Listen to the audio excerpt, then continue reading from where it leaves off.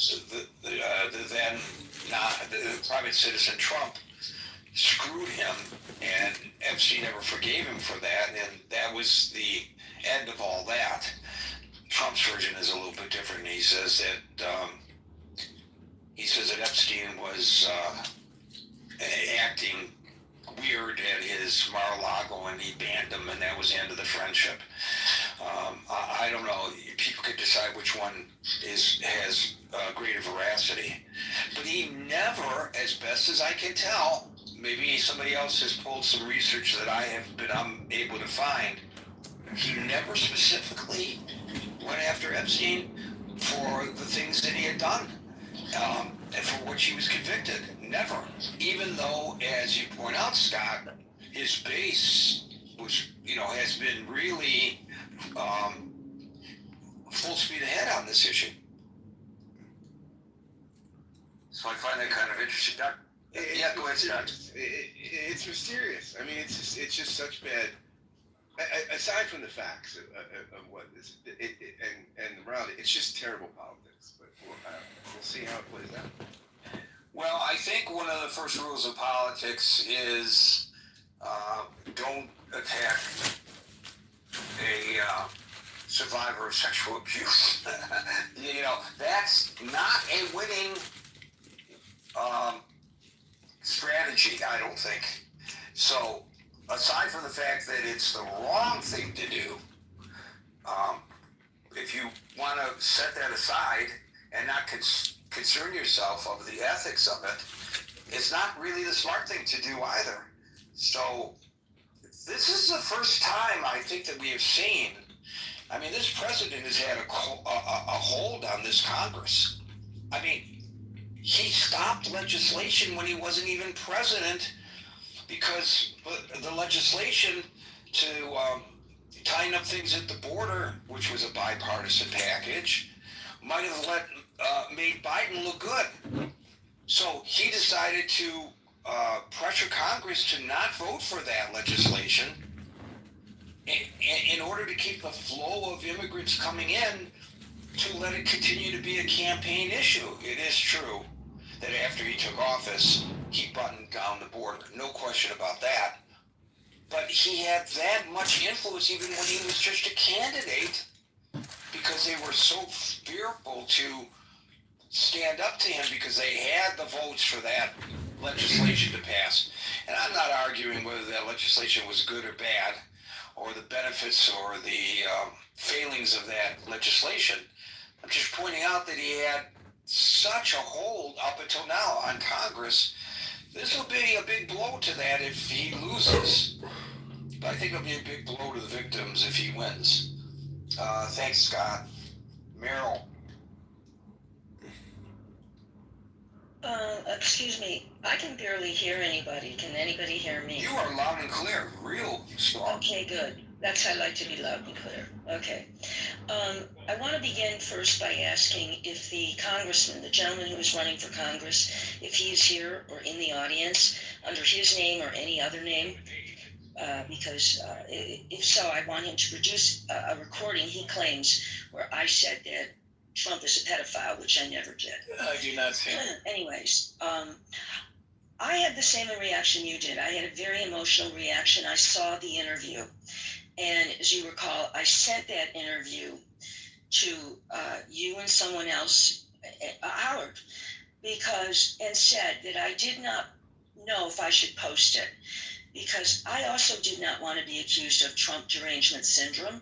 I also had experienced in the past that if you say something about Epstein regarding Trump, that it is, like Trump's got better things to do. And why do you think, he's handling so much what you think this is so important? And I didn't want to get into that kind of argument also, because this is a president who, all presidents should be able to handle everything that comes their way. Anyways, if you take notice, a bit of history is starting to repeat itself. With regard to Epstein, he was previously charged with, I forget how many, it's more than 36. I mean, it's a lot of charges of having sex with minors, a number of different things. And he cut, well, people will say this is how the judicial system works. It's okay, he did it legally.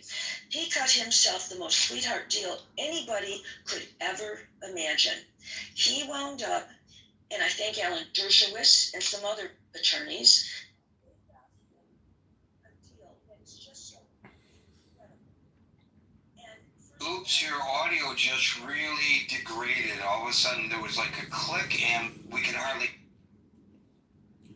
I'm sorry. Am I still there? Now you suddenly pop back in. Okay, no, somebody was calling. Okay, he got this deal, and no victims were notified. And the deal was that he would not have to stay in prison. He would get 12 hours, 7 days a week to go to his office, quote, home, anywhere he wanted. But he had to come and spend night times there. He would have had years, possibly a lifetime of time in prison had they not pled him down to something that is would just I think it was only going to be 13 months, and he didn't even serve 13 months. So he was going to wherever it was he was going all day long and just spending the evenings there. That's incredible. That is incredible for a pedophile. Then no accountability. And now he gets busted again. And there will be no accountability for him because he committed suicide.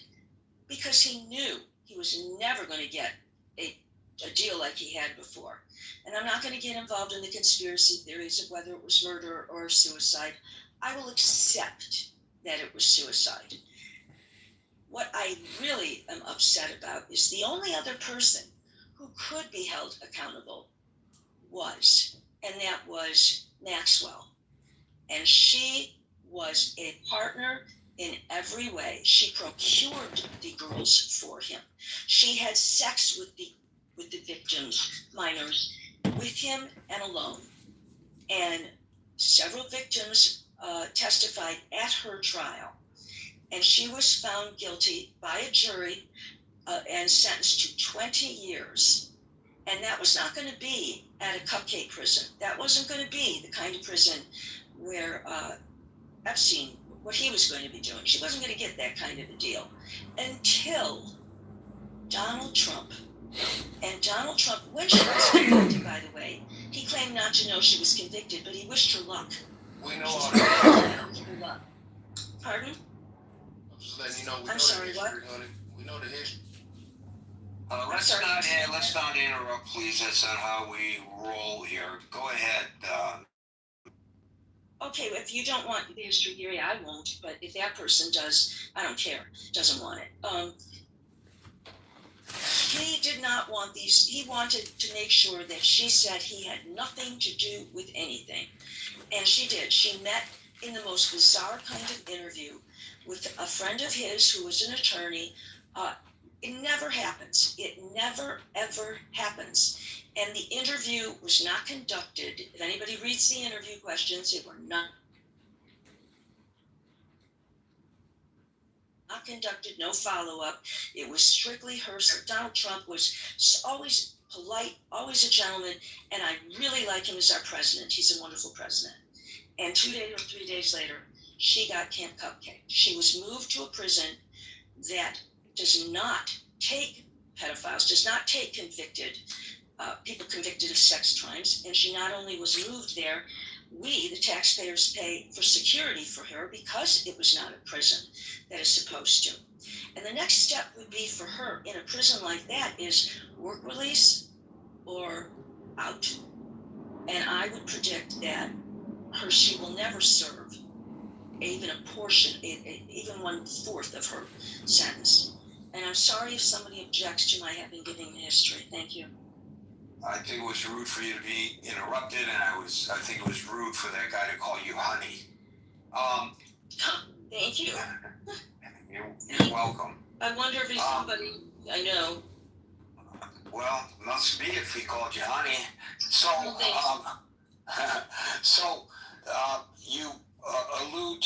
you referred to the first trial down in Florida where he, was given his walking papers and not incarcerated, and how ultimately somebody appealed. I don't know who did. I don't know how. The history of this. So I won't bore the person who doesn't want to hear the history of this. But somewhere along the line, the U.S. Attorney's Office in New York City, in the Eastern District, went and prosecuted him successfully. And I don't know whether there's a cause and effect here. I have no way of knowing. But as we all know, the president fired that assistant U.S. attorney who prosecuted the case successfully against Epstein. So, it just makes you wonder what's going on. And even if it had nothing to do with that, the optics are horrible. So why would you? It would have to be like something really egregious that you could articulate to explain to the public why you are firing her, under these kinds of circumstances. Hey, Gary, I'd like to try to help everyone understand why we're seeing this. Well, but it's not your place to jump in. You know that. You have to wait your turn. And then you'll be able to help us understand. Come on, you know the room rules. Thank you, Meryl, and we'll now go to Jason. I mean, I think they should release them. To answer the question of the room, it is a bit curious to me that Trump won't release them. I'm glad to see bipartisan support for the release of the files. I think there, Dr. Francine, you have some feedback. Or you may want to check your mic. But I think, there's bipartisan support for that is great. I think it's bringing America together. It may be something that can only be released toward the end of the Trump administration. I do think a point suggested earlier that maybe some donors or some other highly placed persons they don't want to see these files released. They may have very good reasons for that.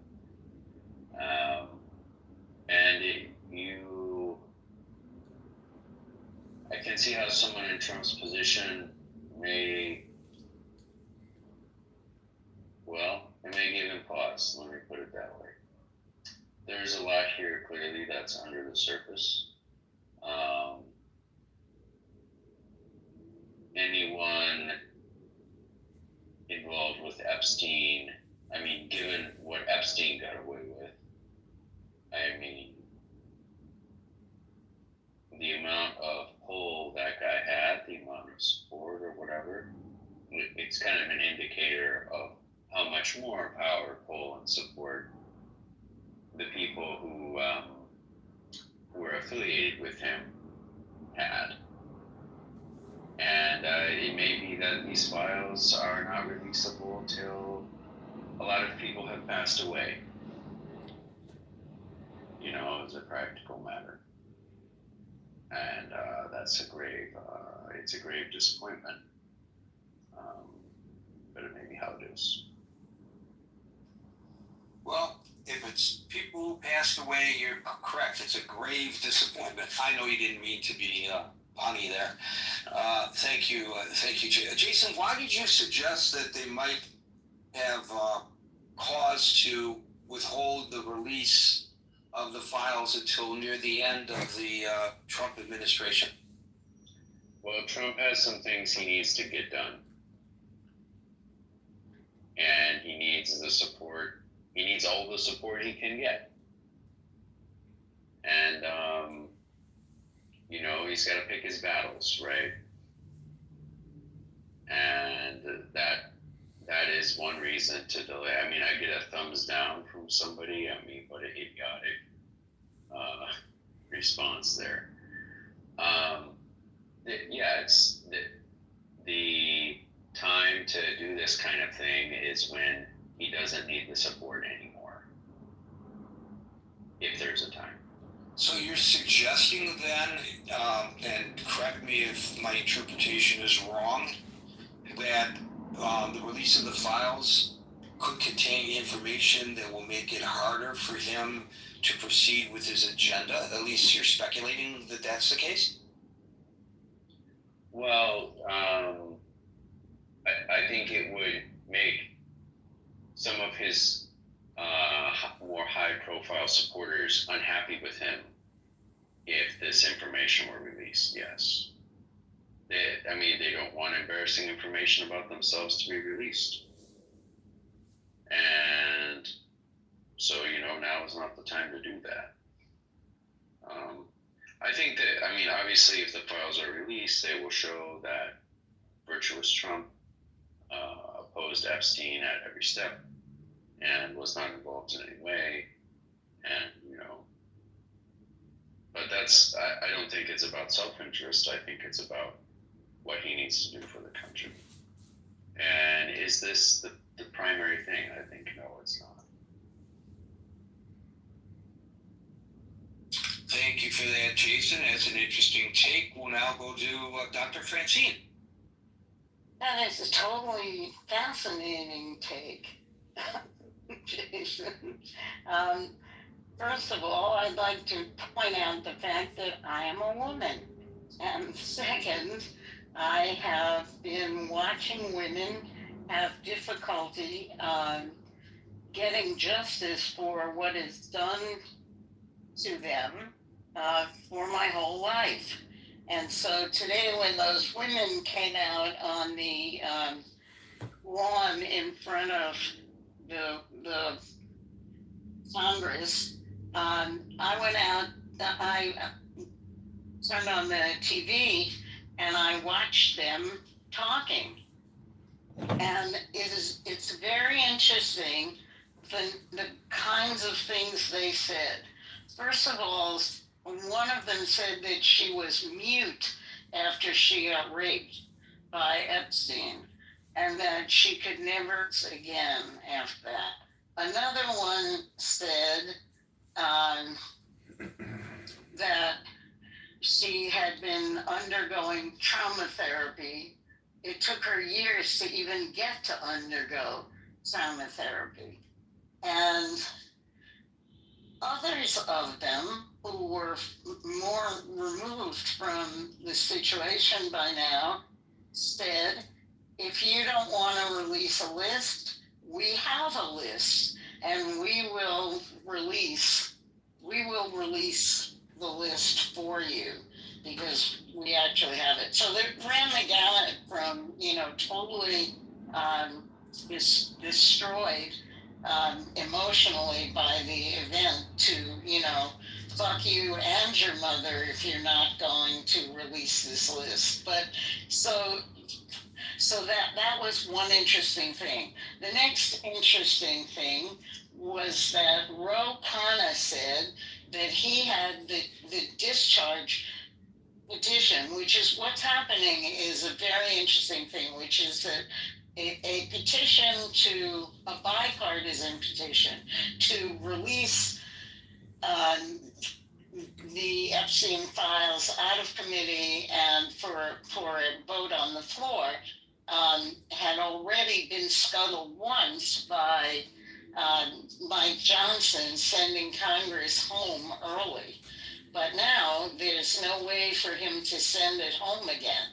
So they have to do something about the fact that it needs a certain number of supporters to get out of the committee. And according to Ro Khanna this morning, they had, and Howard Massey, who is a Republican, they had at least 3 Republican women survivors. And they were Lauren Boebert and Marjorie Taylor Greene and Nancy Mace, who was a survivor. And when Don Lemon came over to interview her, she was having a panic attack and couldn't do the interview. but I mean, I'm trying to convey the emotional impact for these women of this. And then as a contrast, the White House has been saying, the first thing they said was that it was a hoax. And then the second thing that they said was that it's like a traitorous action against the White House to insist on the release of this discharge petition. And I put the tweet up. This man said, that they put the tweet up on X because it was so shocking that as a president, he would say something like that. But he said it was worse than an act of disloyalty. That it was almost a treasonous act against the White House. And it's pretty shocking, I would think. Here, let me read it. That's right. Massey said, and Massey is a Republican. I don't know if that's precedented in this country to have a president call legislators to say that they are engaged in a hostile act, particularly when the so-called hostile act is trying to get justice for people who've been victims of sex crimes. So I guess what I'm trying to say to shorten it a little bit is that there's something really rotten in the state of Denmark or in the state of DC, if Trump is feeling that way, and we have really never had somebody in the Oval Office trying to cover up sex crimes, and working so hard to do it. So I don't know, Jason. I guess that would be known as I respectfully disagree with your take.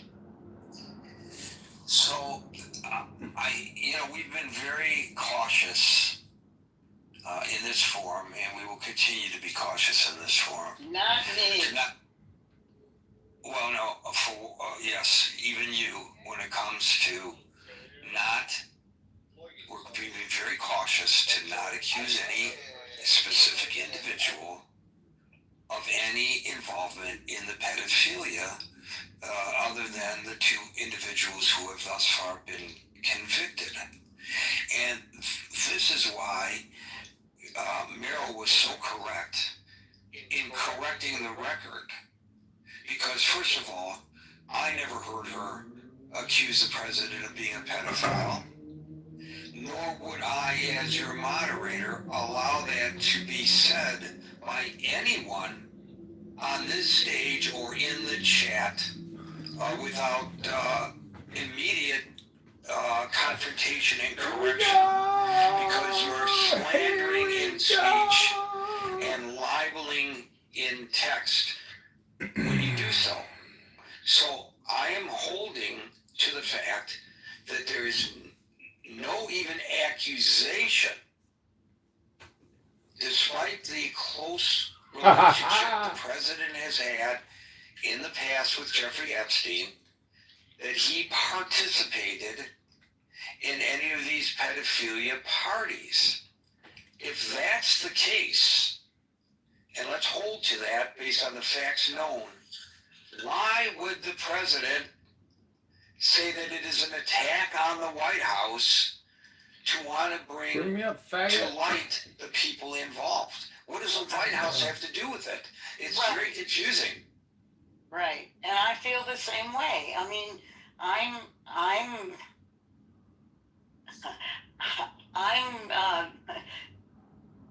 stunned by the vociferousness of Donald Trump's response to something that he called a Democratic hoax just half a day ago.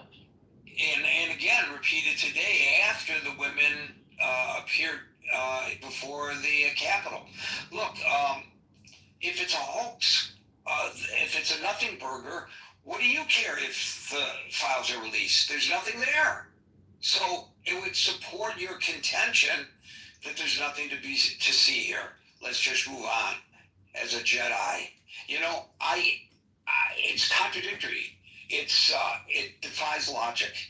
And so it makes one wonder, why is he so adamant that this ought not to be released? I think the several people, including the immediate, previous caller, suggested that there may be certain names on there that the president doesn't, counts on their support one way or the other. Maybe not even politically or governmentally, but in business circles, that he doesn't want those names out. But if it's a hoax, then those names don't exist anyway. So, which is it? You can't have it both ways. You got to come up with one argument or the other, not contradictory arguments to make your point, in my opinion. Anyway, thank you, Dr. Francine. What do I know?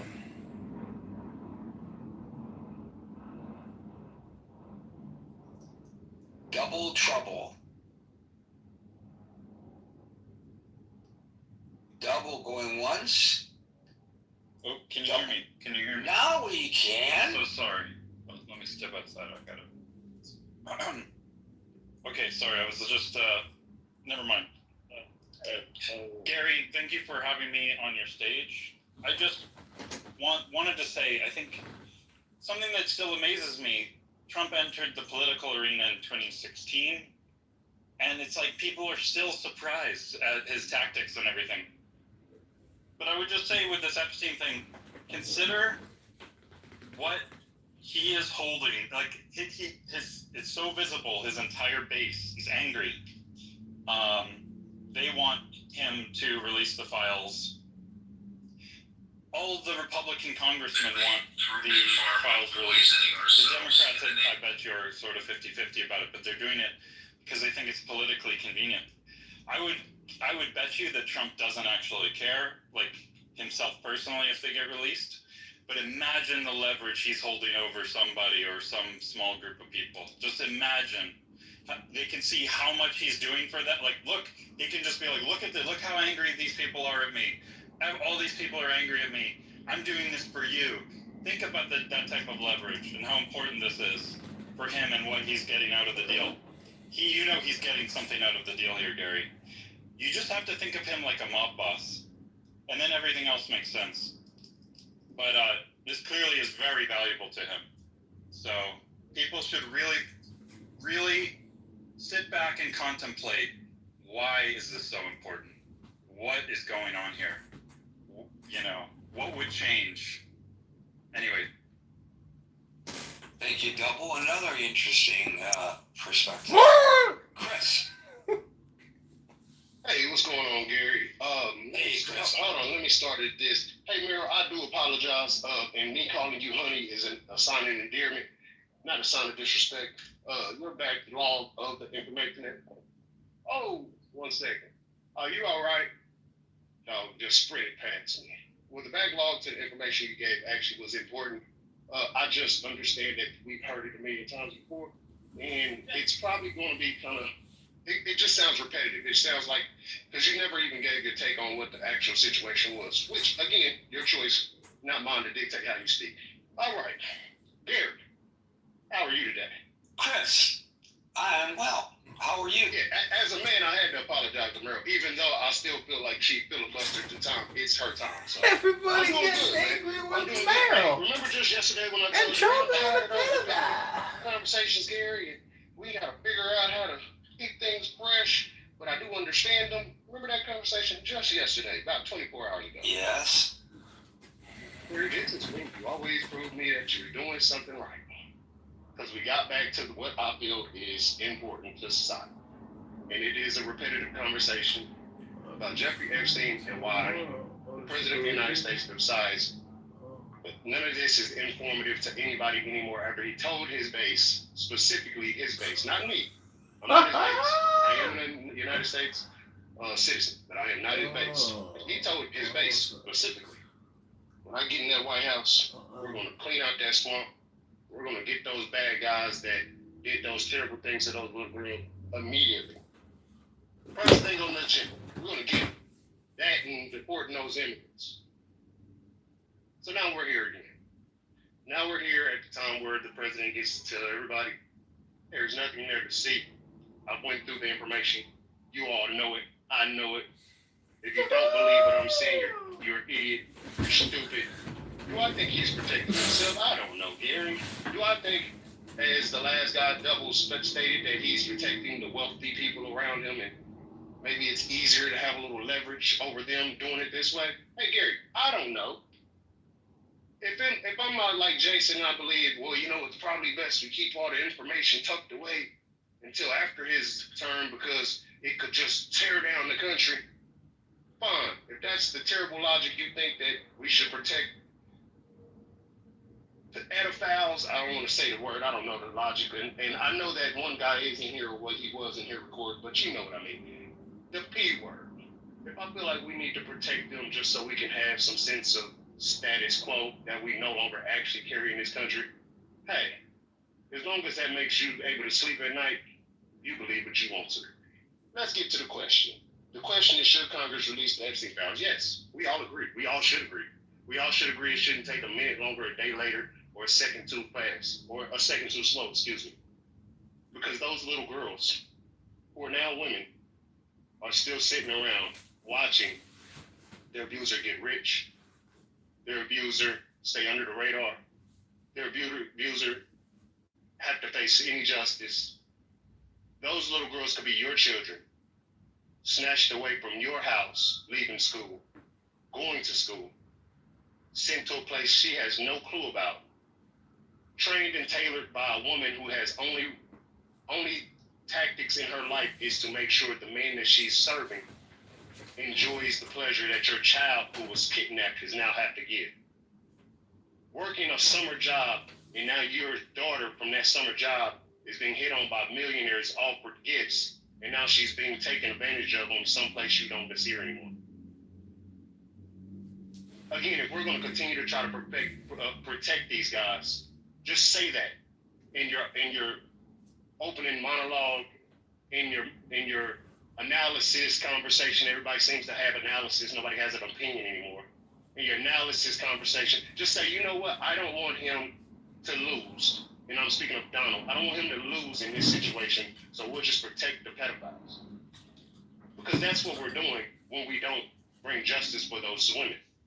Those girls are now women. Imagine that. Imagine your daughter having to do 10 years of having some type of sexual abuse from somebody that's not in your family also.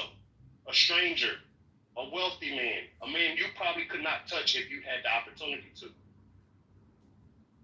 And now he gets an additional 10 to 15 years. And now he gets an additional 3 to 6 months. He gets an additional 2 or 3 days. He gets an additional week of freedom.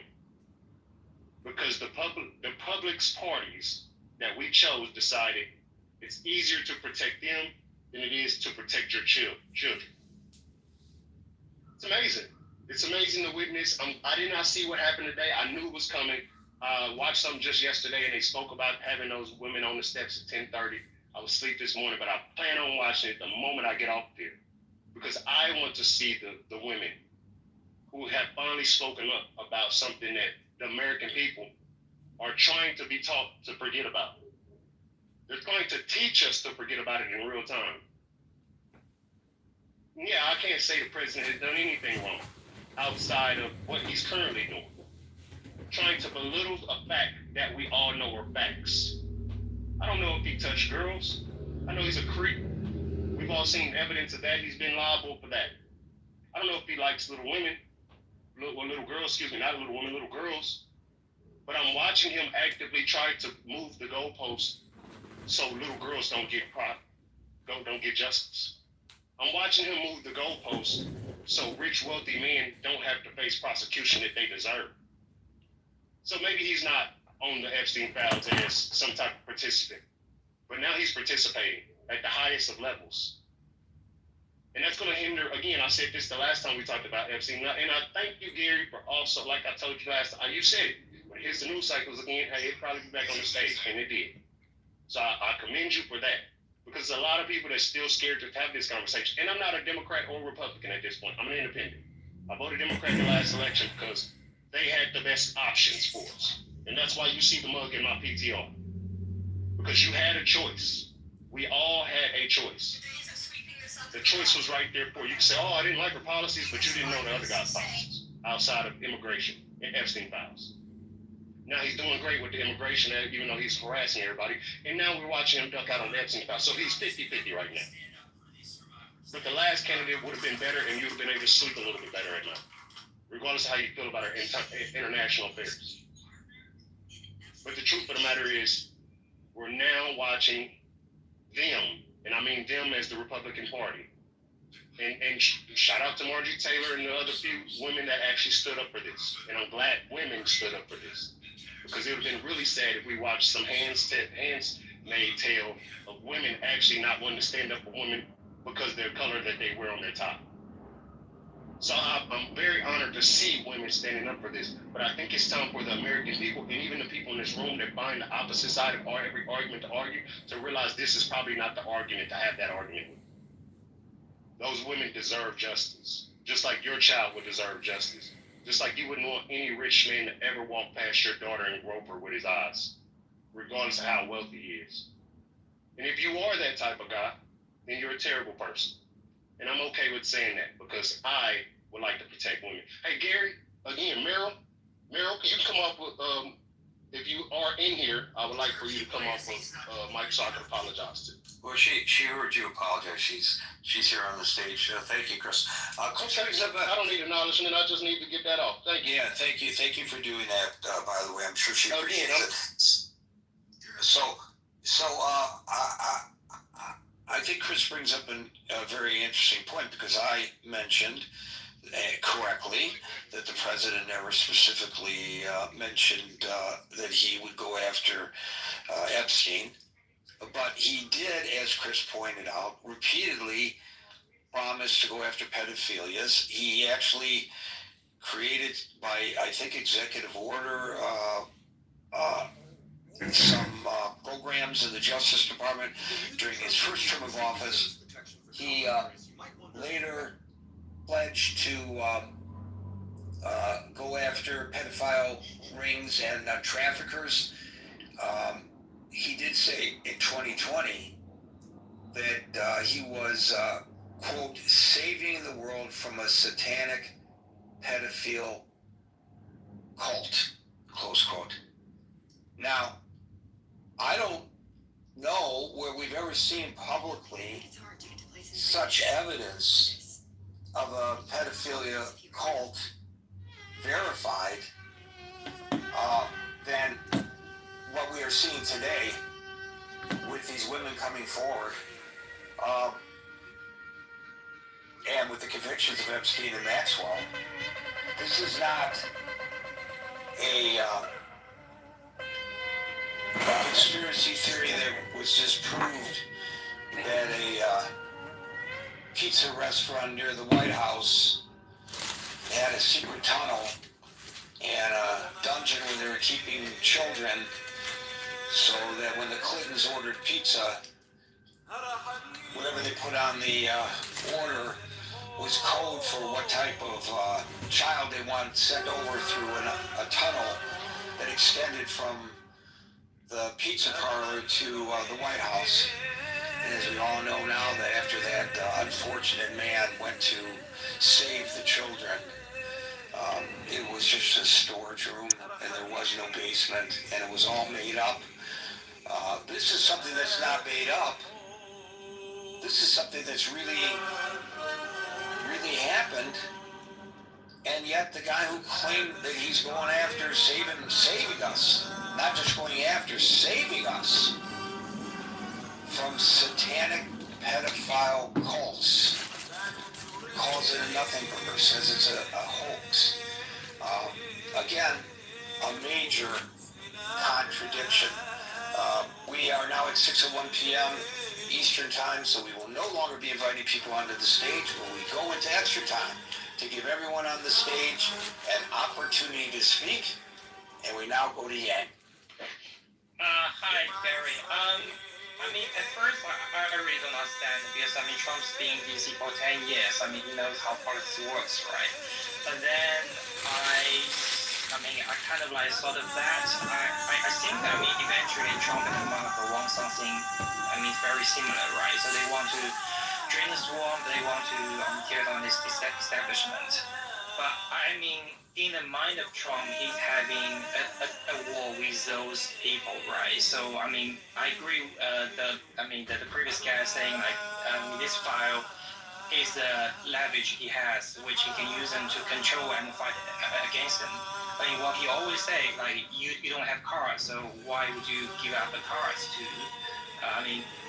For this battle, right? So I don't think it's personally about protecting himself. I mean, he's already committed villain for having sex with a porn star, right? I mean, how bad can it be compared to that, right? So I think I think from his mind, he's playing a longer game. I mean, he's in DC for 10 years. He knows how to play politics with those people. So he's in the physical battle, which obviously he can sacrifice for the ultimate purpose of eventually tear down the establishment. I mean, whether or not he will become a new establishment, we don't know. But right now, I think this is obviously what has happened.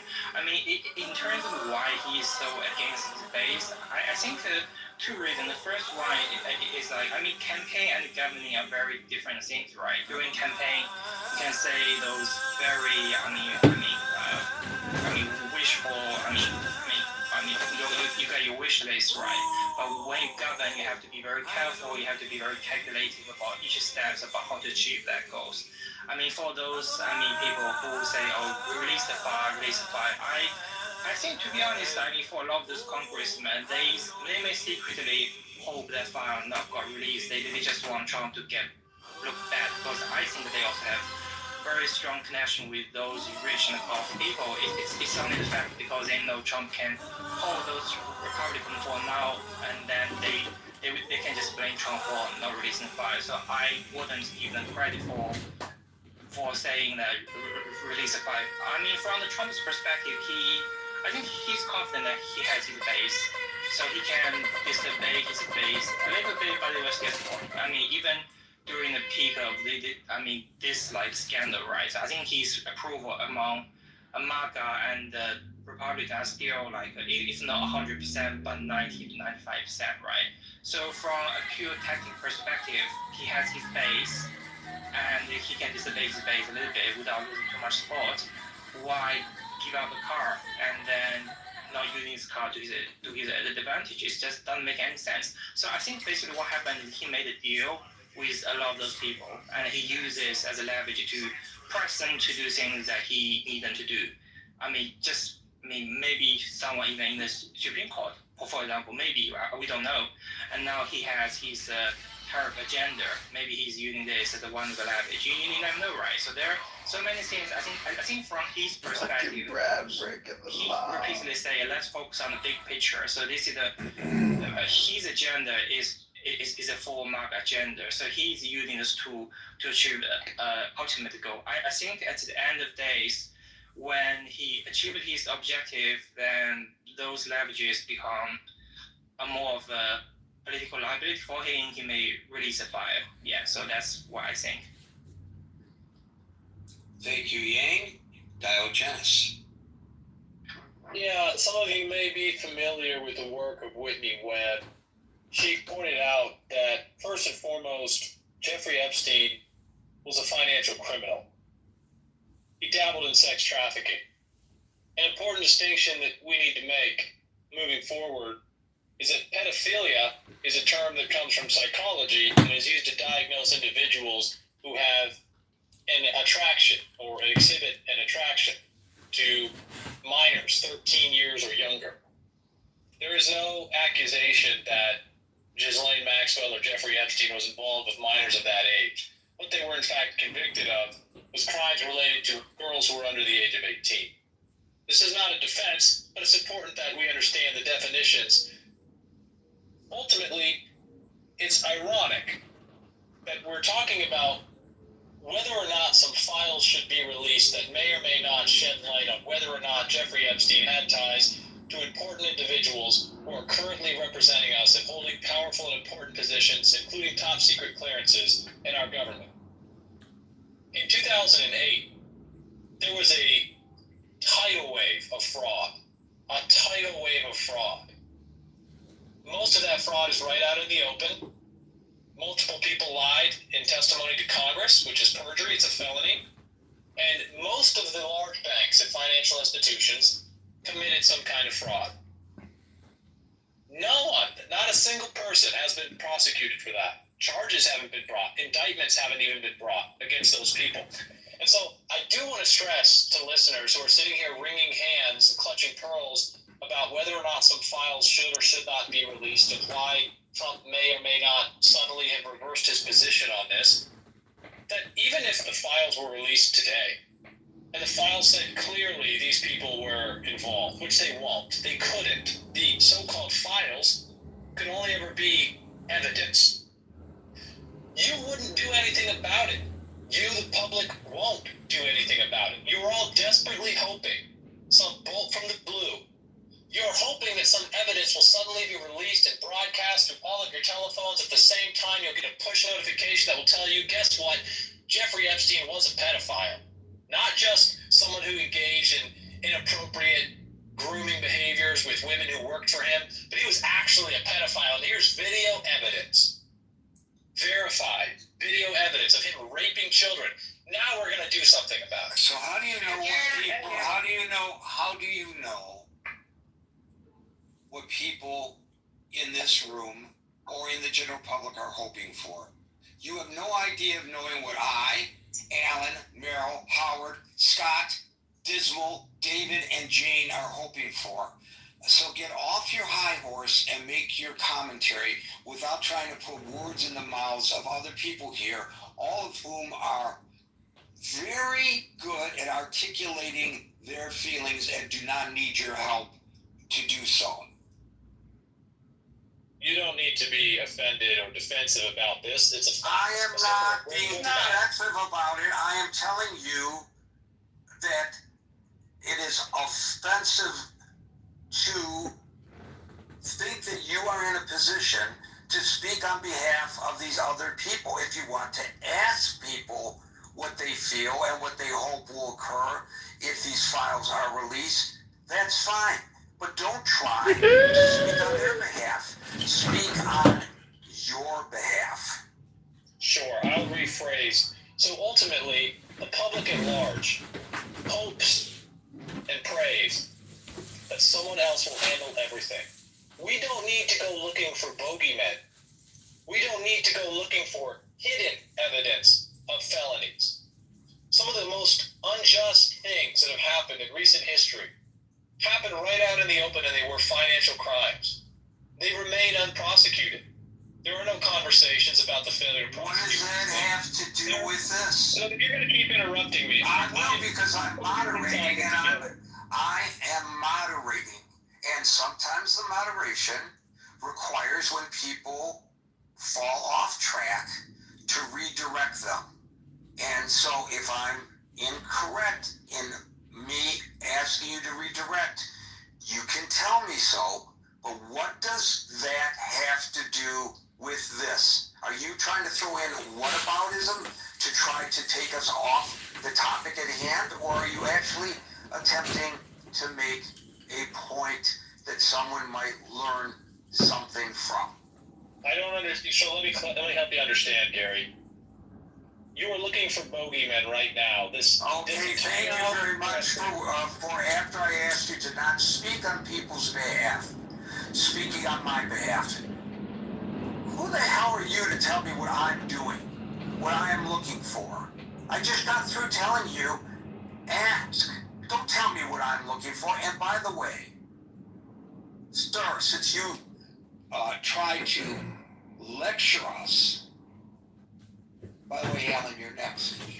Since you tried to lecture us on the definition of pedophilia, you are correct that in a medical sense, the term pedophilia refers to the desire to have sex with children younger than the age of the children or the young people who were victimized by Jeffrey Epstein and God knows how many other people. However, in the legal sense, which is all that matters here, if you review any of the statutes,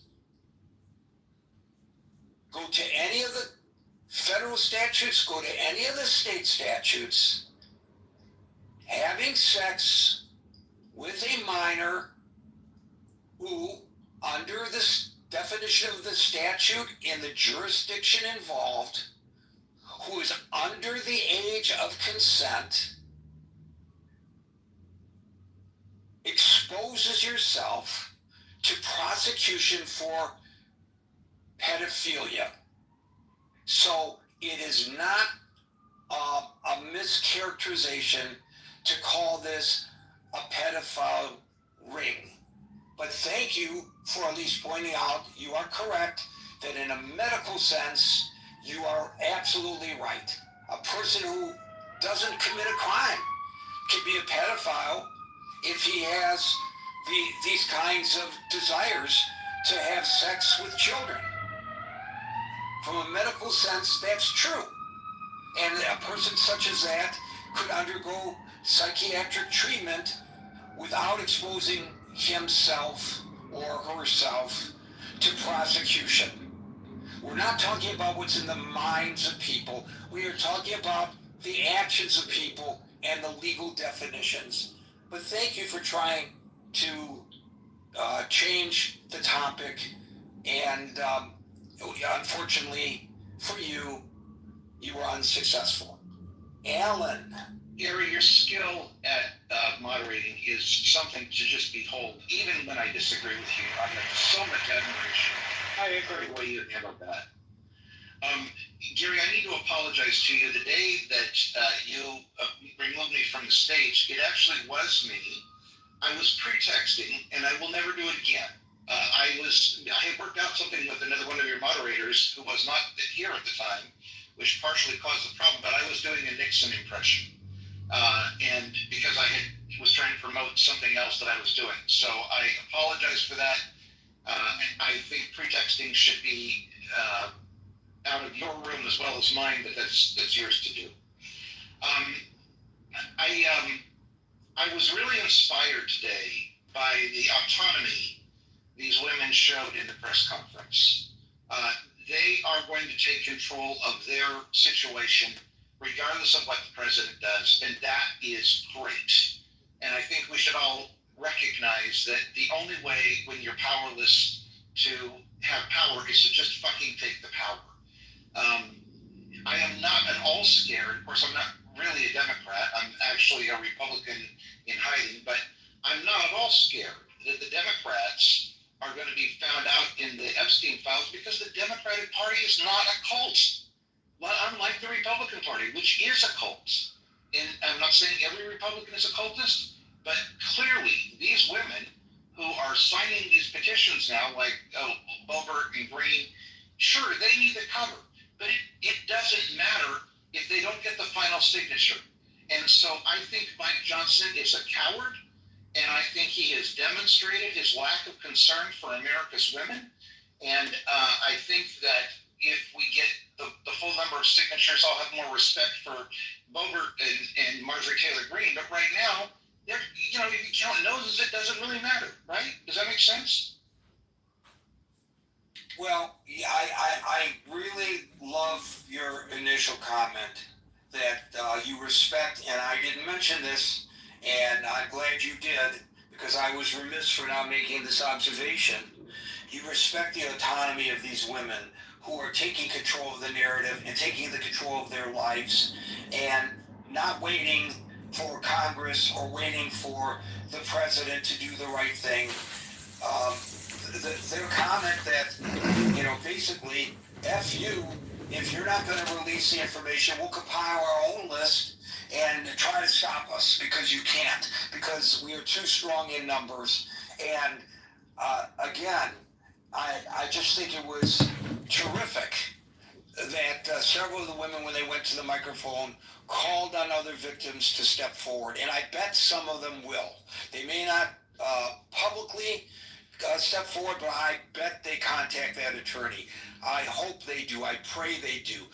It'll be good for them if they can do anything to take control of their lives back, because when something like this happens, as several of the women pointed out, the therapy that they had to go under, part of their life is stripped away from them that will never be returned. Imagine if it was your daughter or my granddaughter, God forbid. They would change their personalities forever. These women are rising above one of the worst kinds of adversity anybody can experience, and bravo to them, and I'm glad you pointed that out. With regard to Mike Johnson, it's become abundantly clear in this case and in all the others that the one thing Mike Johnson wants more than anything else is to remain Speaker of the House.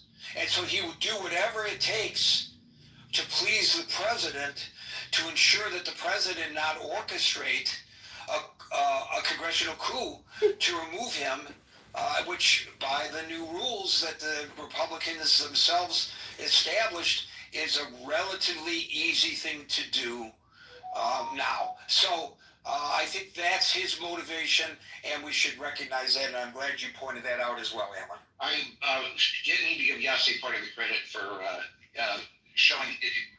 reminding me of this thing. Also, no punishment for bad behavior is the new rule in the Republican Party.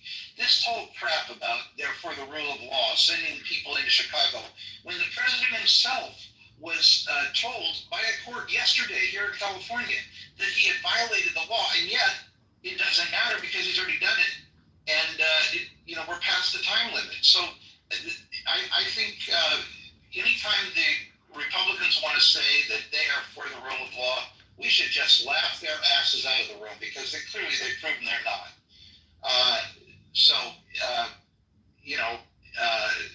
That's kind of my feeling on that one. And again, I apologize for the pretexting the other day. This platform is so unstable. Sometimes it's hardly even worth working with. But you do a great job. Thank you for having me on your stage today. Thank you, Alan. Dismal. Thank you, Barry. And I want to not repeat what others have said, so I'll just acknowledge I really appreciated what Dr. Francine and what Chris said on the stage. I will agree with Alan. I think that the women that showed up today not only demonstrated bravery, because many of them did face direct threats, harassment, and attempts to discredit their stories and other kinds of intimidation that were designed to keep the truth hidden. And it reveals a terrifying abuse of power, and that extends beyond the original crimes, but on their ability to actually get and receive justice. But I think just because you brought him up, Mike Johnson, initially on the Epstein files, his story was he wanted maximum transparency, and he then converted with balancing privacy for the victims. And what happened, I have to applaud basically the supporters that brought these women to Congress, because these women have now upended that story, that narrative that he wanted to paint, that he's protecting the women, because he can't now state that when the women themselves, the victims, are actually demanding the transparency. So I think that was actually a brilliant move. But what I wanted to actually raise is my concern with what the Epstein story has done with regards to Trump's decision making and that of leadership, because I think in recent months we've witnessed a very troubling pattern where whenever there are sensitive issues like the resurfacing of the Epstein case entering the public narrative, instead of addressing the matter directly and thoughtfully, there seems to be this attempt to basically divert public and media attention by making bold and swift actions, like the sudden military strikes on Iranian nuclear sites in June, or the aggressive attention, even today, for example, the move for deploying the National Guard to Chicago was made during the actual conference that was occurring. The timing just suggests that there's this unwillingness to make fully deliberated decisions. And that's what concerns me, especially with regard to how are we spending taxpayer dollars and what does this mean for national security as a whole? I think we need to, for the health and welfare of our society, we need to call into question how these decisions are being made. We need far more oversight, unfortunately, than what our current members of Congress have been offering. And if this could create more concern and more oversight by creating this wedge issue, getting people that have been thus far very avid supporters of Trump to say, wait a second, he hasn't been very transparent on these issues, so maybe we need to scrutinize others. I'm all for it. Honestly, this wasn't something that I've been tracking as closely. My understanding from discussing this issue with others is that there have been podcasts going on about this issue for years, and to be quite, this just wasn't something I had been tracking, so I don't want to pretend that I was an expert. I'm sort of listening to the stories unfold now.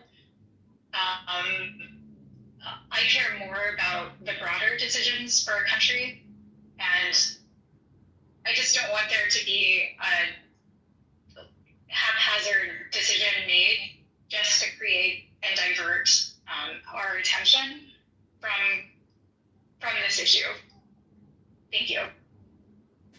Thank you, Dismal. And for those who are trying to get up on the stage, I appreciate your interest, but we're past the time where we can bring folks on the stage. However, feel free to click on the link above, join the chat on Facebook Messenger, and make your feelings known there.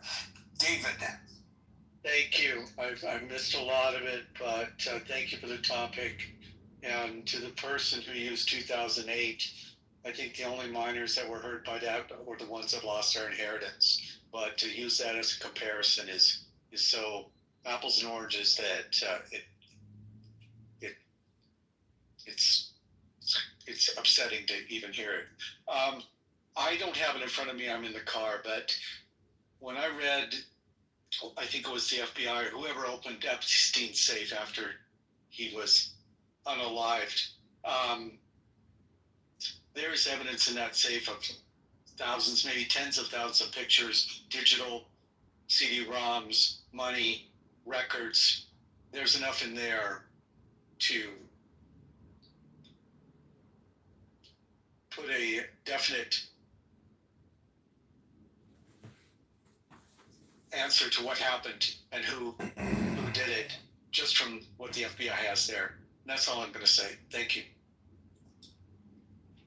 Yeah, nobody is interested in revealing the names of the victims or, God forbid, the images of the victims. We want to know who the perpetrators are.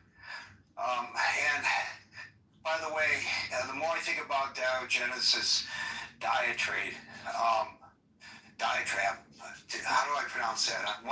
Diatribe. diatribe, thank you, the more I find it offensive because it's dismissive of the concerns for the victims. Just totally dismissive. And how can we, any of us, be like that? I just don't understand. And I want to say really quickly, I mean, just because he died, certain victims were about to get some monetary compensation, and that vanished with his death. There was a huge amount of money in that estate, certainly that should have gone to the victims. So there's a lot there to deal with. You are correct. Thanks for bringing these issues up in a very succinct manner. Meryl, you get the last word. Jane. Is Jane still on stage? Nope. I don't want to take up her time. Okay. Very quickly, Chris was right. I did forget to say that to address yes, I do want Congress to release the files. Yes, no, I don't, to the other gentleman, I do not hope and pray for whatever it is that he thought I was praying for. And I do, regarding Congress, I think, and victims, I think we forget, and I tried to make this point, those victims were also victimized by Ms. Maxwell. And our president, this president, interfered with the actual, what the intent of the sentence was. And that was just one more.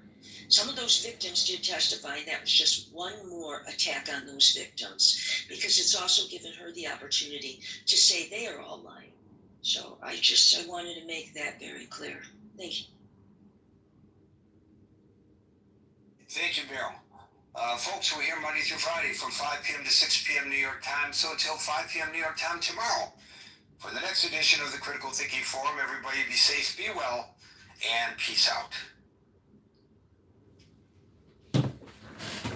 Yeah, that's fun. My mother told me.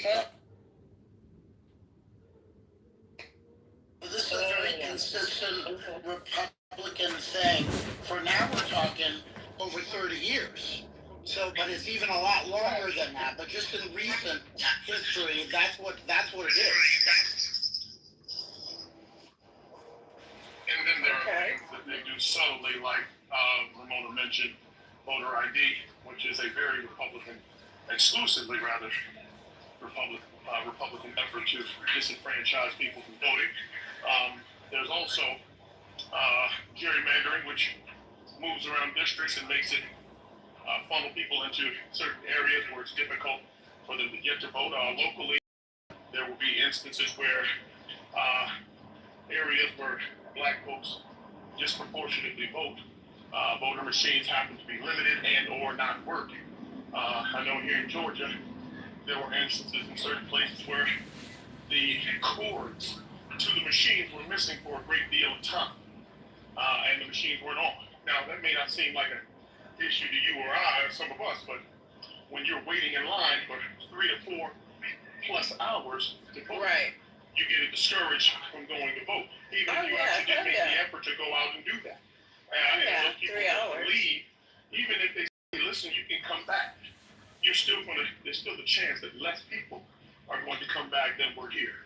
So those are all underhanded things to keep people from voting. On the other side of it, and I think I may be taking for granted what we have here in Georgia, or more specifically in Atlanta, but during the pandemic and during the 2020 election, they opened up State Farm Arena with a Hawks play and had voters machines during early voting where people could go and vote. And that is what made the difference in Georgia, as far as I'm concerned. Among a number of other things where they dump money into local projects like Georgia Voter Project, Georgia Black Voters, Stacey Abrams program. So there is a number of things that can happen in order to do that. It's just that they pass laws now where you can't even take people water while they're waiting in line. So just little things like that to keep people from voting. So there is a pronounced effort to do that. And I'm sure in Louisiana, I'm sure it's much worse. So it's not a name. I mean, they just, I mean, some of it is that they're just choosing not to go vote, but there is a reason.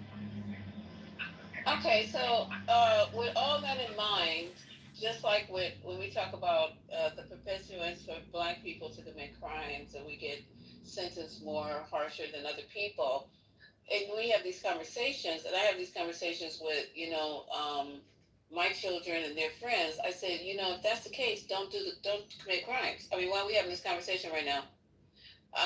You understand the assignment, so to keep your ass away from that situation, point blank, period. So I'm just trying to figure out in the same vein, we have issues, and if this making it harder for us to vote, then we have to come together as a community. I don't know that community. See, it's hard for me to talk on other people's shit. I try not to, because I'm not there and I don't know the hardships. But people who live there do know the hardships, and they need to try to figure out a way. If people want to vote, because do they want to vote? You know what I'm saying? Because I want to Google the turnout for the last election, and I can't because I'm driving. I'll Google when I get home. I can tell you But this, you it's gotta- really, really low. Yeah. It's really low. It's low for a number of reasons. I mean, again, it's not just one thing. Yeah, I get you. I understand. Yeah. You got brothers who have felonies who can't go and vote. Well, they're eliminated. Okay, let's put them on the side.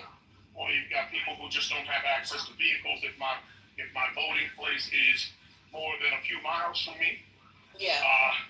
So the way that we try to balance that here is as a matter of fact, more specifically, Jeezy took some buses into the hood.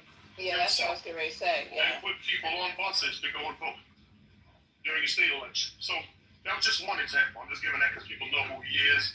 That's Right. a pronounced effort. That's a very direct effort to get people not only registered, but to get them actually participating in the process in general. But I don't know that Boosie is going into his neighborhood because he can't vote himself. But chooses to endorse, at least verbally, Donald Trump, which is a whole nother problem. If you got people like that, where ignorance just begets ignorance. Mm-hmm. People are telling people that do listen to him that voting is not something that's advantageous for us. So there's a number of things. It ain't just one thing, but some people do go vote. It's just not, you're just not trying to get everybody to vote. You're just trying to discourage. You're just trying to discourage as many people as you can. It's not an all or nothing thing. It's just picking off numbers here and there. It's a numbers game. Lisa, I got a question. Yeah. If you need an ID to vote, then people need to be out here, and there needs to be community outreach so that you can get access to get that ID. It should become at no charge so that you can participate in the process, okay? Mm-hmm. Because they're making you have an ID in order to participate, then they should be able to provide you with that ID. Period. That's it. Wait, they should be providing you? They should be making it possible that you are able to get the documentation that you need to go and vote if they're making it mandatory that you have that information in order to vote. You know what? I don't know if anybody's done this. Hey, how y'all doing? Welcome, and have a good day. I don't know if anybody ever voted for yourself. Like, did you manually change the names of the candidates and just put your name on every freaking category? Has anyone ever done that before? So what also happens during the process is there are different people. Our Lieutenant Governor and our Secretary of State, who at one point was Brian Kemp, spreads voter rolls. So if you've been on the roll for too long and haven't voted, they just want to take Takes a while. Yeah. And then you have to go and re-register again. Again, it's just every little bit counts. That's all it means. And every little effort counts to take one more person off the rolls to vote. Because why? Because these people generally don't vote for us anyway.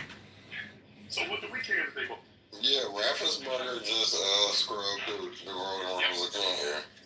Just did it. Well, there's a consensus because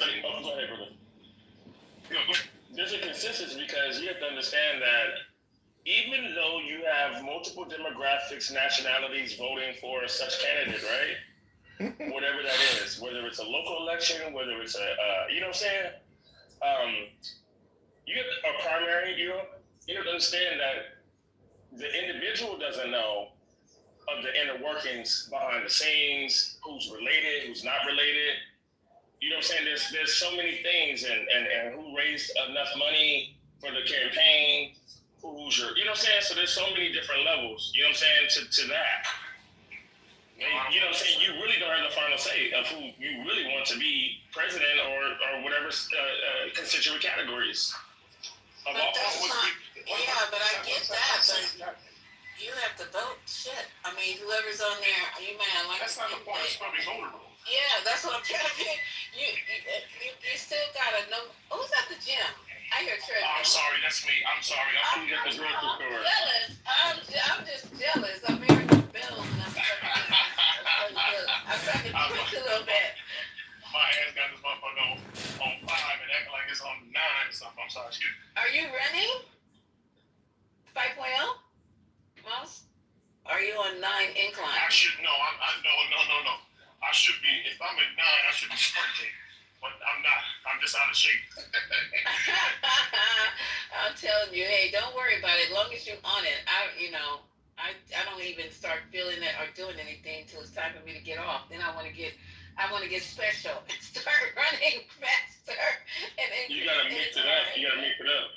I know. I gotta do the hit, but it's just that's too much energy. I need somebody standing there next to me to monitor me, because I'll be like, oh God, here we go. Monitor you? God is monitoring you. What you talking? He's spotting you when you're doing them. Never mind. Well, God, as long as you're moving.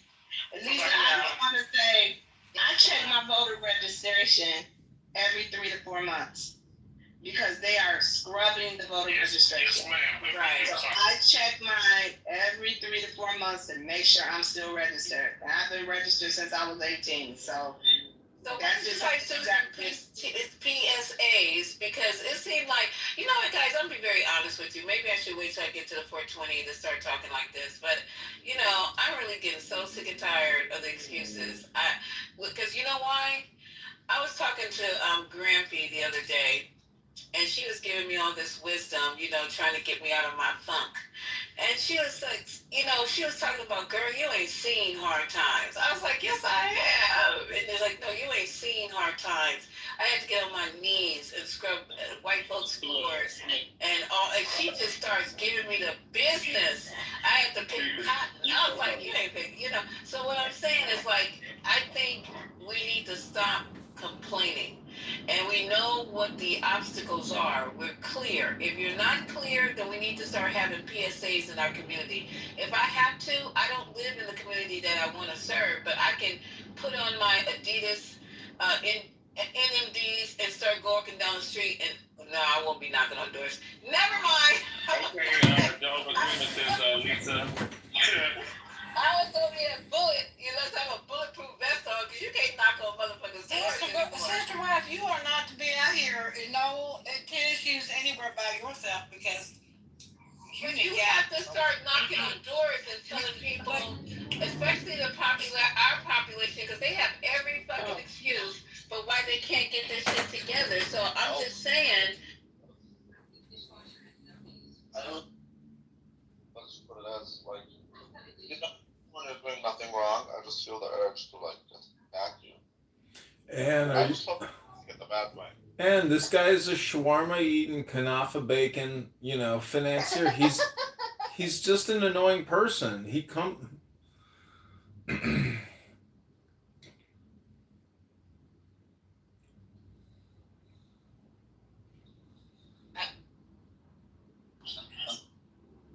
I'm just a narcissistic, selfish person. Yes, Buttercup. It's about narcissism. It's about you caring for your own ass, willing to sacrifice the Jewish people. We have a word for this. It's called couple.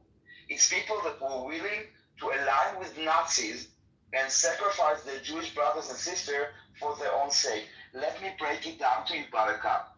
They may kill you last, but they will also kill you.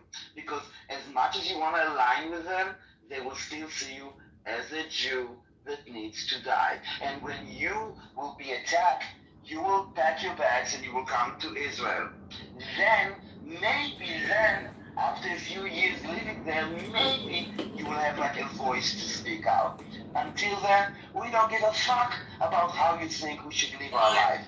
You are not part of us. You are not an Israeli citizen, and I can have a lot of opinion about how you should be a better person and how you should destroy your life so we can build it better. But that is your life, and that is our life. And we keep on telling you that your statements are not humane, moral, or just. They're genocidal, they're hateful, and they're ignorant. And because you're a Jew, they're also, how do you call it, treacherous, like as a traitor. And this, the only reason that it could be that you are selfish with this moral supremacy, this white savior, whatever that bullshit, I'm not a shrink, you should go talk to someone. But please, don't use us to feel better about yourself. It doesn't matter where she's going, my friend. Doesn't matter. She's doing harm. And your halas, it's also doing harm.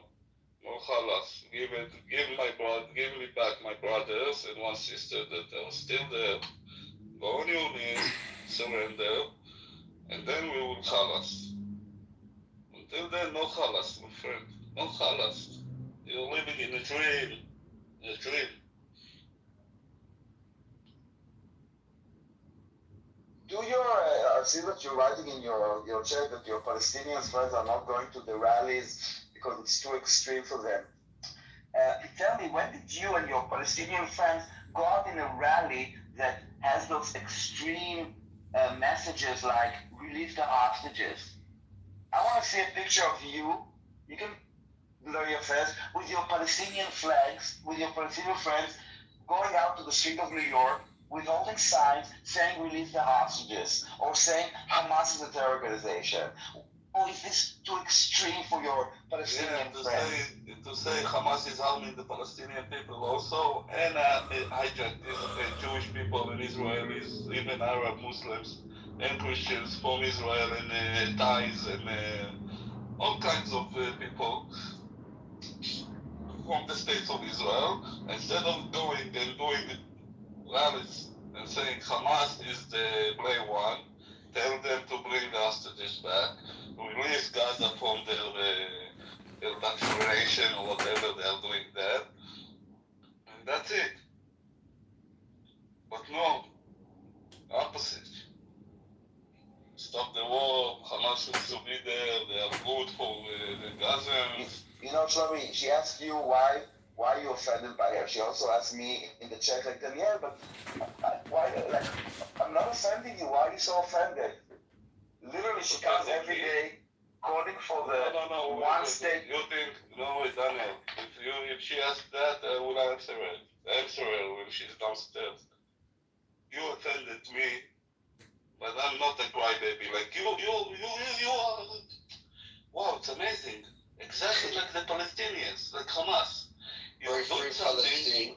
Free Palestine. Always. Fuck you, free Palestine. Fuck Israel. Fuck his mama. This motherfucker's killing baby. Listen, Barakat, listen. Barakat, those are your people. When you go to sleep with dogs, please don't come here crying when you wake up with sleep. Just one sentence. Barakat, when you look around and you see that you're surrounded with anti-Semites and Nazis, and you say, I don't align with them, they align with you, you need to ask yourself, why am I surrounded with Nazis? No, she's still here. She left. Okay. But I'm still gonna say it. She acted exactly like the Palestinians, like Hamas. She's coming, attacking me, like in a beautiful way, asking me, and I will repeat her question. Did captivity made you a little bit more aggressive, Shlomi? I find that very, very offensive. But I can't say anything. But when she got a little bit offensive after that, she came and, oh!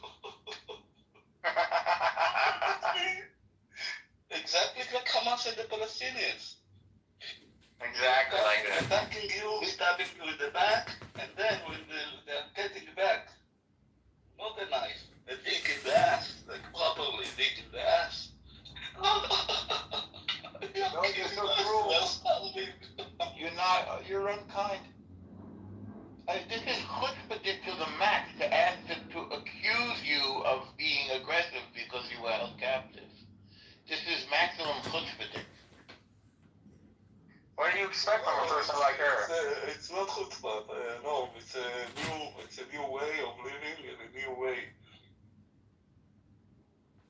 Well, yeah, she plays the victim. She plays the victim like the It's a new Palestinians. way of behaving. There is chutzpah, there is honor. Now there is a new way of behaving. It's Palestinianism. Yeah. Palestinism. Yeah. But this is nothing new, though, Shlomi. They've been doing this since the 1960s. They've been doing like this. They're the victims of the world. No, but like the fucking our people to act like them because they are advocating for them and that like. I don't really believe she's Jewish, honestly. I really don't believe so. I don't care, bro. I don't know why you are trying and. I'm not trying. Me personally, I don't believe it. But I mean, anybody else can think whatever they want, but I don't believe it. No, every time to give her the stage and try to explain her how she's wrong and she's doing bad to her. Because I think it's actually hilarious, Shlomi. It's the same thing like Amos, and there is no need to give any energy. Yeah, go ahead, Ellie, I'm just saying it's funny. I think it's hilarious because they make themselves look stupid. And honestly, I think that's the best entertainment you can get. It's better than Netflix, I think. I love coming on here and listening to how stupid people sound.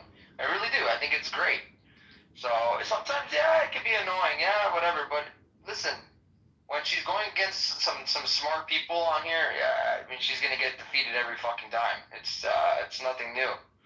You know, so, and then when she gets defeated, she'll play the victim card like she always does. That's what she does.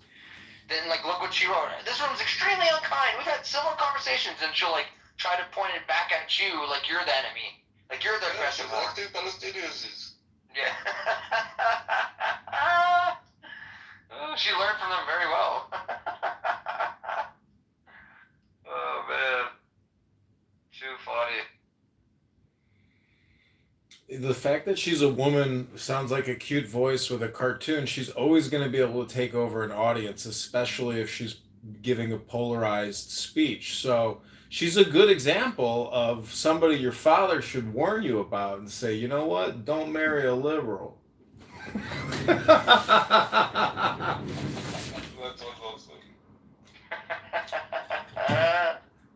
That's your girlfriend in the picture, John?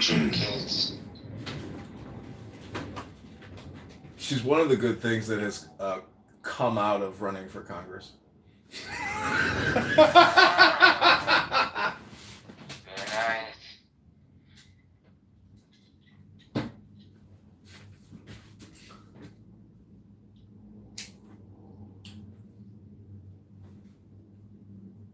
Well, this has been very entertaining room today. We've had all walks of life of terrorists coming in our room today from Clubhouse. It's amazing. Well, you know what else is amazing is that Shlomi has lived it. It's not just somebody coming on here giving their political rhetoric. Shlomi's personal lived experience is all the evidence you need to basically support his position. Because when you've actually experienced it and you're not just on here running your mouth, projecting all the propaganda you've consumed, I mean, it's the evidence you need to defeat the opponent.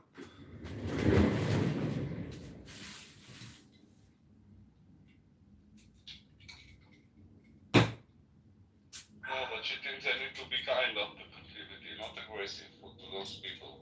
Definitely, they have my brothers and one sister also still. Maybe after they bring them back, my stability and my everything will go down also.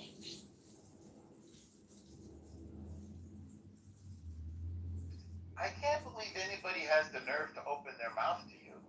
I don't know, maybe it's me. Maybe I'm naive. Yeah, I mean, they did it to Shlomi in Amir's room. They did it to you in Amir's room that one time. So, I No, mean, it's not for Amir. I'm not expecting anything else. But it happened for Amos. It definitely would happen for Miguel if it will go so on and so on. And it's happening with people like that. There's the people that think like this. That's it. The same that I will find here the people that are thinking the same, that are 1% of this country. No, I'm exaggerating a little bit more, but they are a minority. It's like 200,000 people. From 8 million, I don't know the math of the percentage. But if I will face them in the street, I will get the same, no. So I'm not surprised, my friend. but why does he really think that that's a conspiracy? Like, I don't understand. Why is it bad? Like, if that happened, why would you think that's a conspiracy? Because it's the same like Watercup. They hate Bibi and they don't care what's gonna happen in the middle. But wouldn't that make their stance of hating Bibi even more? Like, because if they said that, if they're saying that they knew about it in the morning before and they didn't tell Bibi, because they're saying that Bibi. No, okay, I see. Because before it's the night. yeah, early morning. That's what I meant. Early morning. So they pretty much are saying that Bibi knew about it before and did nothing. But what you're know about that before. Okay, and according to your story, that's what verifies that, and that's why people like Eval and her are denying that, because they think Bibi knew about it and did nothing. Am I correct on that? The first time that Bibi knew about it was 6 and something. Like when it was happening. Yeah. Yeah. I talked to you that morning, bro. Everybody was shocked. Like, you didn't know what the fuck. We didn't know what was going on. I mean, it was just rockets, you know. Yeah. Exactly. It was the only rockets. Like, we had no idea that there was going to be terrorists coming over the border. So. But shortly after I spoke with you, I saw it on the TV. You know? So. Hey, sorry. Yeah, you saw on the TV. Yeah, and so What was on TV, bro? I saw Hamas terrorists on pickup trucks driving into Sderot and the kibbutzim around, and with guns mounted on the top, and dead bodies. Like they're sort of like dead bodies scattered around. They were showing them driving, like trying to get into buildings and stuff. And people that were living in the city were filming it. So I remember I was messaging you, like asking you if there was anything going on, and that's when we were talking, bro. We had the voice chat, you know, about what was happening. So You mean that day? We were. Yeah. Yeah, I don't provide evidence for you. Go ask Ronen Bar for the evidence, okay? Yeah. He is in interrogation. Needs to be, not me, my friend. Leave me alone. Leave me alone. You're bothering me. We were in a room. Wait, Abby, I'm gonna end my sentence and sorry. And what I told you, I heard in the media.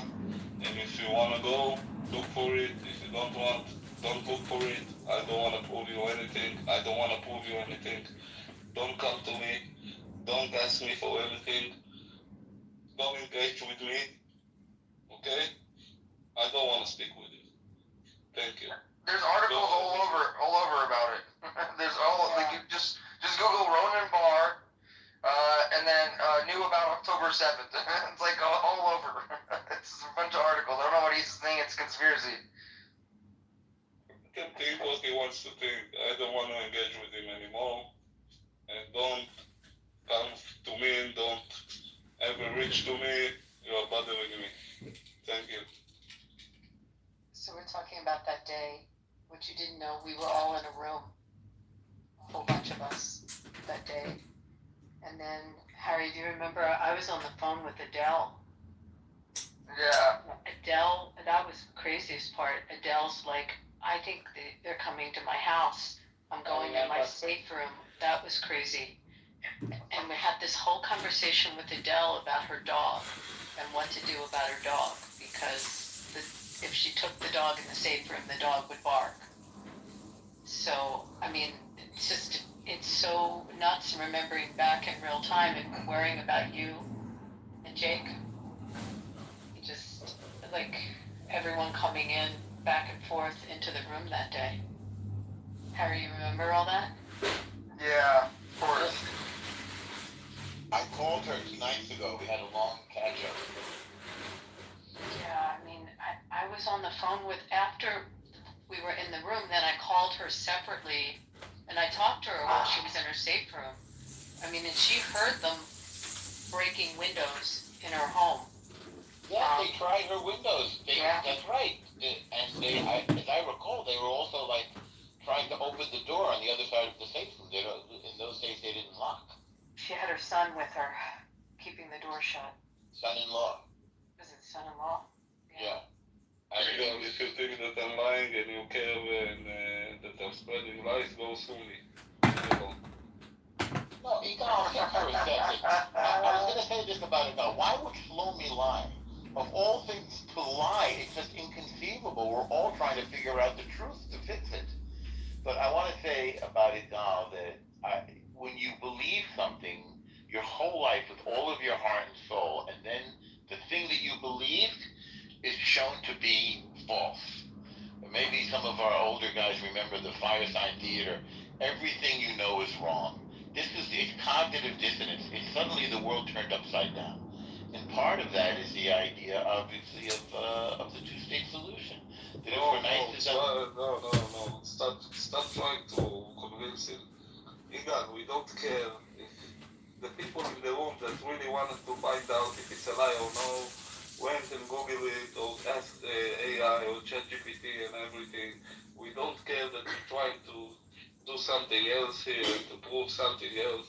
Again, I'm telling you, if I'm lying and you don't care, and if you care, I see that you care that I'm lying, yeah? Go sue me. Leave us alone now. Because I'm going to throw you from the room now.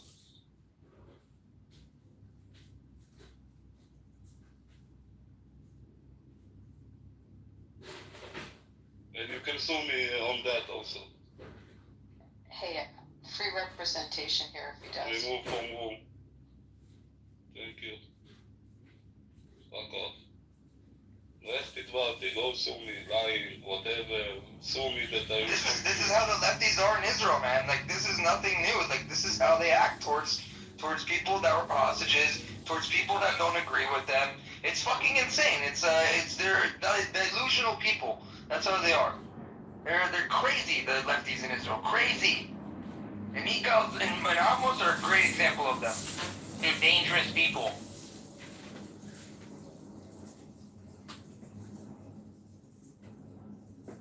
I'm not afraid, my friend.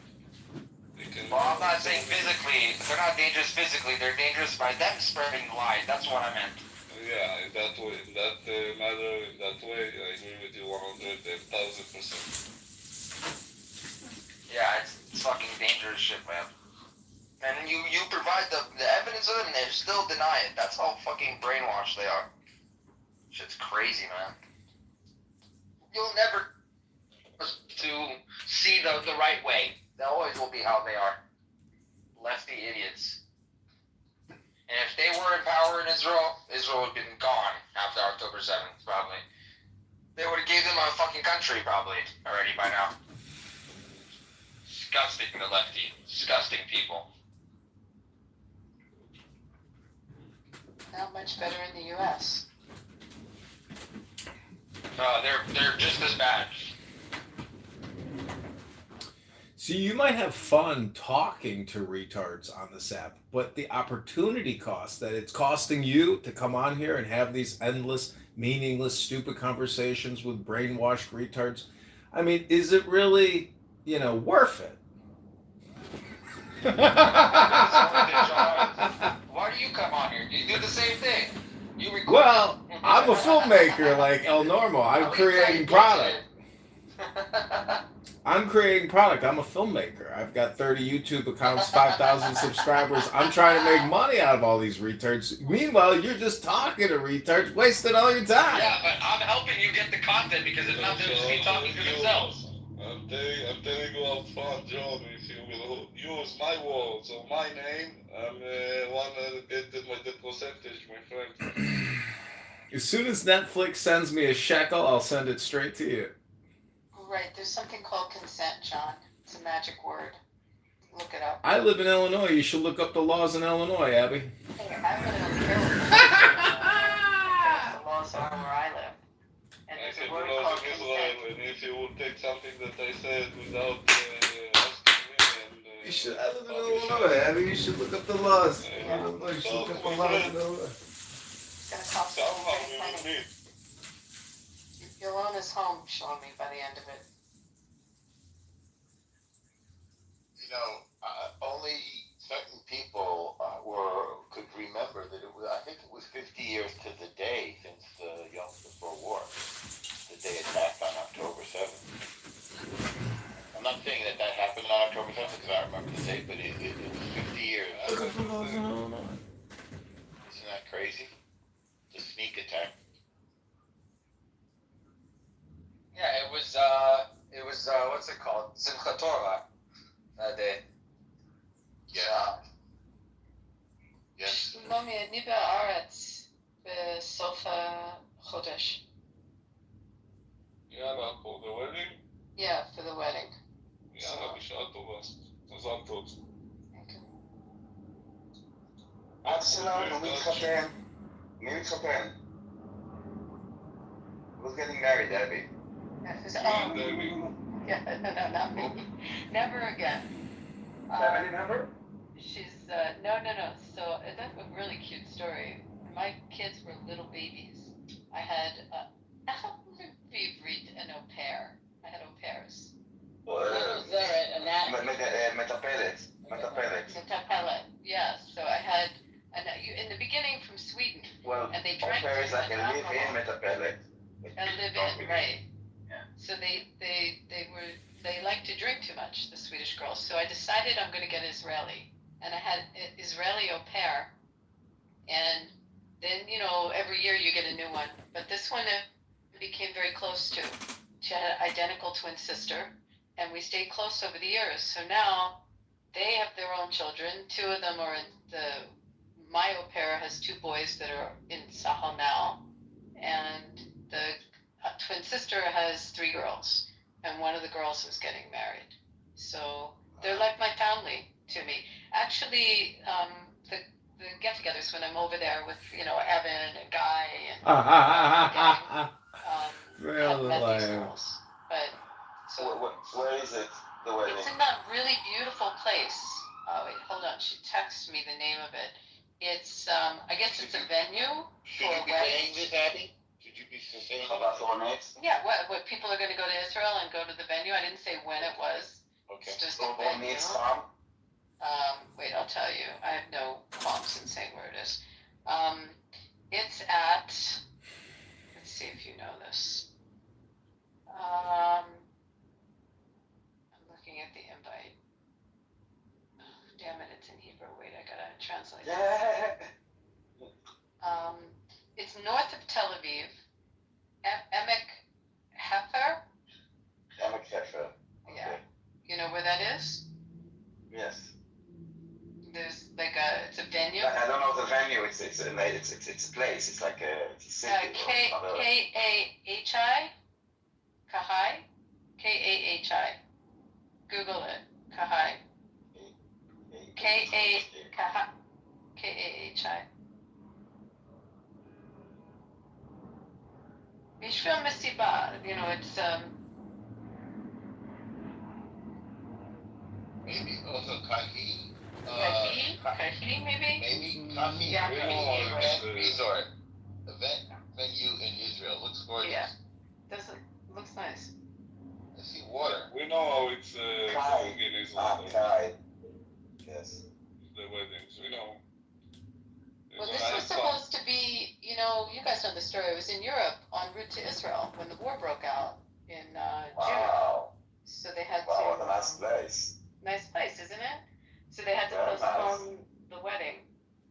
You're staying there? It's no, like I think no. like a. I think the Malone, the Tel Aviv, Israel. Now going to dox myself where I'm staying, but no. No, it's okay because I think it's a hotel also, but it looks very nice. Yeah, it does look nice. You know, Daniel, there's no better hotel in Israel than the Daniel Hotel in Tel Aviv. The Norman. Daniel Hotel? He's saying the Dan. Ah, the Dan. Yeah. John. That's the one with the gum colors, right? With the colors, right? Yeah. That's a nice There's hotel. 2 Dans There's 2 Dans, yeah. and only 1 Norman. You can say that again. I want to go back and stay at. It's called the 100. Yeah, but I was in Royal Beach, like in Tel The one Aviv. that we had Oh, yeah, you like Royal Beach, right? That's where the It steakhouse was is. wonderful, maybe I was like 2 weeks ago, something like that, or 3 weeks ago. I enjoyed the time, really. Like, it was worth it. So, John, I'm not joking. The nicest hotel in Tel Aviv is the Norman. I haven't been in that one, but I went to the 180-degree hostel. The most expensive one. You're gonna have a better time on the rooftop at the 180-degree hostel, which is a cheap hostel. You know, right in the epicenter there. You're gonna have a great time on that roof.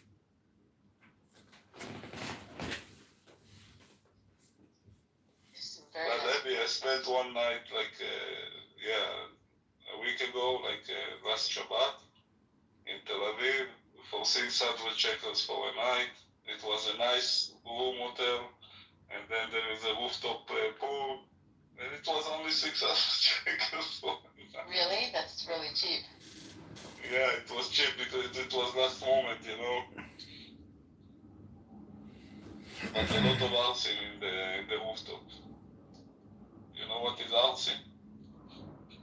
RC. They don't know. So try to explain to her. They're pretty much like. Window. Yeah. Yeah. Cha-cha. That's a good way to describe it. The ones that sitting in the pool and we will put the cry music of the Israeli music, like Mizrahi, but the heavy ones.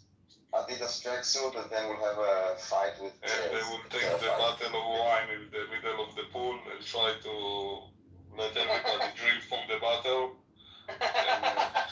And sorry of God, that's what happened to us in the Saturday.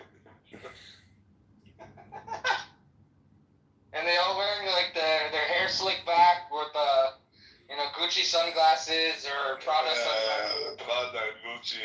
Gold chains, All gold chains with Chais or Magen David. So say the word in Hebrew and. Witnesses, which we can just call JW, the Mormons, and the Christian Scientists. And then I realized that all of these cults can be discussed together.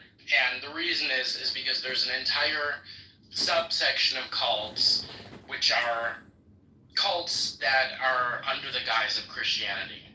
They claim to be Christian themselves, but in very specific ways, and similar ways to each other, in fact, they pervert mainstream Christianity to indoctrinate people and control people and bilk people and separate people from society and embody all the characteristics of what we would think of as being destructive cults. So we talked about Scientology a couple weeks ago. These organizations are all much, much larger than Scientology by their number of adherents. And I believe of the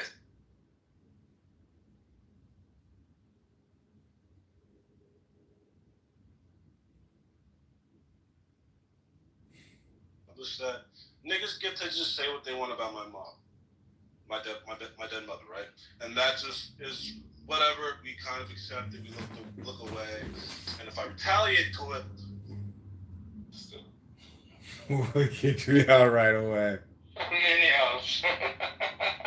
Are they like Gruzim? What are they?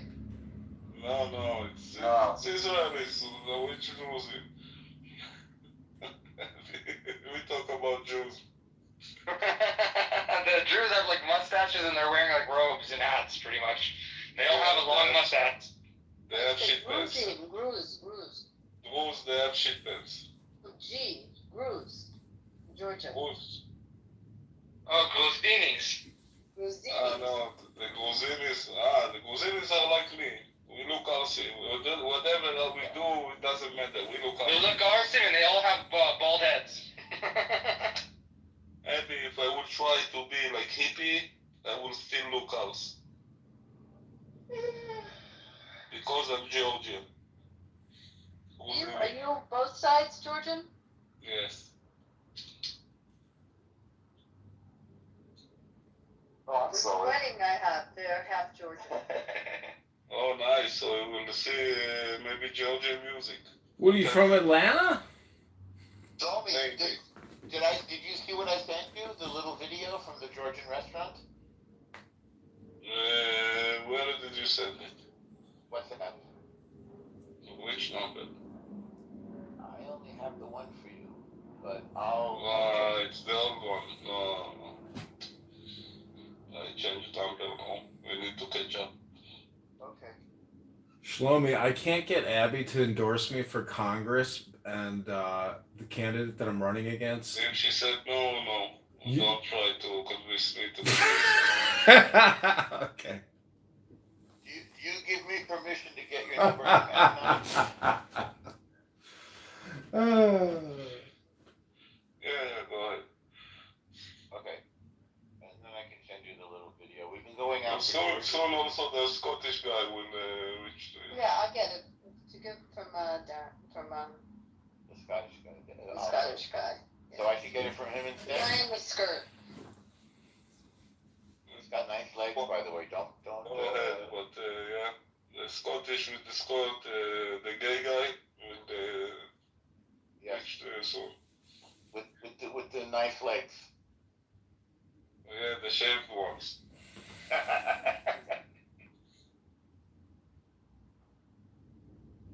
So, Ace is at 33% on the survey, so she failed at life. I chose needs a life, but see, maybe that's projection on my behalf. Who projected needs attention? Let's see. Anybody? Nobody? We only have 2 people that have taken the survey on the stage. If you haven't taken the survey, why does Ace gaslight people on Clown House?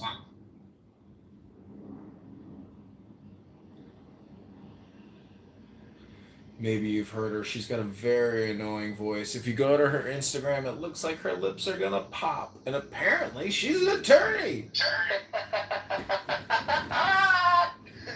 Oh shit.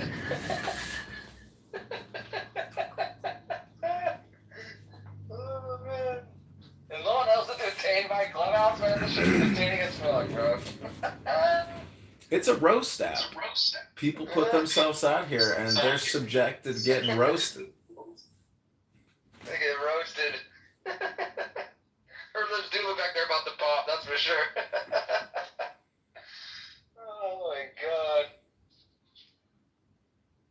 How much lip filler can you fit in those lips? Heavy. Yeah. It could be I intrigued you. I can't believe she said that, but honestly, I'm not shocked that she said this either. I'm really not. Fucking idiot, man. What's up, Sammy? How you doing, bro? See you down there. Sammy's a good guy. I like Sammy. We need more people like Sammy in Judea scenario. See, if you really want to get Amir's room to...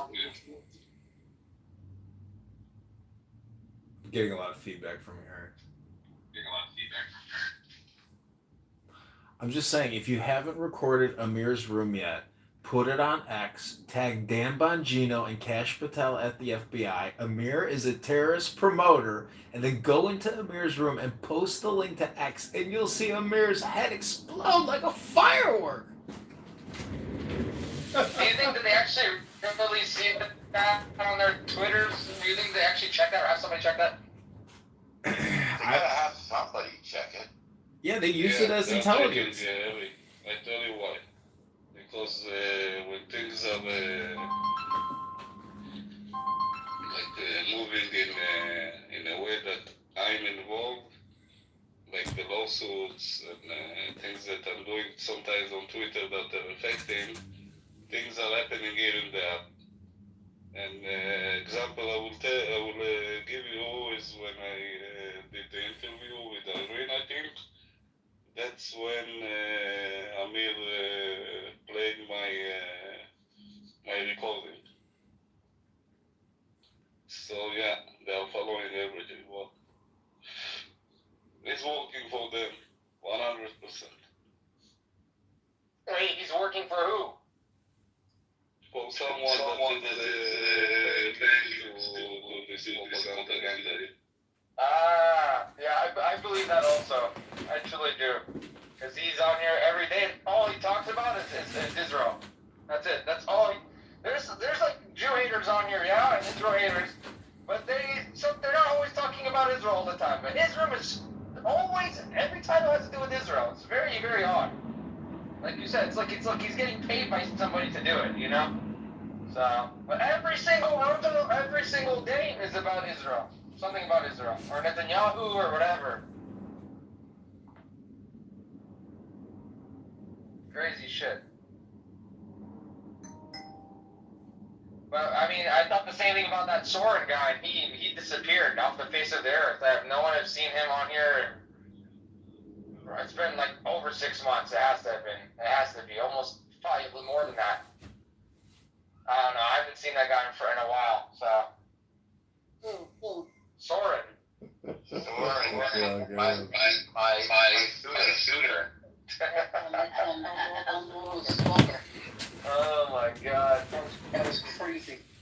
That was a crazy battle that they had. A feud. You got on his nerves. That's why. You got under his skin. And when somebody comes after you like that, that means that you really trigger them.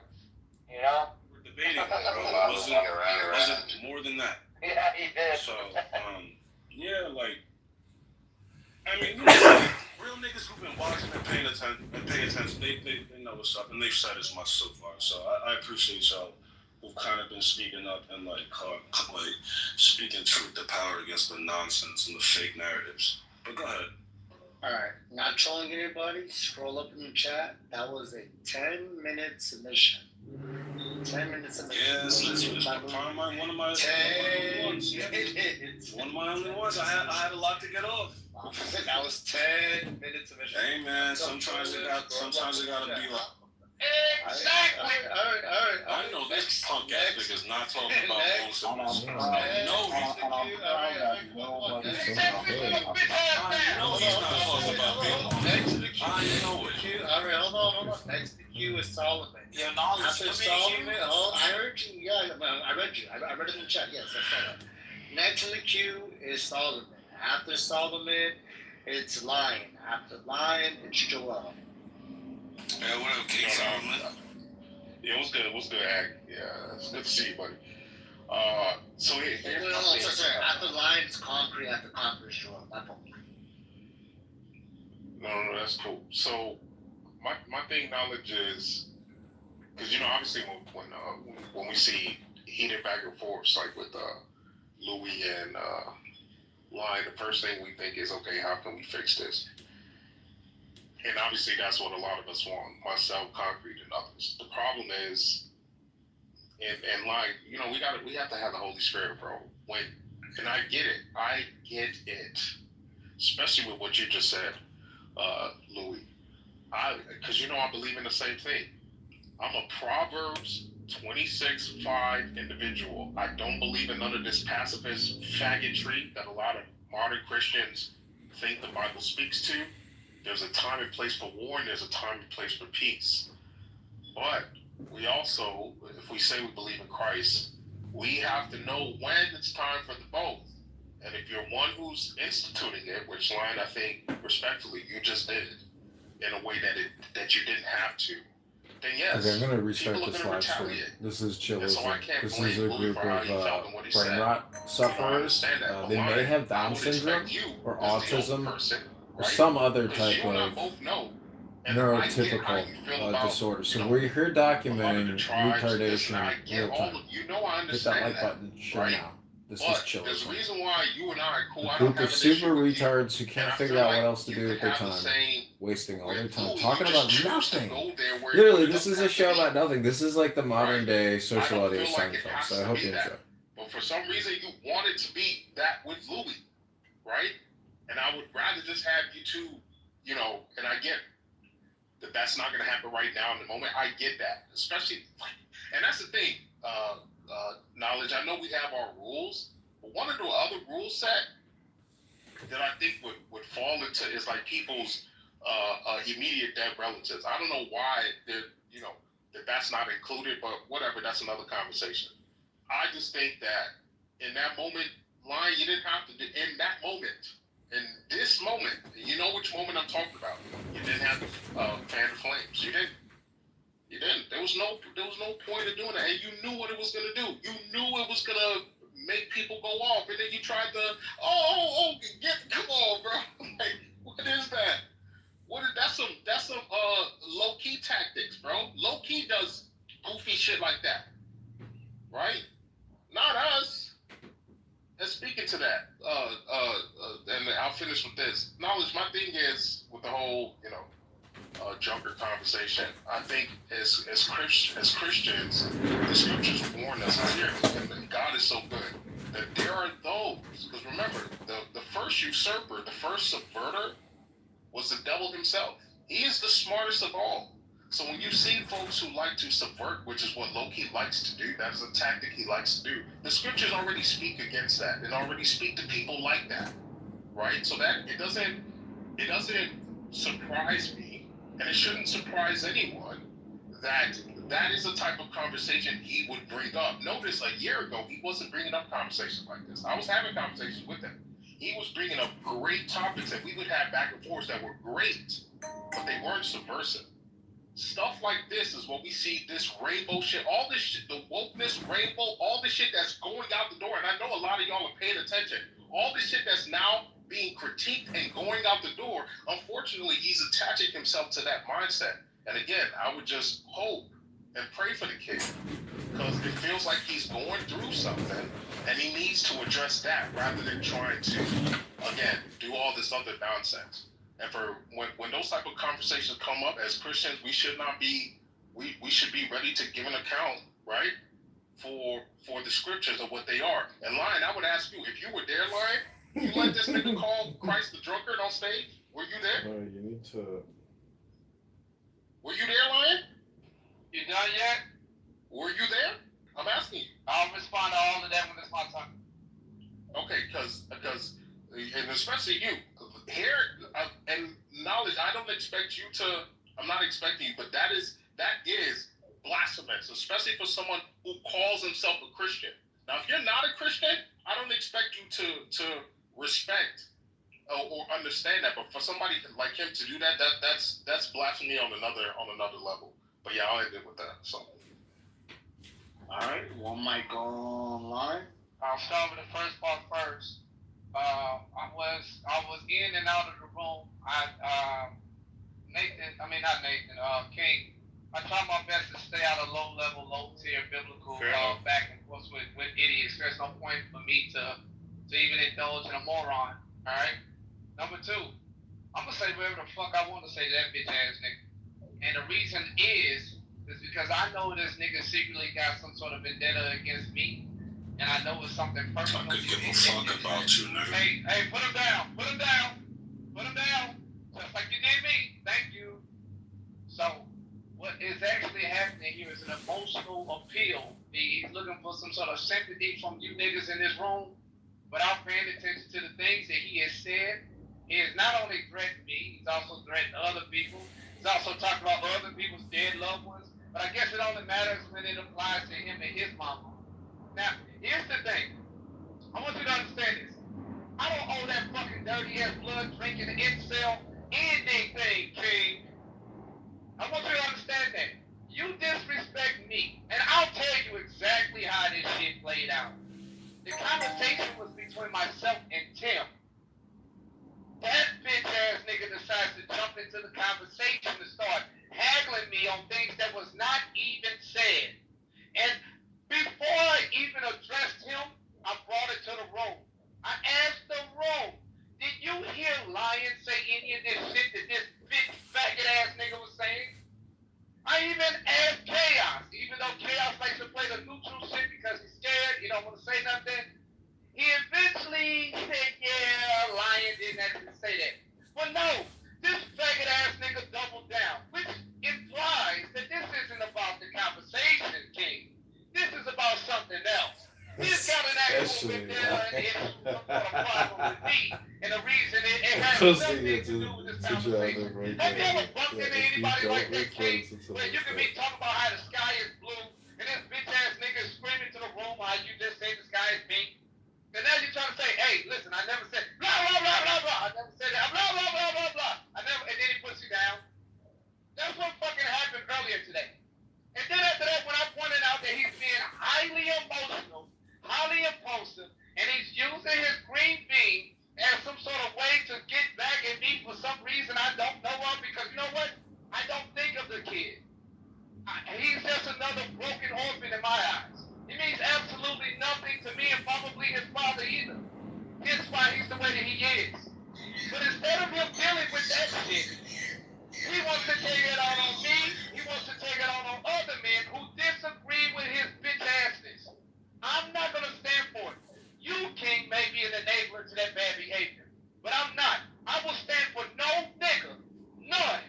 No nigga claiming to be a grown-up, talking to me like he done lost his goddamn mind. And then this bitch ass nigga had the nerve to threaten my life. I really want to see your bitch ass try that shit. And when I come dead in your bitch ass, then you can go meet your dead ass mama, nigga. Go give her a hug from me, you hoe ass nigga.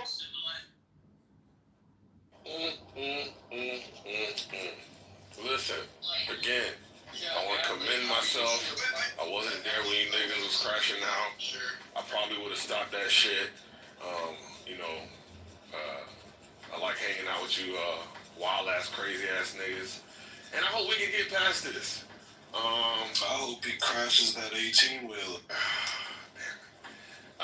What I'm realizing as I survey the land, we got the Kitover issue, we got the Omni-Tether line issue, we got the moderators issues, knowledge, bitch ass. I have to come to the unfortunate conclusion that I'm the most enlightened person in this fucking room. On every topic where empathy is required, there's concrete. The most empathetic. This nigga oh shit! Hey, who fucked my shit up? Hey, let me get back in the box. Actually, he's making a good observation. Hold on. He has been most reasonable today. Observation. Thank you. When it comes to really fucking good. Hold on. One second, ma'am. One second, ma'am. Calm down. So when it comes, all right.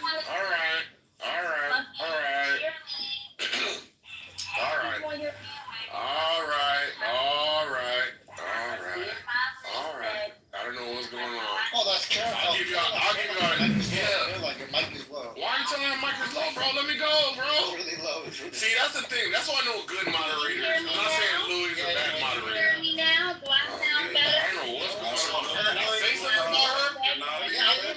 Did I say something to her? Like, what's going on? What's going on, bro? Like, what's going on?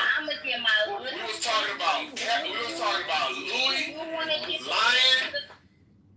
Man, one second, respectfully, it is Congress's turn. I've been moving you down all day, bunch of I don't want to move you down, Caroline. I will, but I don't want to. Let Concrete finish his mission. After Concrete, there's one more person, which is Joel. This is a long ass queue. After Concrete, I just wanted to say that y'all gotta keep me. I'm gonna get my looks at. We'll let Ox start possible. Alright? Anyway, as I was saying, as I survey the land on topic after topic and moment after moment, when it comes to being the most nigristic, I thought I was at the apex epitome of nigrosity, but unfortunately there's niggas that's, doing that to a higher degree. Shouts out to them. But when it comes to de-escalation, forgiveness, apologies, all of these categories, I'm fucking excelling. I have crashed out on everybody, and I think at one point or another, I've apologized or offered the hand of fellowship.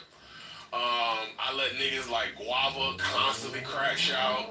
I forgive her weird, angry ass all the goddamn time. I don't even know what her fucking problem is today.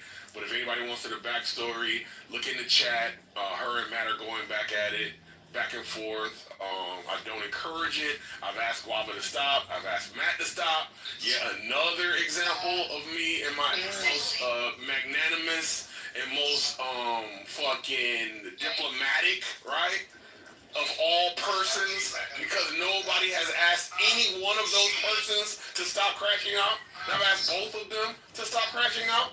So it's like, yo, y'all niggas need to get up to my level, because unfortunately, this level of enlightenment that I've achieved, y'all niggas are gonna have to do this game over again. You know, when you hit a level and then you lose to the final boss, you gotta do another level again. I have mastered life. I have mastered charity. I've mastered love. I've mastered empathy. Y'all niggas need to get like me. And when you get like me, life will become better. Lion, please stop. Louie, please stop. Let us get back to some other forms of negrosity, less vitriolic. Yo, for real, I haven't seen Lion this mad, and I hope y'all boys can chill, man. Come on. Anyway, I accepted your apology. That's the cue.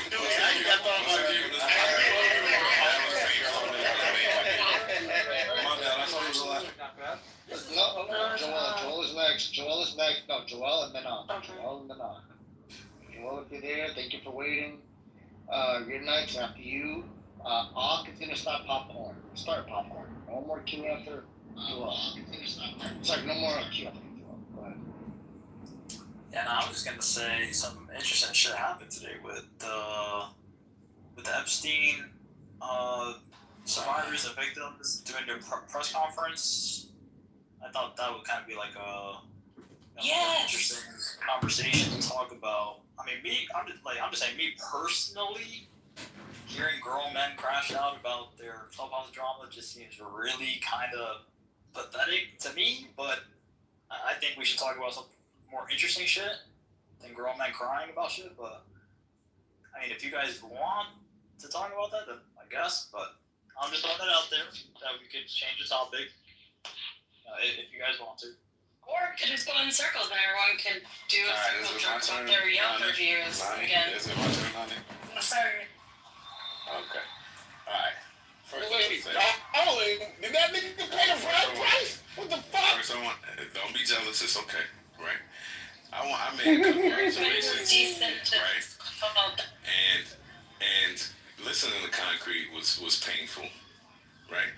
I want to initially say, I'm going to tell you why, right? I want to initially say, shut your bitch ass up, Joel, right? Because you're sitting here just like we are, right? And I don't really see you here every day, so I don't think you should be talking about shit. That's okay. Right? Second thing, it's great to see you, King Solomon. It's great to hear someone who is versed in the Bible and can enunciate his point to a room full of intellectuals, including myself. Appreciate it, brother. Right? Concrete. Let me tell you. I will come and defend Concrete right now. I will be champion Concrete if you need one.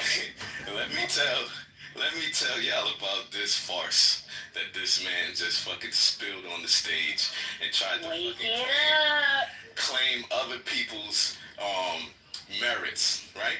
There's been many times you guys have witnessed me trying to settle the bullshit on the stage, because I've seen some real fuck shit in life. You feel what I'm saying? So when I'm in a room like this, I don't look at y'all like that. You get what I'm saying, Lion? I don't look at you like that, bro.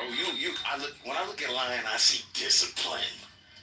You feel what I'm saying? Or a man that is, even if he hasn't attained it yet, he's striving for it, right? When I see Louis, I see someone that has the weight on his shoulders to his family, his area. You get what I'm saying? Like he has things to prove. You get what I'm saying? I hear it in his voice, the passion and shit. So I like both of these guys. I think they should stop. I've tried to stop it. It's happened many times when people have crashed out and I see better in them. I feel like they should stop it, right? Concrete has been the culprit many times to try to stop this from happening. Yo, get out the way, yo. Get out the way, yo. Don't save him. Don't save him. Don't do this. Don't do that, right? Boom, right? Concrete has been on a rampage this week.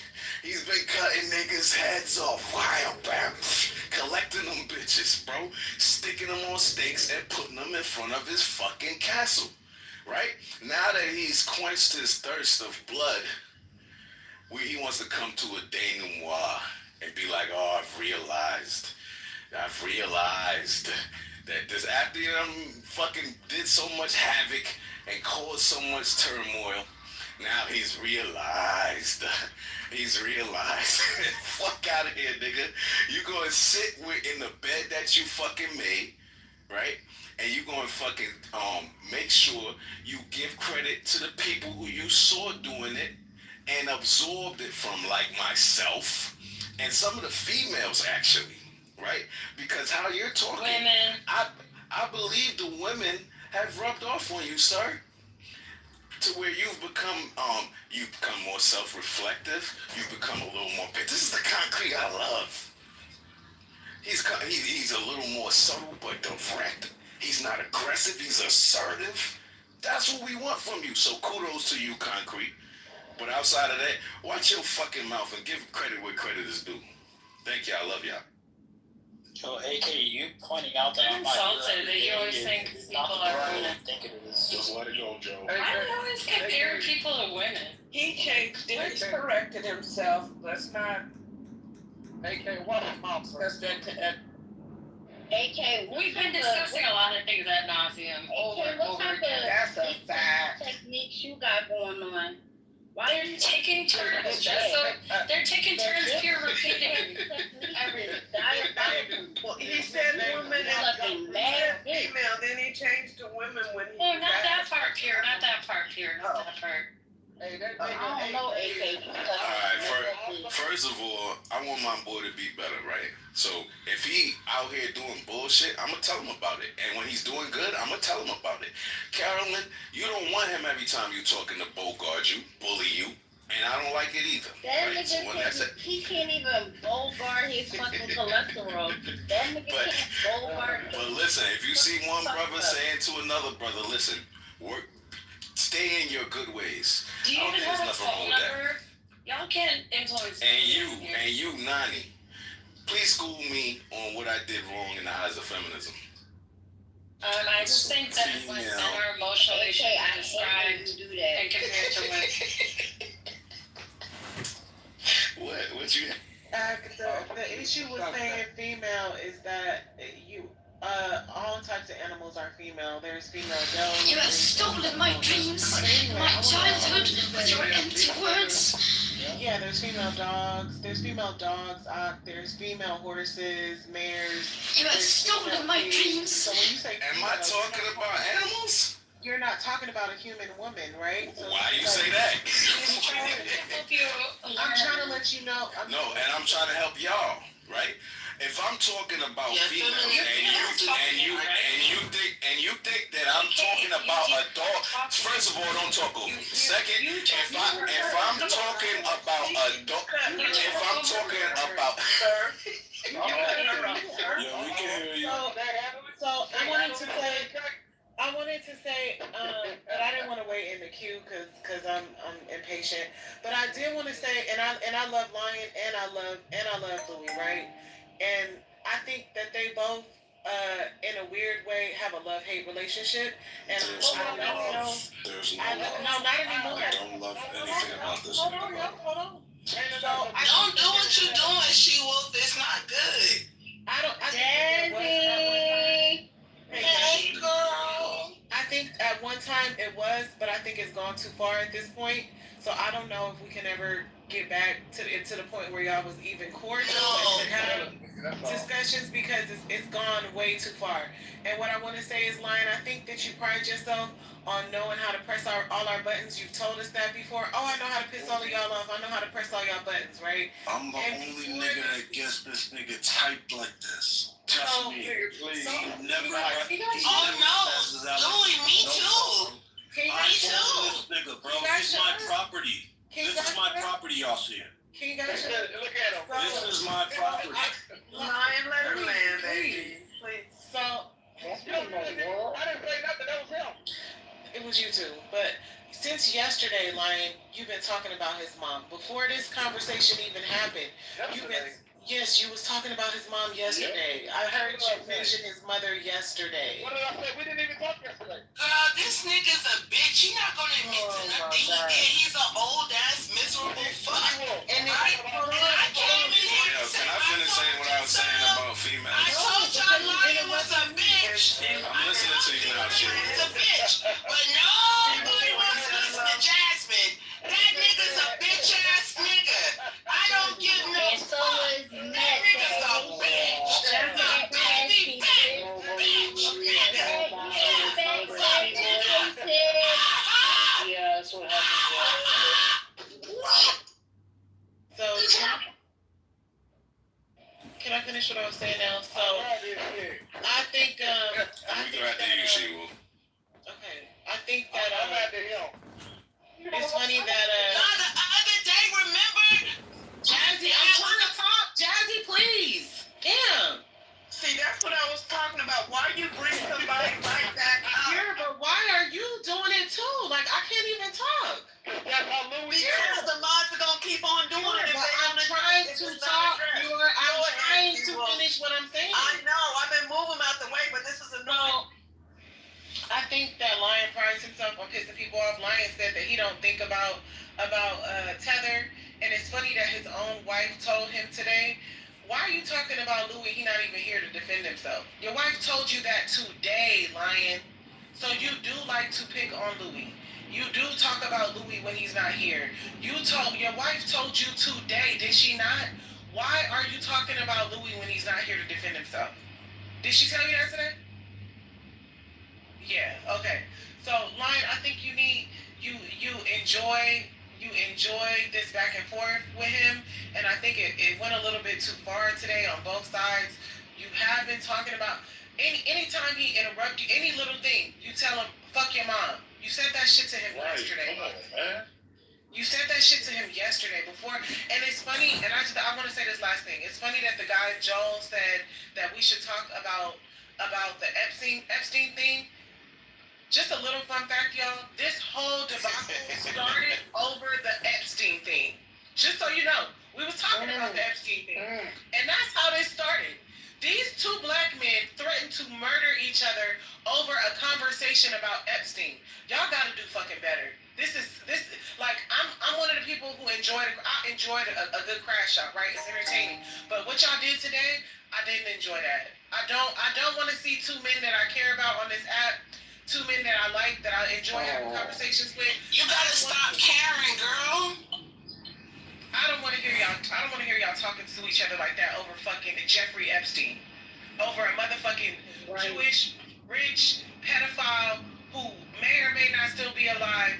Y'all two men talking about murdering each other over Jeffrey Epstein, and I think it's fucking disgusting. I don't know how y'all gonna get over this shit. I don't know how y'all gonna get over this shit, but y'all need to get over it. You need to get over the fact that Lion is not a good nigga, period. Like, I know you like him and all, he's a fucking scumbag. Like, on the real.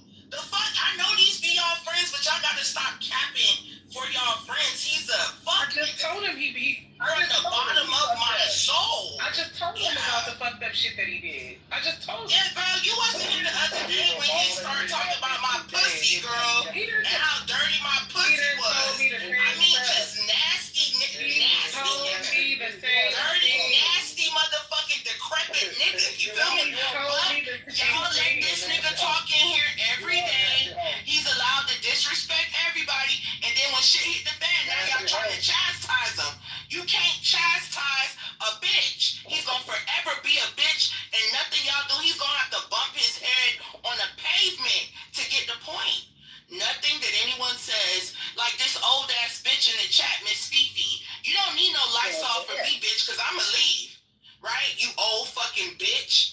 just love to act like y'all so nice in here. It's a room full of shitty people. Right? So let me go ahead and get on my way. Hey, old bitch, put your depends on, bitch. What the fuck wrong with you? You don't need no Lysol. You need some Fixodent for them motherfucking dentures, bitch. Fuck wrong with you? Guava, I love you, but fuck these No, I ain't talking about the CP. I'm talking about you forgot another bitch. You forgot Matt. That fucking Haitian fucking cat and dog eating at his bitch. Alright, look, hey, first let me add a few things. Alright, it's a bitch talking. Let me exit left. I'll see y'all later. My bad. So, let me add a few things to that conversation. Man, what happened to my time, bitch? Wait, hold on. That conversation happened today. It didn't happen yesterday. Okay. No conversation. She was going away. There was no conversation about Louis at all because I wasn't in here for that. I was in the room going back and forth with that hoe that just was finished talking. And what I did was I told her about how trashy she is. Trash bag of a woman. There. That's all that happened. That's the reason why she's also off the mic today. Never mentioned her at all today. She put the mic because it's time to come off the mic because she's hurt. The same thing with Louis emotional. And he does the exact same thing. Some shit that was said 3 years ago, he comes back off the mic now and it's like he tries to see some fight every situation falls under day. Tries to do some petty ass, feminine shit like cutting me off, talking over me, and they're getting all emotional and shit. Just scream victim. I'm the victim. He lying and saying stuff about my mama and all that other nonsense. The truth of the matter is, here's the point, people. If I keep telling each and every one of you all, don't fuck with lying that way. Let's have civil conversations. We can do that. But if you come at me on that monkey shit last time, you come at me like that ghetto gag and slut bag that just came off the mic. If you come at me like that, I'm gonna treat you exactly how you come at me. The same thing applies to this nigga. The same thing applies to Jacobus. The same thing even applies to Nathan. The same thing applies to niggas in the street. It don't fucking matter to me. If you act like a fucking pimp, you're gonna be treated like one. If you act like a decent man or woman, you will also be treated like one. And I tell you this, people. Out of all of these niggas in this room, which one of us has actually contributed positively to any one of your lives? Has Ryan put money into your life? Has Ryan given you good advice that you can follow? Has Ryan a fucking sick motherfuckers ain't did a goddamn thing? Of all people in this world, why the fuck would you listen to this fucking loser? In that cash ass woman who got a fucking baby at a mama's house. What the fuck are y'all listening to? Let me get in there. No, like that. Hey, AK, you actually today, AK, I'm really disappointed in your behavior today, and I'm gonna give you a C. I'm gonna give you a C minus today, and I might have to put you in the corner a few times. You jumped in there, you did some. Hi, Jinx. Hi, baby girl. What I do, man? Hola, ¿cómo estás, mi favorita señorita? So the thing was this. In your case, AK, I understand that you know you a young man crying out for some sort of emotional support. You wanted to say whatever you wanted to say. You wanted a little bit of attention. That's okay. I have absolutely no problem with that. Most of the times I like to play like that as well. But the issue was this. This was a very serious thing. This nigga actually threatened my life. I don't take threats. I don't. I didn't give a fuck what this nigga was saying until he said that shit. Now it's on. All I want to do is just see you.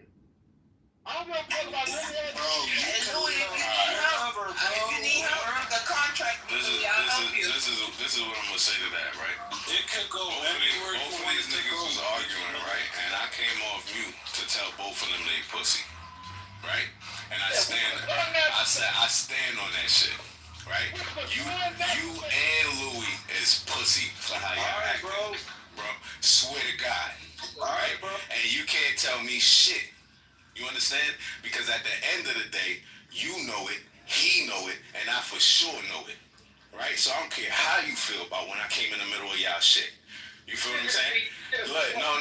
The last thing is this, right? You think if somebody say something about you, that we just believe it. Right? You gotta be more secure than that. We spend day after day with you. You feel what I'm saying? somebody come on the stage and say this, that, and Lion did this, that, and other. We know who the fuck you is. You don't gotta defend yourself every fucking time. And I don't. And listen, I don't when fucking gremlins come and say something to me if I consider them that. Right? You buying into the shit.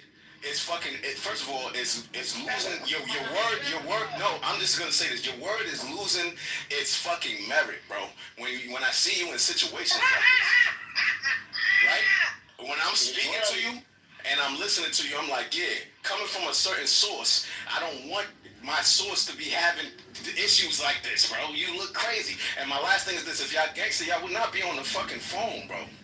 I understand. So look, somebody threaten your life, somebody threaten your family.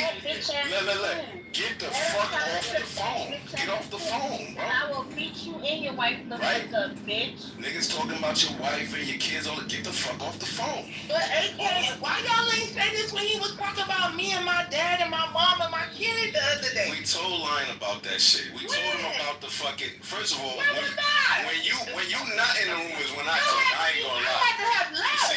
You see? Everybody was on mute when this nigga was dogging my son. Where was y'all at? Are you slow? Did I not say I was there? First of all, when me and Jazzy talking, it's me and Jazzy. You understand? It's gonna go down. Me and Jazzy go the fuck at it right now. I'm telling you that right now. Not care about your Hey, AK, where was you at? Where was you at when I was talking shit about how this bitch thing? How did AK get moved?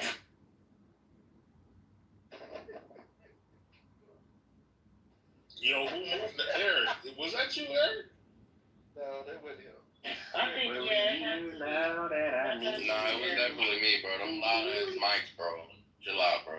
That shit. It was like it was getting louder and louder. She got loud, he turned his mic up and got louder. I see. What the fuck is going on? Okay, but you could have told them to turn their mics down. What's wrong? Nah, they already know the rule, bro. How many times we said this shit? I don't know how many times I gotta keep telling you, AK, look, I've never said anything that I was or wasn't. Nigga was just in here lying to Nate the other day talking about I don't move people, lying ass bitch. I ain't never said I ain't move people. He asked me why the fuck you let Shy sit on the stage, and you said I didn't bring her up like a little bitch. She was like, well, why you didn't move her? You said I don't move people, bro. I don't move people. Well, clearly we all knew that was a joke when I said that. No, we all know that was a lie, pussy. We all know that was a lie, pussy. Yeah, all right. Let me respond to that. Let me respond to AK real quick. AK, I never said that I need to be seen as some sort of credible source to anything at all. Never did that at all. Not one time. Maybe you implied that, maybe because of my lifestyle or whatever, my background and all that good stuff. But that part is on you. What's on me is this. I've already stated, if this was a verbal contract between myself and each and every one of you all in here, I've stayed consistent the entire time. And that consistency goes like this. Number one, that you can go around saying whatever the fuck you want to, and there ain't gonna ever be a response.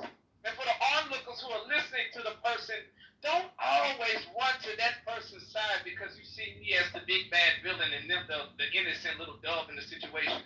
9 times out of 10, and I can assure you of this, you will never ever hear me say anything about none of you people unless you start some shit first. I'm the mirror in your own personal lives. You treat me like this, you get treated that way.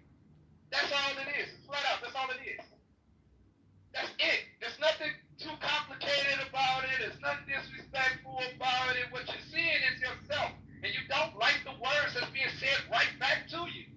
You're expecting because your mamas and daddies let you get around with that shit that you can think you can come out in the real world and talk that shit and threaten niggas. I'm the nigga to bust your shit wide open. I really am. Even though your daddy said or your mama said this, that no, not in the real world. I will fuck your whole life up. Alright. No, hold up. You got no power from all the way down there in bumfuck Southern America, dog. No one gives a shit, my nigga. You're powerless, nigga. You affect my life in mood ways. Zero. You must understand. Alright? Zero. You don't affect me at all, my nigga. Hold on. I only like jumping off mic and poking at you because you're fragile. And as fragile as you say, oh, Louis fragile. Look how easy it is to knock you off your square because you're a bitch-ass nigga who's frail with no spine and who can't protect his head. I'm basically saying this is really important. Hey, K, I'm not anybody's hero.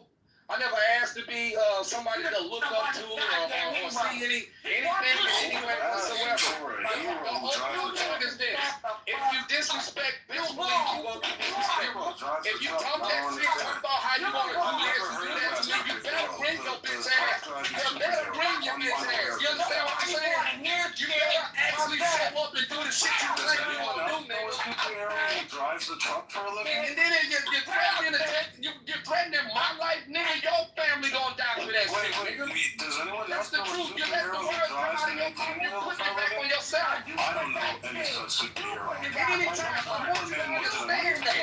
Hey, take that in. Anytime you say something out of line to disturb me and all that weird shit, all you're doing is keeping that shit back on yourself, nigga. Keep claiming all of this nonsense, nigga. I'm not you.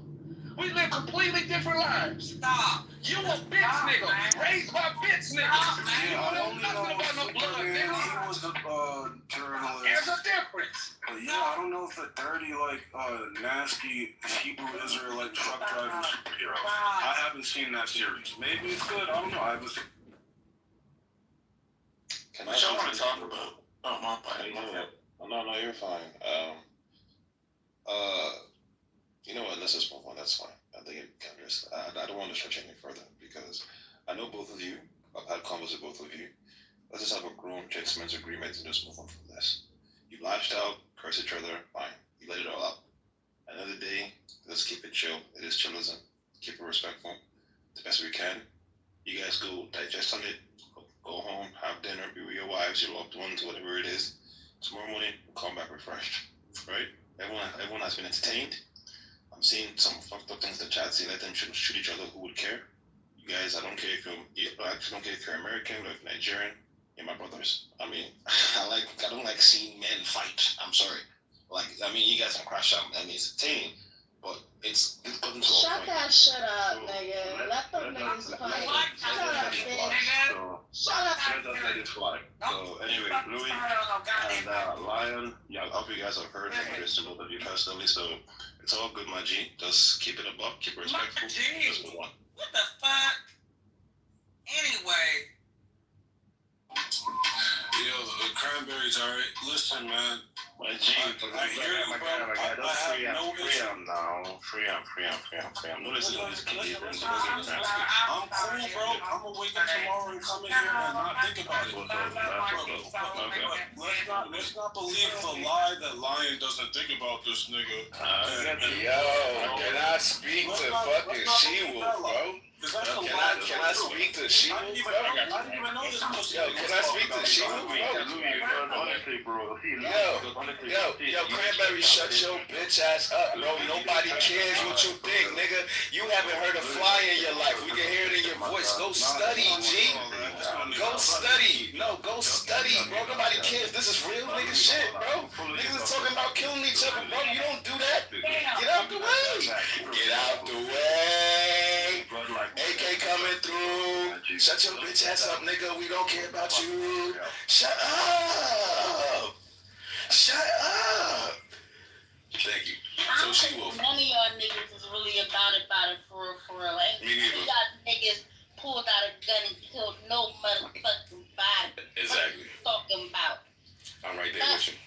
Alright, the female thing. I feel like if I say female and you think of a dog or an animal, that's something on you. It's already implied if I say female that I'm talking about a human.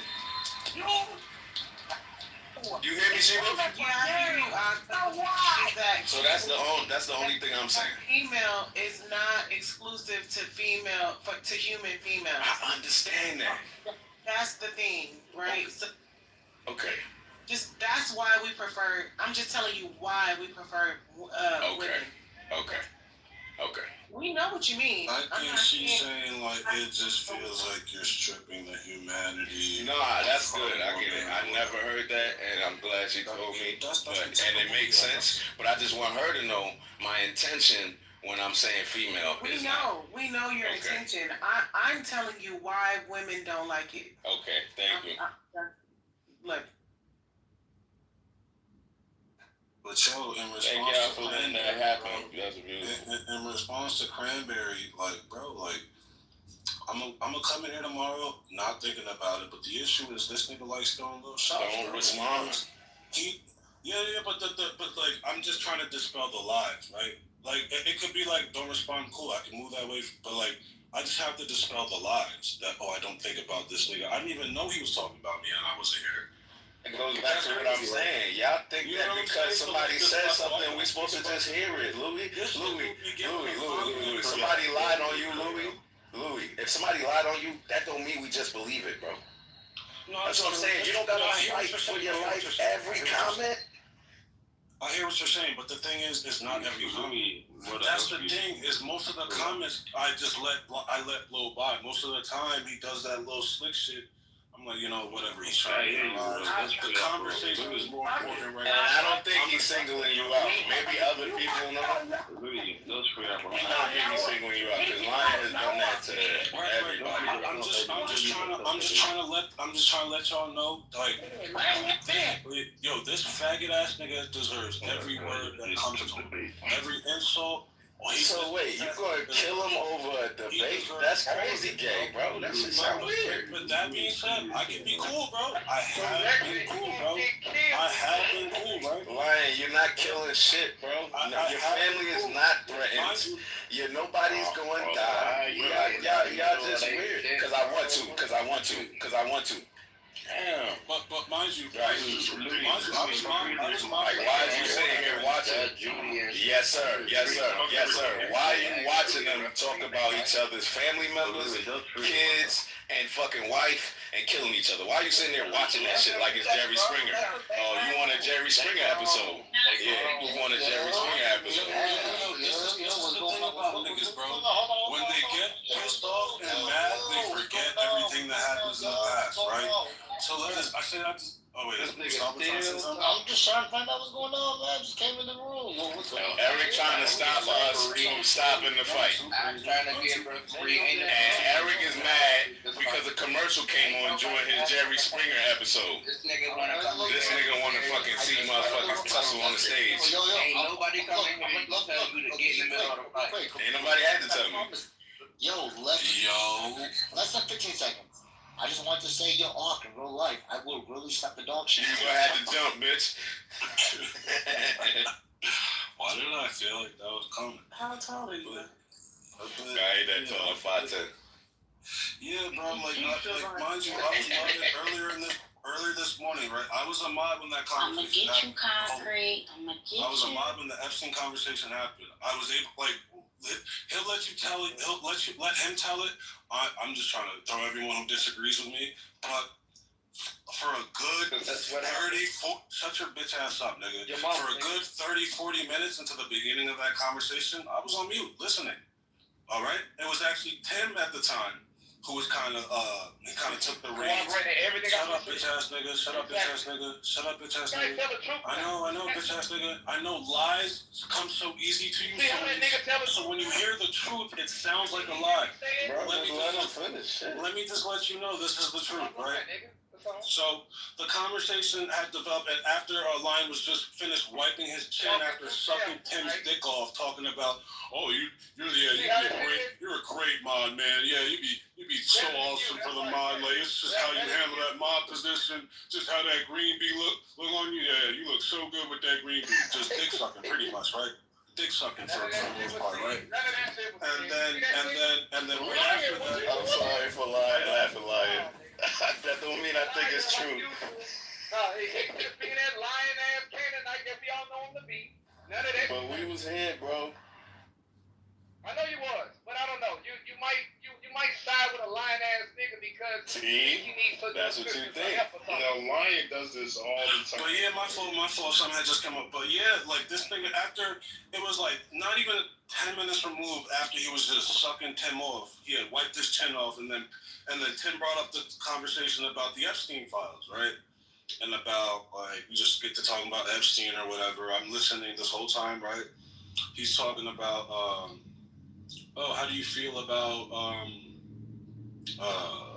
Donald Trump or whatever? Because the whole time, yes, it was the topic of it had gone to a congressional vote. I think it was like 400 and something Democrats and only like 5 or 2 Republicans, and they needed 2 more Republican votes for them to get it passed to release the Epstein files, right? That was the topic Tim had brought up, right? After this, mind you, after Lion was wiping after he had wiped his chin, all the saliva was from like the nut on his chin. But right after that, shut your bitch ass up, pussy.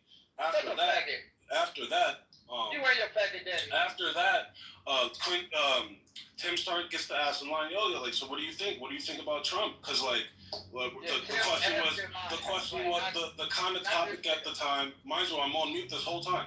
The topic in the room at the time was, is Trump? Does Trump want the files released or not? People are talking about, I think he does. Tim was saying, yeah, I think Trump doesn't want these files released, or I think he's implicated or whatever. The same kind of Epstein file talk, right? Then I hear Tim ask Lion like, yo, but like, he asked Lion, yo, but Lion, what about when Trump? Why is it that all the time Trump like kind of tries to wave away the Epstein files when they come up, or he tries to make it seem like it's not important? Lion was like, I don't know. And I'm like, wait, well, there's instances of Trump trying to hand wave that.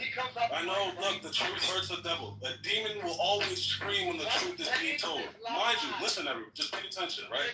So at the time, right, yeah, so, where were we? Yeah, so he's like, I'm just putting my volume down. It's cool. I got you, buddy. Yeah, so, so Tim's asking, well, what about this time Trump said this? He's trying to hand wave the Epstein files again in this instance and this instance. And Lion's like, listen, I don't want to hear anything that comes from a magazine or some media report that's not from Donald Trump's mouth, right? Like, and we're like, yo, but this is when I come off mic. I'm like, Donald, but he actually, don't you remember? Because I remember exactly, I was walking. I remember where I was when I asked him this question. I was on mute the whole time, mind you. Louis, who always mods emotionally, right, and doesn't allow people to disagree, right? I heard him like kind of go back and forth talking about, Donald Trump is oblivious. He's innocent, right? And then I took that moment to come off mic and ask, hey, wait, Lion, you mean you didn't see that White House press briefing when a journalist asked him about Jeffrey Epstein, and he tried to say like, Jeffrey Epstein, didn't he die like years ago? Like, why are we still talking about Epstein? You didn't see that? And Lion said, no, I didn't see that. I was like, that's crazy. Right, the conversation kind of progresses a little, and then Lion makes the statement like, hey, look. Lion makes the statement, hey, look, listen, I just want to sit back and wait for it all to unfold, and when the Epstein files come out, if Donald Trump is on there, then he's on there. If not, then it's not. But I just want to sit back and let it unfold, right? That's what Lion said, right? And then Tim challenged that immediately, and he's like, well, Lion, I don't think that's the case. I don't think you are just sitting back. I think you're like willfully like dodging like evidence that we're giving you, right? We're giving you 2 examples of Donald Trump kind of like hand waving away the Jeffrey Epstein files, and he was hell bent on this thing like, I need to where has he said it? Where has he said that other thing was a hoax or something? That the Epstein files were a hoax? And I'm like, I have a clip. I played the clip. I did not unknowingly. It was the wrong clip, right? I played the wrong clip. But he's talking about the Epstein files, but not in the but not in the capacity that would fulfill what Lion was asking for, right? And I admitted that, right? So, and all the while I was looking for the correct clip. All the while, Rich and Lion are on stage, like celebrating. Oh, look, he can't even produce the clip. It's not even, look, this dumbass. That clip doesn't even say what he's saying, right? So I'm like, all right, whatever. Boom, I find the clip. I unmic. I play the clip of Donald Trump saying not once, not three, not four, not five times that the Epstein files, the Epstein situation was a hoax by the Democrats. That's verbatim from Donald Trump's mouth, right? So I'm like, yo, there's the clip. This should suffice, right? This fulfills, right? You asked, where's the clip of him saying it's a hoax? Here it is, Lion. Now Lion wants to go back. Wait, I never said that. I never said that he never said that. Wait, weren't you the one? Wait, what? Weren't you the one who just celebrating with Rich? Wasn't it you just celebrating with Rich? That, oh, look, this dickhead chose the wrong clip. He's not even talking about it's a hoax, right? Yeah. And at this point, this is where things start to go south, right? This is how we've arrived where we are now. This is where things start to go south, where he starts to see it unravel, and he's like, damn, I'm kind of dead to rights. So what do? The old trusty dusty shot at your dead mama. All right? And he actually, I ignored the first shot at my dead mama, right? There was a couple, he does it a lot. Like, he does it a lot. He thinks it's a little sleight of hand, a little jab. But I notice it every single time, right? He does it twice. He says that little, oh, mama's boy, traumatized, mama this, mama that. He says it a couple of times.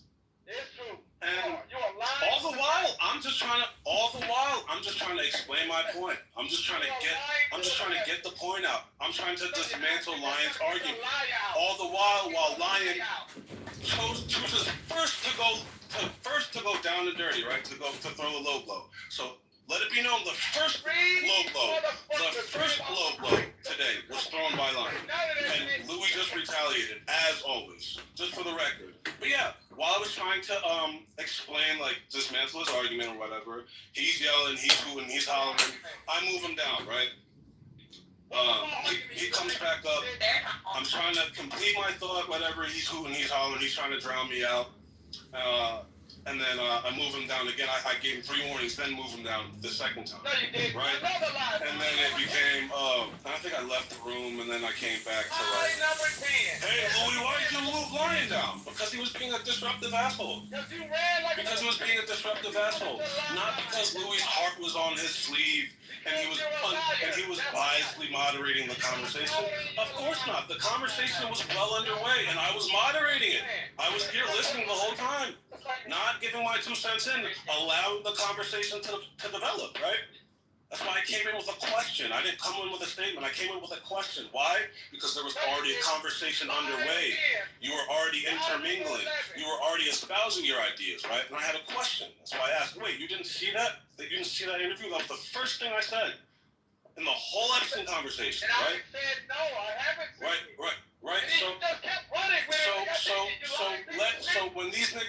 So when these niggas have the opportunity to craft a narrative, right? When a lot of people weren't there to witness it, we get the lies that we get when we hear what Lion say. And even when Gustavo paints the picture, I think it's kind of controlled me. But whatever, one way or either way. But the narrative that I was so emotionally invested in, the conversation that I took to over moderating, no, that's dead. I was moderating a rambunctious asshole who was over talking on stage. That's what happened today with Lion. And if I'm not allowed to do it, and if as a mod I don't have those powers, that's okay. I accept that. I understand that now. But what I understood was when there's a retard screaming and hollering and hooting and trying to drown out other opinions on the stage, that person needs to take a break for a little bit. That's what I understood. And that's all that happened. If anything, I'll you know what? You got me. With Jacobus yesterday, I kicked him out. I didn't have to. I understand that. Right? I fully understand that, right? But if you're telling me that me moving this ass, I didn't even kick him. I just moved him down because he was disruptive, right? If you're telling me that if I'm moderating and if someone's talking and this asshole's doing what he's doing right now and I can't move him down, then I'm confused. I'm just confused as to what a moderator is and cannot do. That's all. Alright, good. Alright. He's so upset. Someone else could talk for a long time and it's not him. He just has to get in there. He just has to get. I know I was talking long and I prolonged it just because your bitch ass kept fucking ranting under me, bro.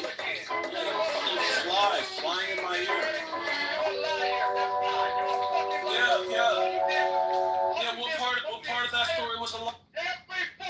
Yeah, everything, yeah, from the top to bottom, right, I'm sure. Yeah. Yeah, so what part was wrong? Let's start from the beginning. So you had sucked Tim's dick, right? You had wiped your chin, right? You had brought up the topic about Epstein, right? So what part are we... How wrong am I from now, right? Alright, so you had wiped your chin off after blowing Tim, talking about, oh, you're such a great mod, Tim. Oh, Tim, oh, no, come on, man. Oh, Tim, you be so good. Dick slapping on face. Then after that, you wiped your chin and Tim got a conversation going, right? Right? What part is wrong about that? Anyone that disagrees, you see what he does. I just don't respect you, so I'm gonna talk over you, pussy, and I'm not modded. They're letting me do this to you right now, nigga. They're letting me treat you like this right now, nigga. Yeah, okay, so anyways, yeah. Can you point out the lie? Point out one lie. One lie, just one. Hurry up, bitch. Hurry up, bitch. Point out one lie. Hey, faggot, point out one lie. I just did. Quicker, dumbass. I know you grew up in remedial school, but yes, one lie. I grew up. One lie, lying. Faster. Yeah. Faster. Give me a lie. Faster. Oh, so there's no lie. You're just gonna talk around. You just want to talk. You want to hear yourself speak as per usual. Is that it? Let me get it all out. Name a lie. Which lie, lion? Where's the lie, lion? I never gave any position at all. This nigga just rambled on and made a position for me, even though I never gave one. That's the lie, number one. And everybody corroborated that one. No, what you did was even more cowardly, right? What you did was even more cowardly, right? What you did was more cowardly than that. What you did was you had a position, right? And that position was evident by you haphazardly hand-waving all the evidence that was presented to you, right? So you have it in your mind made up of your position, clearly, right? But what you did, like the little weaselly, cowardly faggot that you are, just say, hey, I'm gonna sit back and wait for it to all ravel out. Which was the easy way out. Which was a lie. And which was a lie that Tim recognized, right? Which is why he called you out immediately when you said that. And when he said, wait, no, Lion, that's bullshit, Lion. I think that was his words verbatim. Wait, Lion, that's bullshit that you're just waiting and sitting back, right? You clearly have taken a side. And that side, and the evidence for you taking that side is the fact that you're hand waving it. Like, wait, look, we're telling you what happened. You're saying, I don't know. That's just the media. If it doesn't come from his mouth, I don't want to hear it. It seems like you're kind of biased, right? And I think Tim rightly called that out. So for you to say, even you right now saying, look, even you cowardly right now saying, oh, I didn't take a side. Yeah, that's the point. That's what we were pointing out, dickhead. That's what we were pointing out at the time, dickhead. This is clearly you've taken a side, right? That's what we were trying to elaborate, Lion. Is that you clearly have taken a side, and you're feigning, you're feigning partiality. We'll just let it play out. Because we were asking you some pretty tough questions.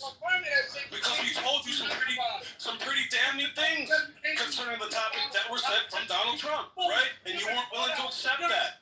And so instead of saying, hey, I'm going to say that, or that's kind of damning on Donald Trump's part. What you chose to do was say, hey, look, I'll sit back and we'll talk about it later. We'll see what happens when it unravels. Free Jazzy, That's what happened. You cowards. Again, I I'm going. You're a bullshitter, and there's nothing more I love than to pick apart the bullshit that oozes out of the mouth of a bullshitter, right?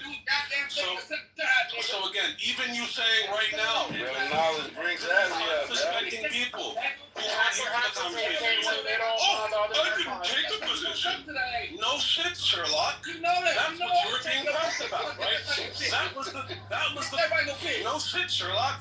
That was the root of the conversation. That was the reason for the line of questioning, dickhead. Right? And if you didn't have such resentment for college education, if you went to college, maybe you're a little better. Maybe you'd be able to pick that up. Was that yes, Lion? The whole point of calling you out, the whole point of my line of questioning was to illuminate to the room, to the stage that this nigga does have a position. He clearly does have a position, right? It's evident in how he engages in all these conversations. It's evident, right? But he would like you to believe. But there's something about impartiality. Everyone likes to have this label of being impartial. Oh, I'm impartial. I fall down the middle. I'm a centrist. But you're not. You're not impartial. You have a clear side. You have a clear bias, and your biases rear their ugly heads when you engage in these conversations. And that's what Tim was trying to get at, Lion. That's what Tim was trying to get at. That's what I was trying to get at, right? That's what you were too stupid to understand, right? That's what you were too stupid to understand, Lion. Right? So reiterate to these people. Reiterate to them. I never took a position. Like it means anything. Like it helps you at all. It's your last fucking floaty in the fucking middle of the ocean, bro. You're a retard, right? That's the whole point, Lion. Thank you for proving the whole point for me. Thank you, you fucking retard blue-collar piece of shit. This is not anything to blue-collar. Alright, fellas. Let's move on to a good topic. Anybody got a topic? Anybody got a topic? Anybody got a topic? He's gonna try to get his lick back all night. No AK topic. What do you got, nigga? Don't thank me, nigga, until the topic gets on the motherfucking table, nigga. Let me tell you what I'm thinking. You brought up something the other day that they were gonna be like basically holding the information community accountable for things. Basically gonna be, what is the word I'm looking for? Transparency. What was that you were talking? Put it in the chat. No idea what you're talking about, bro. It was a specific name, but it was like basically the intelligence community.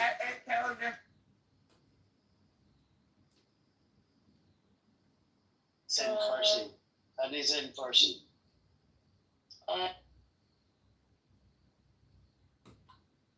Oh yeah, this is a very hot topic. Especially in like certain parts of the world where SMS deliverability is more challenging, and it's not a simple change because our whole database is based on phone numbers as the login method. So that's probably why it's taken us a long time to get to it.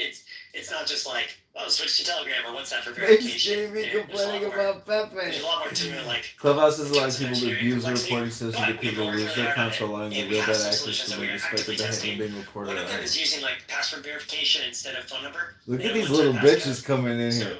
I think if someone gets clipped and comes back on brand, they should be banned for life. They can't take the heat! Keep up the good job! Oh yeah, Jake, look at everybody dick looking these cocksuckers. Fucking faggots. Oh my god. But it might be rolled out in certain countries before other countries, and it's going to be a gradual thing because we want to make sure we don't break anything here and that we do this properly, because that could be really bad if we broke like login for everybody. So we are actively working on it, and we will keep people posted on it very soon. Awesome. Thank you, Paul. Okay, this one is interesting. Yeah, I'm in the I've noticed that some features that I casually use often change without any notice. I'm in the Clubhouse HQ. Matt Cool and JB are complaining in the chat to Joe and Paul. Yeah, so they're all they're either Matt's complaining about JB, I think, or they're all complaining about Pepe. Or Matt Cool is saying that. Big or small, Huh? in a few ways. I'm sure it's not perfect, so let me tell you what we do. No, JB and Let's talk Matt about Cool what are in the else chat we can do. complaining So the first thing I would say is make sure that you are a to member of this Joe house. Armenia and Paul. Because that is where the vast majority of future communication happens, both in live town halls like this and also in the house chat. And it's good that you asked us in town hall. Like, this is one of the biggest ways that we share future updates. We talk. We're getting terrorist masterminds who Prime Minister's office released a statement. The only terrorist The mastermind. statement was these words. Unfortunately, All right, thanks for the chillism content. I'll talk to you soon. the war can end immediately under the conditions set by the cabinet. Release all the hostages unconditionally. Disarmament of Hamas, the demilitarization of the Gaza Strip, Israeli security control over the Strip, establishment of an alternate civilian administration that does not incite terrorism, does not launch terrorism, and does not threaten Israel. Only these conditions will prevent Hamas from rearming and repeating October 7 massacre again and again as it promises to do so. So the principles of the principles of the agreement that Hamas are talking about was from August 18. It's already been turned down by the government. There's no way that the government's going to accept a partial release over a staged time frame for the release of hostages. So it's spin, it's bullshit. They're trying to buy.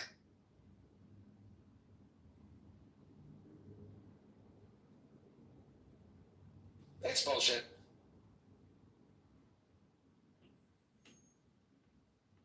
And if you really hear the trick on words, they're saying they want the withdrawal of, what was it? Israeli forces, all Israeli forces. Exactly. So then they want to they still want to terrorize Gaza. Hamas still wants to govern and terrorize Gaza. Yeah, for 20 years, workings have been passing under the border between Egypt, Rafah, and Israeli Rafah. And the corridor, so the border is called the Philadelphia corridor. Israel needs to control that completely now as well. So there's no way that Israel's pulling out the Gaza Strip now.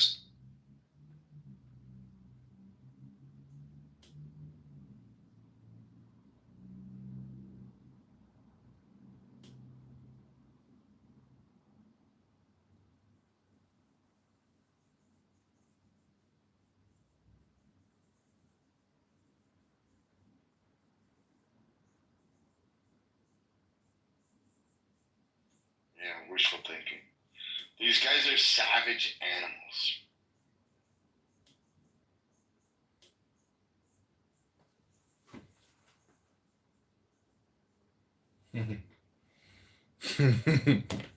BB lol, that's right.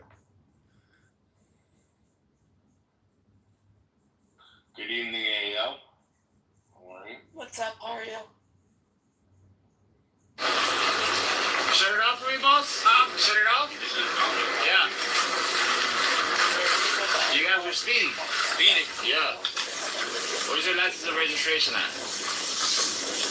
Rentals. The rentals? Yeah. Who's the owner? Their names.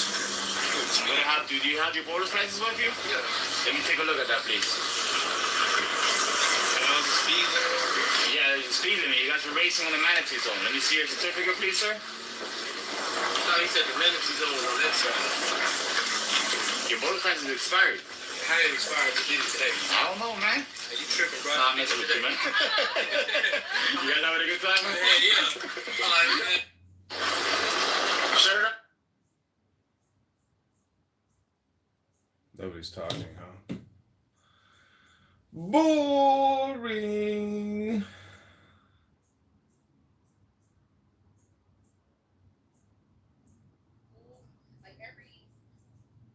Do you guys want me to keep the room open or you want me to close it? It's up to you guys. Whatever you guys want to do.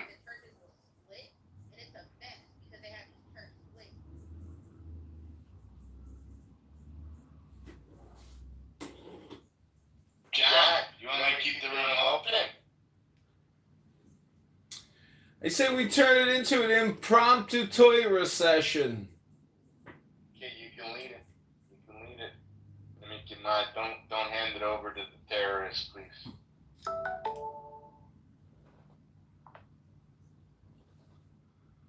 Okay, if you got your Tanyas, grab your Tanyas.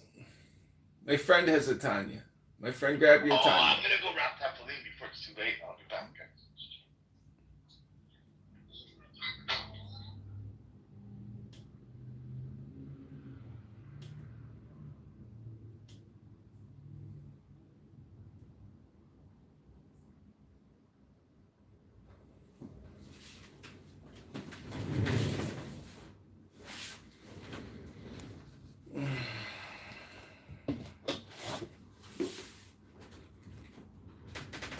Okay, this is Zohar. These are the 10 Sephirot. Keter, Chachma, which is wisdom or point or beginning.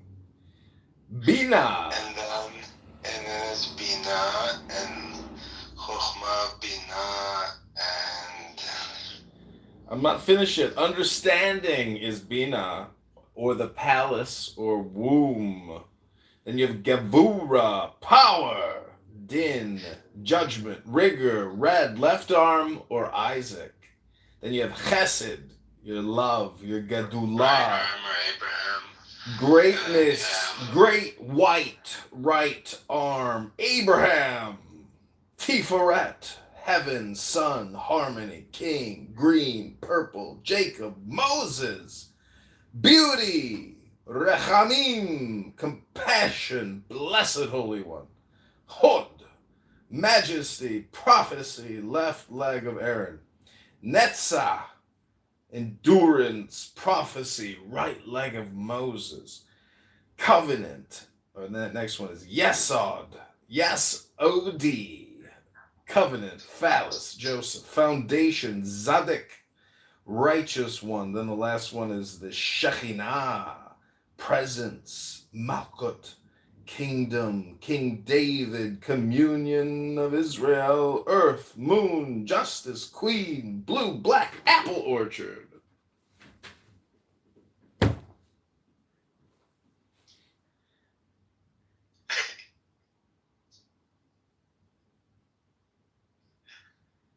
איזה מלכות.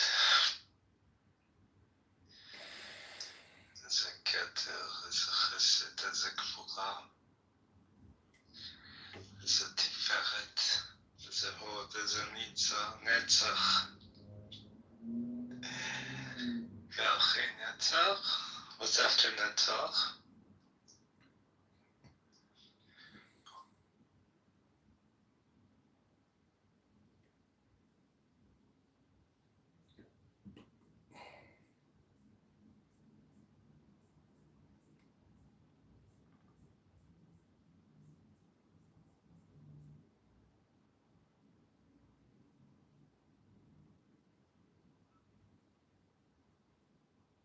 My supposition. I don't think You don't need to speak about her experience. You just mentioned your experience. And when she said that she wasn't love bombed, you said it contradicted her. But you were not here when she described her initial experience into joining the group.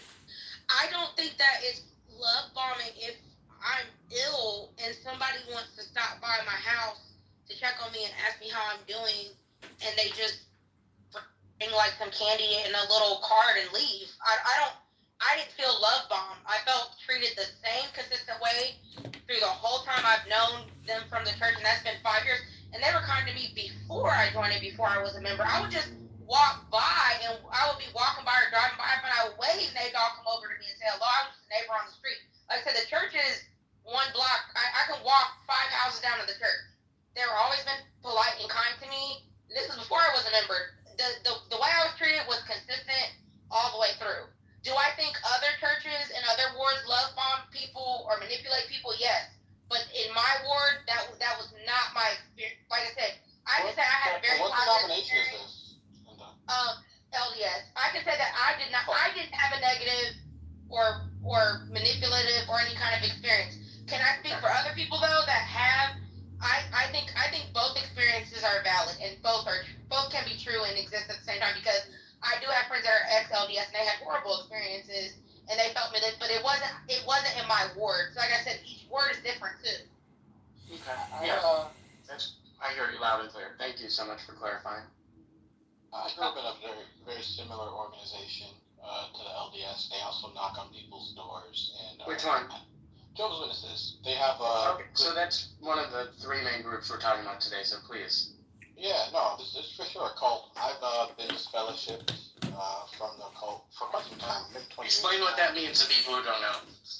It means I was born into the faith and baptized, and as a result of being baptized at the age of 12, any decision I make to leave the organization has consequences of shunning, excommunication, and reduced or completely eradicated contact with friends or family members who are considered in good standing baptized members of the faith. Some of the things that Linda is saying regarding her personal experience, that checks for Jehovah's Witnesses as well. She used the phrase that she's not active. There are people who are not active as Jehovah's Witnesses. These are often people, I don't know for LDS, but for Jehovah's Witnesses, people who are considered not active are people who either were never baptized or were baptized and just stopped coming. Like, you don't get shunned for not going because they want you to come back. They do the numbers. The reason for getting shunned is a decision by the organization or the congregation that you attend. The watchtower. Yeah, well, it can also happen locally too. They've made a decision that your presence is dangerous to the other people in the congregation. Sometimes it's because you have a thought or belief that's inconsistent with beliefs they have. Sometimes it's you're living in a way that they've dehumanized or find unacceptable to God. And the consequences will be like you lose family members. And so, like, someone saying their personal experience with a faith, I mean, people are different in all sorts of organizations, including Jehovah's Witnesses. There are congregations that are less strict and rigid throughout the world. Like, if you go to more developing nations, Jehovah's Witnesses are trying to plant a root in these regions. They tend to also be less exacting for the same reasons, because they don't want to have a bad impression. They're trying to grow numbers in that particular area. And so you'll find congregations in certain countries allow certain things that they don't in other places where Jehovah's Witnesses are more established. But the bottom line is, if you don't have an individual bad experience with the organization, your individual experience doesn't like absolve the organization for like measurable, known things that it does to harm people. And the implications of those decisions, if they come from like people that would be considered leaders of the faith, like the dogma and doctrines of the faith are not determined by individual anecdotal experiences. They're determined by like what is taught. Like Mormons teach that black people are inferior to other races of people. They can't get a word. I thought They stopped teaching at midnight. They didn't stop teaching it. They stopped talking about it. They don't say that. They don't say that. I heard that was sounds. Yeah, they Why are stopped. we yelling? I'm still. I know you guys are activated, but I don't want to do the yelling. I work. No, I'm not activated. I work. We just prefer the truth, and you lied, and Nor picked up on it. Nor picked up. Well, good for you. Do you want to go? Let's let Doctor finish. Stop working a full day. Wow. Hey, Excuse me, the lady's talking. Excuse me. We don't do this in this room. You can go do it somewhere else. There's plenty of other rooms to do that. So, who was talking, Adam? Doctor, please go ahead. Thank you. Thank you, man. So yeah, like a lot of faiths like alter things that they once believed, including Jehovah's Witnesses. And so that is like Mormons aren't any different than any other faith who has like a really corrosive, evil portion of the faith, and then over time realize they're wrong and go, well, we don't believe that anymore. But Mormons did for sure teach that black people were inferior up until the 80s. And whether or not them now saying they don't believe that anymore makes the religion itself not racist is up to the interpreter, I guess. I'm not telling black people they can't be Mormon. But I think a measurement about whether they are racist or not goes back to whether the doctrines that they taught, the books they released, are books they now say are wrong. That is wrong. That is an incorrect interpretation of the faith. And if Mormons have said that, I'd love to see the statements. Well, it's just interesting how Norman's comment made you actually be honest about it. I was saying the same thing. You guys just freaked out because I don't know. I didn't freak out, doctor, I said because the same thing I was saying. Norman I did call. Okay, so before I joined, I did call them out on that because I was aware that they were teaching that. But also, I was raised Southern Baptist, and Southern Baptist also taught the same thing. So there's other Christian denominations that taught the same exact thing. They thought that black people were slaves, they should stay slaves. Yeah, Well, yeah. I mean, Southern Baptist. So can I not out of the finish? Can I finish? Yeah, but this is, that was Let me finish because I let you talk. So, I did call them out on that, and I was like, "What's up with this teaching where you guys were teaching that black people were inferior and they were cursed?" And they did say that that's been retracted, it's been condemned. They no longer teach it, and it's wrong. So we did have a very intensive conversation about that. Like I said, there were other religions that taught that as well back in that time. And there are other faith leaders that are just completely out of pocket for teaching that. So I don't agree with that at all. And like I said, I didn't say that the LDS church is wonderful and it's amazing. It's not guilty of any wrong or harm doing. I have friends that are ex-LDS, and they had horrible experiences in the church. So I don't negate, dismiss, or devalue their experiences. I think that their experiences are valid. Like you said, you were excommunicated from Jehovah's Witness. I'm very sorry that happened to you. I have a cousin that's I'm not. It's just well, I didn't mean it in a demeaning way. No, you guys are mostly in agreement, and I hear you. You're both passionate. No, I want to ask a few follow-up questions to Doctor. Doctor, if you don't mind, you talked a lot about the academic aspects of it, and I'm almost totally in agreement with everything you said. Nothing you said was academic. Okay. You obviously weren't listening. What was your question? I obviously wasn't listening. Well, I was listening. Don't take the bait. This guy's just don't take the bait. Okay. All right. Yeah. Okay. Anyway, when you said you were excommunicated, disfellowed from the witnesses, is that from someone who would otherwise be very close to you? That you were not in communication with them? No, so the way this fellowship works as Jehovah's Witnesses is like you get in some type of trouble. In my case, I was smoking weed, right? Now the thing with being disfellowshipped is you don't get disfellowshipped because you did something wrong. You get disfellowshipped because in their mind you. Now, the reason so what you get in trouble, they have some type of disciplinary meeting. They call it a judicial meeting, where you're put in a room with some elders from the congregation that you attend. They go over what you did, they explain why it's wrong, and you repent and say, I'm sorry, I won't do it again. I mean, they're not trying to dwindle their numbers down. And so as long as they can break it a bit, make you humble, and, put you on the pathway to coming back, you can come back. The problem with me is when I smoked weed, they go like, why are you smoking weed? I was like, because I'm stressed out for being Jehovah's Witness. This shit is giving me a panic attack. I'm pretty sure all of it is wrong. So that conversation became like a 3-hour conversation with me and these elders about all of the various lies that I've been pretty aware of since early childhood, because I was born into the faith.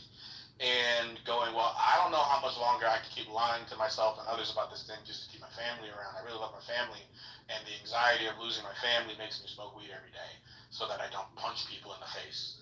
And when what was the lie? Just regular Christian shit. It goes from running the gamut of like, why do we have to literally believe Noah's Ark was real, all the way down to how can you tell struggling children in communities that are hard enough to build friendships that they can't make friends with other people with different. Like, how could you honestly believe that you're raising healthy young minds by telling them they should be afraid of people with different worldviews? So it wasn't a lie, you just didn't like the rules. Are you trying to beef with me, or are you trying to have a real conversation? That's not a lie, that's a rule. And by the way, Noah's Ark is also, it's not a lie, it's a belief. Are you trying to have a debate with me, or are you trying to have a conversation, man? I just want to check. Just take the words that I speak out of my mouth at face value and respond. No, I was in the middle of talking, and this feels like it's turned into something else on a semantical level that I'm just not that interested in. Norm, he has a first-hand experience into one of the groups that we're talking about today. I want to hear it. No, I just said, what's the lie? Okay, but you're not interviewing him right now. Yeah, so I'm not interviewing him. I'm just having a conversation like we do. Well, I do not consent to continuing the conversation with you. I was told I could finish my statement. Sure, you can. And there's also a little button in the upper right called Leave Quietly if you're not comfortable. Oh, you guys want to leave? I mean, No, unfortunately, Norm had to leave. Go ahead. Yeah, that's fine. The lies would be stuff like you shouldn't give your children. Now that Norm's gone, the lies would be stuff like you shouldn't give your children like blood transfusions because that's a sin against God. So like, if your child gets in a severe car accident and they're hemorrhaging and they need a blood transfusion to save their life, it would be a lie in my view to tell parents that life-saving treatment in that particular incident would be something God doesn't support. It would something about college. Didn't they have something about college? Like they discouraged college because they felt that it would make you more worldly. Meaning, hey, you go to college and you learn some things. You might find out a lot of the stuff we tell you about young Earth is not true, right? The world couldn't possibly be 6,000 years old. Also, by the way, as much as you'd like to believe we're politically neutral, you'll find that Jehovah's Witnesses and many other organizations are union members of the United Nations because they want representation across the world. So, like, you can't, like, it's just, you know, the more you learn, the harder it is to believe, like, lies. That's why a lot of, like, Republicans don't like the kids going to college either or are attacking colleges because they don't like, it's very hard to maintain ideologies in the face of, like, objective reasoning and truth and investigation and inquiry. And so people like Joe, who are book burners, are a lot like my parents, who are Jehovah's Witnesses. They're really trying to program their kids to see the world a certain type of way. And while it gets harder to make a living without an education in this economy, they really do try very hard to incentivize people finding trades or occupations that don't open up opportunities to learn. may I speak? Go ahead, Ricky. Thank you. I live 20 minutes away from Middlebury, Indiana. They are the most natural, beautiful people I've ever met. And yeah, I've gotten inside their communities. They're very welcoming. Their food is awesome. They make their clothes by hand. They're kind of pilgrims in their own. They're about Mormons or Jehovah's Witnesses? Mormons. Oh, okay. Yeah, sorry. Okay. Did it change it? Because Mormons have terrible, Jehovah's Witnesses have terrible style. We were just talking about the JWs, but we're broadly talking about JW, Mormon, and Christian Scientists. So I think I definitely want to hear more from you, Doctor, and others who maybe have a first-hand experience with one of these organizations. We're going to take a tiny break, and I'm going to read through quick bullet points of some of the craziest or most out there beliefs of each of these organizations, and maybe Doctor and you can fact check me if I say anything incorrect about the witnesses, but they prohibit blood transfusion even in cases of life-threatening situations. They reject celebrations of birthday, holiday, national symbols, participating in public, like patriotic acts like saluting the flag and holiday observations. Only 144,000 humans will go to heaven. The rest will live eternally on Earth, a concept unique among Christian groups, and they famously predicted the end of the world with a specific date at least 6 times throughout the 20th century. Oh yeah, that was great. People like mortgaged their homes. People like completely lost their lives to those predictions.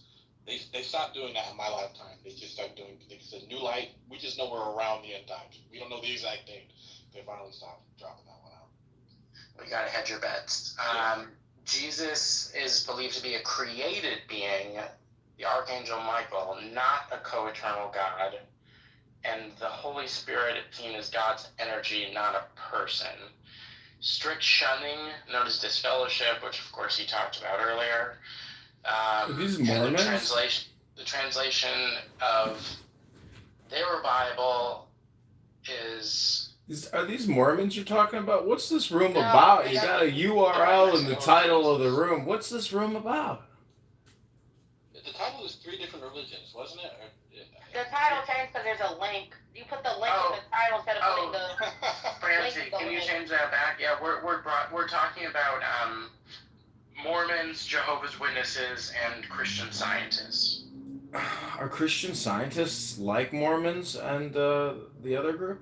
Yeah. In many ways, yeah. Yeah, almost like. And the they have a lot of similarities, which we talked about a bit, and we'll talk about some more. And they also all are actually cults under the guise of Christianity. Do they all? Oh, they're all cults? I can't believe it. You're claiming that they're all cults? Holy cow, I thought it was a book club. I thought the Christian Scientists were just a book club.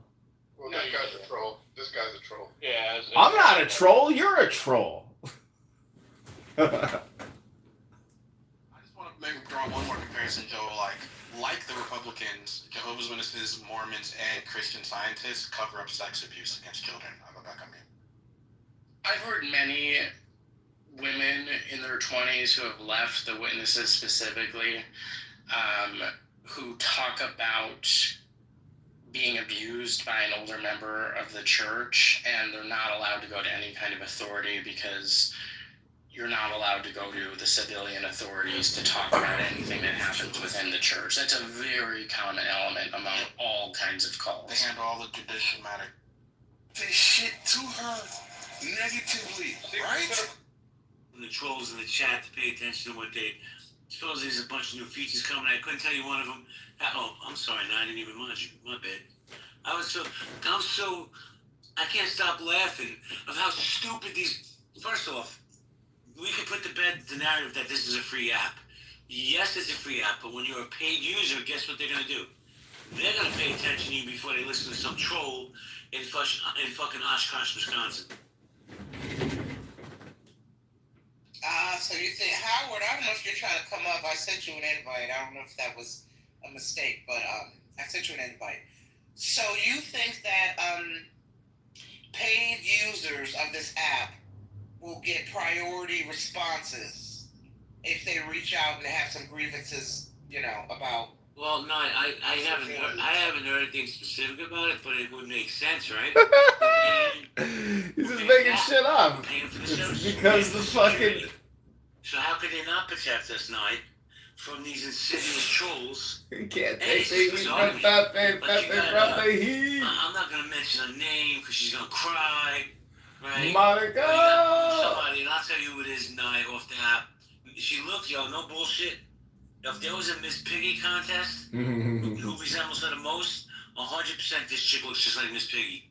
But this bitch wants to cry. She's worried about Pepe Le Pew. She's worried about the crazy Korean. Okay. Listen, Miss Piggy, worry about yourself. These people don't give two fucks about you. What's up, Howard? It's true.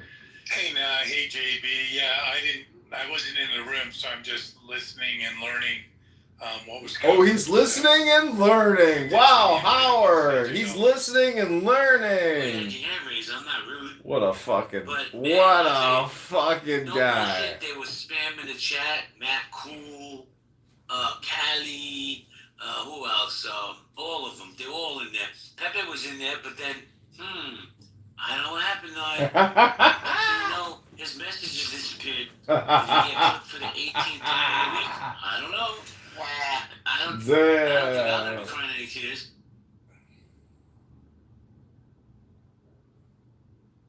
Anyway, now, why are people so mad?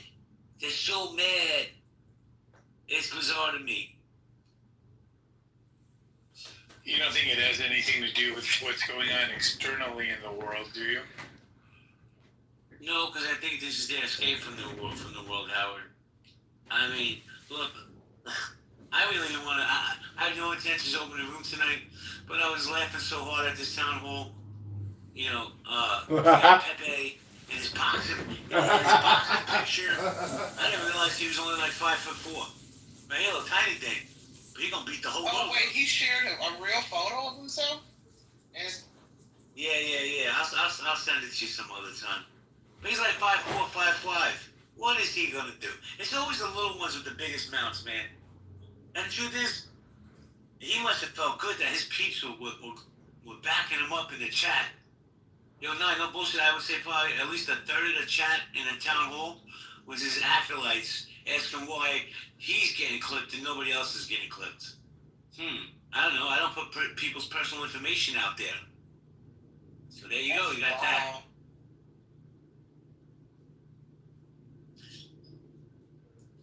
Here's my thing. And I said this before and I mean it. Pepe's not a dumb dude, right? He can hold a conversation.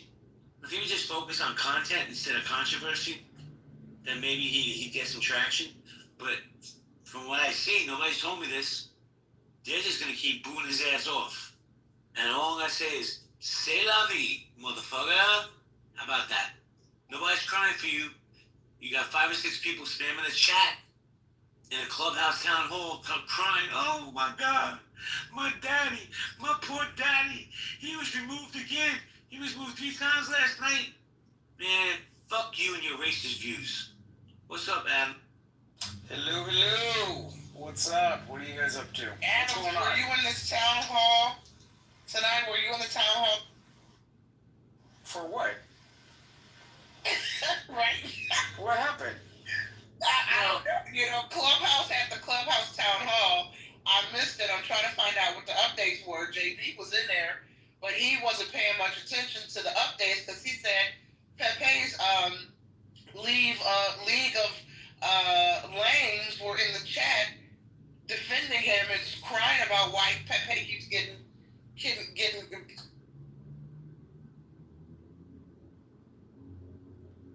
Do they get thrown out? That's usually what they do. No, they didn't get thrown out. They didn't say anything like, listen, they know how to write in the chat without getting thrown out. They just want to know why is it fair that certain people get clipped and certain people don't. Let's have you know what? I want to have a moment of silence for these morons because their brains are dead. Okay, that's enough. Fuck them. Marshall, how you doing? Good, Jay. How you doing? Doing fantastic, Marshall. Really just chopping it up about the town hall. They say there's new features coming, something to do with Android users. Android users are sociopaths, no smoke done. But something to do with Android users. I'm not on Android. I have an iPhone. Oh, my bad. My bad. Yo, I don't know, man. It's just funny and it's so pathetic. They have to know that we laugh at them. You know what happens? The people that are in here, most of you guys, you do the right thing, right? We all try to do the right thing, be good to people, be respectful, right? But you know, the Legion of Doom over there, who just want to talk shit about people, talk about their personal life, their families, put up pictures. You know, I brought this up the other day, and I didn't do it, Adams. I know you wouldn't want me to do it, but I didn't do it. But for them, it's okay for them to put Roger's picture up because it was public displayed. Well, somebody sent me a picture of KK from season 2 where she was just sitting there smiling. Would that be doxing if I used her picture? Pepe, what do you think, Pep?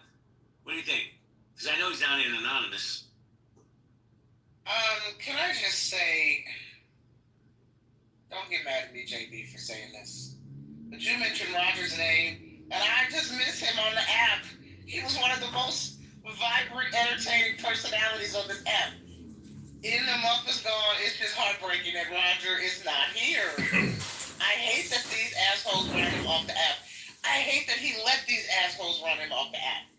Yeah, well, wasn't Roger really behind the movement over to Chatter? He was spending more time there. I don't know.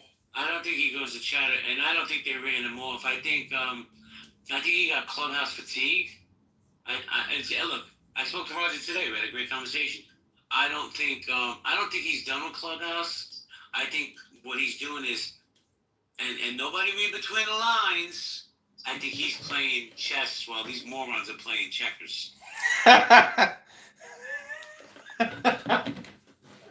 Whatever, Roger. Whatever. So stupid. What's up, Double Agent? I'm sorry, go ahead. How are you? I came late, but congratulations. If this is the new house, I'm going to turn in my pink ticket now. Appreciate that. Yes, it is. No, I try to make you a leader in the house, and for some reason it's not letting me do any of that shit, any of these features. Wow, thanks. That's an honor. I didn't know your name was Naya, dummy. Yeah, I don't know. What are you doing? Are you going into... I mean, I'm assuming you're following all the steps. You're clicking on your house, going into members, and then when you go to the members, you just click on a member's name or search for their name, and from there to let you create leaders, admins, etc., etc. Is that how you're doing it? No, but I'm gonna do it right now. Thank you. Let me say hello to Sabina. Sabina, we follow. Hi. I have no idea. Oh, I know. It's Samia. It's my favorite Canadian who's gonna say sorry at least 20 times. My homie. Yeah, sorry. Okay, yeah. I heard you say fatigue, and I'm like, yeah, that's a real thing, you know? It really is.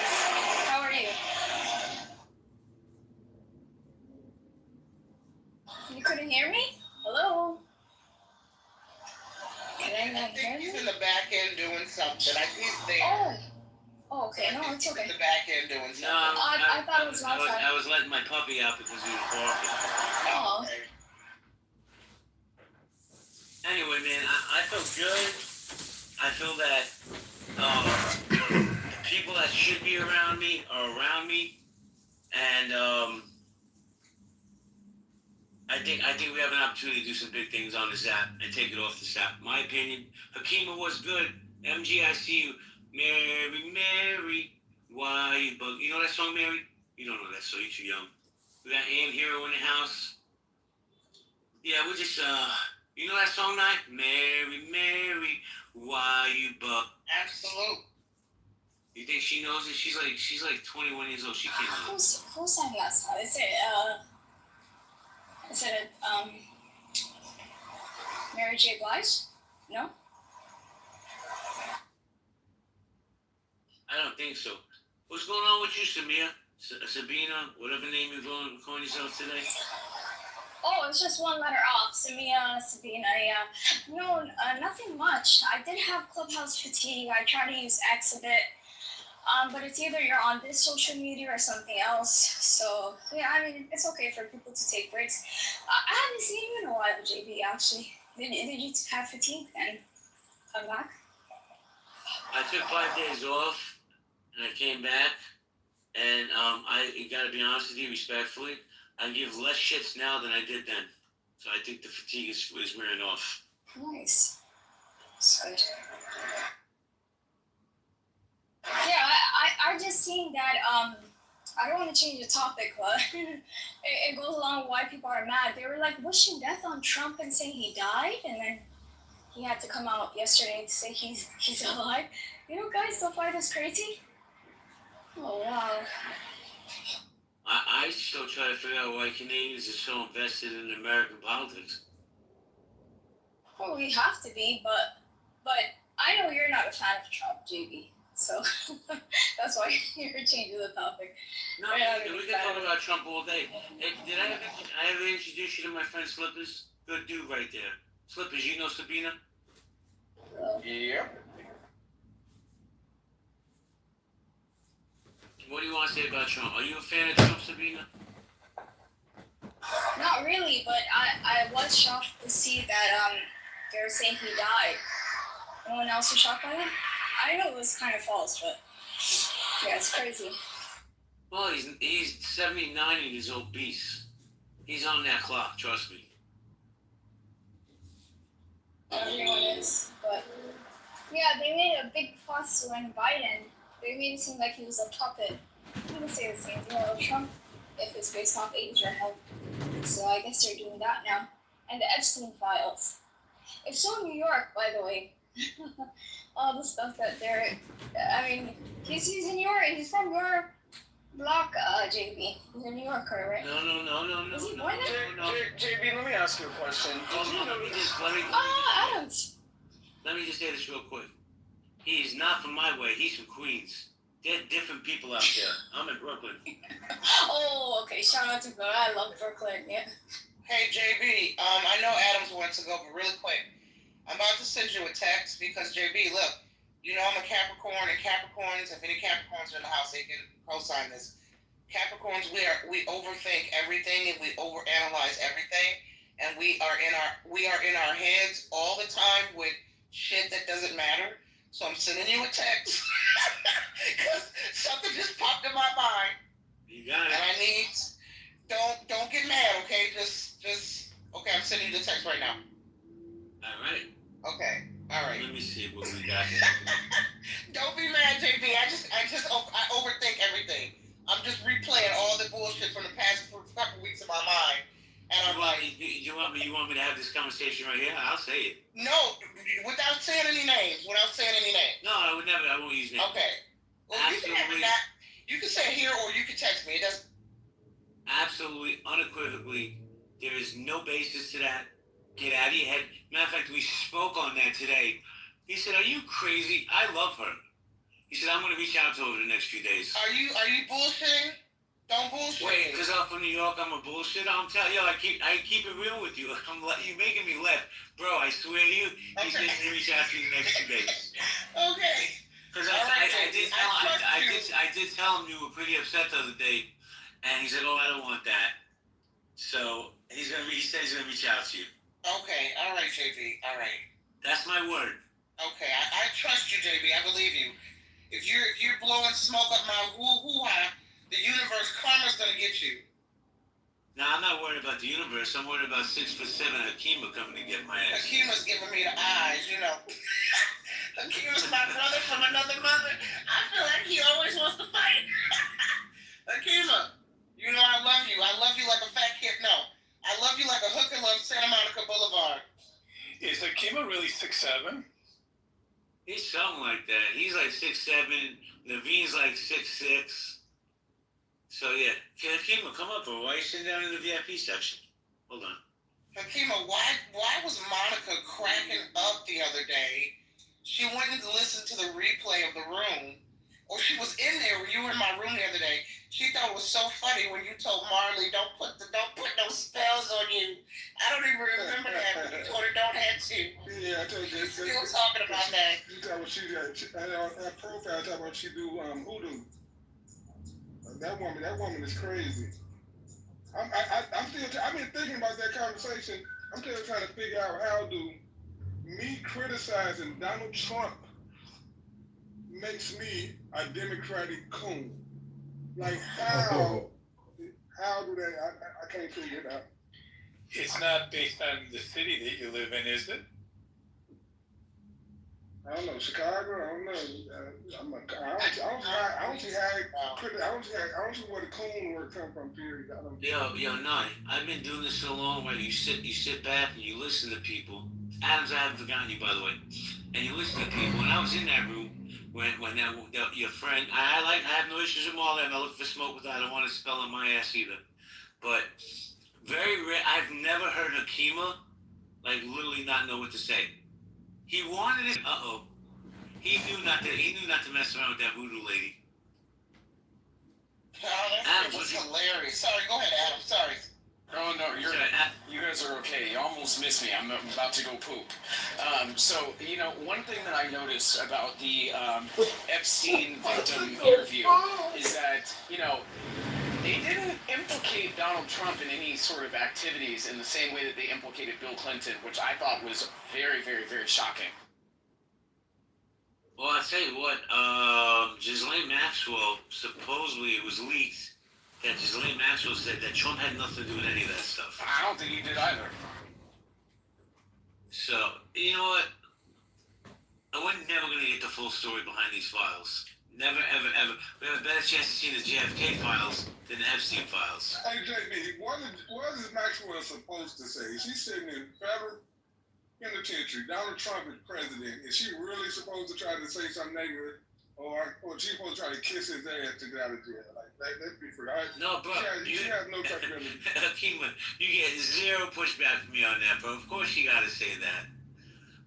Let me say hello to Keith. Keith, what's up, man? How you doing? She really was great. Doing great, thank you. Can you cash in your pink ticket, please? Thank you. For sure. Do you want to chime in on this stimulating conversation? I'm going to listen first to let me get through work, as you guys always help me with. So if I have anything to say after, I will. Well, I got something to say. Hold on. Yo, Nims, I don't care if I get canceled. That is a beautiful PTR. You look amazing. If anybody disagrees, you gotta go see the eye doctor.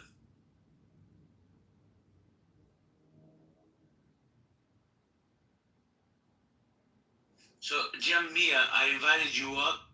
because you seem to always come into my spaces. I don't know who you are, and I just want to verify that you're not mentally unstable like the crazy Korean. Oh, Jim popped out. What does that say, Donnie? If you call them up and they run, what does that say? Mm-hmm. Yeah, they always reveal themselves one way. Love that game. You act like this is my first rodeo. Anyway, I didn't really open this room with any specific topics. Oh, we got Victoria here. Victoria lives on pretty privilege. Always has, always will. But in my opinion, not all there. Janie, what's good? You should keep going. Just do the whole room. It's great. No, because then What do you mean? But This is fun. Listen, you and I've always had nothing but real respect and admiration for you. So yeah, I mean, I don't agree with some of the people that hang out with, like that dingbat L, but that's your.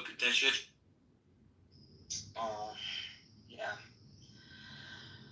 I don't even know what happened, to tell you the truth, but I'm not suggesting we go into it, but thank you. Thank you. I'll tell you exactly what happened, Janie. So I ran that room, R.I.P. Roger, right? Because Roger got clipped. Oh yeah. So the character Roger was dead. So, and he, by the way, he was aware of what was going on. Yeah. That old bird decided to People come. got upset. She came to the stage and said, "You should be ashamed of yourself. I can't believe I ever even spoken to you," or something like that. And I'm like, lady, who the fuck are you to judge me? Like she crossed the line, Janie. Well, I figured it had to be something big, because you're not like that. So, that was nuts.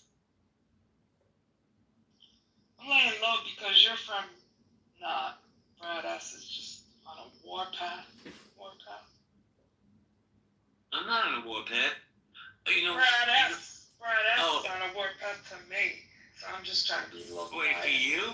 Uh-huh. Yep. Yeah, Brad likes to pick on women. That's his MO. I know. Yeah, but Brad likes to say, I'll kick in your door and I'm gonna rape your wife. Yeah. Brad S is so concerned about my lineage, whether I'm Jewish, whether I'm Italian, right? But have you seen Brad S.'s last name? Yes, I have. That's straight out of Nazi 101. So who the But fuck right is now, that? we're doxing, according to these people. We're doxing. It's so stupid. They can sit there Really and wanted to- they can sit there and say my name all day and judge me, my name, my past, my present. So God forbid you hold the mirror up to them. He loves to run around this app saying he's Irish. You're not, you moron. Not with that last name, unless you were adopted by a bunch of Nazis. Jay, on the topic, I was gonna tell you a funny, quick New York story from a condo board meeting that I thought was like only in New York could this happen. Is that okay? I mean, Be my guest. you want to stay? Yeah. So you know the environs, the Villa Roma of Calico. I go with my mother. She's living there now in the summer, and I went last year, the first year we owned it, and it was predictable, stupid, bunch of old people complaining, and I wasn't gonna go again. My mom wants to go. We sit there, and it becomes political. Of course, I felt like I was in a clubhouse room, and I basically had to tell a very aggressive woman, sit down. She stood up. And like everyone's uncomfortable, Jack. You can just feel it. Like everyone wants to say something. Nobody does. And you might be the guy. I'm like, okay, they heard you. I went to moderator. He's gonna learn I said, the you good? He's gonna learn the thing.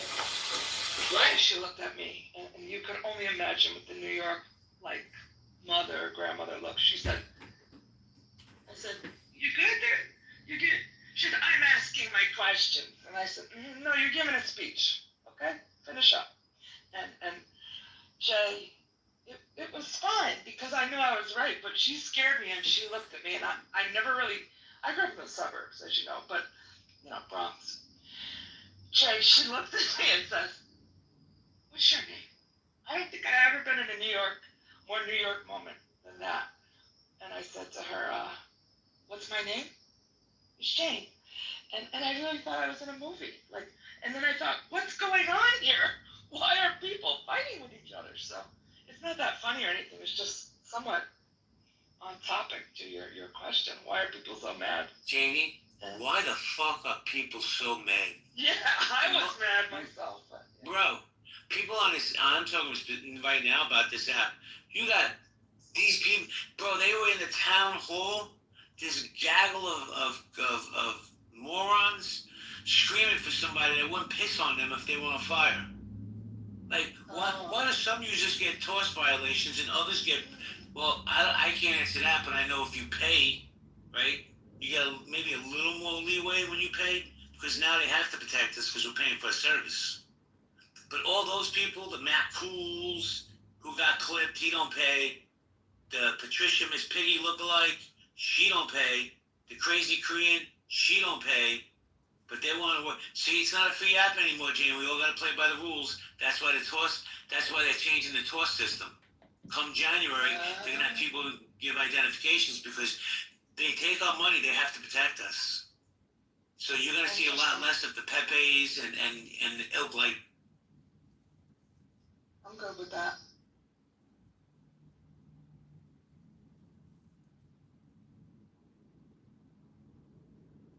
Akima, are you 6'7", for real? No. Sorry, I let my puppy back in. I don't know, man. Listen, there's enough space on here for all of us. But for me, I'm just tired of the bullshit. Like the stupidity. Like, he said something about my husband. And then 2 minutes later, but I gotta go because I gotta go cook for my new man. What? You see the hypocrisy there? And you know, God bless her husband and what he did for the country and all that good stuff. See what I just said? It's going to get spun around. I was talking shit about this guy when I wasn't. I said, God bless him and thank you for the service. I'm sure his memory is a blessing.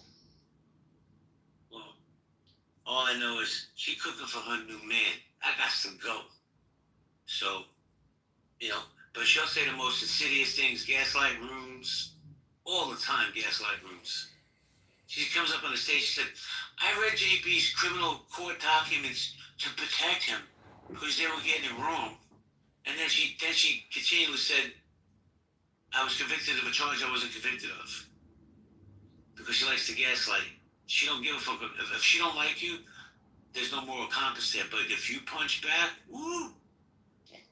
Play the victim part like you do it so well. But you know what, Jane, I think everybody on this app now is getting to that point where we're tired of the bullshit, the victimhood mentality. We just want to have a good time and a good conversation. I know, I'm tired of it. Same. Who do you think your five anons are? Okay, I have Pepe in here. I have the crazy Korean in here. I have probably Callie in here. Kitover? No. No, John comes in on his own. He don't give a shit. Yeah, I was gonna say he Wait, hey Jem, if you don't come up, Jem, I'm gonna block you from the house. I'm not playing with that shit. You know, I don't give a fuck you're a Trump fan, but if you don't come up, I don't want you in my spaces. Come back in as anonymous like these other idiots do. But okay, there's another one. 3, 4, 5, 5. They're just getting content for the room they're gonna open and say things about me that I didn't say. That's all they're gonna do. They live from, Jane, I live rent-free in these people's head. Is that amazing? Yeah, it is. It's nuts. Ridiculous. Hey, Marshall? Hey, I have to wait for my phone. I heard you. I'm not 6'7", I'm 6 feet. JB didn't make that up. How tall are you? I'm 6 feet even. You're lying. Why? I got pictures. You can see. I got pictures in my head. You can see I'm not 6'7". Well, I'm gonna tell you what I'm gonna do. Yeah. Oh, hold on, Jane. Let me say this. I'm gonna send Nye some money, and she's gonna take you for coffee, and she's gonna give me all the tea. I'm gonna give him all the what? All the tea? All the info. I don't know that Kima's the type of man that entertains gossip. You know what I'm saying? I don't know. Maybe she could conspiracy theory. Yeah, we can talk conspiracy theories and flat Earth. Oh, you two are match made in heaven with that flat Earth and Doctor Who and all that stuff. Yeah, I can get some vegan recipe tip.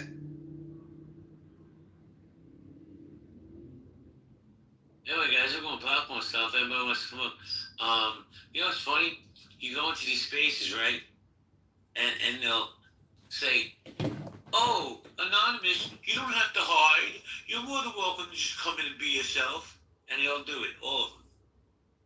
But you know, it's so true. They all do it. We as a society. Yeah, 1, 2, 3, 4, 5 anonymouses. I'm gonna use Pepe's favorite word. Amazing. Amazing. I tell you what, I have nothing to do with it. I swear on everything I love. I think he got clipped again tonight.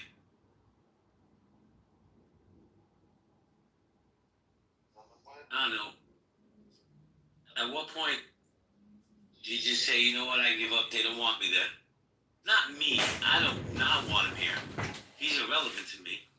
But the app doesn't want him here. Oh, see that, Jane? You don't have to use a burner. John comes in as John. John, you were the topic of a lot of shit in the clubhouse town hall tonight. They were talking shit about you in the chat, Johnny. I saw Matt Cool. Thanks. Yeah, I recorded the chat. Matt Cool and Pepe and others. You know, I gotta say, it's like, I can't believe how pathetic people are to go into the town hall. It's the lamest room you've ever heard on Clown House. I find it annoying that they get their town hall moment to just announce product updates. To me, it's really obnoxious. I would rather hear them actually host a room about a topic. You mean a topic other than me? Are they capable? Like the JB War? Well, not the, Clown House wars, but they don't come into rooms. They're not like personal. It's like, it's kind of like it's networking. Go around and meet the people on your app that you're supposedly building this product for what reason? Are you going to sell it? You getting a salary? You don't care. It's like, give us what's the purpose of this insane asylum? Because you could go, I went to Chillism today. I was getting text messages. You got to go to Chillism and record Chillism. I go into Chillism. I record Chillism for a couple hours. It's a madhouse. I mean, it takes, it's hard to even put this stuff in your head. The whole thing is. And I keep getting told, when you open rooms, just don't even bring them up and they'll go away. They're like fucking herpes. They don't go away. But, like me personally, I laugh at it. I think it's funny. Because I'm not getting clipped because I'm not doing anything, even though you guys really, really want me to get clipped. But and by the way, I don't want to say anything because it'll just get somebody in trouble.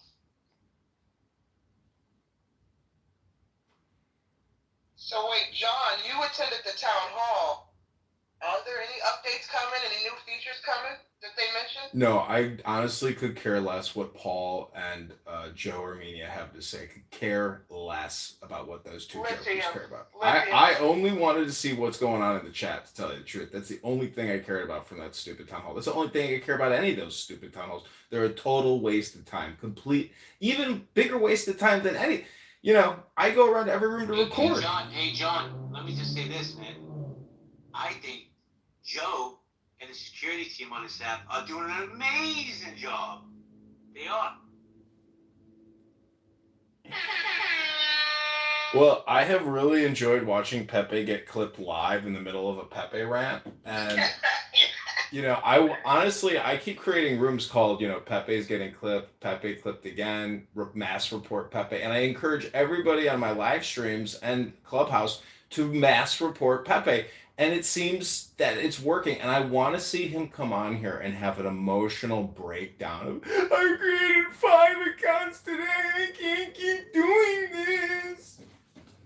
Wait a second. I just want public knowledge that John Kitover admitted that he tells everybody to mass report Pepe.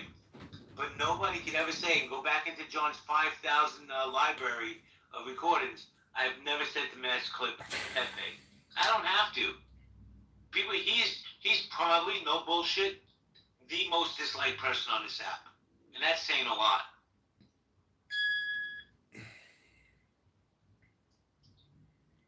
They were talking about guns a lot today. See, when I say master... Sounded very disturbing. Did you get that, John? On tape? Who was talking about guns? Pepe and other people. I can't remember. No, I didn't see that room. Hey, tell me, what were they talking about, Gene? Rifles, guns, violent things. Truthfully, I don't remember why was I listening. Well, I'll tell you what, Gene. Don't use a Glock, use an AR-15. None of them. Dick wagon kind of thing. None of them should have guns. None of them. Totally agree. And that's when it makes me say, what are we doing here? Scouts, right? Oh, I have my moon. Hey, I just want to confirm that. Yeah, John. When I tell everybody to mass report Pepe, I only say it as a joke because I don't think anybody is even watching or listening or even cares. But the fact is that it means so much to Pepe. Like, this is his thing, that it means so much to him to watch him get crushed and constantly have to create new accounts, which is really annoying and does take money and time. It's more of an annoyance because you can't get that dopamine drip that you want so bad. So I just like to think of him sitting in his apartment saying, fuck, motherfucker, like having an like can't take the dopamine, loss. To me, it just seems very funny. I think he got clipped while he was in the clubhouse headquarters because he wrote a few things, and then next thing you know, whatever he wrote in the chat was gone, and I didn't see him in the room. So listen, once you get on their radar, that's on you now. That's on him. He did it to himself. See, that's the thing. People will say whatever they want about me. I've always been accountable.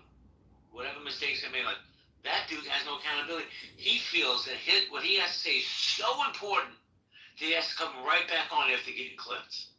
Right? Whatever the topic may be. It's definitely an ego narcissism thing, and he loves to accuse other people on this app of having these personality traits, and it's just so funny that I have a show. It's called Projection, and we count the number of projections that we identify here on the app all the time. Pepe releases the most intense projections, and if you go on YouTube and you type in Pepe Clubhouse, you will see like hundreds of Pepe videos, because I have been recording this little twerp for many years, make his stupid comedy show. And to me, it is a comedy show, but it's vulgar. It's a vulgar comedy show from an online loser, a total dork who has nothing going for him. And this may be a projection. You could put this in a projection, time machine, and we'll see. But I'm just saying, I've invested a lot of time recording Pepe and posting his ass to YouTube.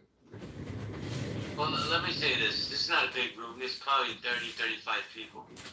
1/6 of my audience is anonymous. So I'm going to say now, Pepe, bro, seriously, you don't have to come in anonymous. I'm not going to kick you out. I mean, I don't know how long you'll last before you get clipped again. Crazy Korean, you don't have to come in anonymous. Miss Piggy, you don't have to come in anonymous. I welcome everybody, even the lunatics. Mike Moon, how you doing, Mike Moon? Who's Miss Piggy? Sorry, Mike. Go ahead. That's okay. I'm good. How are you guys? I think it's time for Pepe to just lay down the sword and quit. Just stop. Just stop the crazy aggression and just let things go and just get back to being as whatever he was before all this craziness took place. He just doesn't need to drag it out anymore. The rest of us aren't even participating anymore. He's just clipping himself over and over again at this point. Well, Mr. Moon, I don't know if you were in a clubhouse get together tonight, right? You have a town hall meeting once a week or once a month, whatever it is. And his acolytes came in there strong. Matt Cool, Cali, right? Thundercat came in. And they were sitting in the chat crying like somebody kicked their puppy. Why are certain people getting toss violations and thrown off, and other people who've been mass reported not getting thrown off? And they spammed that chat with Pepe rhetoric.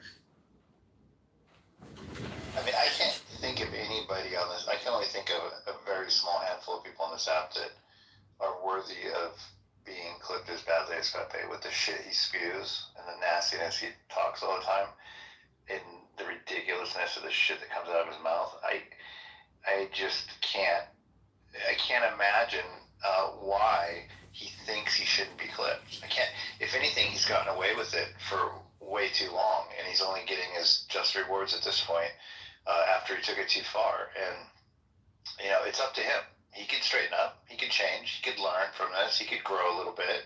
He could mature a tiny bit. He's not going to.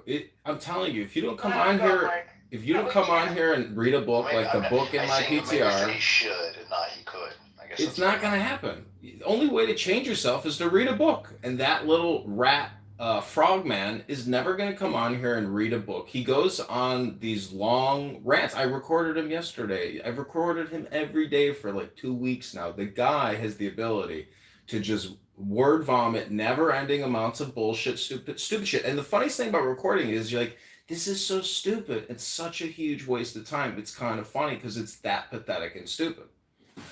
He called himself the king of Clubhouse. And I'm like, who even says that? Like, what the hell does that mean? Well, he's also the captain. So he's bizarre. also the captain, Mike. But I'm gonna be honest with you. I had a really great conversation with Roger today, and we were discussing, what's going on and stuff like that.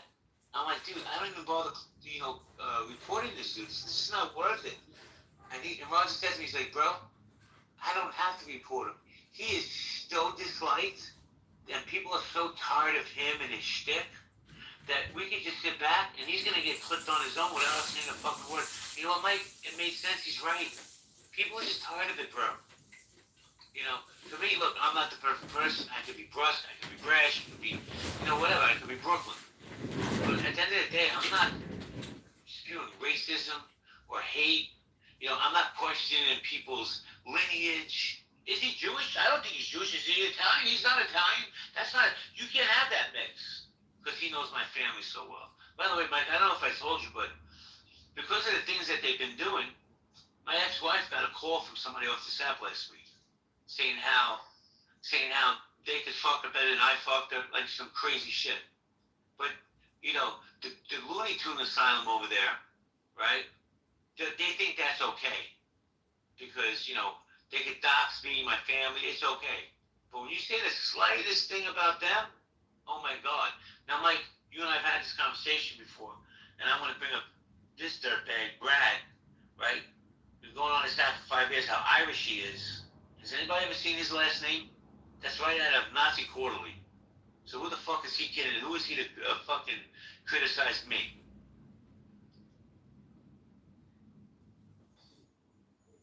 I just think people's true colors are coming out more than ever, and if anything, it's created a backlash in the app where people are looking to have a little bit more fun in a way that we haven't had on Clubhouse in a while, of just hanging out and just dropping all the drama.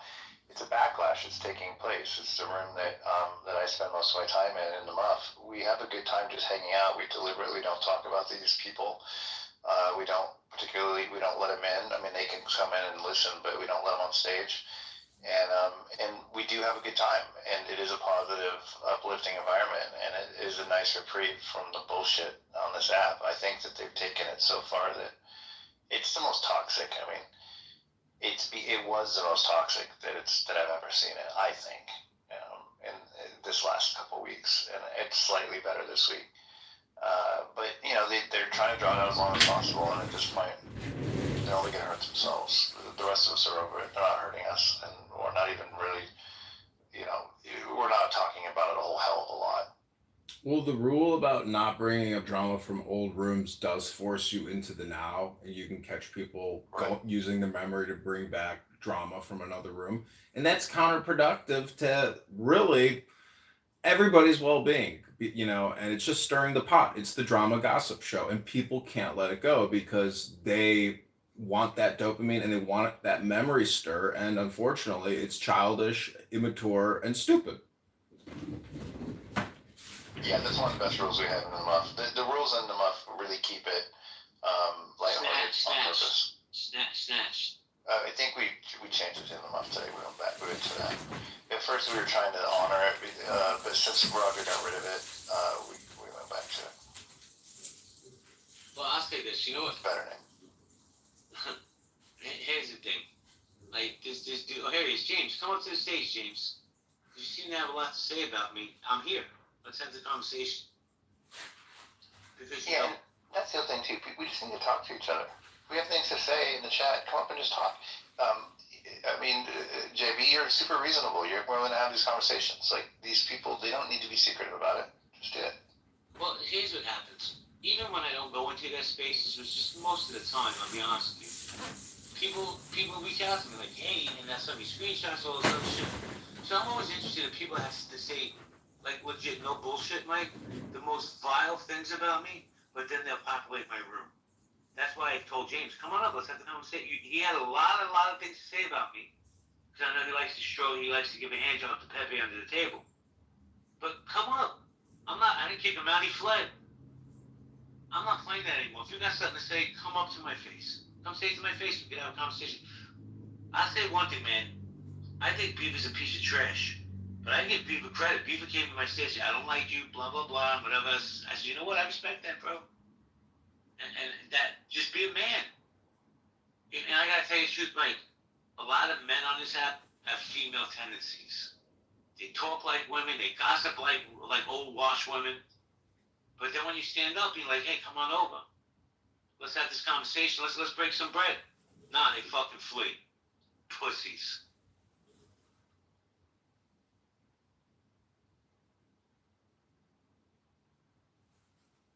So let's take odds. Yeah, Jordan, I know you're a man.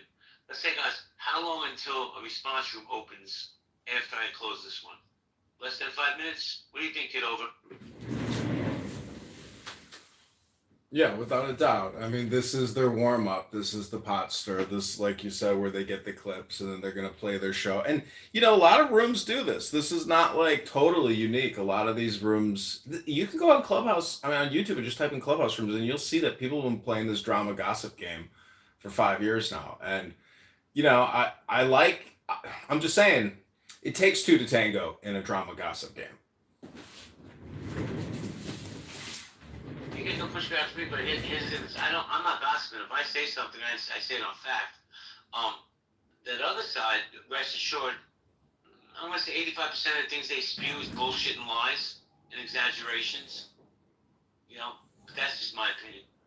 Jordan, falling down to Jordan. It takes two to do a gossip game. What's going on? What was said? Anything new? I didn't hear anything going on. Somebody was lying saying you had a big dick, but I was like, nah, that can't be the right thing. Well, they don't call me the Jewish girth master for nothing. So let's see. Hold on. We got 1, 2, 3, 4, 5, 6, 7. We got TMI. We got 7 anonymouses in the room. They love to say, oh, gee, you know what I love is when I'm talked about, I'm not even there, but they think I'm there. I think that's hysterical. All you anonymouses, come back. Come back to who you are. Come into the space. Let's have the conversation. You're all welcome on the stage. I doubt you'll do it. You're a bunch of cowards.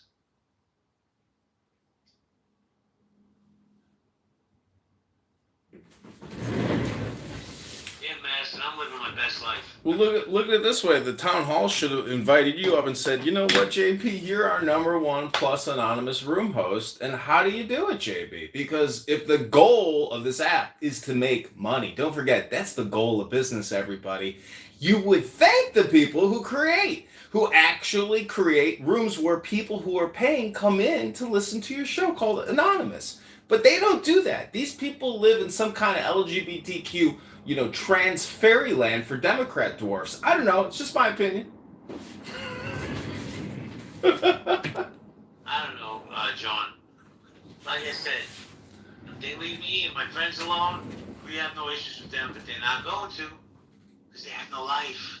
This is it. Like you said, they need that dopamine hit.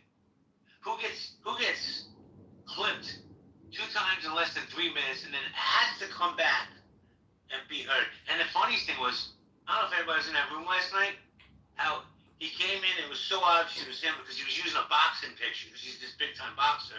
He was 5'4". And he tried to change his voice so nobody would fucking recognize him. I was howling in laughter. Pepe, you could do better than that, bro. See, I don't think there's like bad blood between you two guys. I just think, you should embrace it as an actual, cat and mouse game and run with it, but don't take it personally and don't make it personal, but play the drama out. But here's the thing, John, and I really believe this. He's not emotionally on my level. He couldn't control himself to have a civil dialogue. Because it would take me less than 10 minutes to get him in his feelings and screaming and yelling and ranting. He couldn't have that conversation. No, I don't think he's dumb. I've said that many times. I think Pepe's actually a bright person. But emotionally, he's immature. I also think, and this is just my opinion, which I'm entitled to, I think he's an angry, closeted homosexual. And that's why he's so angry all the time. Well, I think if you have a debate with him in a controlled, safe space where you're the only green bean and he can come up, there's a chance for some comedy gold there. That's all I'm thinking. We have now went up to 8 anonymouses. Wow. Damn, Nye, I'm pretty popular. I went into a room today that had nothing to do with any of this toxicity, any of it. And the host in the room, who I'm friends with, said, yo, JB, man, the clubhouse streets, your name's all over the clubhouse streets. And I'm like, well, I guess I'm doing something right. Could you imagine if Clubhouse, gave you some revenue for creating on this conference call app? If you got 50% of all the revenue you're generating in the room, you make $20 this month from this.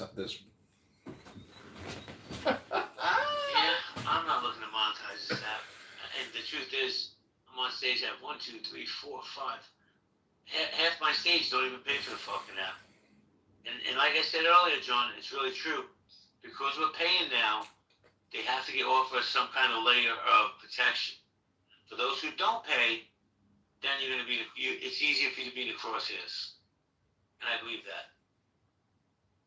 I didn't hear any. What was the product innovation updates that they gave at their meeting today?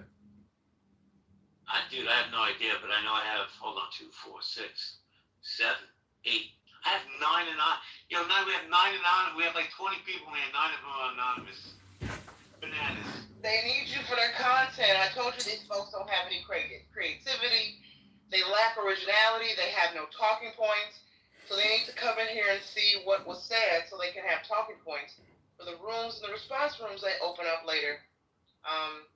Mark my words, ladies and gentlemen, if anybody in here goes into those response rooms later, whether it's today or tomorrow, it will be the same regurgitated fake outrage you've heard over the last couple of weeks, in addition to some new talking points that you hear on the stage tonight. That's why they're here. They need their talking points. They need the script. You're helping them write the script for tonight, JB. But here's the thing. This is what they want. They want to give me a clip. Right? They're going to mass report me. What they don't know, and I know this for a fact, is even if you mass report somebody, Clubhouse will look into those, and if they see their false claims, A, you're not going to get clipped, and B, they're not going to believe you later on.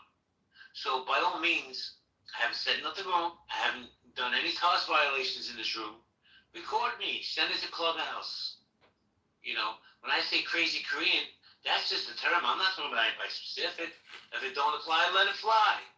If I'm talking about thunder thighs, thundercats, it's just, I'm not talking about anybody specifically. I'm just saying that I used to watch that cartoon Thundercats, and the girls in there had big thighs. Who cares that John is streaming on YouTube? What the fuck do you people care? What do you care? Like, seriously. He's not going to stop, but what do you care? Malone, why do you give a fuck that John streams? Are you saying something you shouldn't be saying? I just don't get the shit this man gets for no reason. Who cares? And the truth is, John, no disrespect, you get 3 viewers if you're lucky. He's not going viral with this stuff, even though some of this stuff is fucking content gold, if you ask me. See, it's the satisfaction I get knowing that people come on here, and I think it's fall rage that they direct towards me because they actually have nothing better to talk about or do with their lives. I become, the new heat-seeking missile for them. So to me, it's my game where this is the best way for me to one up them, which is to just record and publish people, talking their shit.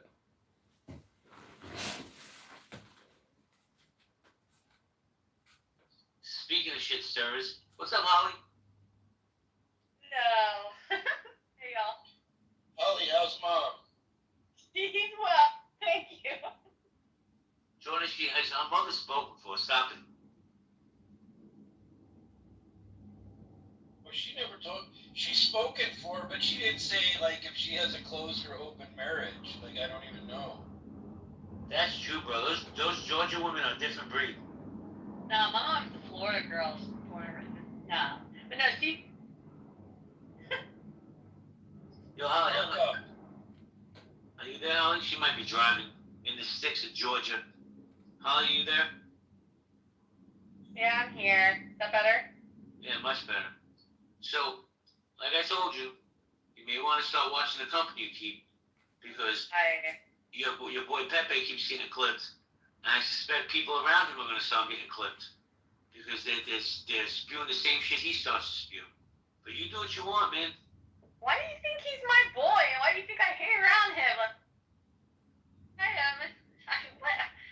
You're doing too much on this one. Actually, I'm not, because my anonymous works as well, and I see you no spaces, so stop it. Oh my gosh, I hardly have seen that dude. Like, come on.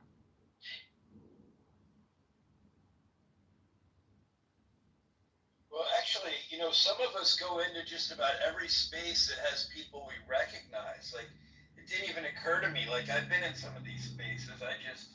I'm following the flow of traffic. It's not that I have any particular friendship with any particular person. Yeah, it's sometimes just like only one room to choose from. See, this is what Pepe actually wants. The room title is "Why Are People So Mad?" This room isn't even about PP.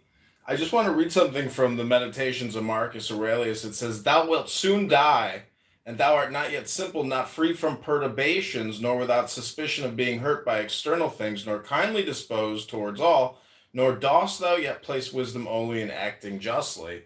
Or time is like a river made up of the events which happen in a violent stream, for as soon as a thing has been seen, it is carried away and another comes in its place, and this will be carried away too, just like PP's profiles." Yeah, I agree. Articulate. I ain't got to articulate. I'm chilling, man. How you doing? And anything above ground is day for me. What brings you to the stage? I'm just following the usual suspects. Which ones? Let's see who I followed over here. I'm pretty certain I've had decent conversations with NY McGee. She's a pretty dope lady, works in the same business I do. Yeah, she's definitely dope. Can you cash in that pink ticket, please? Yeah, sure. But I might refund it if it gets too crazy, because you guys are normalizing John Kitover, quite possibly the most unhinged individual on the app. Let's be very clear here. Just because I am not afraid to have my stuff recorded because I get it how I live, doesn't change the fact that everything John Kitover does as a person is usually like a blaring cry for help and a prelude to some domestic terrorist incident, whether it be a school shooting or a bombing. There's nothing saying. Projection, sir. Projection, sir. He's got a stand with 4 different cell phones recording a conversation on Clubhouse with 5 people on it to send out to his YouTube of 2 people. That guy is a maniac, and I've got over 5,000 subscribers across 30 accounts with 25,000 videos, sir. I don't think anybody should be worried about him in terms of... This is slander, libel, and defamation. John, hold on. Generally speaking.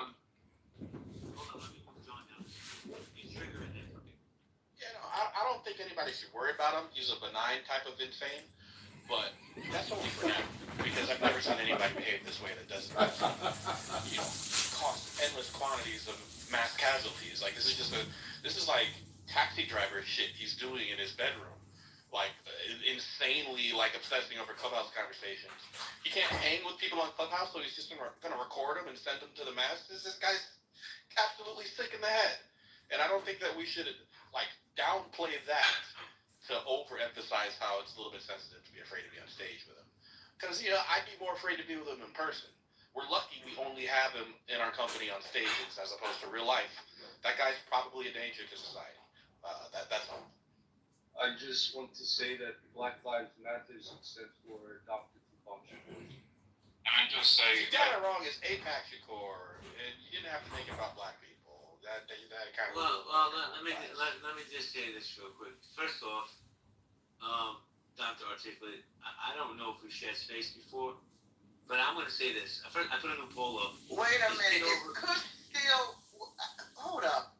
Kush still, I'm following him, he's following me. This could only be one person, but I'm not going to say anything just yet. He's trying to come back up. Is it, hold on, I'll text you. Alright. Well, I put a new poll up. Is John Kitover saying but Dr. Articulate, back to you. I have to be honest with you, bro. That was probably the most spot-on description of John I've ever heard. I just want to say that. I appreciate you. But for me, first off, I'm never gonna meet John. He's not in my city. He's in Nye City, Hakima City. They gotta deal with this guy.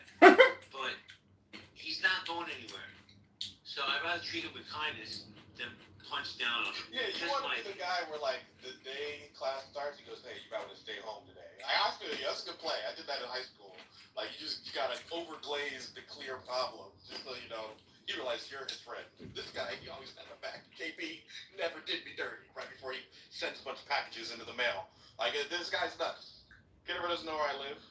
So I'll say it. This guy's gonna murder somebody one day. There's no way he isn't. He might have bodies right now.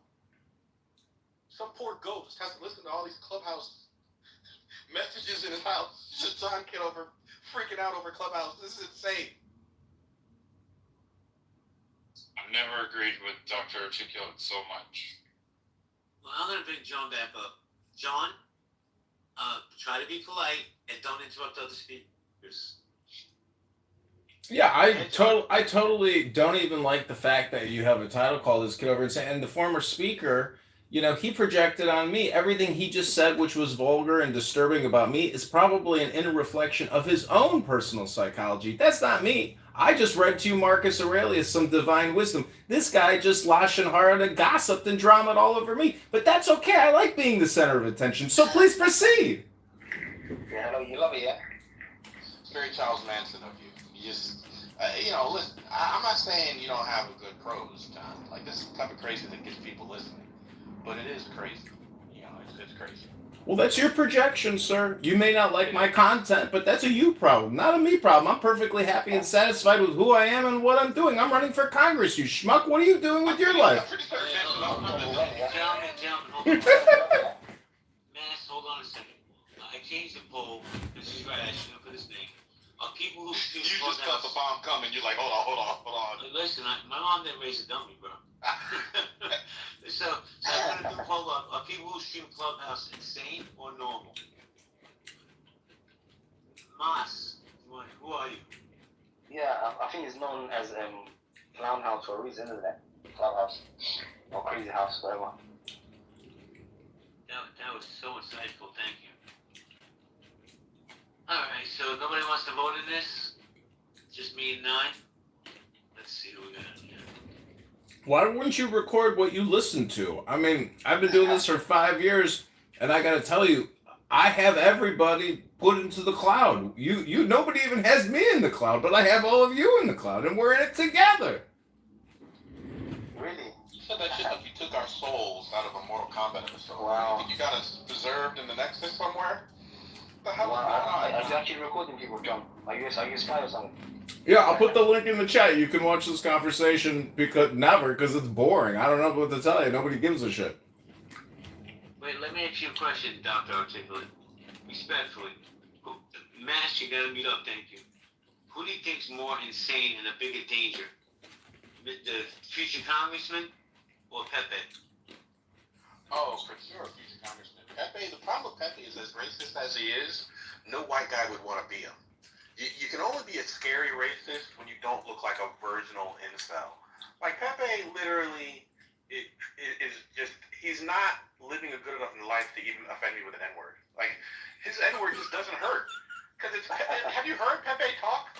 You just feel bad for him. I don't care how marginalized you are in America, you don't want to be Pepe. So he's probably not a danger to anybody but his mom. So the guy running for any type of power is definitely more dangerous. Oh, his life is bad, yeah? Oh, okay. Pepe will probably kill his mom one day, but other than that, don't blame her for him being him. That's the right Pepe arc. Well, at least I got that going for me. Thanks, Dr. Articulate. You got my little bit.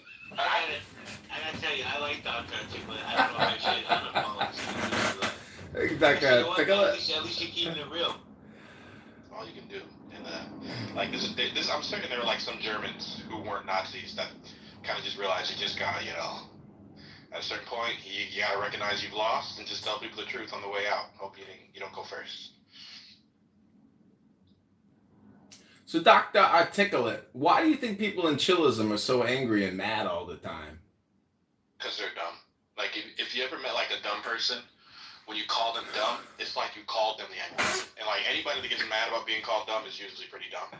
And this app really underestimated how many, I don't want to use the word dumb, but misinformed, curious about the world, but lacking an opportunity to learn. So wait a minute, Dr. Articulate. You're saying that there's online for a conversation, and I'll take responsibility for this. People like me who are shocked at how little people know about things might have traumatized them.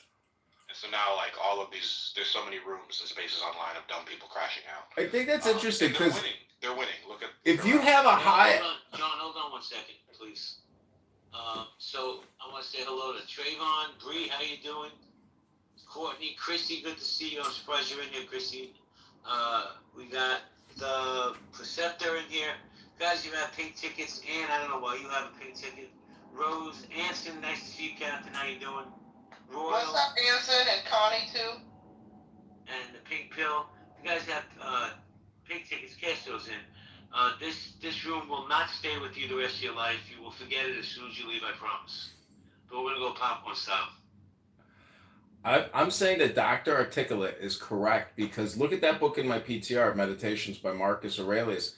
The higher your IQ, the higher your EQ. So if you want to be more emotionally resilient and emotionally intelligent and not find yourself getting angry and frustrated all the time, you'll read what's called books and raise your IQ. But John, let me ask you a question. Right?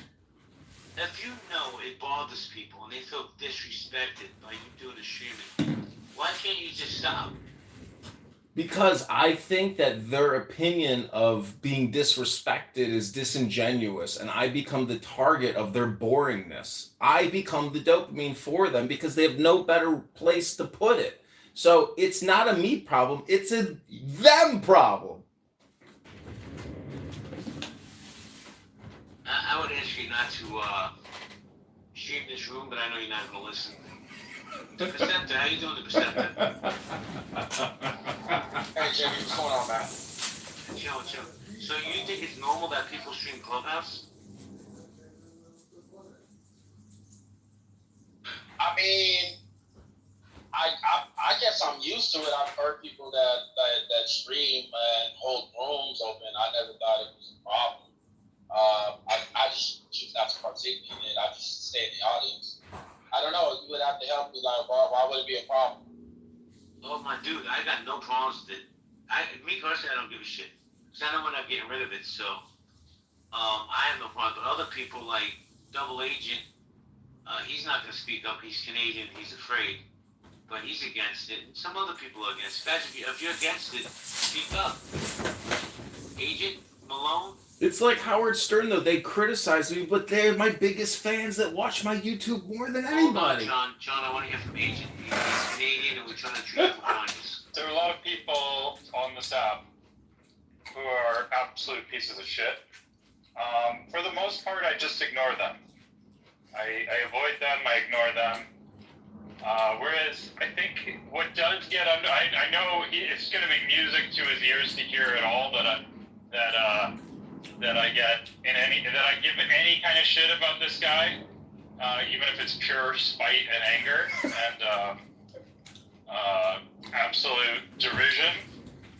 But I think it's the fact that he's like almost put a spell on a lot of people that I appreciate their company.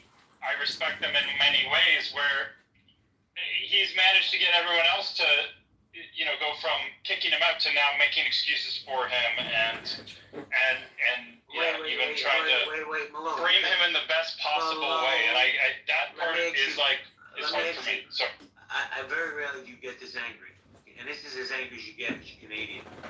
Do you think I'm making excuses for him? You can be honest. I think you resigned like many people, and then now you're pointing the finger at everybody like me who is bothered by him to some degree, yeah. And that just, I love you, JB. You're the least of the people who are frustrating me over this, but I think you're affected as well. Well, I'm gonna say this, and it's just my opinion. Then I want to say hello to First Lady. I've had really serious intellectual conversations with John, so I know John has that ability. As far as the streaming stuff, dude, but it's never bothered me. So it's not like he changed my opinion on it. It just, to me, it was never. I still don't understand what the big deal is. My thing is, I'm big on respect. If people in the space say, "Hey, man, can you not do this?" It makes me feel uncomfortable. Why do you think I don't have replays on ever, Double? Because people tend to be more vulnerable and come to the stage and have real conversations when they're not being recorded. I believe that wholeheartedly. You never see replays on at my space. But let me say hello. Hold on, Doctor. I have to say hello to the most beautiful woman on this app. First Lady Chi, how you doing? You're too kind. Good evening, I'm JP. too honest. Hey, Mr. Handsome, how are you? What's shaking? Well, we somehow fell down this rabbit hole of Mr. Kitover live streaming rooms all the time. I'm one of those people. I don't care, but I believe you do. I do. The problem I have with it is, first, the state that I live in, you have to get permission to record. That's number one. Number two, you're taking content from me and making money off of me, and I'm not getting a cut. Are you crazy? Are you insane? Have you lost your mind? No, absolutely not. No, I think that is crazy. No. So I hope you get good numbers, because for this particular time when you're recording, sir, even though I did not give you permission, I don't think it's good. Now I do understand that if somebody is recording their own space, hey, have away at it, stream away, because they're letting everybody know that this call is being recorded and monitored for quality purposes, okay? So I don't have a problem with that. But if you have a space, like you just said, JB, that you're not recording yourself within the clubhouse, space that the conversation is having, then people may be, open and more vulnerable because of the fact that they feel as though it's not being recorded, right? So for somebody to be recording when you don't know, I don't think that that's right. That's an invasion of my privacy. Ooh, can I, First Lady, if you don't mind, JP, if I can give a slight little pushback, First Lady, this is actually a friendly one. This is my opinion, so you can't push back on my opinion. You can share your opinion, but you can't push back on my opinion, because my opinion is my opinion. Okay. I didn't make this sense. Your opinion, in listening to it, I'm kind of curious. Are you upset at the police then? And the reason why I ask that question is because they record you without your consent all the time. When you go through traffic, cameras are recording you all the time. Convenience stores are recording you all the time. People on the street are recording you all the time. Like, are you upset at the notion that you know that they're recording you? Or you're upset at the fact that you know that they're recording you and they're benefiting from it? So, which is it? But you're recording. The law distinguishes between video and audio recordings, for the record. security cameras can't record audio because that is a violation of your First Amendment rights. So audio is a specifically protected right. Your right to your voice, the right to free, aka speech. She just said she wanted a cut, and I'm more than happy to give a payout if I make a dime. I haven't made a penny doing this. And, you know, the First Lady said in her room, the money chases her. She don't chase the money. Hold on a second, John. Literally breaking the law every day on this app. Because we have no jobs and we don't live with our mothers like We're doing this 5 years. It's your opinion I'm breaking the law, Dr. Articulate. Yeah, it is my opinion. It's really not breaking the law. I'm not a big fan of what he does, but he's not breaking the law. When you look at single party, when you look at one party and two party laws that govern recording audio, they all stay in a private conversation. So if you're in a public forum and it's being recorded, that's not the same thing as a private conversation with two people where only one person consents. But I get So it. But we're in a new. but I mean, you're a smart guy. Call it what it is and be honest. I was gonna get there. Well, according to the clubhouse guidelines that was spoken tonight at town hall, it is against their guidelines. So I don't know, you know, talking about law or whatever. I know for the state that I'm in, you cannot record me unless I give you permission to. If I'm in a space that is not being recorded, right, then that means that you would have to get permission from me to record me. Period. I don't understand what's the math and why people can't, you know, add 1 That's not plus the law. 1. The law is a private conversation. This is not a private conversation. Sir. It's not true that your state would make this particular case. Sir. No, ma'am, I'm just telling you the law. You Did can you say hear what I it's the said law. about the guidelines? The guidelines are not laws either. The guidelines are also. The guidelines, if you break the guidelines within this, then that could actually be taken to court. You're not What are you, a fucking defense attorney, Mike? You know this guy is a fucking maniac. He's unethical, Mike. Look, I like the truth. I like the truth. When people are stealing things that aren't true, I like to clarify. That's it. You don't know the truth. Guys, let me just say this. I'm not defending him. Mike, I got you. I promise you. Just give me the notice. Just because it might be unethical doesn't mean it's illegal. Go ahead, Mike. 100%. And I want to clarify because not everyone in the room does understand that there are single-party and two-party consent laws that govern private conversations, but they don't apply to Clubhouse.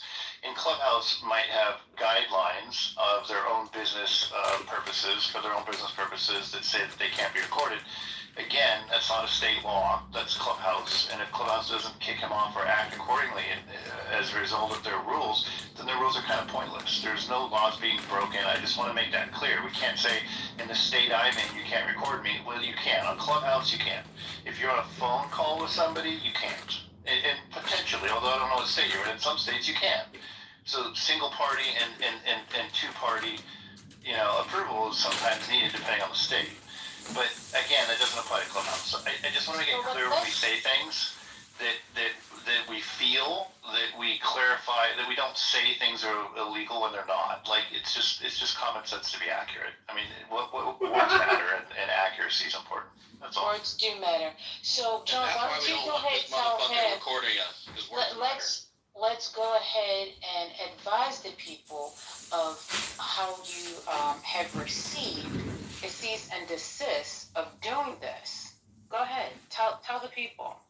Yeah, a C&D arrived. I don't want to disclose who it's from because we also sent out a C&D to stop the campaign from being harassed. So I just want to say, if there's any... find that harassing? Huh, amazing. Well, you said earlier... What you're doing as harassing. Well, you said earlier that you wanted a cut when we start making money. We ain't making any money yet. We raised $600 for the campaign to get into Congress, and that's probably more than anybody's ever made from this fucking piece of shit app. It's a conference call, lady. It's a free, open, public space conference call, and you think you're entitled to some kind of privacy rights? Go read a book and hit the gym. Mike over here is the abuser because he wants to be Mr. People Evil. Dude, look at this guy, John. Look at this guy, John. Mike, you feel good about this? He's yelling at a black woman about her rights and what she isn't deserving of because you went and put a legal Eagle battery pack inside of him. I'm defending myself, Dr. Articulate, and JB's my number one. I'm sorry for maintaining factual accuracy. I know factual accuracy. I know there's inconvenient truths. I apologize for gym, if I don't hit the gym, Hold on a second. I need to read something here. We're gonna put this to bed. Hold on. I googled it. Miss Jem, say Google it. Recording someone on a social audio app may be illegal depending on your state's consent laws and whether the other participants have a reasonable expectation of privacy. The Federal Wiretap Act requires only one party's consent to record, but some states require two-party or all-party consent. So there you go, guys. It's illegal in certain states. I know it is. That's why I wasn't going to sit there and argue with him. I don't argue the truth. You're first lady. I don't argue the truth. If you don't apologize to first lady Mike, I'm gonna think you're racist. I'm not saying that's. Yeah, well, that's a good reason. Actually, I would have apologized, but if that's the threat, if the threat is for me to be called a racist, then I'll deliberately not apologize. Well, now you're gonna definitely accuse me of being a racist. Well, That's I good. hold on. Now he's for sure racist. It's that's confirmed now. Hold on. You can believe what you want. It is definitely not racist. But let me say this. John, Not hold racist on. apologize to black women when they're wrong. Don't they? Hold on. John, you definitely owe an apology to First Lady. So I'm going to tell you now, if anybody in this app that I will never allow anything disparaging to be said, it's definitely First Lady. So I'm going to ask you to be a man and apologize to this woman. Because I'm going to tell you, in my opinion, and I'm not shooting any shot at you, she's a beautiful woman just the way she is. So please be a man and apologize to her. Okay, First Lady, I want to apologize, and I'm doing this from my sincere bottom of my heart, but also JB is my #1 campaign contributor, and so is Mike Moon, so I just, it's their space, and maybe I disrespected you, so I'm apologizing. I'm saying I'm sorry. I hope you accept the apology, First Lady. Thank you for consideration, First Lady. Hey, listen. Hold on a second, bro. We just saw what happened with the last Rico big case. I ain't worried about the Rico case. Let's stay on topic. I want to hand the mic to Miss First Lady. Then I want to say hello to Cackles and T.O. First Lady, did you want to chime in again? Oh, well, thank you for the apology, Mr. John. I appreciate it. So, yeah, thank you. And it's okay. I really don't need an apology from Mike. I understand he was saying what he was saying, because I understand that part of the law as well. But I had already did the research on this, and that's why I was saying it. But, it's all good. Peace, love, and happiness. Thank you. Thank you, Dr. Articulate. I appreciate you, brother. I got you back in rooms that aren't yours. When I go back to your room, though, I'm gonna act up because you do me dirty in there. But that's not for mixed company to hear about. Listen, anytime she comes to my space, it's her room too. So let me say hello to Cackles and T.O. Cackles, what's good? Cackles? Hey, yeah. So I was just, when you guys were all arguing about whatever, I had a chat GPT listening in, so I figured I could let it give a response to literally everything it heard, since this is what we're talking about anyway. So I'm gonna, just pause it for a second. All right. Are you done, Cackles? No, I was gonna let it talk. I was supposed to talk. I'll have whatever you're having. What do you mean? Hilarious tonight, JB. I am in tears laughing. This stage is so funny tonight. Oh, damn, it didn't record. My bad. Alright, so forget everything I just said. We forgot when you first said it, Cackles. Thank you. I feel so much better that you forgot. Nah, we love Cackles. Cackles, let me say hello to T.O., man. T.O., how you doing? I'm chilling. I'm here to protect First Lady because John been doing that shit for a minute. That recording people's rooms and he's streaming it to YouTube while they're doing it, putting the dumb Democrats and shit like that. Yeah, and I seen that shit and I was like, that is fucking weird. What makes go set up a whole different thing and stream it and the dumb Democrats are dumb? That was one that really has stood out. And I'm like, the fuck is streaming to YouTube for? What's the point? Well, I can't answer for him. I'll give him a chance, Gio. And first of all, it's good to hear from you. I haven't heard from you in a while. But see, here's one of the mistakes that us men make on this app, right? You see somebody like First Lady, and we're like, oh, she's pretty, so she can't be that tough. Yo, First Lady will take down some of the biggest men on this app. She's no pushover, trust me.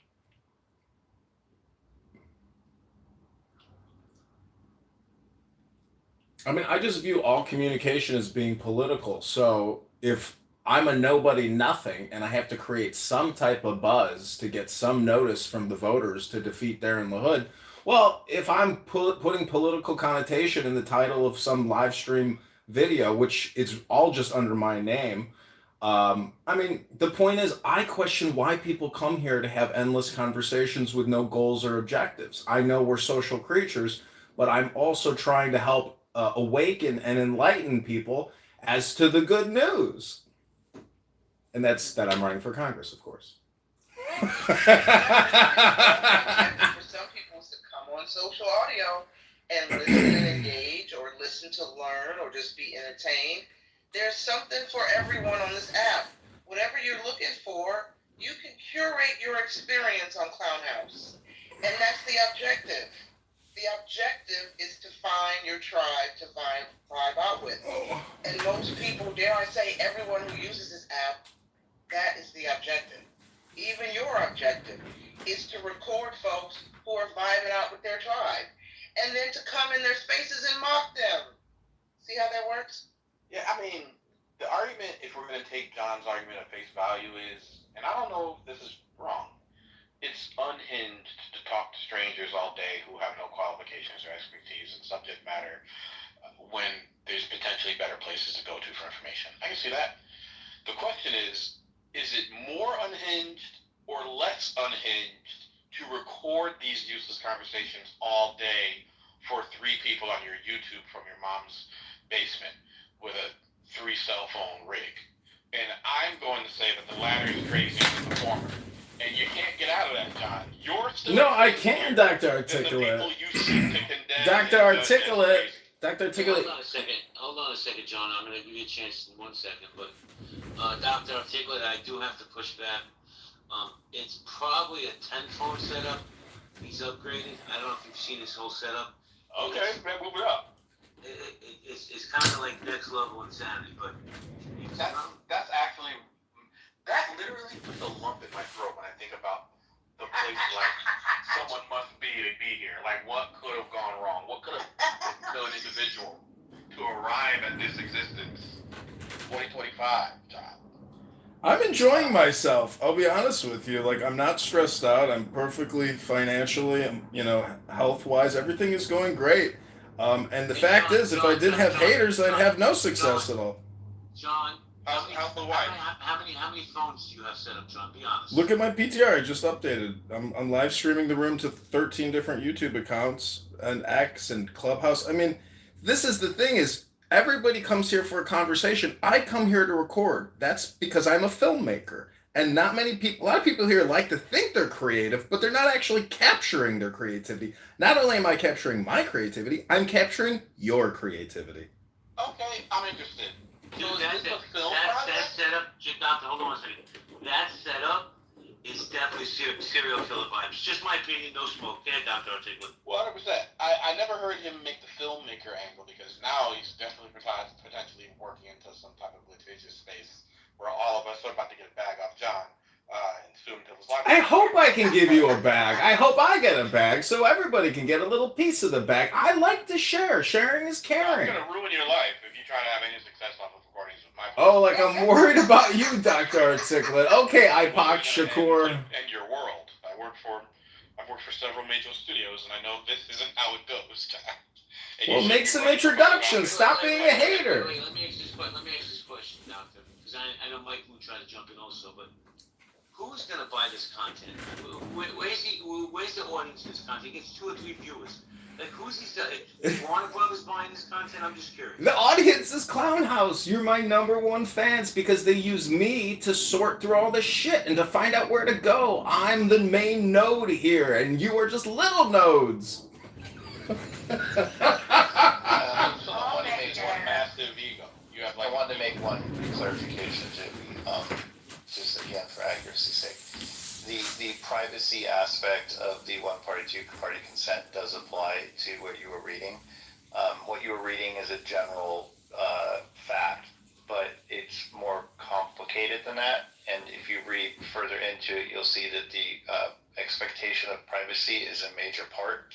So if you're in a social media app and you're in a one-on-one conversation in a private setting on a social media app, that could certainly be treated as a phone call, and it could be illegal in a two-party state, although we haven't determined that First Lady's even in a two-party state. She has identified which state. Oh, now you come over her state. That said, the private aspect of it does not necessarily and probably doesn't apply to group chat audio apps, according to everything I'm reading. So I've gone deeper into it. So it kind of falls in what I said. The privacy part of it is an important part of the one-party, two-party consent, and there's no privacy in here. So it doesn't you don't really know if you're right. You're still reading. Finish with when you finish your research. Doctor,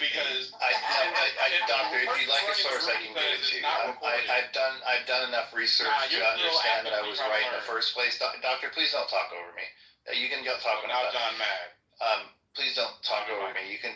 No, it's just that I'm a moderator, so you shouldn't talk over me. It's just how the app works. What is that supposed to mean? It's supposed to mean that you don't talk over mods on the app. That's how it works. What are you, a deacon in a church? Okay, yeah. So we'll move you to the audience. I'll bring you back once you understand that's how it works. So that said, I did do the further research. I was correct on the privacy aspect, and I just wanted to point out that apologizing would have been a little preemptive, considering it looks like I'm probably more right than wrong, and we're still focused on accuracy, I hope. Thank you. I'll go ahead and bring him back up now so you can talk. See, we went from the PP show to the John Kitover show, and see, this is what people want. They want to be the center of attention. They want to stir the pot if they have some type of objective. I'm running for Congress. I need your shekels. I need you to make a donation now. I'm not going to keep going, but this is what Pepe ultimately wants too. This is what Brad wants. People want a will to power, and they're trying to rise. So that's why people come in these rooms and they say, Grand Rising! The thing about it, John, though, is that folks don't need to be, and I'm not saying you're doing this, but some might argue that you are, folks don't need to be hurt, harassed, doxxed, and or threatened as part of any one person's objective or agenda on this app. Oh, I agree. I've been attacked. I've been libeled. I've been slandered. I'm saying if you come on this app and you make death threats, you are by default violating the law. That's the primary law. You can Google it. If you come on this app and you make death threats, you're violating the law, and you can be arrested for that.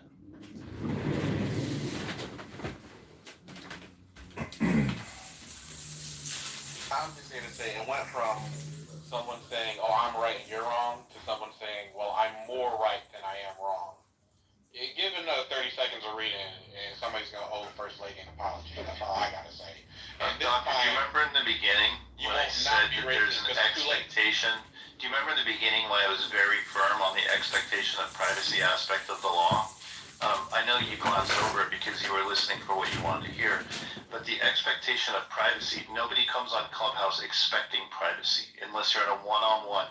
Now, if you pulled someone aside, if you waved at somebody, and you were one-on-one and somehow somebody cracked into that, or even worse yet, one of the people in a one-on-one on this app decided to record the conversation without the other person's approval, being that one of the two of you was in a two-party consent state, then you potentially have a case. But the expectation of privacy is kind of arguably the most important factor about whether or not something's illegal, because you're going to have a very hard time proving it in court if you can't provide evidence that the person reasonably expected for there to be privacy in the conversation. And that doesn't change what I said in the beginning. I just went and found further evidence to provide you the knowledge that the apology for being wrong would have been preemptive, because even if I wasn't wrong, or even if I wasn't right, which I think I am, I definitely wasn't wrong either. So, and I'm not racist for not apologizing when I'm not wrong. Thank you, Doctor. You don't get to tell me what is racist. I'll decide that at the end of this conversation. I think it's racist for black people to decide what racism is. I think it's racist that you have Hakeem Jeffries dressed up as Tupac. I think black people who who say that they're the ones in charge of what racist means are totally racist. I always smell a racist, even when I don't know if I'm being fair. It always turns out that I'm fair. I always smell racist when I hear a black guy talk about racism when it has nothing to do with the conversation. Something about the way Mike is trying to cast himself as an authority while being clearly underread tells me he might be. It's something about how a black guy brings racism into a conversation about one-party, two-party consent that tells me that he's racist. It's something about that. I said I'll just joke about Mike being racist, and I bet you he'll reveal that he's racist. And it works every time with you types. I know you get what you're looking for, don't you, Doctor? Don't you get what you're looking for when you do that? I do. I smelled it on you. I smelled it on you, Mike. Hold on. What? And I'm asking sincerely. In your opinion, why do you think he's racist? Because I've been around Mike 5 years. He's far from a racist, but I want to know why you feel that. You know how even though sometimes you don't agree with First Lady, you still treat her like a princess because you think she's a beautiful woman deserving of fair treatment. Mike doesn't have that, and that was a red flag. The way he was addressing her, I was like, he don't see that she's fine. Why? You would have to be racist to not know First Lady's fine. JB knows she's fine. Anyway, it's like that. That's solid logic there, Doctor. Thanks for that. That brings a lot of clarity to the issue. It turns out to be true. Guys, Doctor, hold on. Let me just say this. And I'm not doxing him because he's spoken on in public. I'm divorced, right? Mike is happily married for 25 plus years. So his view of what somebody's beautiful because he's happily married might be different than mine since I'm a cynical divorce guy. Yeah, but that just means you was getting it too good in life. That's why you ended up getting divorced. No, I'm kidding. That really wasn't how I knew Mike was racist. Actually didn't know he was racist, but I had a feeling probably because, look at that picture. That guy can't be great. But it's funny, Doctor? I thought you were racist when you brought race into a conversation about one-party, two-party consent laws. So that's when I knew you were racist. Well, I mean, you're a white guy that confidently calls black people you don't know racist. See, that's projection. That's a good example of projection. If somebody else calls somebody a racist, they're usually the racist. And you just want to call me racist? You just want to call black people racist for what? Hold on. I can't. Referencing race? For acting racist when they do. Hold on. Okay, Mike. Keep pinching your chin. We'll all think you're really smart if you just pinch that chin a little bit firmer. We'll all think you know things. Keep looking up If you have a witty comeback and a sarcastic, snappy rebuttal, we'll think you're really intelligent too, Doctor. You're doing a good job there. Well, here's a question about consent. If you come into a room that says that it's a part of a group that you must join, and the person that is Bill, the founder and creator of the room, says we're not recording, is that reasonable expectation of not being recorded? And are you certain that all courts would say, no, you should expect to be recorded? And that's I'm not sure that all courts would say anything consistent. All right, courts are different. But I would like to have this conversation. You don't know. I would definitely like to have this conversation after you get your law degree. So please, call over me when that happens. Hey, can I just? Yeah, let's go to Theo. Let's go to Theo, please. Yeah, Theo. The person, I'm just listening, booking my flight to New York and shit like that, and I'm listening to you guys.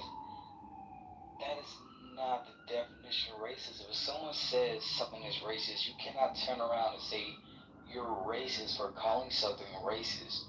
I'm sorry, but that is the most... If you call Mike racist again, they're going to call you racist, and then where are we going to be? Let him land, bro. Go ahead, Theo. I'm just speaking on that part alone.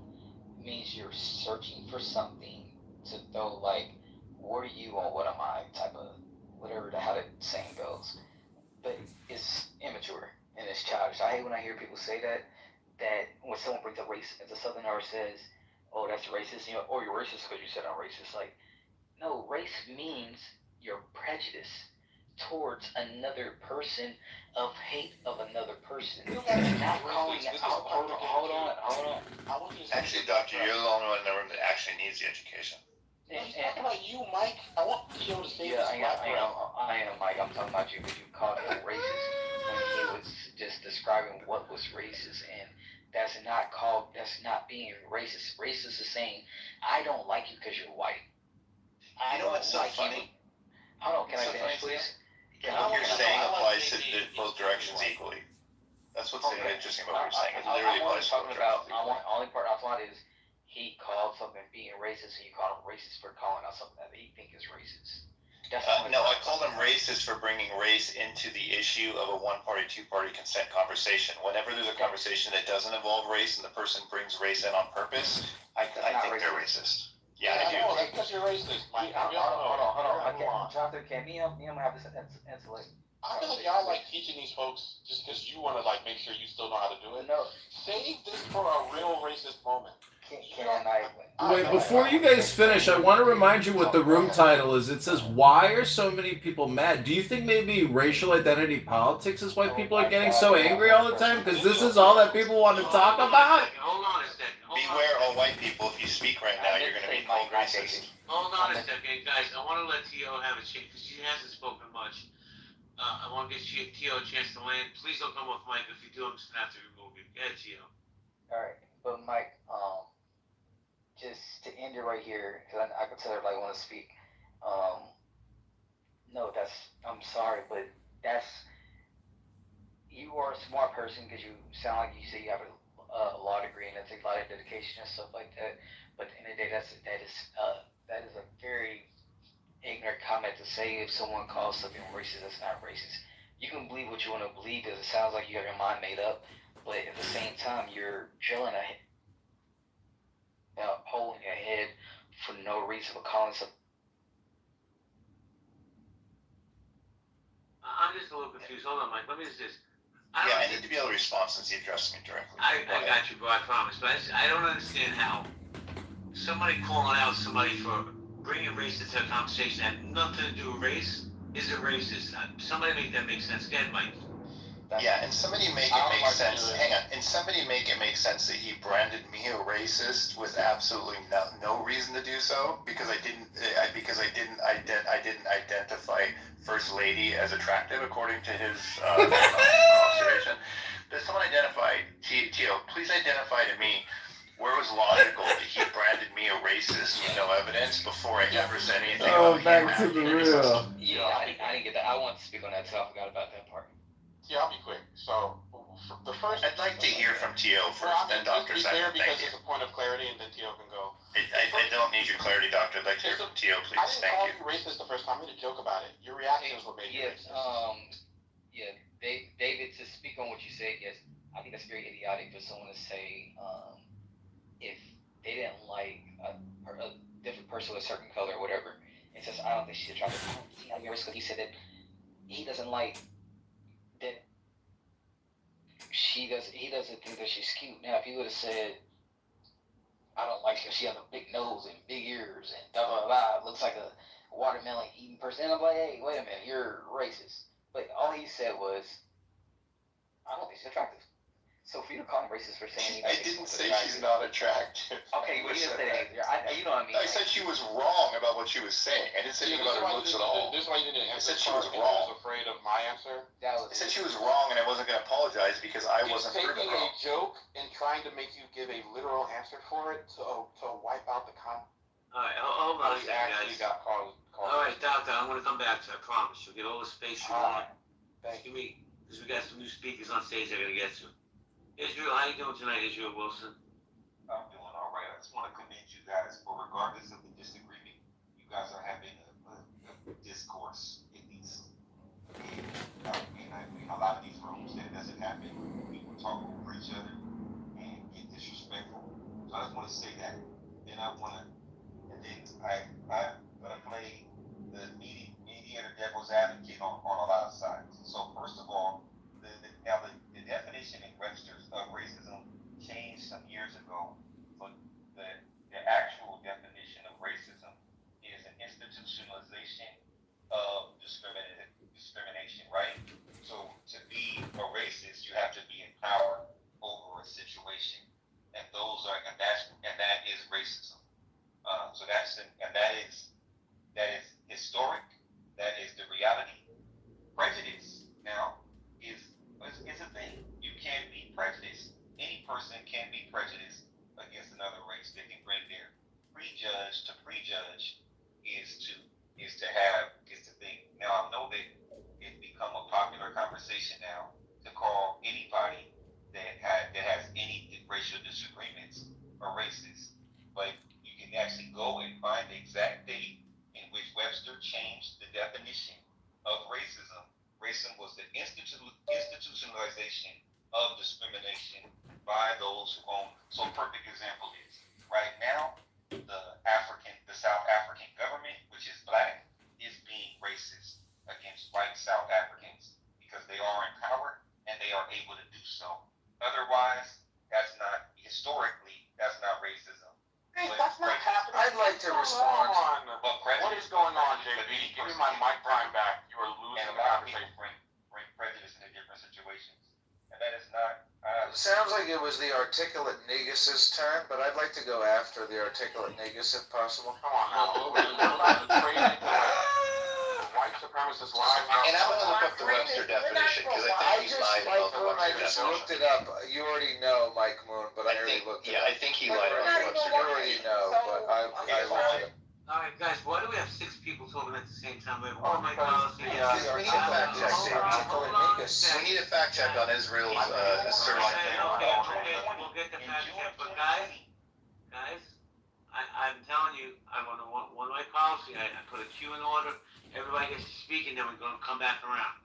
So I'm going to go to my friend, Dope, Your Piece, and then back to Israel.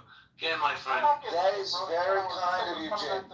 Yeah, that's very kind of you, JB. My friend is not even white. Well, wait a minute. Well, wait. You're not white. So why are you even in this? Me? You're not white. Oh, I don't know, because I just looked up the definition, but I think it was articulate Negus's term. Let it be shown. Oh, he left. He got butthurt and left. I didn't leave. I got booted. Oh, I see. You're back. Let it be known that I defended the articulate Negus. I mean, you say my name like you really like saying it. It's fun.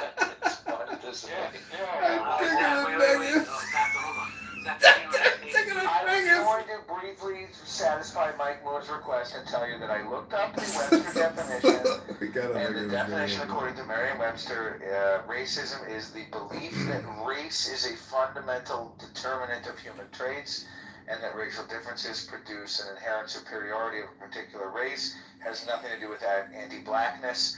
The second definition of racism is the systemic oppression of a racial group to the social, economic, and political advantage of another. Still has nothing to do with anti-blackness.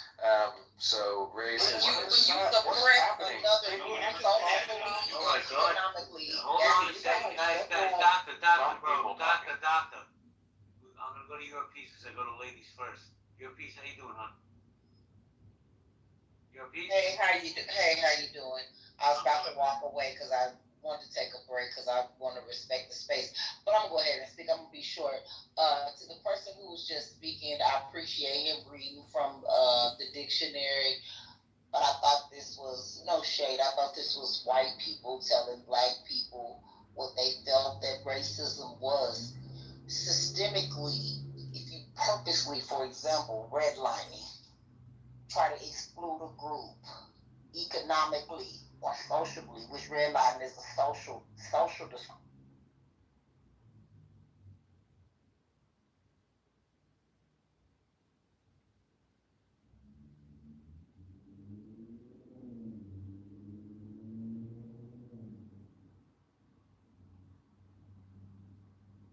Okay, this is a campaign to elect John Kitover for Congress.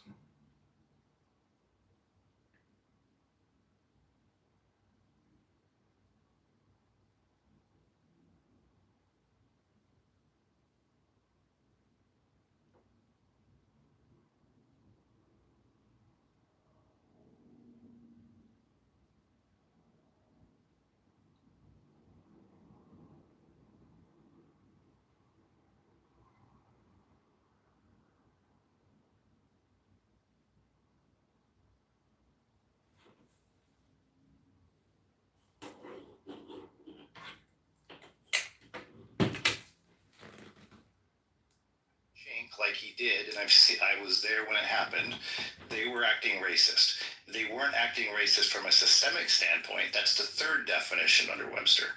They were actually acting racist under the first two definitions, which involve somebody's race and characterizing them based on the race that has nothing to do with the social status or power. So to conveniently label a definition with the third version that you agree with and to ignore the first two and say that those don't somehow apply is misleading at best and a deliberate mischaracterization of the definition at worst. Hold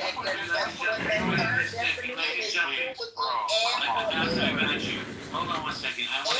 Or means that still applies. Your piece, let me ask you a question, because I'm curious, you said it a few times. Doctor, bro, chill, bro, you got all night, I promise you. I don't have all night. I want to go to bed. I just want to talk to Mike real quick and then go to bed. I want to go to bed too. You can talk to Mike in a second, bro. Give me a second, please. Thank you. Your piece.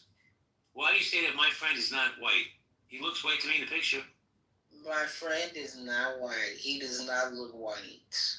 And that could be me being prejudiced and misleading, but he does not look like a white man to me. What does he look like? He could be white passing, but he definitely looks like he is of Jewish descent.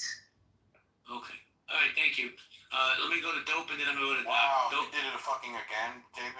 I'm about to. Bro, let me tell you something. I'm about to leave this club. This is all right, then have a nice night. That sounds like a racist interpretation of my friend. Well, I want to go to dope because dope's been on stage for about 45 minutes. Hasn't had a chance to say hello to anybody yet. What's up, dope?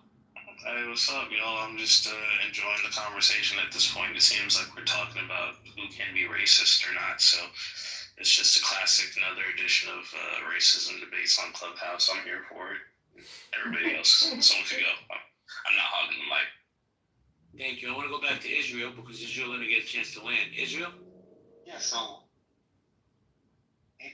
Mike, I just want to say that, like, the definitions can change over time. And that there have been changes to the definition. But if we go back to let me frame this like this. I'm a political scientist. My years of study focused on race, mostly around Nazism and things like that. My professor was Stephen Eric Bronner. He was a survivor of the Holocaust, and I had a lot of time to spend. And when you write papers on history, you have to use first-person sources, and you have to use direct statements. His title is Chief Quack in Charge. No, I'll be nice. Let me give you his real title. He is Florida's Surgeon General, okay? And he was appointed by DeSantis. So he's saying that it is slippery. And then he goes, and listen to this quote, every last one of them is wrong and drips with disdain and slavery. That makes no sense. If I was standing next to him right there at that podium, I just would have slapped the shit out of him. It's like, what the fuck are you talking about? Can you say that line again? And drips with what? Okay. Every last one of them is wrong and drips with disdain and slavery. That's a quote. That is crazy. So it also says he altered data in a 2022 study about COVID vaccines in an attempt to exaggerate the risk to young men who received them. See what I'm saying about this? This Negro should be in jail, and he up here talking about we need to get rid of vaccines, and he's altered data in a study to make it lean more toward being a risk to young men. That's Satan right there, right? He said, and he also has been accused of peddling scientific nonsense. He says another quote, people have the right to make their own decisions. Who am I, as a government or anyone else, to tell you what you should put in your body? Our body is a gift from God. What you put in your body is because of your I almost choked. Because of your relationship with your body and your God. Okay, let me see if I can finish this up. Hold on. Let me finish it out. Okay. He condemned lockdowns and vaccines requirements for the coronavirus as a time when, quote, when crazy things did happen, is what he said. and said that growing skepticism of vaccines, were reflections of God's light against the darkness of tyranny and oppression. Formerly affiliated with the controversial ultra-conservative America's Frontline Doctors Group, Lapato has long railed against COVID vaccines. In 2023, after faking his study, he urged Florida residents to ignore public health advice and reject the mRNA booster shots that he falsely claimed had not been tested on humans. Several of his other positions on public health issues, such as promoting the removal of fluoride from drinking water and urging parents to reject measles vaccines for their children, have been called dangerous and a disservice to Florida residents. Let me see if that's the end of it, because a paywall came up. I mean, but the amount of fluoride in the water, though, it wouldn't cause that much effect. Remember, we had this argument, Dap, in another conversation. Remember, Dap, when somebody was talking about this? No, I don't remember. Refresh my memory. I'm being serious. We were talking about this because remember somebody was saying, "Oh, fluoride causes people to be sick and blah blah blah," and we were saying the amount of fluoride that's actually in water is not that much that it would cause people to do this, because fluoride's been in water for like 50 years, and it doesn't cause that much. It actually helps. In fact, the reason why we don't have problems with our teeth now is because we have fluoride. And if you look at Europeans, and because they don't have fluoride, they have terrible teeth. Have you ever seen their teeth? Terrible teeth. Yeah. I'm sorry? I said, have you ever seen their teeth? It's terrible. Yeah, they're awful. They're absolutely disgusting. Their teeth are jacked. Period. Yeah. So the last part I'm gonna say also is this quack science and this quasi science is really scary to me, because you guys don't understand what the long-term effects of all of this is. It's not, oh well, okay, this is going to be over once this administration is over, and then this all turns back the hands of time. No, the effects is going to be 10, 20, 30 years down the line. And then the people that you have to now put back in place to try to refix all of this, and now the people who you have to now reset their minds, and the young people now who have been convinced of all this quasi nonsense, they are now going to spew this crap to the next generation of children of this nonsense, because now people do no longer believe in data and science and facts, because all they believe in is X and bullshit and alternative facts. I'm tired of this. Can I also throw in, it's not a discussion about COVID, but to be clear, he was promoting ivermectin, and what was the other one during the COVID breakout? So, yeah. Ivermectin, isn't that the horse pill? Oh, another thing, Florida doesn't have fluoride in their water. It's from Florida all the way to me, but that's just the way I feel. Look it up, y'all. They don't have fluoride in their water. Yeah, he was promoting hydroxychloroquine. Yes. And ivermectin, and refused to wear a mask when meeting with a state senator in Florida who is undergoing radiation treatment. Like, that's how disgusting these people are. That is disgusting. He's very disgusting. And the guy who invented the smallpox vaccine in 1796, his name was Edward Jenner. He's rolling rotisserie style in his grave right now. It's just 100%. Now, this is wrong. You don't have to, mandating vaccines is because you're trying to save people's lives. And if I give you guys the numbers here, it says routine childhood vaccinations have prevented about 508 million cases of illnesses, 32 million hospitalizations, 1.3 million deaths among children born between 1994 and 2023, according to what now? The Center of Disease Control and Prevention published last year. And you guys can start forgetting about getting these stats put out by the CDC, because now that the bear hugger is in charge of it, you're not going to be able to see these stats that we rely on in the medical field. It's estimated that the vaccine program nationally resulted in direct savings of $540 billion and societal savings of $2.7 trillion.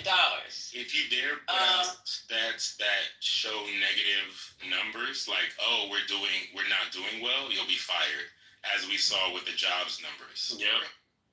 It's right. It's the sad thing, like, not having these mandates is going to lower herd immunity, and some of these vaccines are combo vaccines, and these people don't realize that, like, you know, they're screwing themselves in addition to screwing other people. Like, they're going to hear what it sounds like for their child to be racked with coughs from whooping cough. Like, that is not a sound you want to hear, and that's going to be a sound that they hear, because our herd immunity is going to go down on things like that. Well, when you fire the entire 17-man board, when I say man, I'm not talking about men, but the 17-person board of advisors, people who are actual scientists in their field and experts in immunology, all 17 were fired by RFK because of your relationship with your body. Right? This is what's going to happen. And all these people were the ones who literally made the decisions on the actual vaccine schedules on a yearly and annual, I mean, not only yearly, but also on a how the cycles worked. So we're not going to see this anymore. We're also not going to see the data that CDC used to put out publicly on how vaccines were working. They used to actually publish all these leaflets on how things were looking. They would publish all, like, go get your influenza shots. They were literally putting out now that you could go get the shot for to prevent you from getting I know what I'm trying to say. Oh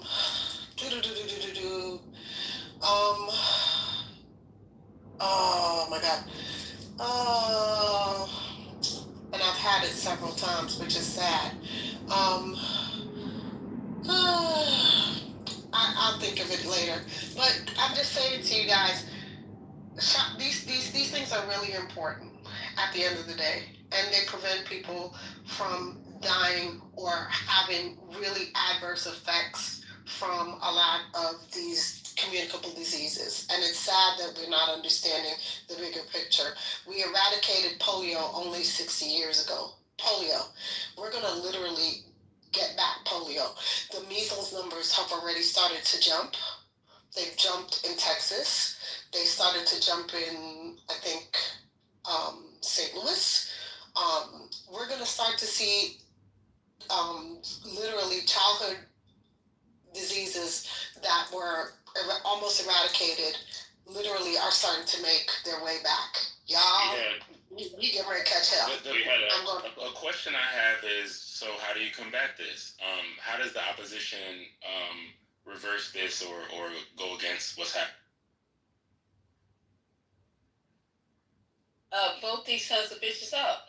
Like, I don't live in Florida, but the problem with it is that these people travel. Now, you see, if you're that confused where you won't have your child vaccinated because you think it's voodoo science, and all these people have been fine all up until now. Okay, like I said before, in 1796, the smallpox vaccine was credited to Edward Jenner. So all this time and all these people that have been vaccinated over all this time, all of a sudden vaccines are the devil are slavery. So So if you're not going to give people a mandate to have their children vaccinated, and you and your wacky crew and your wacky clan is traveling all over, they bringing that shit to all the rest of us in other states. We should ban people. You know what? New York and California, you need to have your complete and up-to-date vaccination card before you fly or travel to the state.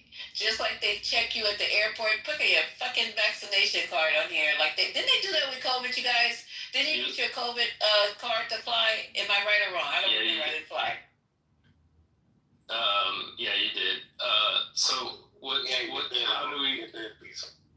So you said, how do we combat that? Actually, that's a good question, and I'm going to do some research because we actually had a measles outbreak here in Minnesota in the Somali community. Like, the community is very tight knit, and somebody who was anti-vax got into the community, and so it spread in the community. But the numbers went down later. I think it might just be time, and seeing people devastated by sickness. I think that's the only thing that's gonna turn it around. People have to die first. Yeah, I think so. Unfortunately. But this is hell. This is literally hell. People have died already though. When we're talking about COVID, that didn't sway them. So you're right, because a lot of people said, "I'm not kidding. I'm never going to the hospital," and next thing you know, they're intubated, begging for their lives. Please save me, please. Whatever you do, don't let me die. Okay. Yeah, but a lot of them, when they found out Trump's ass got a vaccine, they did it too after they found out he did it. So there's some background which may help the discussion. When you're talking about anti-vax parents or anti-vaccine parents, there are a couple of phases in the child's life where they tend to break down. So if they don't initially start getting the vaccines, initiation of school is a big one. That one is going to be eliminated because let's presume we're in Florida. That's going to be eliminated because of the state guidelines, unless they go to a private kindergarten. We'll talk about that in a second. The other point where they start to get a few vaccines is actually high school. That one's state mandated as well, so that one may go away. So the last line of defense in terms of vaccination. Hey, don't you mean middle school and not high school? No, actually high school. What vaccines are they getting in high school? Because my kids don't get any vaccines in high school. We're talking Tdap. So tetanus, diphtheria, pertussis. Those are. So you're talking about boosters because they already have those. Yeah, but there's a second set. No. Well, so there's a second set. It's not that they were never. Yeah, I'm talking about if they never got their primary series. Okay. So, there are some people who say, religious exemption, and then up until high school, to either increase high school choices or for whatever state regulations, then they'll kind of break down there. But that's not the biggest one I was trying to get to because this Florida issue will impact that one as well. The biggest one I was trying to get to is actually colleges. Private colleges can mandate whatever kind of vaccines, period. They have more freedom to have a mandate that goes far and above a state mandate. So the fascinating thing will be is whether Florida colleges, the private colleges follow this. And then if the kids want to go to the college outside of state, then they're going to have to get vaccinated. I doubt the private colleges are going to go that direction. That aren't the red ones. The red ones. No, a number of private colleges do not want meningitis. Federal funding if you force people to get Thank vaccinated. you. Exactly. Yeah. So I doubt it because the red ones, especially, if they're getting federal funding, they're not going to want to take the vaccines. So I doubt it very seriously. A number of private colleges go far and above in terms of vaccine requirement in states. That's just the way it is right now. They may not have been challenged on it. They may not have been challenged on it, but they go far and above what states mandate in terms of vaccines. I just don't see it, to be honest with you. I just don't. I know in some of the colleges, tetanus shots and things like that are required because people are living in close quarters, especially living in dormitories. But I just don't see it. I think my issue though is not whether it's public or private, right? Because let's say, University of Miami, it sounds public because it says Miami, but it's actually private. That's a private school. They can do whatever they want. But there's Florida State is a public school. University of Florida is a public school. Like University of Miami as a private school can do all the things that we love them to do and protect people. But if Florida State and the University of Florida are held to those guidelines or standards, then it's like for naught. Like everybody's still susceptible, right? I just did some research. A lot of these private colleges ain't playing that shit. They don't give a fuck. They're doing the state. They're not playing that shit. I'm reading it right now. That's what I'm saying. Yeah, private colleges don't play that shit. What it is to me is like I'm doing what I'm supposed to do, like the right thing, quote unquote. And if you're not, then you're affecting me. I think that's what I'm saying. Child, my daughter goes to a private school right now, a private college, and they not playing that shit. Let me tell you something. There was I think it was something that she didn't get. That was her second booster. Them motherfuckers told her she can't come to class until it's done. Right. And they had ran out of it in Philly at the time, so we had to go to New York to go get it done. This is why I want to cut Florida off, exile them or whatever. I know it's mean, but like, because what's going to happen is if they pass this as that state, they can still travel, they can still fly, they can still come to where I am, and we can do all the safety precautions, injections, and whatever we want to do to make sure our people are good. But if they're coming here, it's going to fuck us up, My problem with them, Ron, is this. They're always trying to tell everybody what they shouldn't be doing, right? But they're always the first in line to be getting it. Because I do remember when the COVID vaccine came out, all the Republicans in Congress, to include the entire Trump family, put themselves first in line to get the COVID vaccine. Yeah. Let me be really clear. Okay? And then they went and told the entire country that the vaccine ain't shit.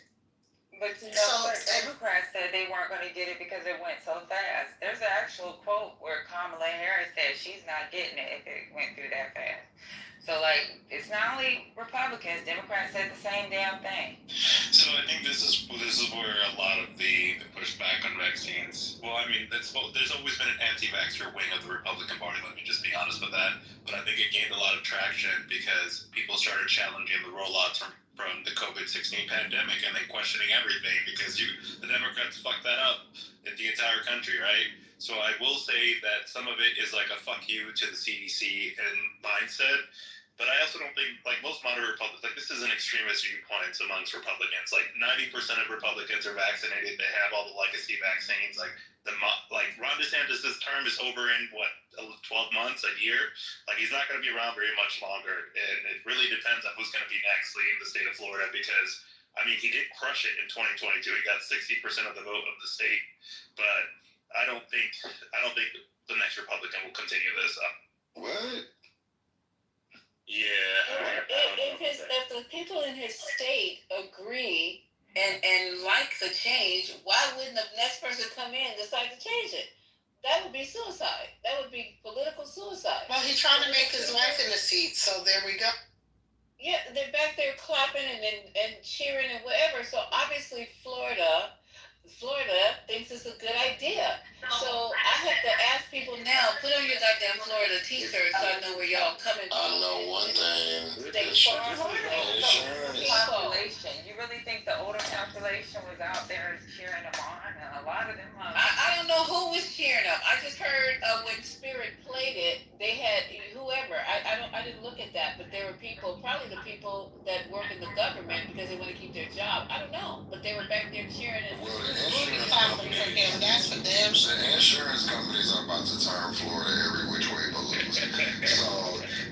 So I don't know if everybody's gonna be down for it after they experience these insurance hikes. If you know anything about Florida car or home insurance, it's already crazy. what they're about to do to these people for health insurance. Well, most of them have lost their flood insurance. They don't even have it anymore because they pulled out. They pulled out on the flood. They pulled out on the flood insurance, and they've jacked the car insurance because some of the car insurance premiums they pulled out of. So I mean, right now, culturally. Let me ask you this: if people's insurance go up, like maybe even $50 to $100, are they going to be able to tie it back to Trump and these policies? Because I don't trust that they're smart enough to know that that's the reason why their policies went up. I think yes, because they know what. I mean, these people ain't stupid. They know that like they're stupid. They're stupid in the way of like certain things, but they're smart in the way of knowing. Okay, when this person came in, I was able to get this. And then when they left, I wasn't able to get this. I don't know that I believe that. I feel like they don't. And you know what they're gonna say? Democrats. Even if because most of that stuff ain't gonna go into effect until next year when Democrats, if they the closing of these little small clinics and shit, that's happening now. I feel like they're getting, especially the older people, because they're the ones who's gasping the most. Especially like the lower Texans, they getting it real bad. Like that little I guess where Trent live, they tearing their ass up. And health insurance, and I mean, what they're gonna learn is that they think the insurance companies are like partisan, like Republican. No, they're not. They want the bread. And isn't most of what they took away is not going into effect until 2027? Is it 2027? Some of it, but a lot of the stuff is preemptive. So like with the funding, the hospitals and the clinics, they already know. So they've already started making the announcements. Hey, we'll be closing at such and such a day. They know, they already have their budgets and stuff planned out. So no, I mean a lot of the stuff will kick in. I hear you. That's gonna be some that are affected now with the hospitals, but then on top of that is gonna come whatever they voted on in 2027, and if Democrats are in charge at that point, they're gonna blame the Democrats. Because I'll say this: I can't say who they'll vote for, but as many people as I deal with, they know, they understand. Now they may still vote against their own best interests, but they know. They really know now because even in like. So he changed a portion of the Healthcare Act, like a little portion, and it has to be stated. So it's like and it says that it changed from the Biden administration to the Trump administration. That was really never there before. So they know. Now I don't know what they're gonna do at the polls, but when it comes to healthcare, they know. And healthcare has made sure they've been very blunt kind of with them about it. I've been actually surprised at the language that they use with the people. They let them know this is what's coming down the pipeline, and so get ready. Okay, so I'm sure, let's wait for a couple of more days or whatever, because the seniors, isn't Florida the capital of old people? They're going to come out and say this is fucking ridiculous, because they're going to be put at risk. Not only are the children, but the elderly are going to be put at risk, and it's ridiculous. And there's another part of this article. Florida. Oh Lord, this is crazy. So David Jolly, a former Republican congressman who is running as a Democrat to succeed DeSantis as governor. When he's out in 2027, posted on X that he believed that Lopato's tenure could be limited. And he said, the next governor gets to fire this guy. I know I would. And then he goes, listen to this. And I know he must be high right now. Hopefully Byron Donalds or Paul Renner would do the same, he wrote, referring to two high-profile Florida Republicans who announced their candidates. Well, first of all, Byron is not going to get elected, but he would never throw this out. Never. Okay? He's a bootlicking, butt crack sucking Trumper. And then he undertakers will now need to plan for a future by increasing their stock in small coffins. Well, he really went out there and said it. John Moore, this is coming from John Moore, a professor of microbiology and immunology at Cornell Medical Center in New York, my favorite hospital. So they're people who know what they're talking about, like somebody who is a professor in microbiology and immunology, the courses that a lot of us either didn't take or failed, and they're typing about, I want to live, I need my rights, I want to live. Y'all need to go back. Y'all need to go back and do some studying. I ain't even research, just study. Lisa, can I mention something also, just to add a broader context? This guy who's Surgeon General in Florida, he was handpicked and fast-tracked by Governor DeSantis because of an editorial that he wrote in the Wall Street Journal about COVID protocols, even though he's not an infectious disease doctor. He was also not recommended by the UCLA College of Medicine, by his supervisor, because of stuff that went against the Hippocratic Oath. But DeSantis had to find somebody preferably with a Harvard degree. We can't take that away from him. He was a successful man and did, went to Harvard fucking medical school. But DeSantis shopped for somebody who had these type of beliefs to be able to install him as Surgeon General in Florida and put him on a fast track, not the normal approval system that it would take to get a Surgeon General confirmed in Florida. So that should tell you a lot about who this person is. So political. So Lisa, I was gonna say real quick, I do agree with your statement about like the seniors and basically people coming out and be like, this is ridiculous. But I think there's two clear lines here, right? Like with the COVID situation on ivermectin, that's a very different argument that Republicans are making. They basically want the route, you can't trust this vaccine, it hasn't been tested, yada yada. That argument does not stand with hepatitis B, meningitis, etc. because most Republicans, number one, already have those vaccines, right? So if you're trying to sell that to a Republican audience that knows it's not true, it's gonna blow up in your face, right? It's not the same argument. It's a personal freedom and personal choice argument, even because you can still get it, right? Parents can still vaccinate their kids. However, they don't want the state to mandate it. So that's the argument they're going with in this new situation, trying to get rid of vaccine mandates, but it's very different from the argument that was made with COVID. So COVID wasn't. You guys are going to end up in mass, okay? COVID wasn't. You always got an excuse for the Republicans. Trump was not even a Republican like that, though. Oh, he said COVID Yes, was tested on humans. Huh? They said that COVID was never tested on humans. That's what this guy did. COVID? I'm sorry. The COVID vaccine was never tested on humans. Where do you get that from? Yeah. This is the Pato. This is the guy who's up here telling you that they're not going to no longer mandate. This guy is weird. Let me do some research on him while I'm talking, because Scotty did some, obviously, but this guy's a wackadoodle. I don't care if he went to Harvard. My little brother John went to Harvard, and he's a fucking idiot. He's crazy as fuck. He's Harvard is doing a sabbatical. So, Lisa, you mentioned someone that, I want to go research because you said he's your favorite doctor.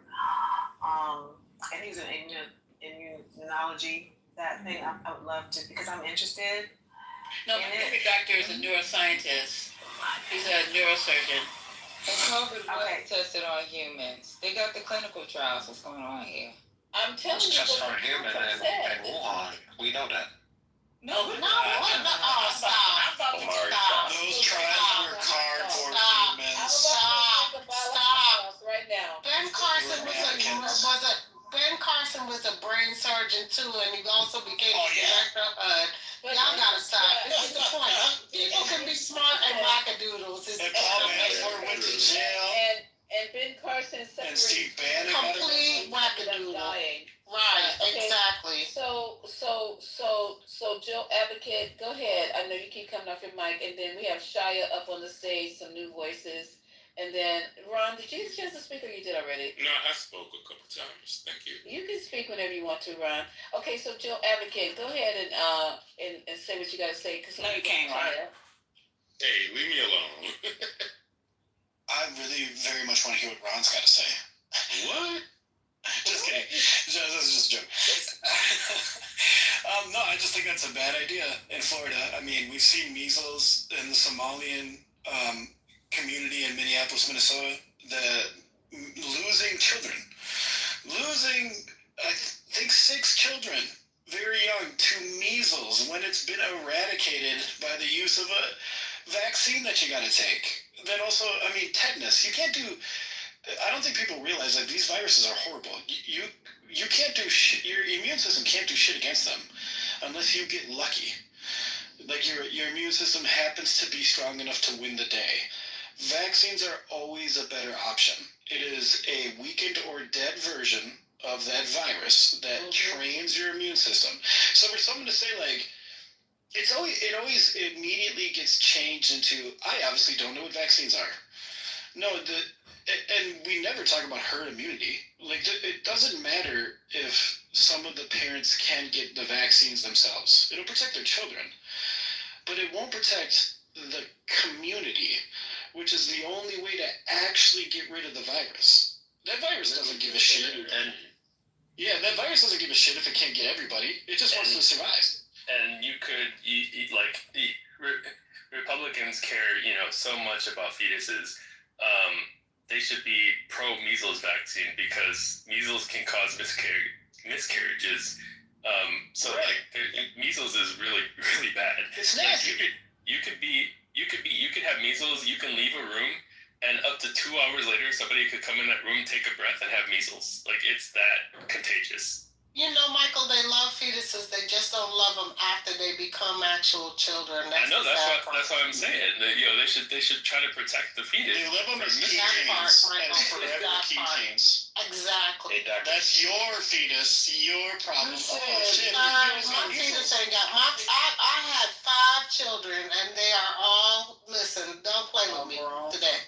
Hey, Dr. Copeland, I see you in the audience there. I don't know if you want to talk to me. I'm not playing with you today. Okay, somebody said something about measles, and you can walk into a room and do what before the phone broke out? What did you say? It can linger in a room for up to 2 hours. So somebody could have measles, leave a room, someone else could walk in, and if you're not vaccinated, you take a breath, and you probably would have measles if you're not vaccinated. Linger in the air for 2 hours, or linger on fabrics and surfaces? In the air. That's They put the measles on blankets, y'all. Do you guys remember the blankets that were put around the Indian shoulders? I'm sorry, I apologize. You're right, smallpox. Thank you. But Dr. Copeland can come up. I can't. Yeah, I love Dr. Copeland. But let me tell you guys, there would be no reason to have the vaccinations. I mean, people died. It was death. That's the reason why they created these vaccines. It wasn't because they didn't have shit else to do and they wanted to have a party and a good time. These were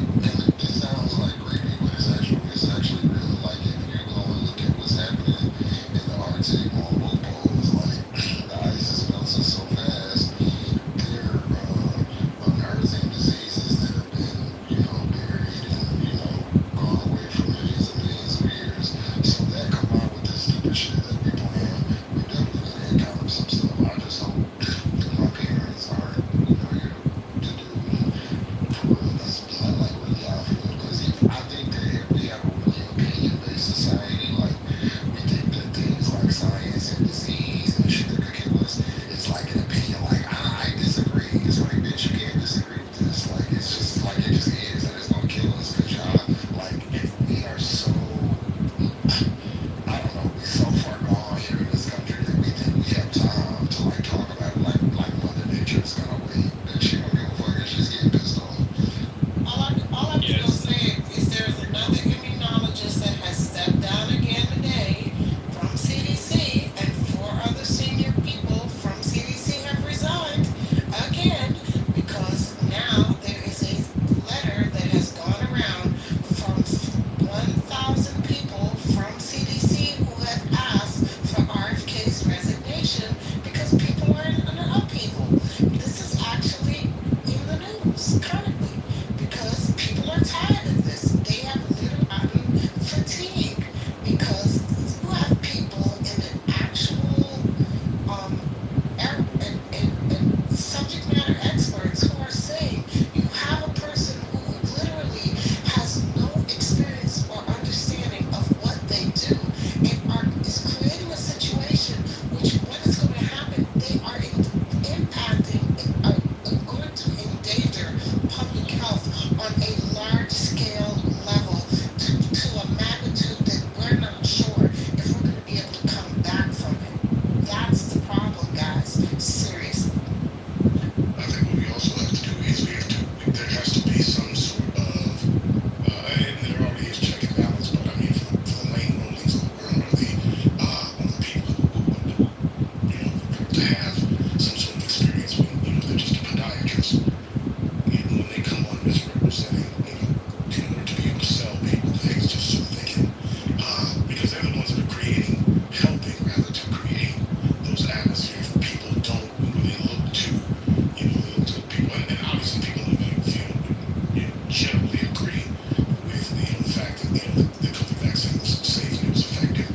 But you've got people who do not agree with that, and people who do have some credential who grift on purpose so that they can benefit from financially from people's fear. So there has to be some measure of control there too. But I mean, obviously, people can say what they want. I mean, That's the thing. People can say whatever they want, and it doesn't even. We got the guy from Jiffy Lube that keeps coming in here, thinking that he knows everything about microbiology That's wonderful. and we got the truck driver. What y'all know who I'm talking about? The truck driver who screams to his mic, can tell you everything you need to know about immunization and vaccines. Okay, so let me finish off the article. I never finished it out. If you guys want to go read it, I'm on a desktop. I'm gonna have a desktop, so I can't be putting links in this chat.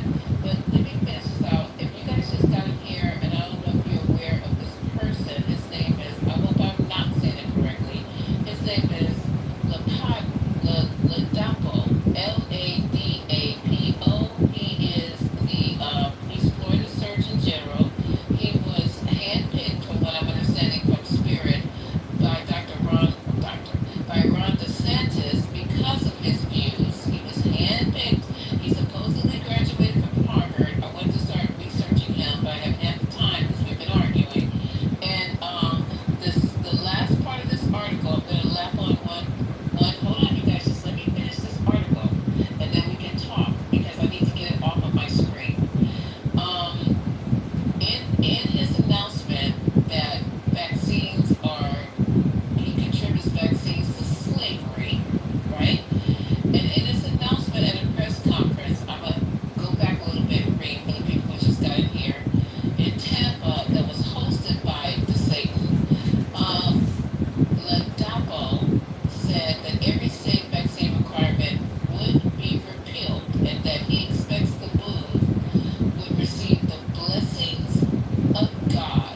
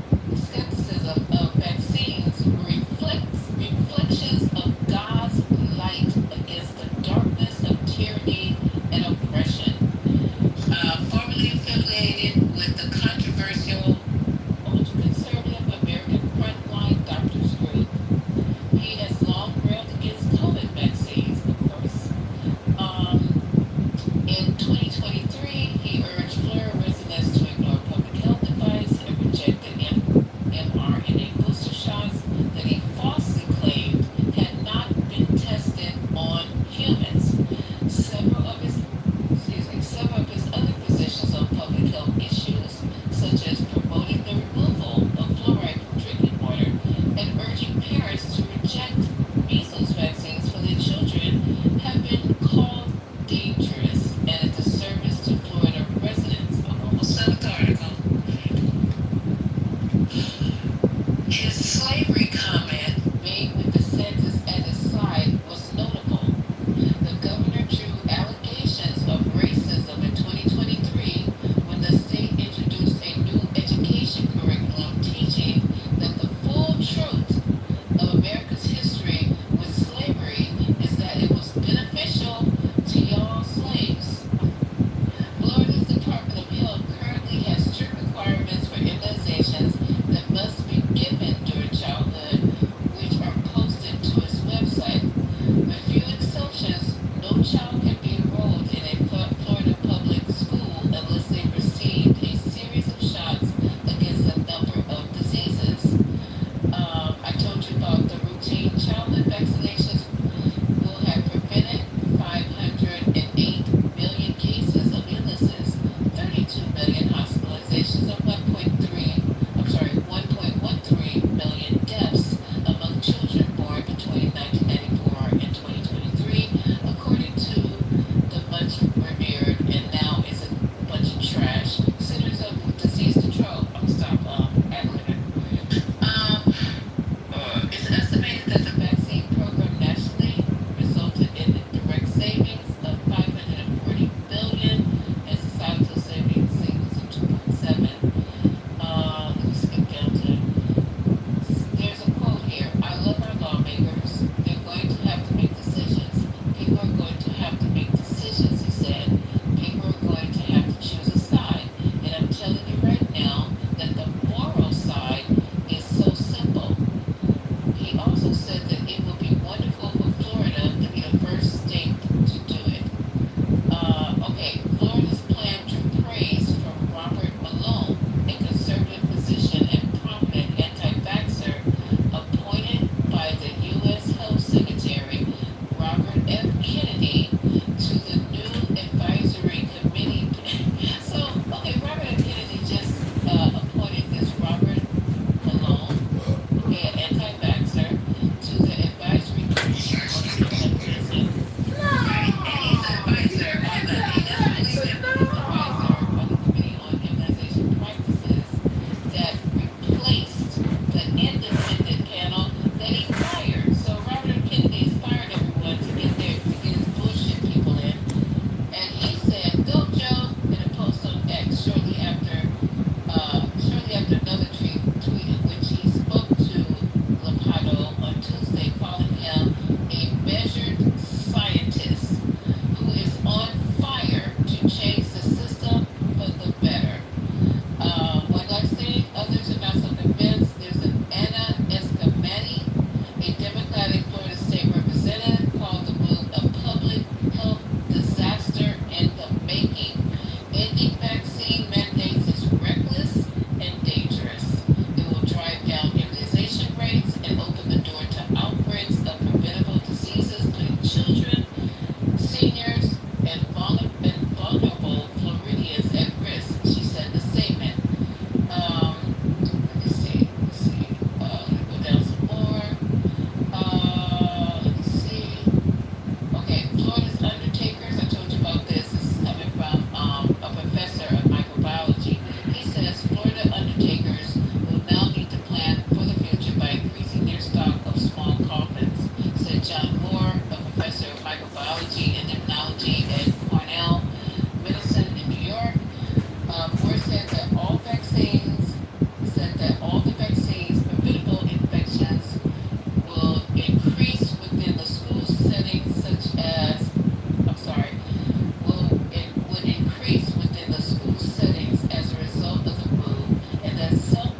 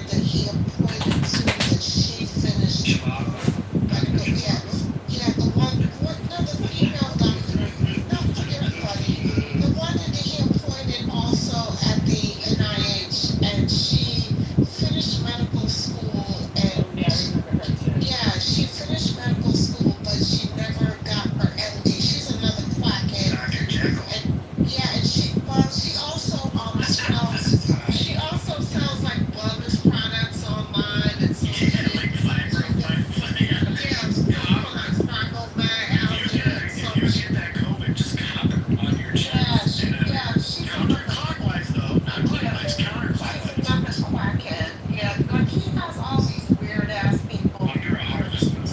Yeah, but he touts as that she graduated from medical school too. Yeah, like Dr. Priya said, he actually harassed the woman who actually did. Right. Wasn't Malone that was the one saying that we were gonna like if we got the vaccine we were gonna grow tails? Yes, we're gonna morph into dragons. I know. I wish I could have won. Like, I can jump higher? Are you saying I can jump higher? Y'all mega asses for months out there. Hell yeah. I'm disappointed. I've always wanted a penis. It's so funny. They can give you a bonus. I mean, seriously. No, that's funny though. If they say it could do that, if they say it could, why would Grow a penis? but no one ever says it. No one ever says it goes over here something like stigmatism. They all say, oh, if you take these vaccines, we don't know what'll happen. You could get a tail. But what if it cured arthritis? If you don't know, you don't know. You can't say it's only bad. You can't say the side effects are only bad. They could be great. How can you say they're only bad unless it's obviously propaganda? All of these different outcomes, the gooey veins and the tail and the hermaphroditism still The 20/20 eyesight. and yeah, all that. Well, that didn't fucking work for me. You guys know that for a fact. I mean, I got. So you didn't get a tail or anything else? It was the ones that were supposed to combustibly die. Remember? Oh yeah, we're supposed to combust. Yeah, I remember that one. Yeah, there was the one individual that went. The blood that had all of the gooey veins. The gooey veins. Just combustible. You're 70% water, but with this vaccine, you're combustible. So there was, I don't know if you all remember this one, but you remember during the pandemic, there was a group of people known as, unaffectionately known as the disinformation dozen. So Robert Kennedy was actually in that group of people. He was considered a part of that group. Was that pre-worm or post-worm? I think that was pre-worm. He doesn't know. You don't like we did. So Robert is actually Loki. He created the worm that eats the world. I mean, it could have been anti-worm though. I mean, He grew it in his body.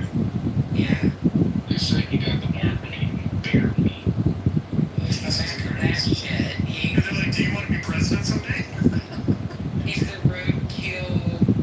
Yeah. Oh my god. I mean, listen to how his kids talk about him. Wait, what the hell? Fucking whale shit on top of the car with all the guts and goo all going down the car with his children in the car. This guy is about like. And how is he driving? Like he's driving like he just won the day. He's like,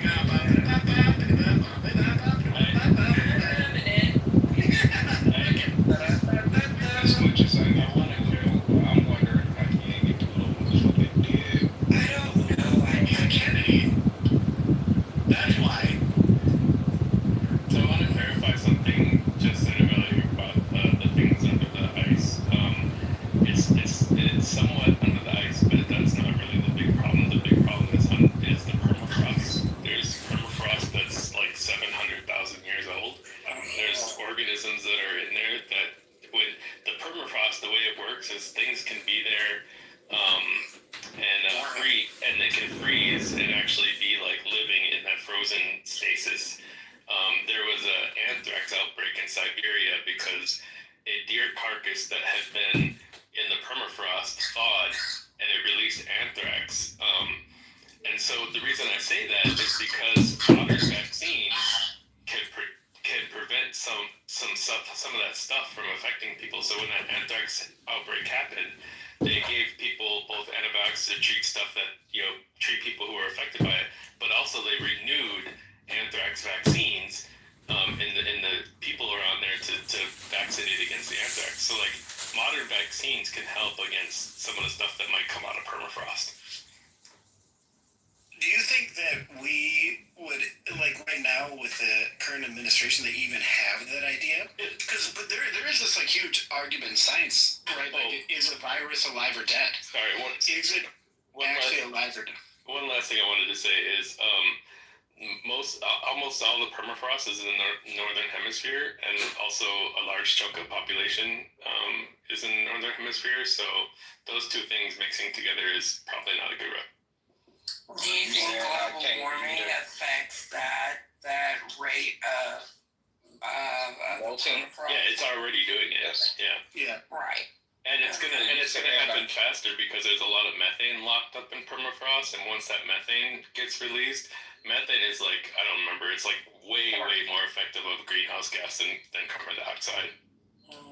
Oh, so I cannot eat a defrosted woolly mammoth carcass is what No.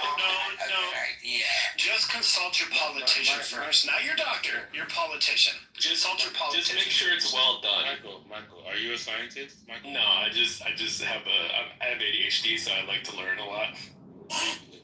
You like have an answer for everything. So I want to go back. You could too. Right? Well, that's fine. Yeah. You can read science. You started talking about. I'm sorry. Yeah, he ain't said nothing. I heard that's been wrong. No, I'm not saying. I'm like feeding into it because I'm asking questions. So you talked about a virus being alive or dead. I want to hear more about that. Oh, that was me. Like, there's this debate, like because they replicate, right? Their RNA and DNA strands kind of fold on each other, create new, replicate. There is this debate. Is a virus actually alive or is it dead?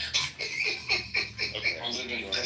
That's a real debate. So if it's a real debate. I want to hear Michael tell us about it. It's a debate between who? No, it's not a debate. Darwin Award candidates.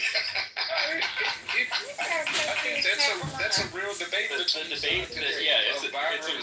real debate. If a virus counts as a living thing, I've heard that. Yeah, because it doesn't.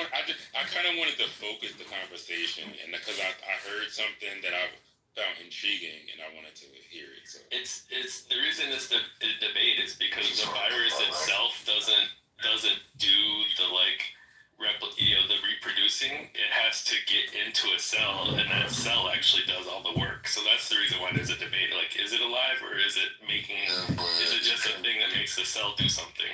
Yeah, but viruses can and have existed outside of cells.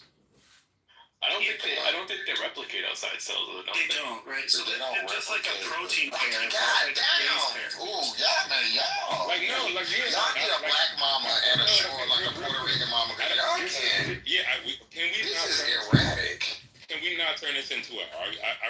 This is a learning moment. Because nobody. I don't know. Keep talking. What's going on? He said I don't want to talk. Yeah, it's just weird, Ron. Well, it's interesting, right? Science is weird. It's interesting. Okay, so who's answering the question? Lisa. I'm reading articles here. I'm getting ready to play one in a minute. So you guys go ahead and finish your discussion. All right, since we're talking about random shit. Yeah, I can't even get the answer to my question. That man who shot that 11-year-old boy, I'm driving by the house and taking pictures tomorrow. I want to see if there are cameras on his house. What's that? That's not what I had. I said it was random. I understand that. Okay, so I'm trying to, I don't want to play a 7-minute clip. I'm just trying to go through this. But, so what I'm saying here is Trump and RFK pushed to ban COVID vaccines. This is getting ridiculous. Why do we not just ban all this shit altogether, okay? Let's ban insulin. Let's ban penicillin. Let's ban erythromycin.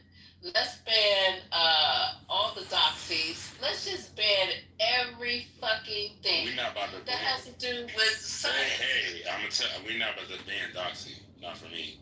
We need or oxy. Because we're not about to the oxy. See, you're drug No, they're never gonna ban that. That's cash crop. That's cash crop. Vaccine, but you love. Listen, I take care of my health. We're not about to You believe in them goddamn narcotics for real. It's just I'm not gonna say why. Good ass narcotic and some fucking blue pills, but the rest of this shit is pseudoscience.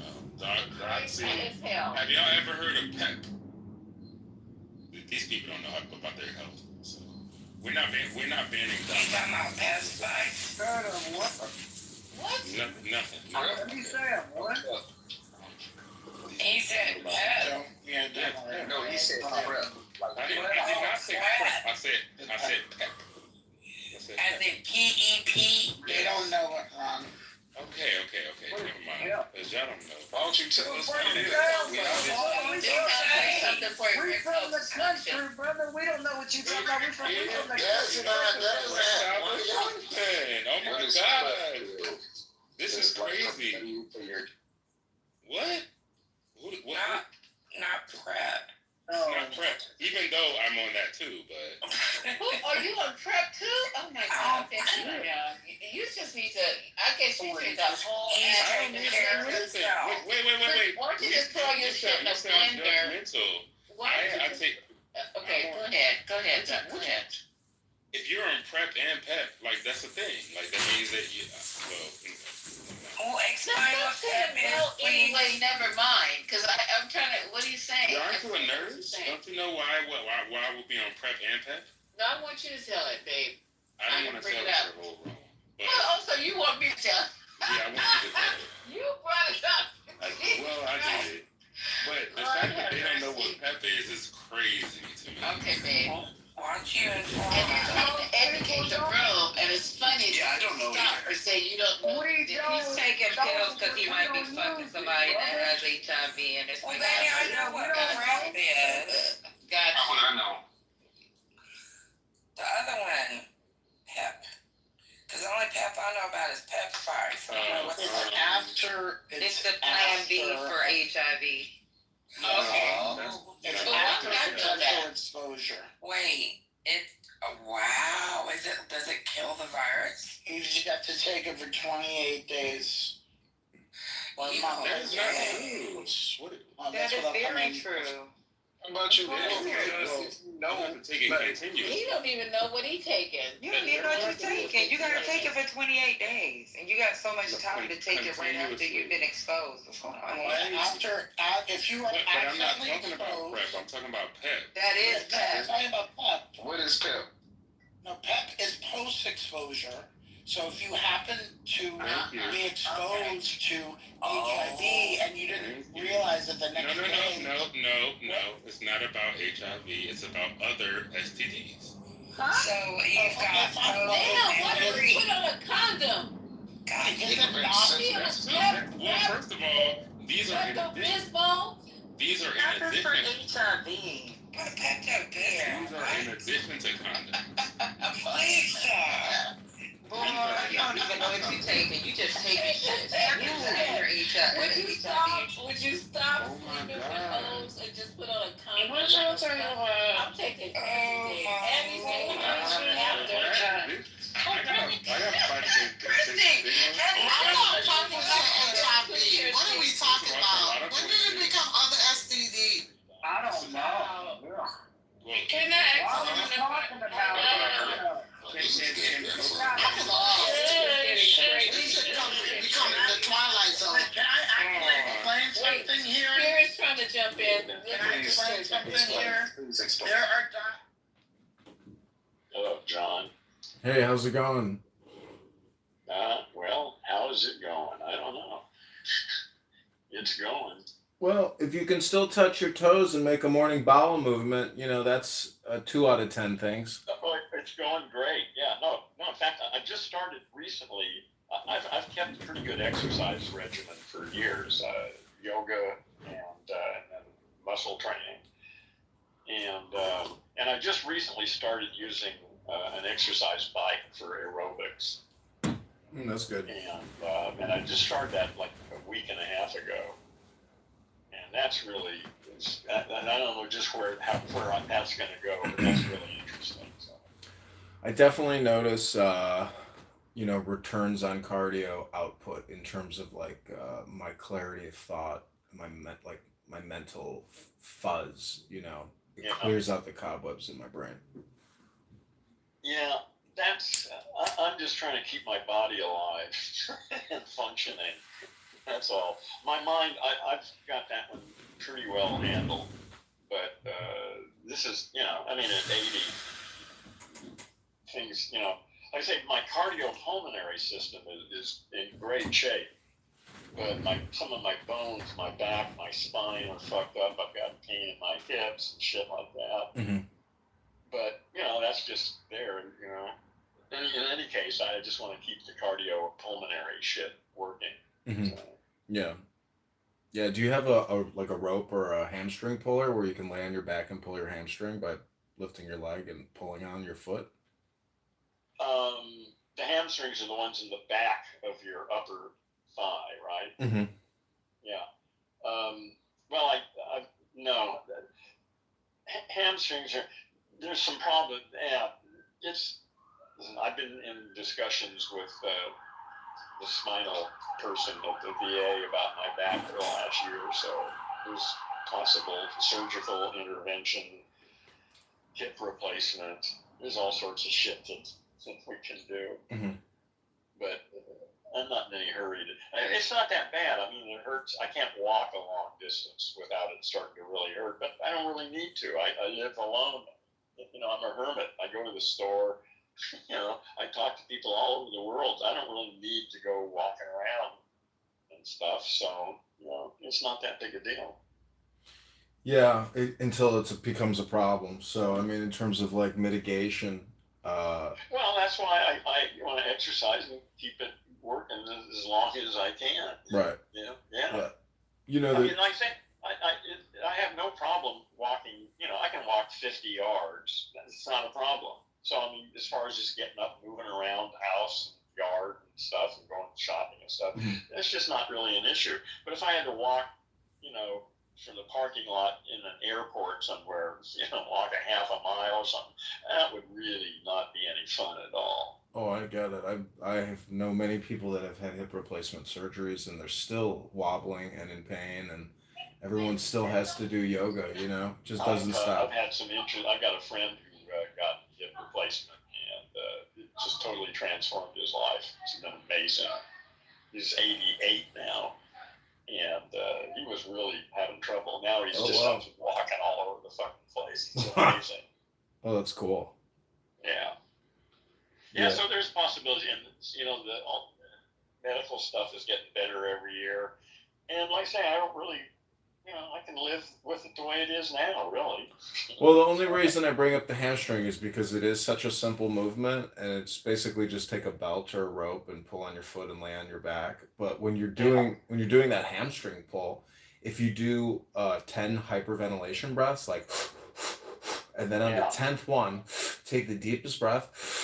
Hold it, and then hold that deep breath for 10 seconds and do a Kegel exercise in your groin, and that'll technically pulse your pituitary gland. And this is like yogic stuff, but I have found that it does seem I don't know, it seems to be, it could just be a metaphor for well, it could be, that it works for some people and not other people. I don't, tryptamines don't work on me. LSD, DMT, and psilocybin have no impact on me. Yeah. So, I mean, it's just, I've got weird body chemistry. Well, I showed this girl this breathing technique. She's an opera singer, and she was like, "Holy shit, I have never breathed like that in my entire life." Yeah. Well, that's true. Yeah, there's some yoga. I've experimented with. Yeah, I do a lot of breath stuff, and I'm aware of that. Yeah, most people have no clue about what deep breathing actually means. They've never actually breathed deeply. Yeah, I did this interview at this event, and they put you on the spot, and they say, let's do an interview for 1 minute. So I said, all right, everybody, take the deepest breath of the day, hold it for 10 seconds. And I just, that pause during the interview, got me an A+ on the interview. It's amazing. The absence of content, the void, the silence is what a lot of people just aren't getting. That's interesting. Yeah. Yeah, well, you're lucky if you can get away with that. Depends on who you're sitting us. Other people might not see the depth of that. Well, I tell him you might giggle at this response. I've done it twice now because and Friday I'm getting the best press for the campaign. I'm running for Congress, I think you know, and Yeah. so Friday I'm going to be on TV and it's my biggest press to date. All right. Yeah. What's the issue? I mean, it's just an interview. It's just a pod. As far as I know, it's just like going to be a 45-minute conversation, probably. But with you and an interview. I mean, it's not not you and the other candidates. It's just you and some interview. It's at a college. Yeah, it's a college public access thing. So. Is there going to be a live audience, or is it no? Just it's in a studio. I assume it's just like the collegiate. Oh, but you're going studio. into a studio. You're not just doing it online. Right. I would prefer to do it online from home, but yeah, me too. They fucking seem to insist I got down there and walk and all that shit. And I just sit here and do it from here. I know. I'm tempted to tell them I have yeah, why issues. don't they do it that way? I don't understand. They actually want you to go. Well, they have a studio, so they want to use it. That's the exact reason why they want it. But you're right. Otherwise, why did they spend all that money on a fucking studio if they're not going to use it? I met this guy at this bar restaurant where they have live music, and he was filming the event, and he showed me his house like through his pictures, and he had a $200,000 recording studio built in his house, and it, you know, as far as I'm concerned, it's just fucking like garbage at this point. It's all outdated and just a giant disaster of equipment. Well, it's a whole new. Yeah, everything is basically online and free. Yeah. I mean, you know, or close to it anyway. I mean, you still have to buy good microphones, but I mean, I don't know what other physical stuff you need besides. Well, you need a few physical things, but not much. You know, that's the beauty of it. It's just stunning. Yeah. It's amazing how the cell phone, you know, people go big into audio and mics and all this setup. It's like, but you know what? Your cell phone mic is still like pretty much as good as it gets. It depends on what you're doing, you know. For most stuff, a phone is good enough. You know, unless you're doing some really special audio thing or some, I mean, there are reasons to get better equipment, but not many. I never have been hung up on audio quality. I've got thousands of hours of recordings of conversations I've had with people on my old podcast. They're relatively shitty quality by today's standards, but they're easy to understand. I mean, they're not just full of, they're easy. You can listen to them. They just sound normal. They're just not great. But I don't give a shit. Anybody can listen to them, and they're easy to listen to. So that's good enough for me. Yeah. Everything is going well enough here. I just have to get on the road and literally get petitions signed and go to events. So 45 minutes, you're going to go in there and sit in their studio for 45. Do you know who the person is this with one person or what? I assume it's the one guy I've been emailing with, yeah. Okay, so do you know anything about him? Nothing. Well, why haven't you learned something about him? Well, I did this other. You want to convert him. That guy is important. Oh, I could try to Google him. I assume he's a college student, a young person. Well, whoever he is. Oh, I could Google him. Tomorrow's my audience. Yeah, I would find out as much as you can about him. Yeah, tomorrow's my prep day. I got to print out petitions. When are you going to do it? It's Friday. Friday. Okay. Okay. And you say tomorrow's you mean this is just for you? You're not prepping with them? No, just prepping myself. I thought about bringing in some props, like a can of tomato soup to say that my opponent is a can kicker, to bring in corn to say new growth is needed in Congress. Bring symbols to represent the campaign. Is that gimmicky? There's just no objects. I feel maybe I'll be like, the comedian. You should just go in as a human being and talk to this guy. Yeah, I agree. Don't come with a bunch of gimmicks, canned marketing bullshit. Yeah.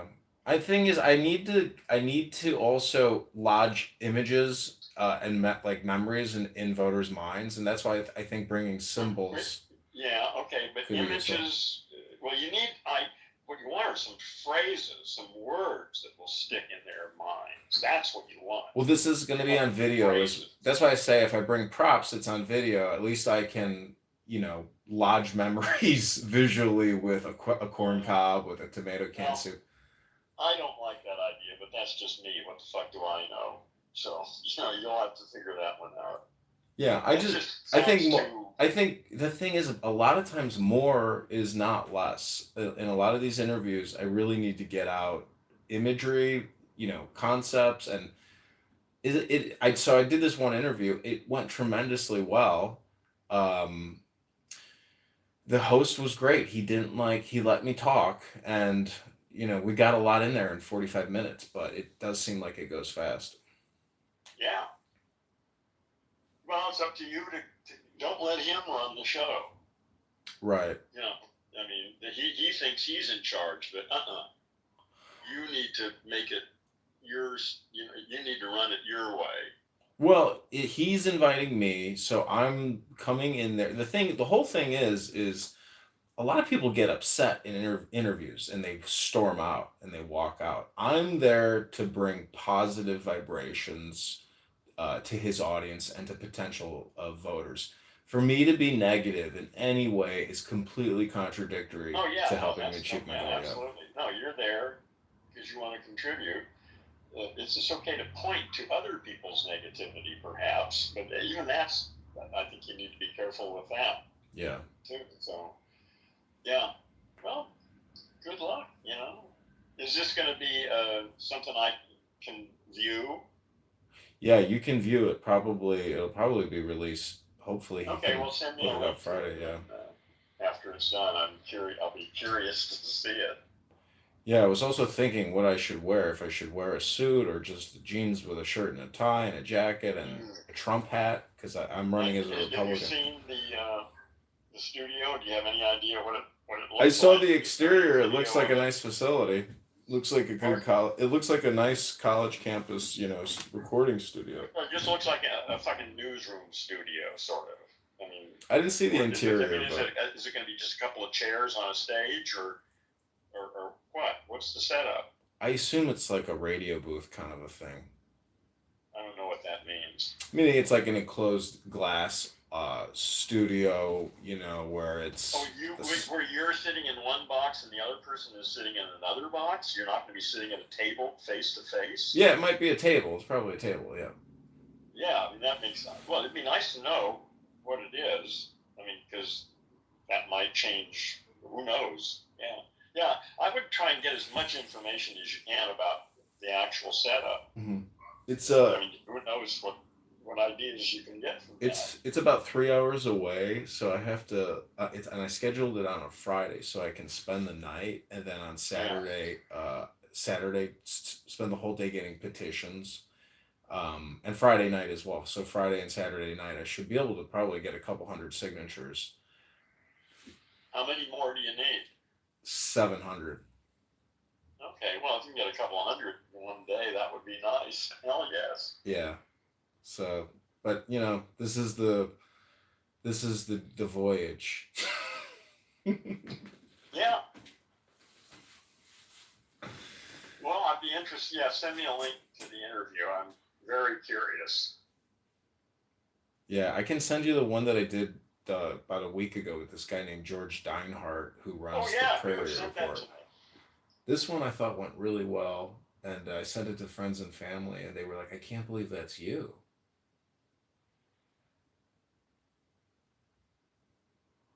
It's got 42 views. I'm wearing a Trump hat because I need to basically not virtue signal, but I need to signal politics, and also I think the Trump hat, is actually kind of annoying.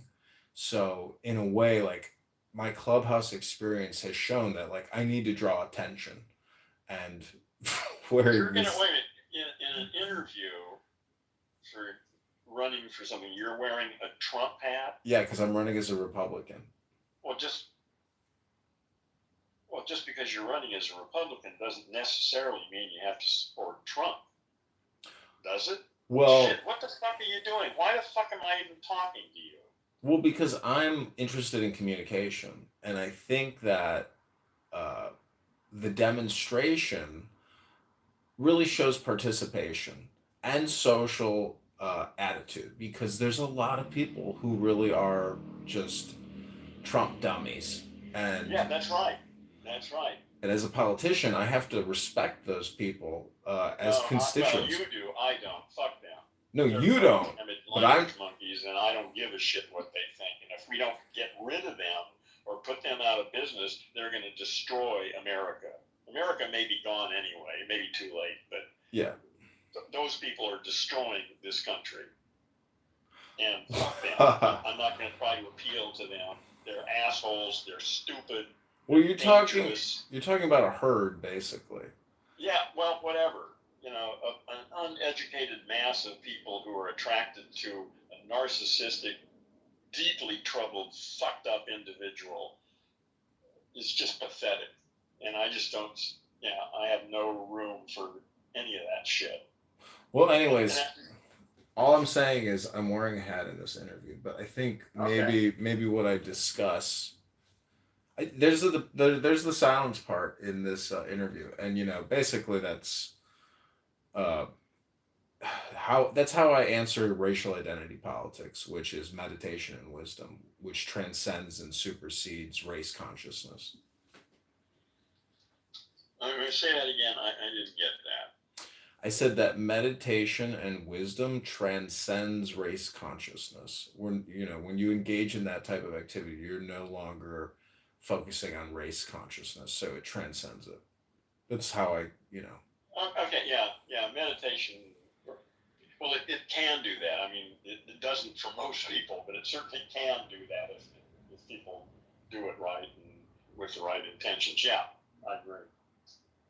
But I don't see how anybody could do that and then justify anything about Trump and what he's doing.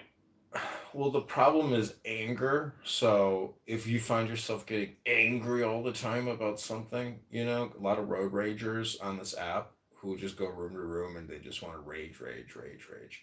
I'm just saying that, meditation, peace, and stillness is therapeutic. Well, that's good for anybody. Yeah. That's obviously, that's a major part of my own life. So I won't argue with you about that. I would say meditation has been one of the major factors in me developing into whoever it is I've become. Meditation, drugs and meditation, and linguistics. those three things have pretty much defined me. Yeah, I was reading this passage. I wanted to read it to you. It's about self-hypnosis and the knowledge of knowing that you're putting yourself like in a trance. But the useful applicability of essentially sitting in a room in silence as opposed to going out and terraforming the world is especially, in the United States situation, as America. Anyways, I'm just speaking politically because I have to, think about how psychology, philosophy, and demilitarization or de-medical industrial complexization. I mean, big pharma and everything.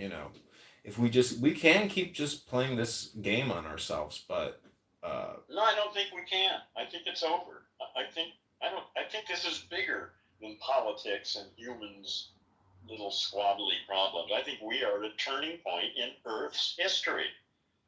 The emergence of the first global high-tech civilization with a brain. The neural nets that are being constructed. Now we're building a conscious planet. And I think this is all going to happen in the next 20 years. See, let me give you a pessimistic inversal of your opinion there, but also an optimistic, opinion of what you just said. Why? What are you going to tell me? You think I haven't already figured out all angles in this thing? It wouldn't surprise me if 80% of humans were dead in the next 20 years. It could get really fucking ugly, or it could get worse. I mean, it could be over. I mean, that's not off the table. Well, it's over for everybody regardless. We have only so many hours left in this body. That's a fact. Yeah, but I mean, it could be over for civil. It could be that Earth is aborting. Not all caterpillars turn into butterflies. Oh, well, in 1944, when you were in Berlin and the whole thing was completely obliterated, you were probably saying, this must be the end of the world. Well, it was the end of their world. Well, that's what I'm saying. It's all relative. Like, you think it's the end now. Anyways, I like that expression. If you can say it, it is not true. So, I find that to be true. No, but it might be worth considering. I don't know what's going to happen. This is just my guess. You know, and it's a range. Like I say, it could be that we've already been through the worst of it, and that it's just going to sort of start evening out, and it could be a much smoother transition, or it could just be tragically awful transition. But I'm assuming that on the other end of whatever we have to go through, we're going to create a new world, whoever's left. If it's most of us and it's been peaceful, nice. If it's just a few survivors, whatever. We're going to create a new planet.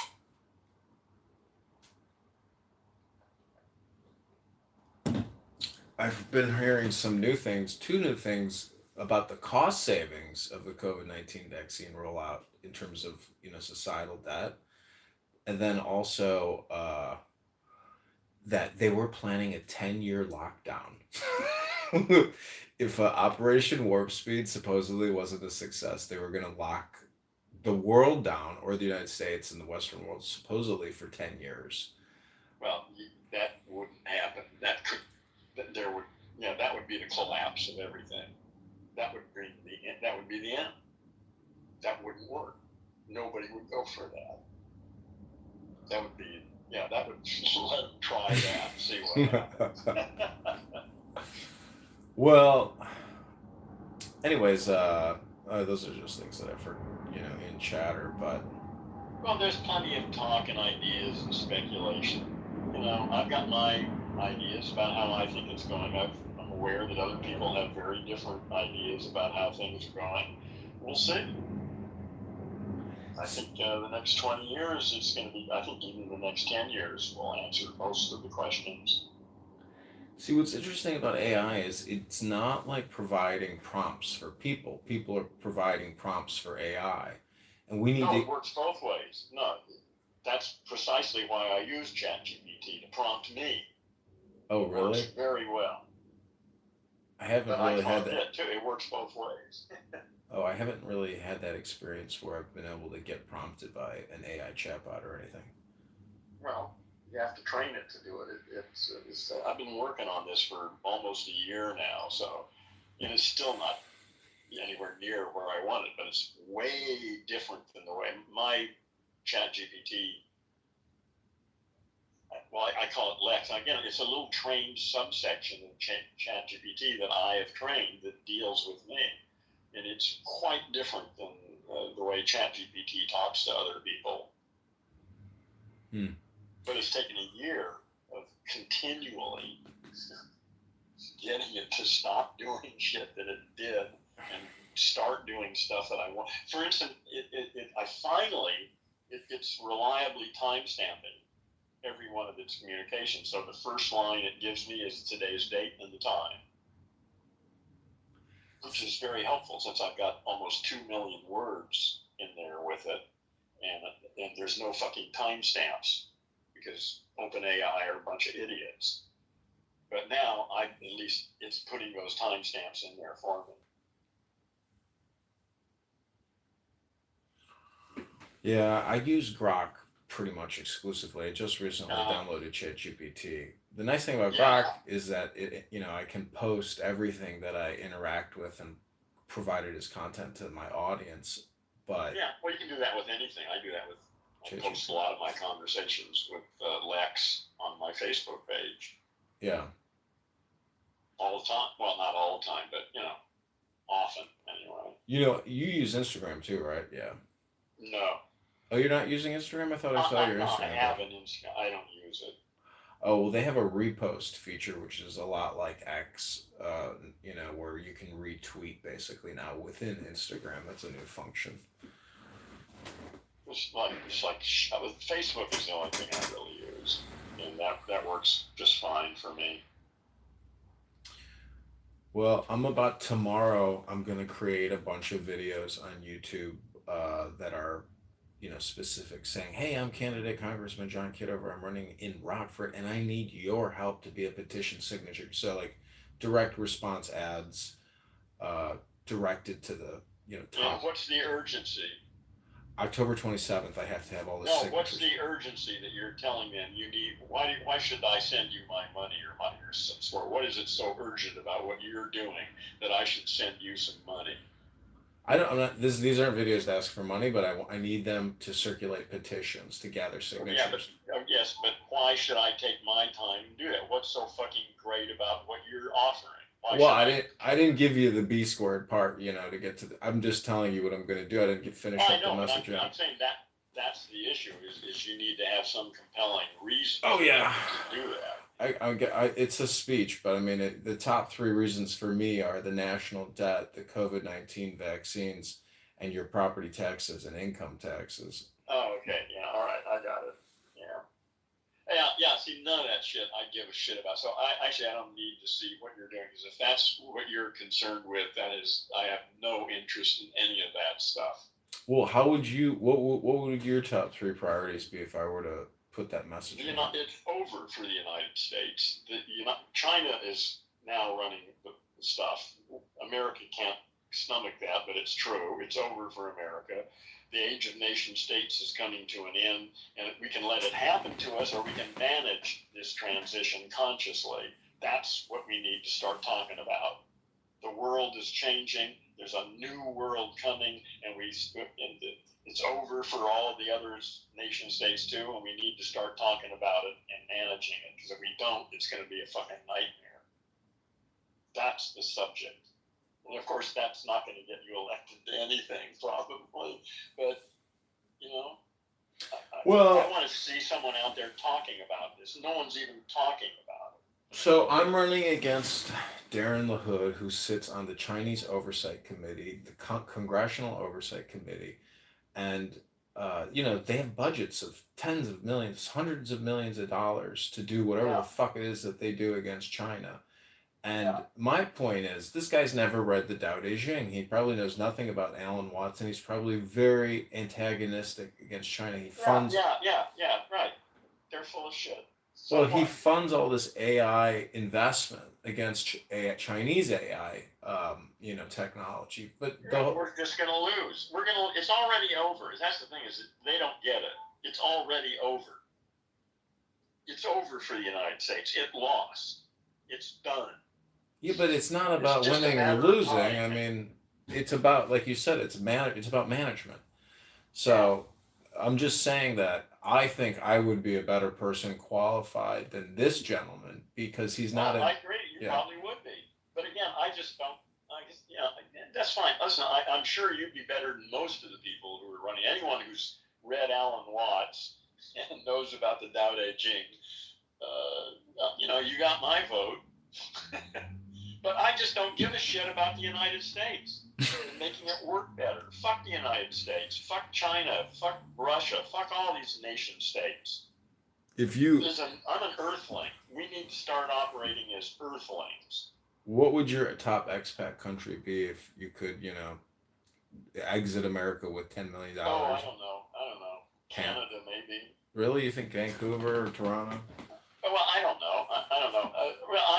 I don't think I need to worry about it. I think the United States will be gone soon enough. California, by itself, we're the world's 4th biggest economy. Only Japan, China, the United States, I think we're 5th, and Germany, I think, are the only economies in the world that surpass California.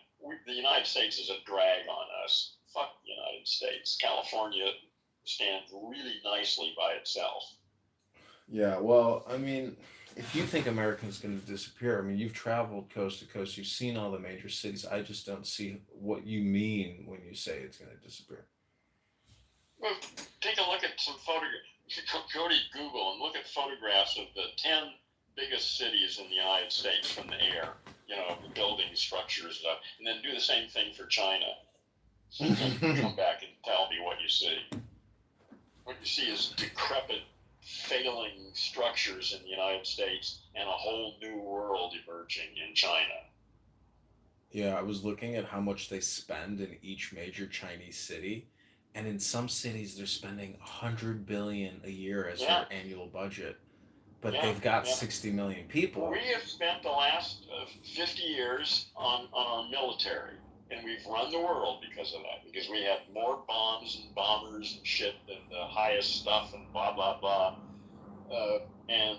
China has been spending its money on educating its youth and building its infrastructure. And now they're building military too, but they spent the last 40 years educating. They produce something like 10 times the STEM student, a PhD in China than we do. They've got a highly educated population now. You know what's And interesting? they've got, yeah, go ahead. I know you said you like drugs and meditation, and so what's interesting about the Chinese is that in the U.S. the number one drug users are well-to-do Caucasian males. They're the highest percentage of that group. Of what? Of what? Of drug users, Well, it cannabis depends or on the other drug. illicit. It's probably what particular. I think it depends on the drug. Anyway, go on. Well, my point is, any population, no matter how advanced, always finds themselves in the same predicament of intoxication, mind-altering conscious, substances, meaning that it gets a little bored living in a highly organized, extremely efficient society with no contraband or illicit material. So I'm just saying that China, they face the same problems of like Oh yeah, China corruption, will be gone essentially. in 10 years. It's just that for the short time at the end of the age of nation states, it's going to be on top before the whole nation state thing collapses. Yeah, they'll be gone in 10 Well, years. why do you think nation states are going to collapse? Historically, I see the Well, it doesn't shifting. make any difference. I'm not here to convince you. I mean, I'm again, it's just my story. I think this is what's happening. I think what's happening is not something humans are doing. We are embedded subsystems living on a living organism that's undergoing some sort of metamorphic transformation of some kind. That's what's happening here. It's not something we are controlling or running the show. We are embedded subsystems. Well, the only problem with that theory is it leaves out words which seem to be the rules of the game. And if you can't use the words in What communication, words is that? Or what do you mean? meaning that even if the Earth is becoming alive or we are No, it's just not becoming alive. It's been alive all along. no, I'm It's talking. more than alive. It's not just living like we are. Well, the transformation that you're talking about, the greater transformation, whatever that is, whatever the next Well, change is. Yeah, I'm saying Earth. I'm saying like my body is made up of trillions of individual living cells, each doing, some of them are liver cells and some of them are muscle cells, and they're all doing their shit. But here I am, okay? And I'm saying we bear the same relationship to the planet. We're like the individual cells in its body. We're part of its brain, actually. We're like astrocytes. We're building its brain right now. But again, that's But your that's just my brain, story. but your brain is. See, what I'm saying is, you think the casino is going to go out of business or the temple is going to get shut down. No, that's not the way I think about it at all. Because no, it's not going to be like that. It's going to be more like how when the Soviet Union disintegrated one Thursday evening. But see, America. Wednesday night, there was the Soviet Union, and the next day there was no Soviet Union. Yeah, I get it. I mean, I'm looking at my wall right now where I have Soviet, banknotes, and they're very large. I have $150 note. So it's like, okay, what you're saying is theoretically possible because obviously I'm looking at a defunct currency on my wall and that country doesn't exist anymore. And this is just artwork. Anyways, I'm just saying, I think your pessimism. Well, it's not pessimism. I'm an optimist. It's necessary for the caterpillar to collapse in order for there to be a butterfly. This is all part of the process. That's not pessimism. Well, you're no It's Thomas. pessimism if you're committed to the caterpillar. Yeah, if you're committed to the caterpillar, it's a sad story. But I'm not committed to the caterpillar. I know you got your Gendo, but I got Thomas Jefferson in a book over here, and I don't have your book on my shelf. I'm still rooting for Thomas Jefferson. That's all I'm saying. Thomas Jefferson was a good guy, but he lived a long time ago in a very different world. He probably would be a very different person in this civilization. Who knows who he might be? No, he was a great guy, but that was a long time ago. There's some good people in history that did nothing. Oh yeah, you know. Marcus Aurelius. There's some awesome stuff. There have been individual humans, all the way back, who have done great, amazing things. Back to the Greeks and Lao Tzu. Well, what can you say? Yeah. Well, there have been individuals throughout history who have been awake. Well, they transmitted their joy through a book. And when you read Marcus Aurelius, there's moments of like sheer ecstasy of like the joy of being alive and writing that book. So those are the people that bring the good news. I'm just saying that when I get into that booth on Friday, I want to bring the good news. That's all I'm saying. Yeah, well, listen, just do what you got to do. Like I say, I just have no sympathy for the United States and trying to make it work. I think, good luck to you if you can do anything that makes it work better. I'm all for you. I just don't give a shit. I really am. There's a Cal exit movement going on, and it's gaining strength now in California. California's and Newsom has been really great. So yeah, California's maybe getting closer to withdrawing. But see, that'll be interesting. But the whole principle of union supersedes that. So what I'm saying is that's all fake and bullshit. Like that is literally just the opposite of union, which is nothing but political, and it can't happen because you say that is the what is the opposite of union? Secession, Cal exit.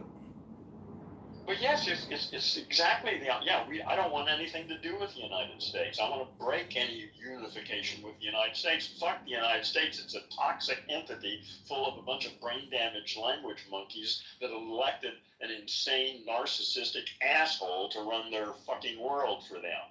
I don't want to be any part of those people. I don't want to change them. If that's the world they want, fuck them. They can have it. I'm out.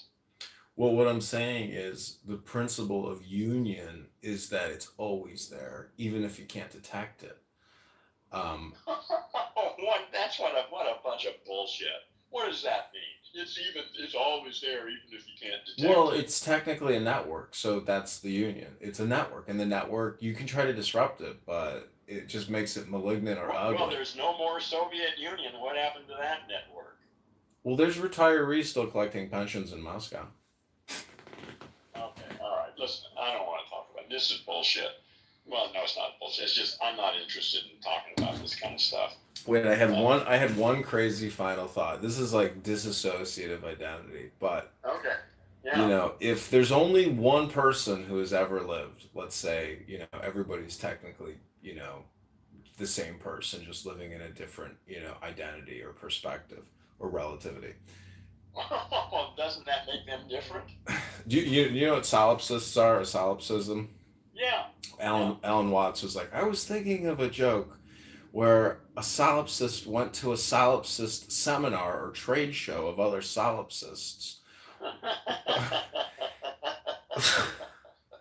How would they interact with each other? Yeah. And so I don't know. The thing is, if I think, therapeutically speaking, if Donald Trump is the rub that gets you angry, one way to counteract that is either view Donald Trump as a 5-year-old child, or know that somewhere in your 365 degrees of personality, there's a Donald Trump inside of you, somewhere. in your soup of identity. It's a thought. Well, there's plenty of bullshit tied up in my own language machine. I'm fully aware. I've gotten rid of most of it. Mine's pretty clear now after years of reprogramming. There isn't much of the old bullshit left in there, but I'm sure there's some. But no, I think it's quite possible to reprogram most of that stuff. I mean, I know it's possible because I've done it. Yeah, dialectic therapy. I was talking to this therapist on this app a couple days ago, and she was discussing dialectical therapy and how much success she has had with her clients. And I was like, so basically you get them to read a book, right? And she's like, exactly. I was like, that's dialectic therapy, reading a book, right? She's like, pretty much. I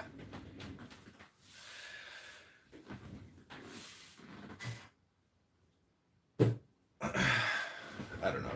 I'm trying to make a joke out of it, but this is what I do. I mean, I spend too much time listening to people on this app when I would prefer to read books and create content, but I have found So why don't you do that? I do, but I have found physically, really, you can only get about 2 hours a day out of your body to read Well, it and create depends. audiobooks. No, listen. For 30 or more years, I was able to read intensively and study between 4 and 6 hours every day. Well, that's reading silently, though. I'm talking about recording audio. You know, reading books out loud, creating audiobooks. Physically, that's a whole different thing. That's not even. Yeah, that's not reading to learn, and that's a whole different thing. I don't even know why you'd call that reading. well, the thing is, well, no, I listened to the playback years later, and so the thing is, I don't have to read that book again. I can just play the YouTube video of me reading the book, and then I learn even more from the audio recording. It's got their own way of doing things. I'm going the extra step. But I will say that once you record a book into audio, you never have to read that book again. You can just listen to the audiobook. Well, I very seldom have to read a book again anyway. I mean, there have been a few books, maybe 5 to 10 books that I've read more than once, but I read very well and I take lots of notes when I'm reading. So I usually don't need to reread it because I've incorporated whatever I read into my life. But there are a few books that I have reread. Well, I know our time is coming to an end, so I'm wondering if I could just read you a poem by Rumi. It deals with the title of your room. How long is it? 30 seconds. Oh, hell yes. Go ahead. There is a sun star rising outside the reality of form. I am lost in that other reality. It's sweet not to look at two worlds, to melt in meaning as sugar melts in water. No one tires of following the soul. I don't recall now what happens on the manifest plane. I stroll with those I have always wanted to know, fresh and graceful as a water lily or a rose. The body is a boat, and I am waves swaying against it. Whenever it anchors somewhere, I smash it loose or smash it to pieces. If I get lazy and cold, flames come from my ocean and surround me. I laugh inside them like gold, purifying myself.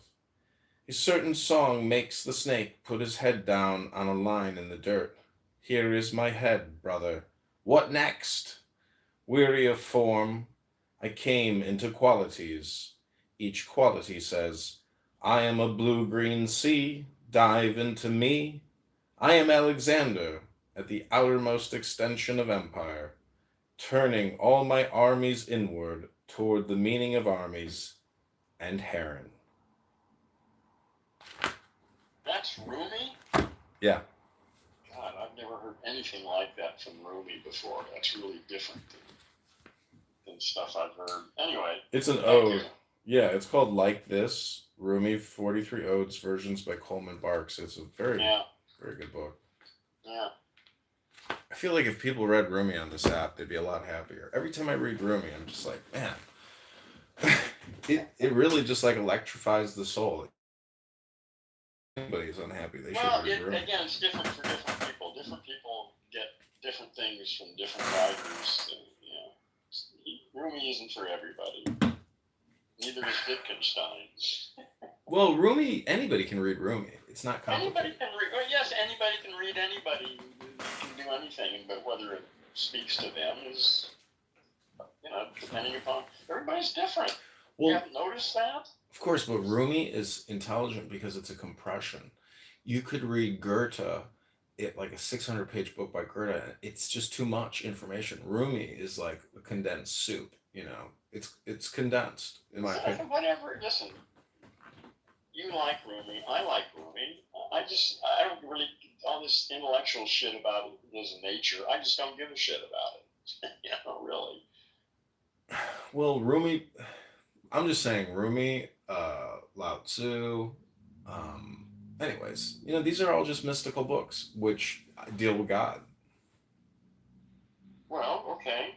So I'm just going back to your room title. Not God, no God, silly old concepts of God. So. Oh yeah, okay. Oh yeah. Well, I'm talking mostly about the sort of Christian, Judeo-Christian, Islamic gods, Buddhism, and the whole concept of God is really almost not even there. It's a whole different thing in Buddhism. So I'm really just talking about the, Islam, Christianity, and Judaism.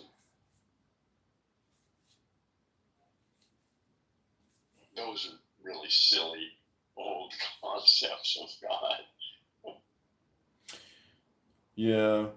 I mean, this was a really interesting query that I did on Grok. I think I tried to send it to you actually, but I asked Grok. I said, summarize the 10 most profound discoveries of Alan Watts, and then I said, give me the 10 most profound discoveries of C.G. Jung, and give me the 10 most profound discoveries of Sigmund Freud. Oh, yeah. And you could see the progression from Freud to Jung to Watts. And Watts's summaries were, the most compressed and up to date of the three. And Sigmund was like the building blocks, but Watts's were really interesting. It was very, very. Well, you're going to have to add a fourth one on that list. I'm compiling another 10, the 10 ideas that I think are. Watts was great. Like I say, Watts is the most important person in the universe to me. He's the guy who woke me up. But still, when I listen to him today, I can see just all sorts of clumsy shit that he says that could have been said so much better. So I'm actively working on really something very much like that, a series of statements that sort of summarize what's going on. The first of which is this whole idea of breaking identification with the voice in your head. Most of us are trained from infancy to identify with the voice in the head. That's me. I said that. I think this. I think that. That's bullshit. That's just plain fucking wrong. That's my language machine running its scripts according to its training. And it's not me. What I'm doing right now, there's no time for me to be thinking about what I'm going to say. I haven't got time to choose the words that are coming out of my mouth as they come out of my mouth. This is the way my language machine works. But it's been significantly retrained.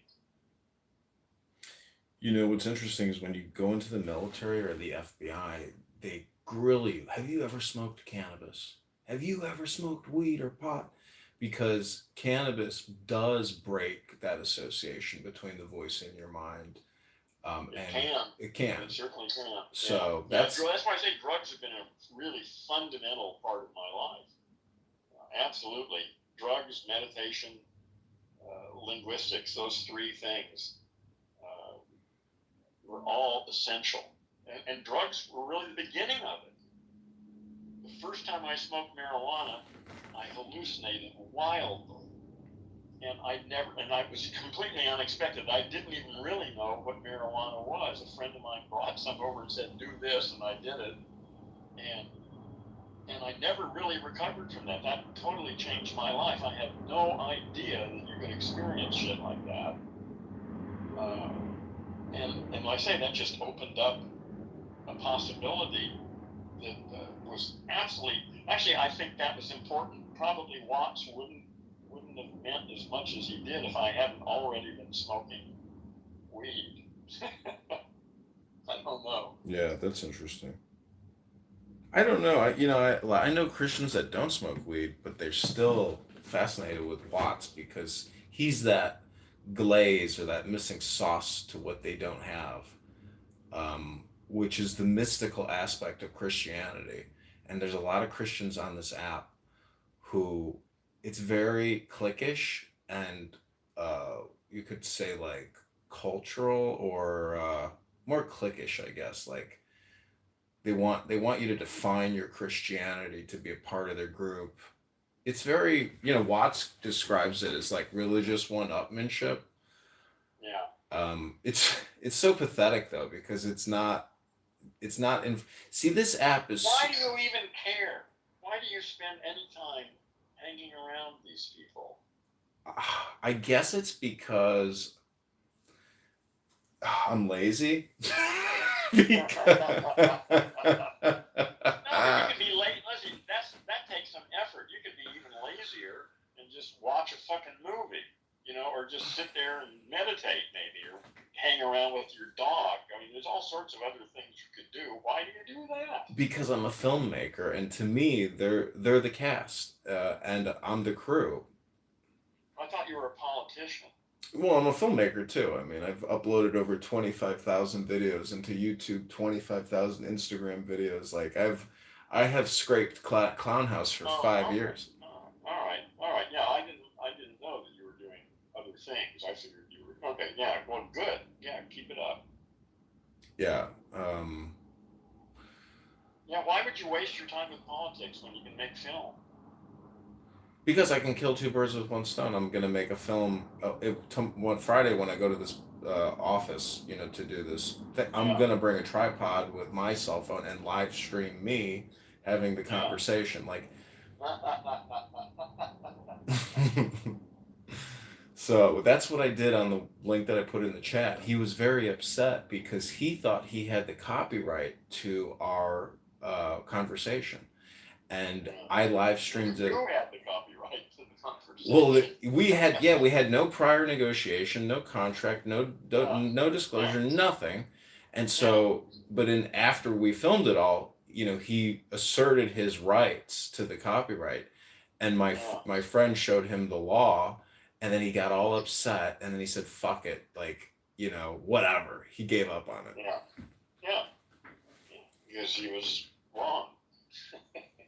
Well, he was technically right, but I have the same copyright with my footage. Yeah. That's the thing is that you have the same thing. Since there was no discussion beforehand, then it's all moot. Right. Yeah. If he wanted to ask for an exclusive and say I want to have the master cut, you can't have. Yeah. If he'd said something, then that's. But nobody said anything. So fuck him. Yeah, you got it. Yeah, and I was so exhausted with the all the anger and the debate that, but I did write him a nice apology letter, and then he published everything, and it worked out. I just said, be silent. I don't live my life to pick fights with people. I'm not that kind of a person, And then he just, I warmed him over, but it was such a good interview. I was like, you'd be crazy not to publish it, even if you're upset about. It wasn't even me. It was a friend who was commenting in and causing a major beef and conflict. But, I'm not that person. And people get angry with me because of what other people say. I'm just like, you have to disassociate us. Like, we're not the same person. Yeah. Also, that's easy to do. I mean, once you know what's going on, you just point that out. If they can't get it, then ignore them. Yeah, just give up and move on. But anyways, well, I hope you have a great night. It's fun chatting with you as always. And, I would really encourage you to stretch those hamstrings because interestingly enough, the hamstring is the only part of the animal you can't eat. So it must be telling you, work that hamstring. What do you mean it's the only part you can't eat? There's something in the books that says, it's not kosher or it's not permissible to eat the hamstring. Oh, okay. Who cares? Okay, so what?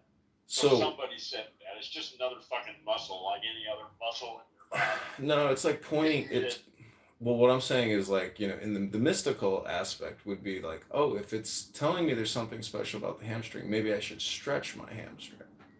Okay, well, listen, I don't put much weight in ancient literature's medical stuff. You got your ideas. You're welcome to them. I'm just having fun with my ideas. That's what I'm trying to emphasize. Have fun with it. I got it. Fun is the magic word. It's play. That's what Alan Watts says. The whole thing is. That's pretty much it. Yep. Well, this app is a great place for that because like I said a minute ago, I'm lazy. It doesn't cost anything. There's no investment. There's no repercussions. It's a great place to experiment with trying to have fun. Yeah, it can be. I'm here. I'm here every day. I find it a real contribution to my life. I have one or two actually interesting conversations a week. I mean, I went 40 years when I never had any really interesting conversations. I read books, but I didn't know any people who read the books and could have conversations with them about them. So, the fact that I can have one or two interesting conversations a week when I didn't have any for 40 years. 40 years, that's a long time of not having interesting conversations. That's true, yeah. Well, that's the thing is, like, my mom calls me up and it's like, it's like she wants to have a clubhouse room with me. She wants to get that dopamine. I'm happy to do that with her, but I recognize how most conversations are superficial and just for the dopamine. Yeah, I don't engage in those anymore. It's just, I only do it because it's my mother. I want to return the favor. That makes sense. Yeah. But I'm old, so I don't have anybody like that in my life. So I don't have to accommodate anybody.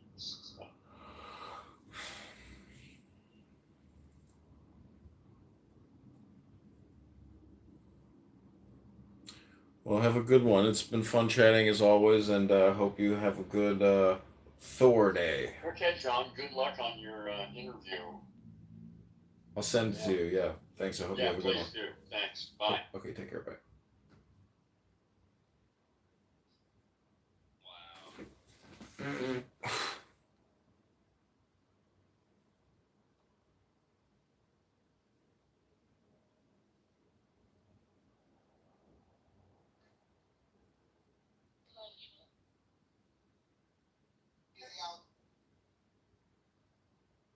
So at least one person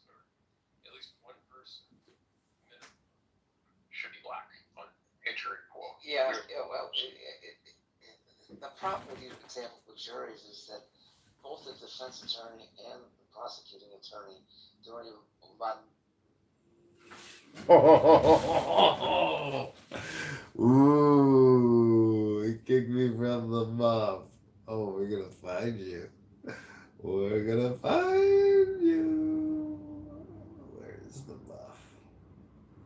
In the muff.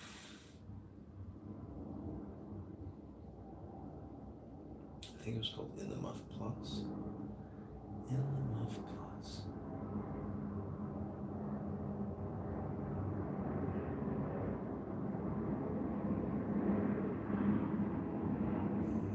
No, it's private. What the fuck? Oh my god, I can't fucking join it. No. How the fuck did I see it though? Oh. Oh well.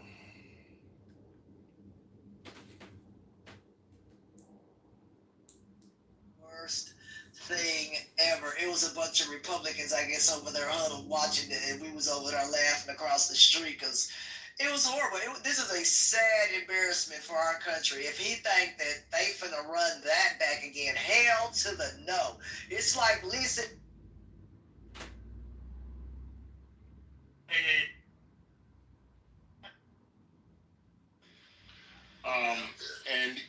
And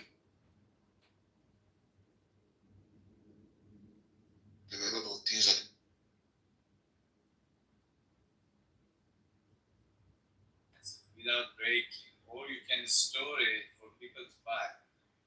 Of course, Museum. This is from the 18th dynasty as well. Oh, that's PTR. beautiful. That is Isn't that beautiful? That is absolutely beautiful. It's a work. It's a masterpiece. When I saw it, I stared at it for like 30 minutes. Wow. It was so endearing, and it's just another testament to Akhenaten, who, after reading about him, they say he was like a Michael Jackson in nature, or like a prince, as in like he was tapped into his feminine side. And he wasn't. He wouldn't be like a Alexander the Great, type of warrior. Which is why he lost a lot of respect amongst his people and even the priests at the time. But he loved music. He loved like hanging gardens. He loved walks in the garden. And this is called Akhenaten and Nefertiti in the garden. That's beautiful. It also feels. It looks like the equivalent of maybe. It's more candid than the typical. Right. It still has like an artistic flair to it, but it doesn't have this overly. What's the word I want? My beard. That was in the one you're talking about. The one in 2018, 2025. I mean, it's still fucking bad. They said it was estimated between 25 and 45. Oh, my bad. You're right. Oh, yeah, you're right. 25 and 30 million. I was reading the old one. Well, LAPD officers are pissed off that they've been pulled because they need to now protect Kamala Harris. So, did she get her detail pulled by Donald Trump? Well, that's Secret Service. That's different. Who are they pissed at, though? Let me see. Wait a minute. I didn't open it up. 14, as many as 14 of LAPD's elite metro divisions have been pulled from working cases in crime suppression efforts to provide security for Kamala Harris. They said they mad at her because they mad at two plainclothes officers sitting in a driveway outside Harris's home in upscale Brentwood neighborhood. I didn't know she lived in Brentwood. I thought she lived in San Francisco, Scotty. No, her and her husband live in Brentwood. I didn't know that. So President Trump withdrew her Secret Service protection, and then they got 14 of LAPD's elite Metro Division officers to now protect her. Let's see. I'm trying to figure out how much this is costing, and then why they mad. Let me see. Keep scrolling.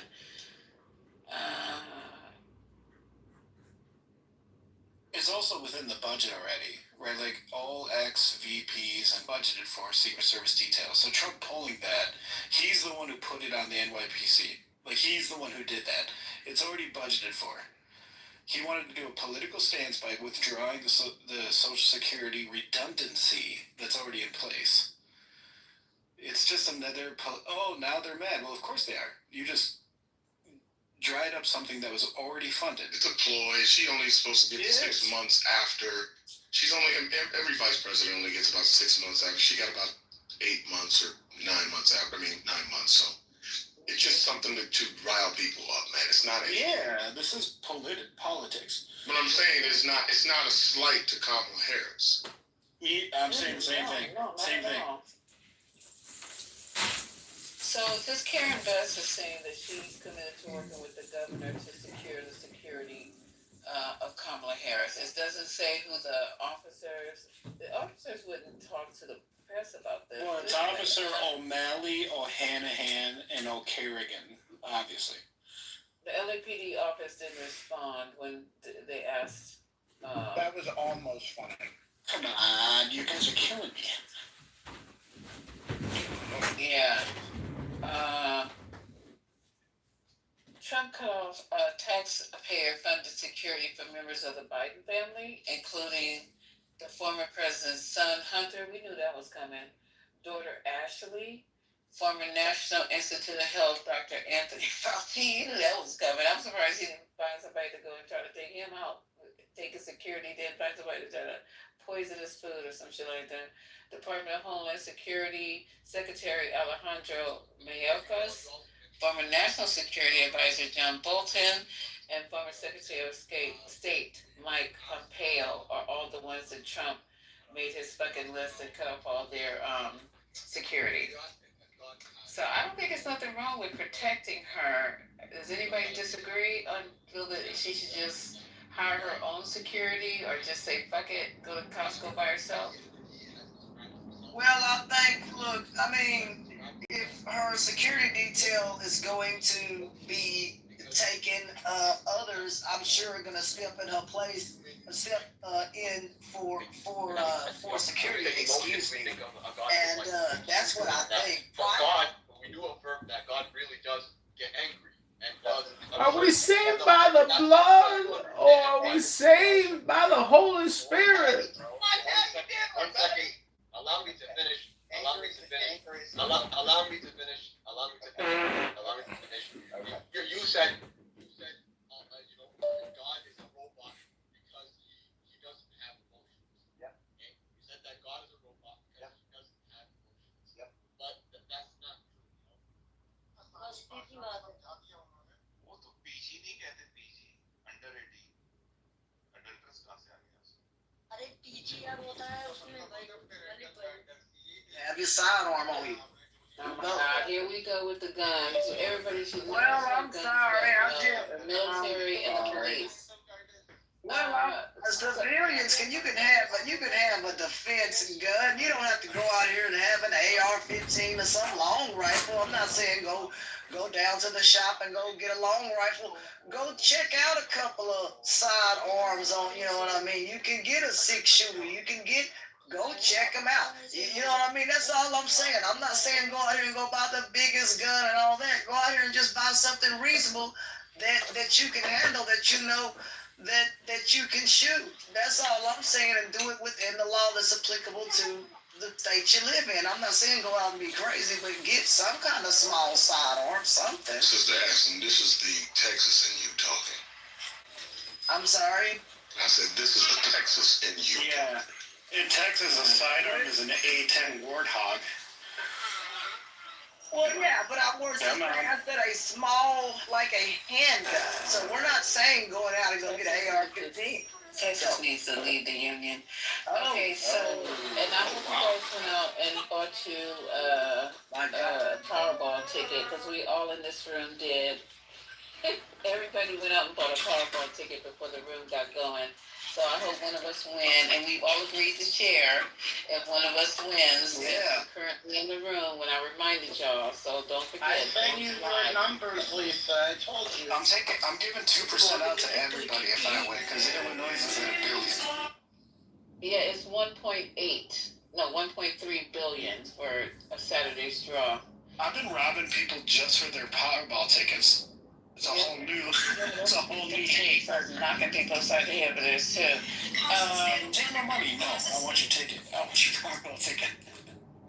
So I got one more. We're doing breaking news. So there was a University of Kentucky cheerleader, who's, I don't know what's going on with the girl. She's 21 years old. She was arrested Sunday after cops in Lexington, Kentucky, found her deceased infant wrapped in a towel inside a black trash bag in her closet in an off-campus residency. So I don't know what's going on here.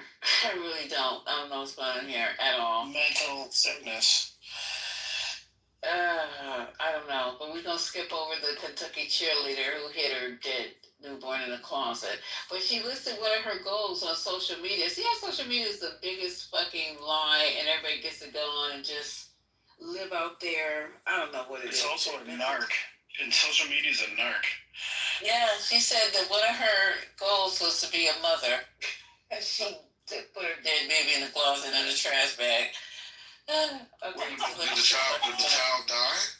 Yeah, dead. She put her goal as being a mother? That's cold. See, this is this fucking social media. Fucking social media. She suffocated her own child. This is crazy. But that happened. Well, anyway, let me find out what else is going on.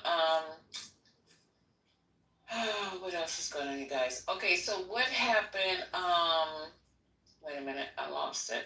I was trying to figure out what was going on with what's the basketball player I told you guys he just came across my feed and then I lost it. Who are we talking about? Well, anyway, now I can't freaking find it. Damn it. Oh, Kyrie Irving. Did anybody know what's going on with Kyrie Irving? Why he showed up on my feed and now I can't find out what the hell he's. No. Oh, it's Kawhi Leonard. Oh, wait, hold on. What is this? Hold on, you guys. Makes the Clippers tennis player and Kawhi Leonard endorsement scandal. He had an endorsement scandal? Y'all sports people should be able to help with this. I don't know what's going on. I got a whole bunch of men who don't watch sports. Let's see what it is. No, I didn't. He used an endorsement deal to circumvent the NBA salary cap. That's a little different. The Clippers did that. So Yeah, that wasn't him. Okay. It was the Clippers organization. but they did it on his behalf, though. Right. Oh, okay. So there's going to be a problem. It is definitely a problem. It's to the tune of about $28 million. That's a problem. Huh. Okay. Now that's I'll have to read that whole story. That's what it is. Matter of fact, let me go get it out, so you can do that.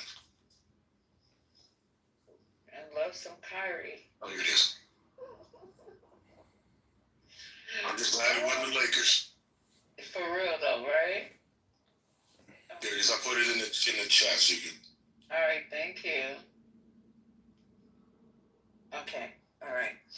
Anybody else know anything before I'm trying to figure out, make sure we covered everything, because we went, when the doctor came, it just went straight to that, and I appreciate her for being here. I really do. I really, really appreciate the doctor for being here. So let me see if I can make sure we covered everything today. Let me go to the Guardian, make sure we got everything. You guys, it's gonna be a long week. Okay, so did anything positive come out of this? Okay, so what I'm understanding from these ladies is that they want to talk about Jeffrey Epstein, and come to find out that one of them said that Jeffrey Epstein had Trump's picture, like life-size picture sitting on his desk. I mean, there's definitely a connection here, and if you guys don't think it's a connection, shame on you. I can't talk about it tonight because I haven't had a chance to research it the way I wanted to. Trump and Jeffrey. I don't think they should be forced to talk about Epstein. He's dead.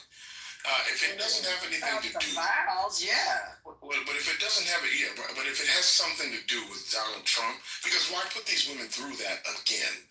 If it doesn't have anything to do with Donald Trump, and if he's not involved in this, then there's no reason to bring this, to rehash this on behalf of those women, because they have to be in it again. First, he has to prove he's not involved. The files, but I thought that Because he is obviously involved, right? Like there is video, photographic, and written evidence that he is involved in it.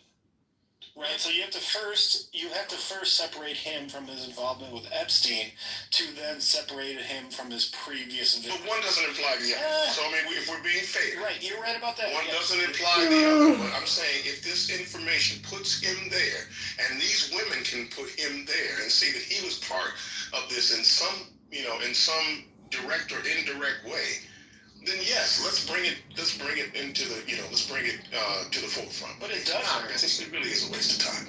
No, how's it a waste of time? This guy, that's what I said, though. It is a waste of time. Yeah, how is it? Don't happen. I'm saying if it doesn't imply, or if it doesn't imply the president, the current president of the United States is involved in this in some way, then it is fruitless and puts these women through something that they don't need to endure again. And the man the woman who participated in it is still alive, obviously, but she's in jail. She's serving a sentence, and the man is dead.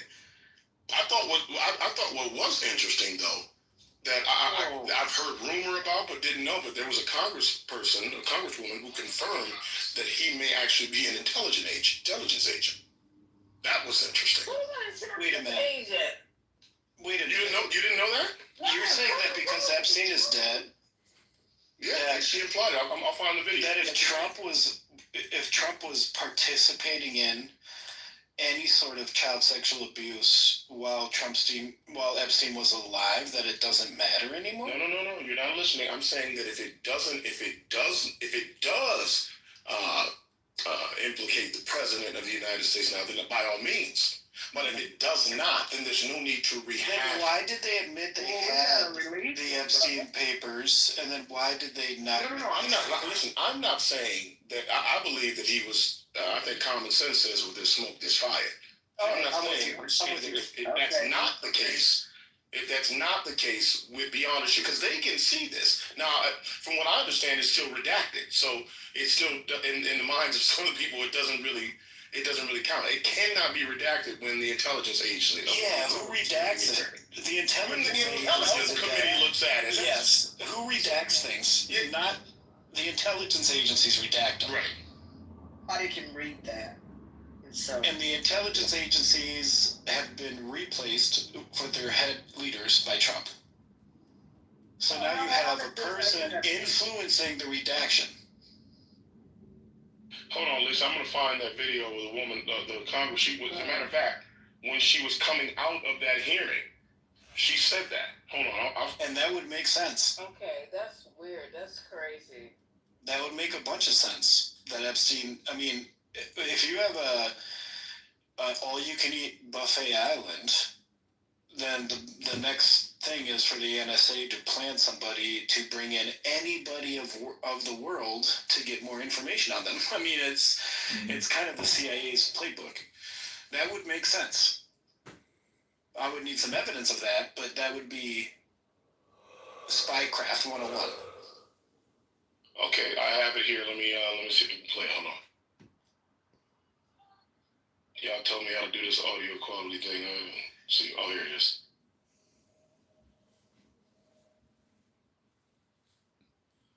And this is for context. This is Rep Luna.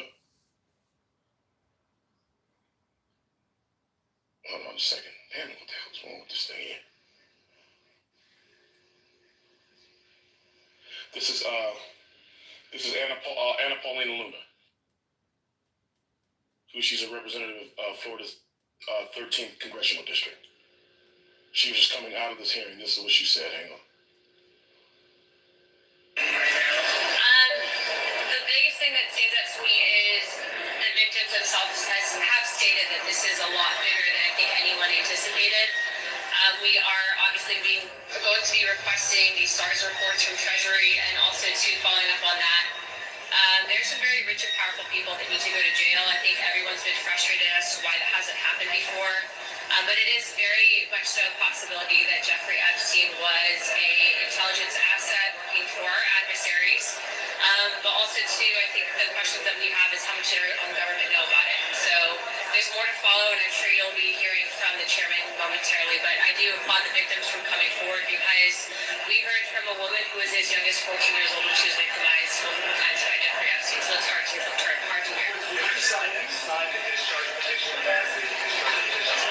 I think that the files will probably be released prior. I don't know why Comer hasn't. I think that he should do it, so we wouldn't even have to come to a vote. But I mean, obviously, I've been a huge advocate, even when I was the only one in Congress calling for the release of this file. So I think I'd be happy to, guys. Thank you. The victims want information to be out there, but they don't want their personal information, I think, for good reasons to be out there. So I think from the get-go, even the Attorney General has stated that there's victim information that you have to make sure that's private, being that some of the victims also, too, were as young as 14, that it's child pornography. So thank you, guys. Can you play that that first part? She says, not a spy for us. She says... No, she implied that he was a Mossad agent. Yeah, that's interesting. That is really interesting, isn't it? Yes, it is. Information that she saw. Now it's entrapment. It's entrapment of our elite. That's really interesting. That makes a lot more sense. Dangle candy, get people to be compromised, and then be able to do deals with them that they wouldn't normally do. Yeah, but they're not putting a gun to those men's heads and making them play with those little girls. No, that's not the point. The point is you dangle the fruit basket in front of them, and then you compromise them, and then you say you will protect them if they do something for Mossad. Well, if they're not corrupted to begin with, there's nothing to dangle. No, that's why you give them a party, right? You corrupt them through the party, and then all of a sudden they have to give you $10 million worth of service to air missiles. That makes a lot of sense. Right, but you're saying that these men are not doing something to which that they should have something held over their heads. They are. No, I'm saying they are. Wrong. I'm saying they are. They're doing something wrong, and that's okay. why. Yeah, I'm saying so. From that clip, I was like really tiny afraid when you said entrapment. I was like, hold up, pump the brakes. Oh yeah, but what I mean by entrapment is like so. They did the wrong thing, right? Like Epstein has this like pleasure island. These fucking assholes do something wrong that they shouldn't do anyway. Right. But to get them out of that hole, now you have power over them. Yeah, he's gonna try to have international favors. I get that part. Yes, that makes sense. Hung up by the short curlies. Absolutely. Right. Absolutely, they should be absolved. They're still guilty, but that makes a lot more sense than them just like Tom Hanks just going to the island to fuck some bro. You know what I mean? It makes a lot more sense than the narrative we're given. This also makes a question: Who is Ghislaine Maxwell? She was a partner. A pimp.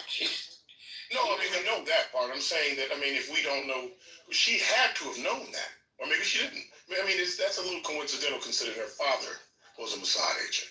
That's That is, but also that's why they moved her recently, and they're also talking about parting her, right?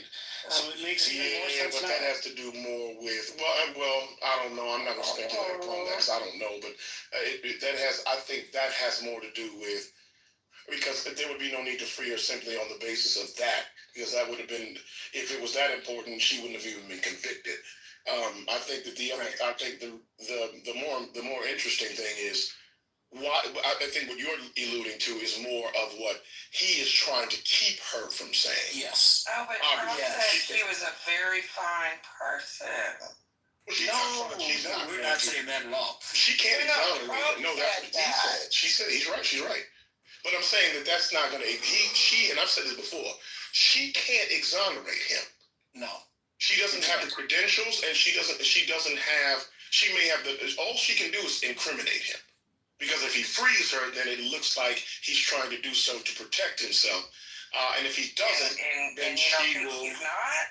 Well, then if he doesn't, well, no, I completely think he is. I'm just saying if he doesn't do that, then it pisses her and her lawyers off, and she tries to leverage what she does know against him in some way. Yes, and also she could have a bigger bag than he has in this situation. If they were playing a long con, a Mossad-driven thing, she might have more information that Trump has. So she might have more information on Trump than anybody thinks she does. So all he can do is exonerate her. It doesn't exonerate him, but it protects him against her releasing all of the other information obtained. That is true. That's a possibility too. It's chess. Yeah. But I mean, here's a good question: Why wouldn't she do that from inception? She could have did that last term. If it was pre-planned. But that's like you said earlier. Epstein alrea's dead. So now she had, and her and her lawyers have been 20 years, so she could have said that doesn't remove her from Mossad's eyes, though. But it also. Yeah, but go ahead, Jim. But it does allow her to fortify a position of second person. But why? But I'm saying she could have had her lawyers do that from inception. Why sit in jail for this amount of time? At all. I would have done that common sense says to do that from inception. Like, you're not going to hold me because this is what I know. Right. Yeah, but think about it. She accepted. The problem was with Jeffrey. First of all, Jeffrey had told her that he wasn't going to implicate her. So when Jeffrey got arrested, he took Jeffrey, like I know this fool. I was like, what he you said know, that Mama? he wasn't going to implicate her. So when he ended up dying, she went on a run because she knew her ass was next, right? And she didn't have the protection because she thought that he was going to be able to get a deal like the other deal he got in Florida.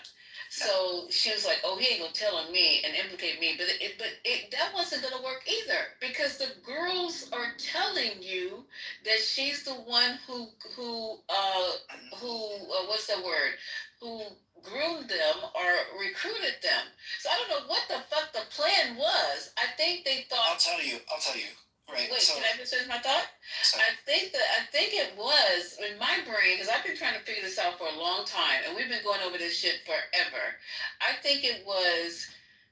Remember what happened in Florida? Nothing like that has ever happened in life. For you to be convicted of molesting children and all of a sudden you go to jail for 2 hours a day and then you go home at night. That shit like that doesn't happen. So I guess they concocted in their head, because they know so many powerful people, that they were going to be able to,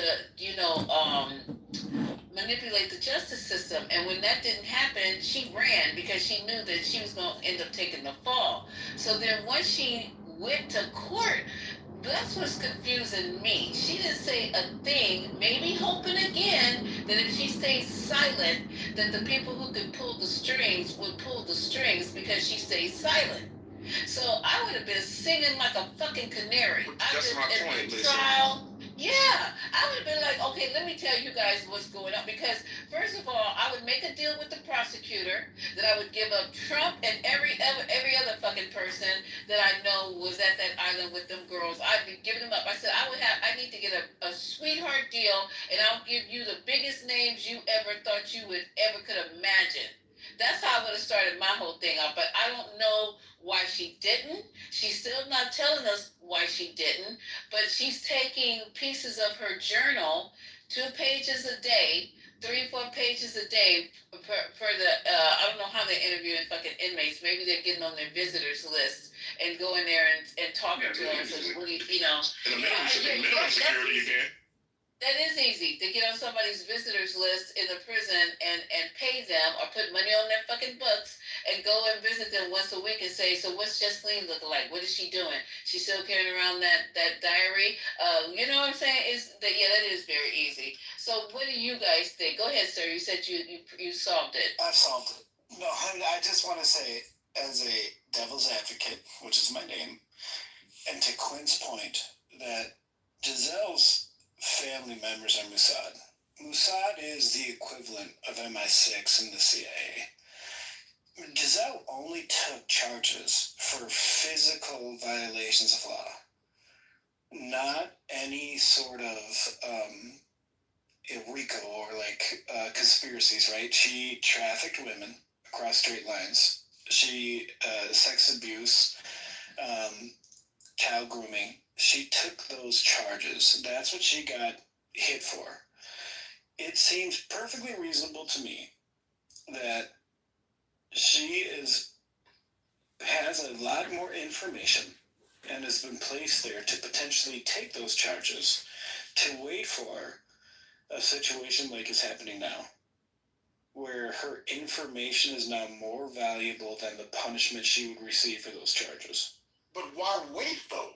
If I've got that kind of information available to me, I'm not going to spend one fucking day in jail. Yes, because you're not Mossad, right? It doesn't matter to her. She's not Mossad either. Well, how do you know?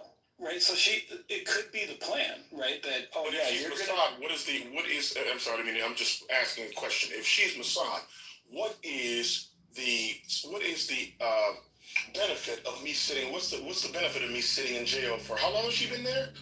Oh, 8 years? Oh, 8? Oh, damn. Yeah, I'm sorry, maybe not that long. You guys talked about how easy it was for her to move information. The benefit from Mossad is to dematerialize America, right? So, or to identify positions of power or positions of leverage against American counterparts.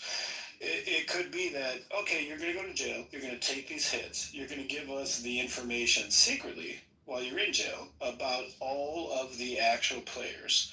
But while you're in jail, and you're going to take that sentence because it appears that you aren't undercover because you took that sentence. Because if you would have said, I got so much information on day one, everyone would know that you were part of a... Yeah, but she doesn't have to be. Here's where your theory falls apart. No, you just said, you played that person's clip that said that she is an agent invasion of another country. No, she was talking about Epstein. She wasn't talking about. You tried scaring I'm me. only asking the question. So I'm asking the question. This is where your theory falls apart. If she is what you think she is, well, first of all, let's be clear. I don't have to be that to have this information. She doesn't have to be in a secret organization or agency to have this information. She was around. She could have simply been his girl and his bag man or bag lady for all you know. Right. So she didn't have to be part of a secret organization or a covert organization in order to possess this information. She could literally have just used the information to do that without revealing who she was. She could have simply done that and not spent a day in jail. Why does that make sense? Because she ran, dude. Well, the thing about it is, there are people that walk into places strapped down with explosives and kill themselves on purpose. You think a little jail time is going to matter to somebody that believes in the cause that they're dealing with? But I'm saying she got 20 years. She was getting, and it's not like she was sitting in a low. I'll call it right now. She's not going to. And now she's in fed. But she's for the last 5 years. She's been in a prison. I'll tell you right now, before I'm going to call it right now, before Trump leaves office, Giselle's either going to be dead or free. I'm going to put that claim right now. She's either going to be dead or free before Trump leaves office. She's going to be free then killed. She's been there since July 2020. She ain't going to die in prison. I'm calling it though. I said that like 6 months ago. She was arrested. Yeah. Yeah, she was arrested July 2020, Lisa. She's been there for 5 years and 2 months. Oh yeah, because she didn't get released. Yeah, that's true. Okay. But I agree with you, Quinn. I just don't understand why, if she's all of these things, I'm not going to spend a day in jail.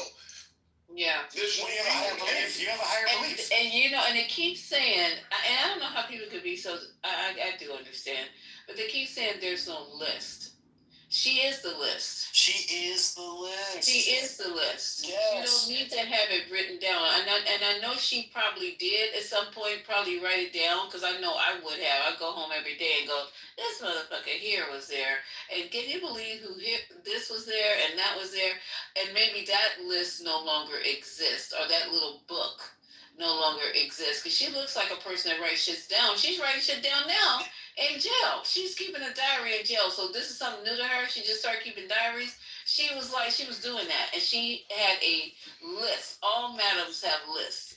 It's crazy. Yeah, So like Arya in Game of Thrones every night before she lay down, she'd do her list. Come on. Yeah, right, Ramona? Come on. I would too, because I want to have the dates right. If I don't do the names, I would have did something in there, whatever, initials, whatever the case may be, because she knows these people. But as far as the list, she is the list. She knows exactly who came in and out of his apartment on the Upper East Side. She knows exactly who was it Arizona or Nevada that they had that other house, and she knows everybody who came to the island. She is the list. So I'm just saying, you're right. Something might happen to her. She might get some of these diseases, or if Kennedy is trying to bring back, she might all of a sudden get polio or some shit like that. You know. She's gonna move to Florida prison and get polio. Yeah, because all that shit coming back, that's a good way to get rid of her. You see how they got rid of Jasmine? They created this, let's draw some new lines. They didn't just officially, have her wiped out or anything. They just redrew her whole district from underneath her. There's all kind of shit. Yeah. That's being thought of. But yeah, I take your point. But I'm saying that that if she is who, I'm just giving hypotheticals. If she is that person, then staying in jail, unless there is a really solid reason, there's no reason for her to stay in jail. And it's clear that she didn't want to do that because she fled. They had to go and get her. Yeah, and also they killed Epstein, right? So if she was as much of a threat or more than Epstein, they would have just done the same thing. That is correct. I see. I hear you. Unless she's Mossad, and she has a backup. Yeah, if you do this to me, this information will get out. If you do this to me, this information will be released. Yeah, but that's also a possibility too. Yeah, she So, could I have mean, told I those to the prosecutors. She's like, Yeah. I don't, I got something somewhere Yep. that somebody has, and anything happened to me, let them know. Go back and tell them, because Trump's attorney is now working for what? The Department of His new State attorney. His new attorney. Yeah. The other ones Well- got arrested. But go ahead. Well, this one, who went to go see her? That's Trump's private attorney who went to go see her. And Giuliani? now works, huh? No, just kidding. Yeah, I'm just serious, you know what I'm saying? So I'm sure the word got out. And you guys know how this works. I mean, all you gotta do is tell your attorney to tell the other people, and it's not the way we think it is. These people all know each other. They be having these back little, deals or whatever. You can get information to whoever you want to get information to, including the judge. Wait a minute, who do you say? What do you say? You said somebody went to see her. What do you mean? Trump's private attorney went to go see Gas. Oh, you're talking about Todd Yeah. Blanche. Okay, whoever that guy is. And they fought. Oh, no, I'm just kidding. Yeah, they probably did. They just like He took her off of prison grounds. He took her off prison grounds. It didn't happen there. Yeah, she's got game It's too. up with him. Yeah. So anything is possible. Everything is possible. They left the grounds? Yeah. Come on, guys. You didn't see her walking back into the prison with a box, getting out of a car. Come on. What are we obviously, does that happen if your mother-in-law fakes a bunch of checks at Walgreens and goes to jail and then gets asked gets talked to by lawyers? No, they don't get to leave the prison. Yeah, they do not. Why is it different for her? President, you can. Yeah, that's true. So this is more evidence for my situation now, Quinn. This is more evidence for my No, but you don't have to be a part of a secret organization to have that. She was adjacent to him, whether she's a Why have they taken her out of prison? Because she knows information. Again, you're not listening. She doesn't. That's not how lawyers talk to defendants, right? They don't. What I'm saying is, it makes no She sense can't that talk she's in the prison with all the people. right. And who's she gonna talk to? And then not only, and they took him out of the prison because, okay, did they request to talk to her without a guard? Do they know this shit is not being recorded? So Trump's attorney had to take her off grounds because she probably said, look here, motherfucker, you took me on, I'm gonna tell you right now, I'm gonna give him up because he didn't know what she was gonna say. Attorney can't do Took that. her off but he did. You can, and he did. That's my point. Which attorney? Todd Blanche or her personal attorney? Todd Blanche took. Why is off it different for her? That's my question. Why is it different for her? An attorney of the defendant cannot remove a prisoner from prison. He can have it done. No. Todd Blanche is. He can choose to have Todd it. Blanche is a deputy AG. So why is it different for her? Because he didn't want her to talk where in the earshot of anyway. People said they took they said that they probably took I do know. Skip. That's what I'm I saying. said, what Skip could they probably take her to? Because listen, even saying Trump's name, how do we know none of that shit? Guards are around. That was the smartest thing they could have did, was take her out of that prison and take her to some place that they've swept for bugs, that they know that's not being recorded, where she can say everything she wanted to say. She probably told him, take this back to Donald. If you don't get my motherfucking ass about this prison, I'm going to tell everything I know about your bitch ass and how you were sleeping with them kids. So now all of a sudden she got moved to a camp holiday with no fences. And now they're thinking about letting her go home for work release. I know she said something to him. I know she said, if you do not go back and tell Donnie Boy that I'm going to tell every fucking thing I know, every little girl I saw him fondle sleep with, and if he don't get me the fuck up out of here. But this is my thing. She could even make that up, Lisa. At this point, I mean, if I was going to play that card, I'm not going to sit in jail for 5 years. Listen, she was not at a low. She sat in jail for 5 years. Yeah. Maybe she was waiting for Trump to get back in office. I don't know. Yeah, because she's not an asshole. It's prior. She went to jail in 2020. Yeah, but there was no opportunity for her to get out because of all the shit was too hot. Like, if she has cards, are you saying that you don't think she has information that is beneficial to prosecution? Listen, I'm saying that this could have been done in a way where it never made it to a news channel. If she had that card, she could have her attorneys go to his attorneys and pass this information along to him. She could have, as a matter of fact, she could have made his campaign for the presidency a fucking nightmare. She could have cost him. She could have cost him the election. She could have. She could That's have. a great. If she had the information that you're alluding to, it gets her out of prison. Well, maybe they were a liar, and because something just went wrong. Something went wrong somewhere because for her, even like back again, I'm going in circles. For her not to say anything at her own trial. That's why I said I would have been singing like a fucking canary. It would have been better than the Diddy trial. Yo, it would have been better than the Diddy trial. Then y'all be Diddy who? We watching Gasoline. She giving up all kind of big dignitaries and shit. But she didn't say nothing. So something is cooking in the background that we obviously don't know about. Why would she stay silent? Yeah, she didn't want to get killed in prison.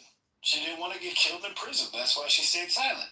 Well, I was thinking that also.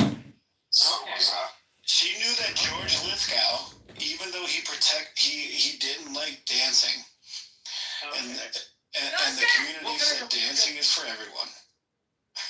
That even though she knew that George Lithgow went to the island, she didn't want to die in prison. So she held it for when she waited for the guy that she couldn't die, got into power, and now is making a deal. No, but I also agree. I also agree with Quinn now. Like, if she had more, like, you don't sit inside. You'll probably sit in prison for like 2 months and be like, all right, I gotta do whatever I take. No, then they kill you. Then they kill you. If you have that much power and that much knowledge, that's what happened to Epstein.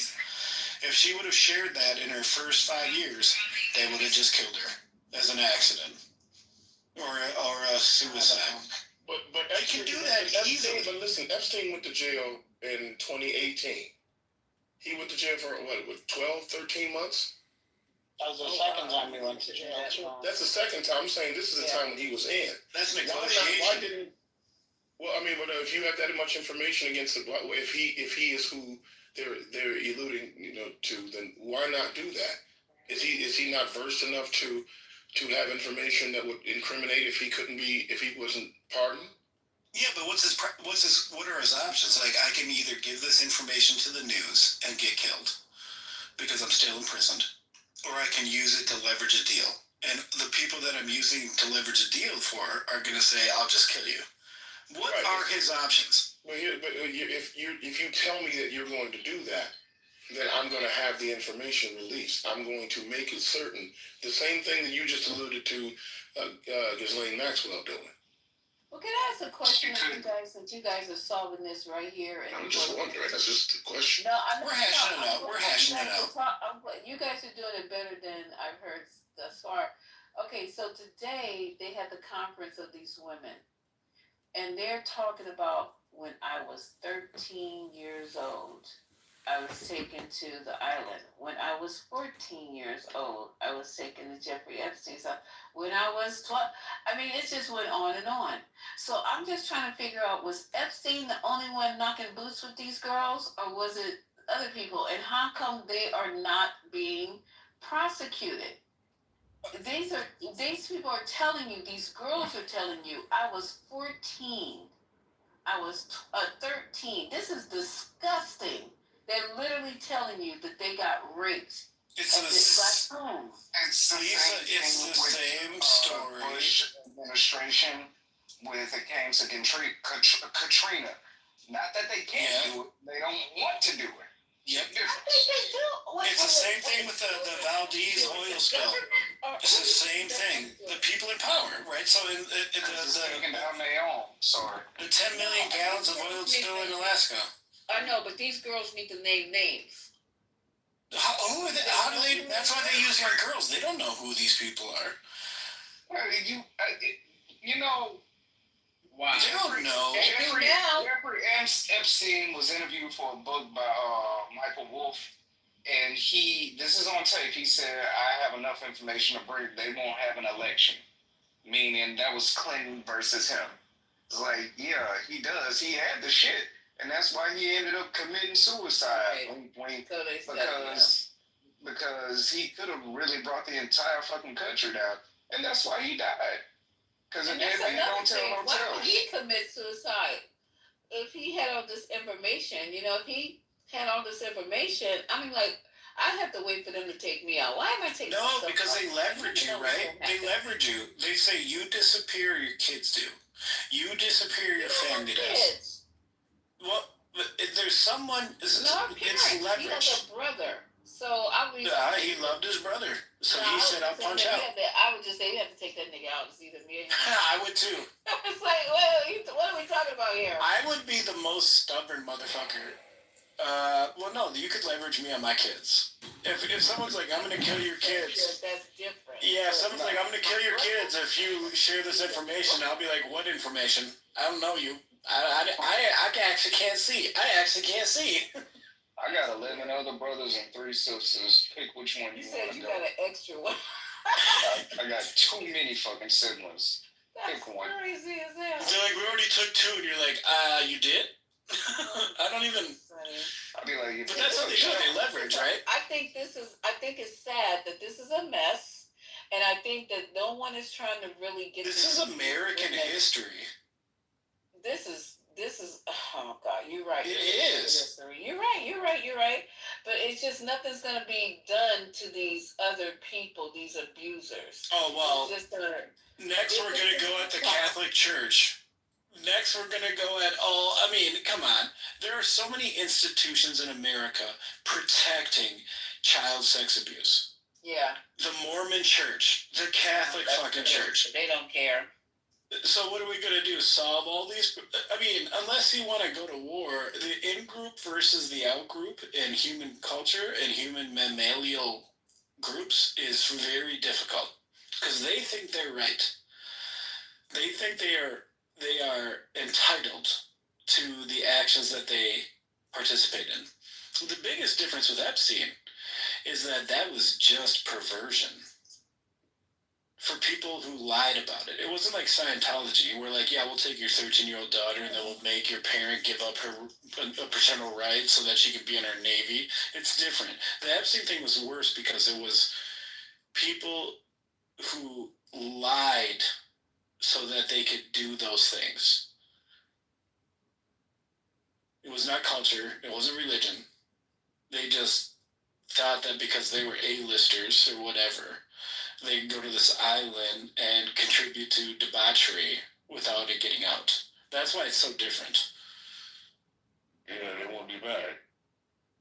And that's why none of them want the list to go out, and they have more money than everybody else. So when they say, "Trump, we just gave you $1 million to get you to be president, so you need to hide that list because I don't care if you're on it, but I'm on it." And all of a sudden, what does he do? He hides the list, even though Pam Bondi said 6 months ago the list was on her desk and she was going to use this list to bring down the Democratic A-listers. But she forgot that Trump's on that list, and so are a lot of other Republicans. And then she said it didn't exist. Come on.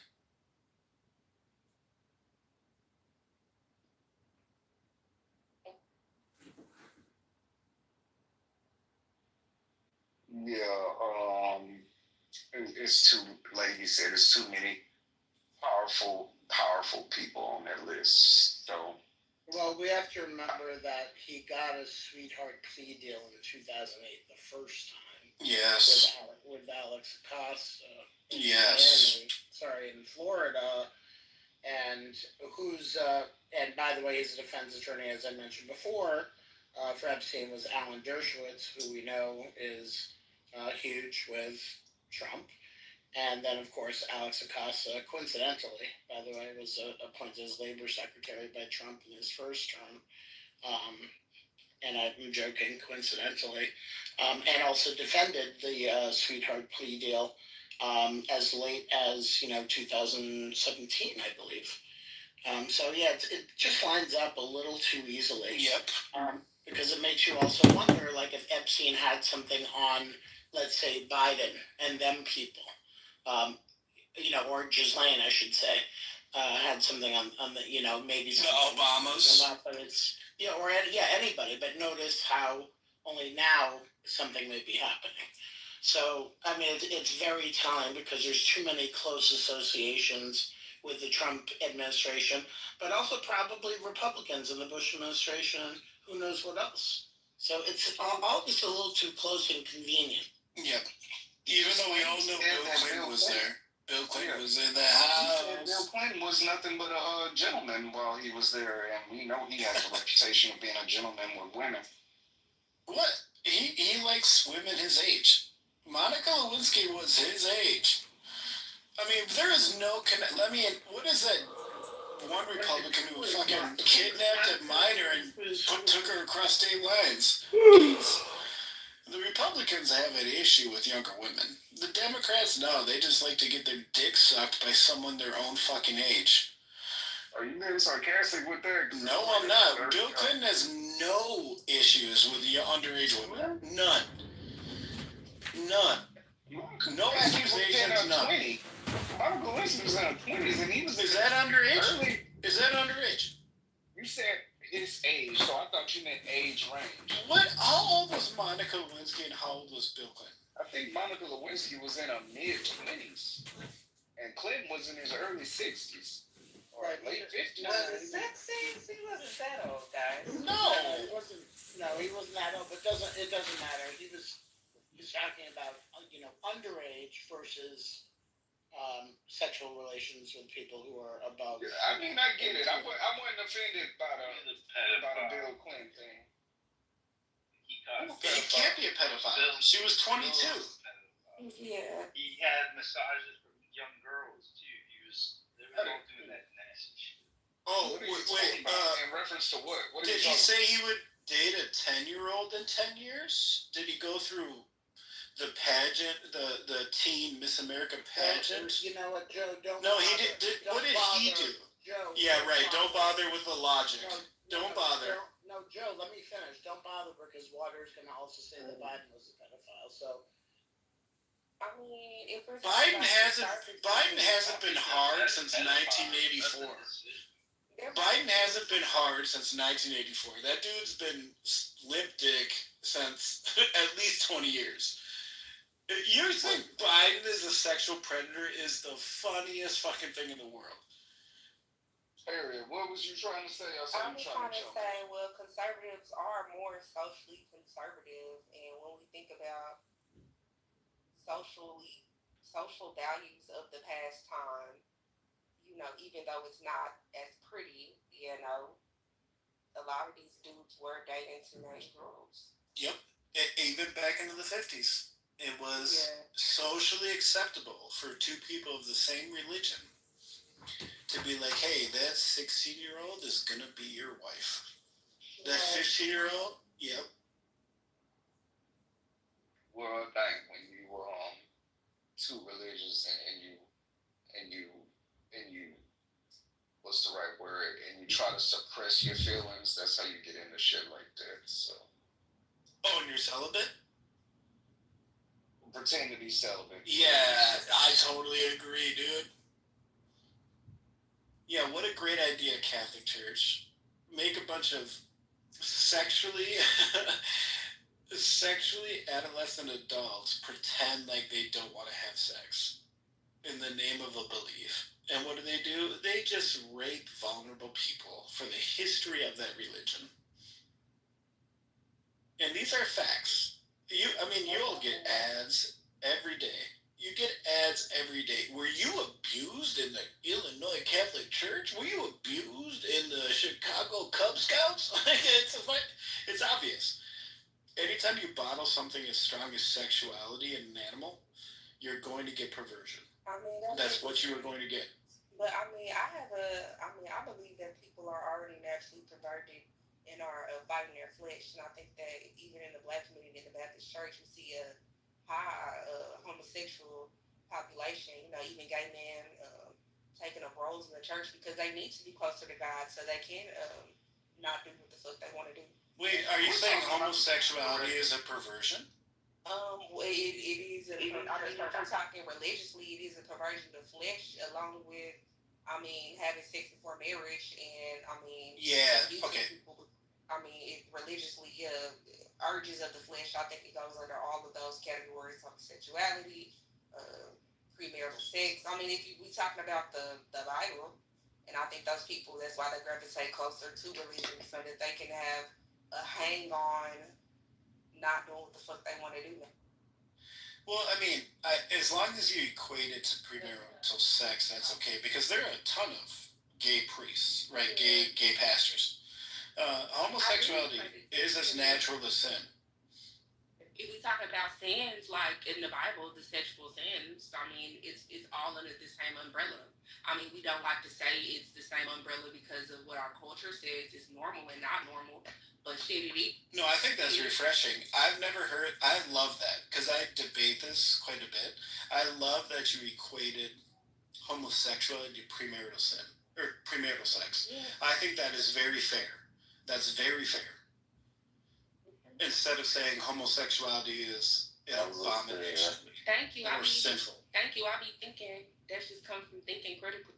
Absolutely, because how can it be an abomination when it's a sin, and sin is natural? Sin is the natural state of man in the Bible. That's true. So I think that. So why is one? And the Bible also says no sin is more than. Is sin? Well, because the Bible says. Because the Bible. I don't think it is.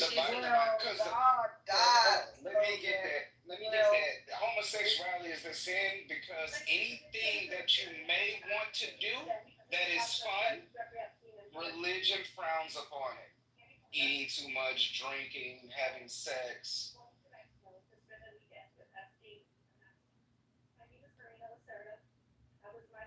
Yeah, I just don't understand the correlation between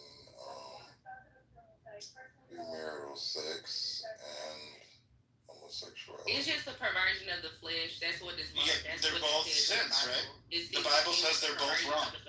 Yes. And the Bible also says all sins are equal. So how do you Except not understand the correlation? Except suicide. Except suicide. It does say that. It does say that. But I would also say I don't believe anything that's in that book. So if you want to, me neither. Book. But the book provides a mathematical paradigm.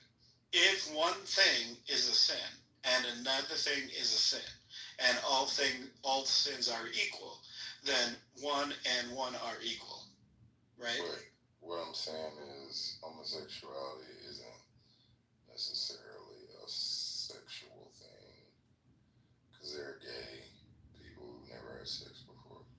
Facts. But in the Bible, sin is thought and action.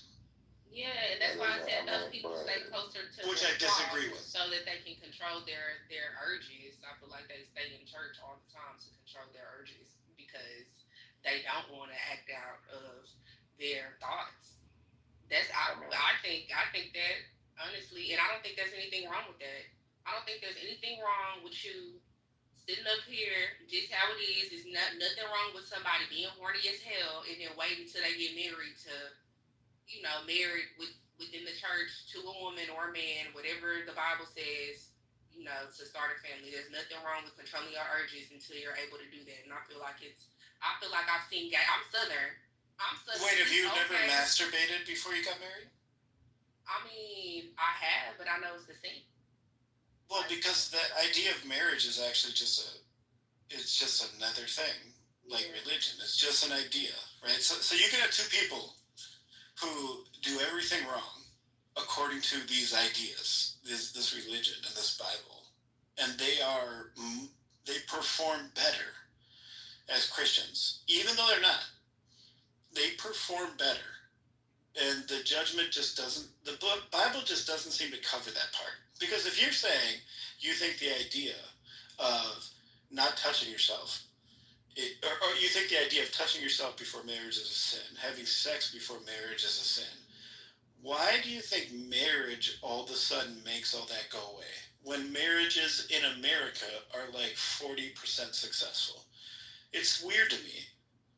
It's supposed to be the security that it gives. Like at one point, I think when I was like 23, maybe 5 years ago, I was like, you know what? I see why all of this is in the Bible because it gives you an opportunity to have security before you start having all these strong emotions and sharing resources. And I think it's just the structure. But wait, those strong emotions come with adolescence, scientifically, right? Like, so you get horny when you go through adolescence. There's nothing the Bible says or can say that prevents that. When American mammals, I'm not American, sorry, human mammals, only Americans, no, when human mammals go through adolescence, they are sexually adolescent. They are going to get horny. This is why the Bible fails if you put people in troughs like you put cattle, because they're gonna fuck. Rituals don't mean shit. Humans are animals, and they are run by their emotions. It's weird to me. Like, marriage is just a higher state of that emotion. It's just two people delusionally lying to themselves that at the point they get married, it's the ultimate connection under God. And then 2 years later, the husband loses their job, and all of a sudden they were both fucking wrong. It's crazy to me. No, I always felt like marriage in its initial conception was nothing but a financial arrangement. The more money you made, the more wives you could have, etc. But then again, it's not.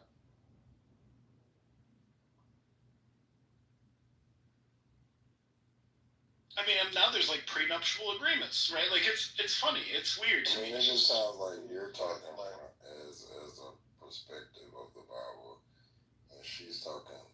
It sounds like that she's talking from like what she believes. No, I went to Bible school for a long time, But it didn't prevent you from masturbating before you got married. Because I was. So horny. what's the point? But you're right, because I was horny. But the point was that here's the thing. So why is the next? So if you fail that obstacle, why is marriage the one that succeeds? If you're failing that obstacle under your religion, I mean, sometimes the Bible says we all fall short of sin, but outside of that, in the church that I went to, there was a lot of people that remained virgins all the way up until their late 20s right now. Because they told you? Because they told you? You believe them? It's because the behavior. How old are they? Well, right now, I'm 28, so they're 28, my classmates. If two 28-year-old women tell me they both, if I go up, and this is just me, if I go up to two 28-year-old women in the same church, and they tell me they're both virgins, I know one of them is lying. What if they didn't do their hair the way that they should, and then they wore long jean skirts, and they were because they want to appear as virgins. Let me tell you something.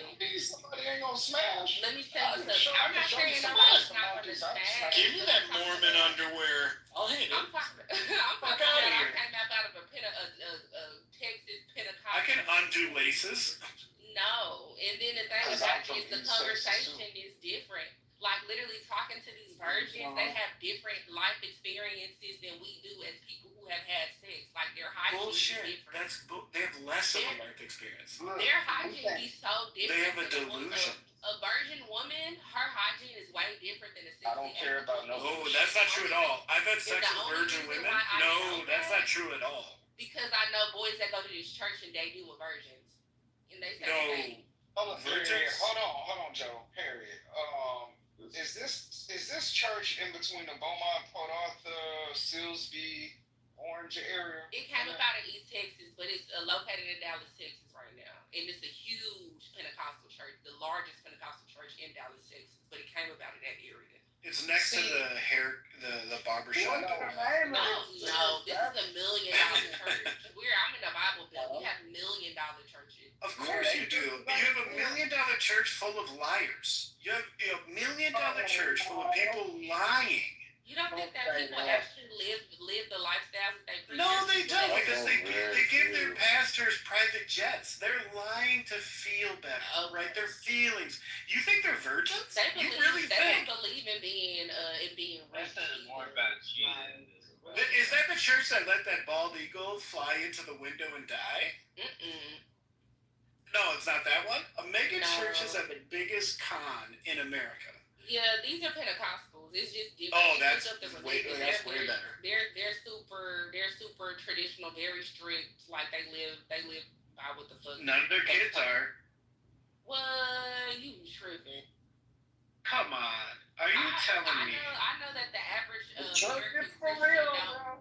They're strict. They're stricter than the average American Christian. They're stricter than the average Methodist, the average Baptist. They talk about Methodist. They claim to be, right? But the people But have you ever heard about those meetups? What's the divorce rate in your church? Oh, well, hold on. Those meetups It's and not my those. church, but it's absolutely 0% at that church. Oh, I've never seen it. You said the divorce rate is 0%. Have y'all ever heard about the meetups that they have? They're like freak offs. If y'all really be thinking those people are not having sex, y'all are crazy. You are These crazy. Christians are crazy to me. If you don't have sex at a bonfire in East Texas, Long story short, I know that's not nothing like that. I'm gonna be 100% real with you. I've learned on this app not to personalize things, and the stuff she's saying, I grew up with a bunch of Pentecostal people. Some of the shit she's saying is true about the hygiene and stuff, because they be keeping them bushes, but they still be fucking. And I ain't want to personalize it, but those girls were targets. When you get into like the third week of school, and she's wearing dresses every day, you notice that, and her hair ain't permed, you're like, oh, yeah, her hair not done. Get it. no, because obviously that belief makes women act out, right? It actually makes them act out. Oh, you should be ashamed of your sexuality. Adam, they took the rib from Adam that created Eve. You were after Adam, and then you get her in high school, and then her hormones hit. She's like, oh my gosh, boys like me. And then they fucking smash. They do. They tell you they don't because they're ashamed. They're so ashamed of it that they say that they're virgins. They lie to themselves. They still be at their parents' house. They still be at their parents' house. How many of us have fucked someone at their parents' house without them knowing? Anybody? Me? Okay, but not if your parents used to beat you out the shower with a fucking cane. Come on now. Are you serious? I already left at that time. Okay, then they still there. Like, what are you saying? They're still What, there. what am I saying? Why is she still saying she's a virgin? They're still there with the cane mama. The cane and switch mama out the shower still whooping their asses. You don't know how good people was at sneaking in and out the house and stuff like that. Like you. Yes, I do, because I. Or how good the girls cover for them. Or how good the girls cover for them. I was that one. I'm not They're gonna tell no like personal me. stories. And they beat you? I'm not gonna tell no personal stories and stuff like that. But them people, it's the same thing when I would meet Somali girls when I was in the world. It's the same fucking thing. Like, people do the shit that people do. Yep. Humans have sex when they're sexually mature. They get attracted to each other. No amount of belief, even nuns, even celibate priests, they all do it. Listen, you can do all things through Christ. So what is really true? What is really true? Is it true that God exists, or is it true that you can do all things through Christ which strengthens you?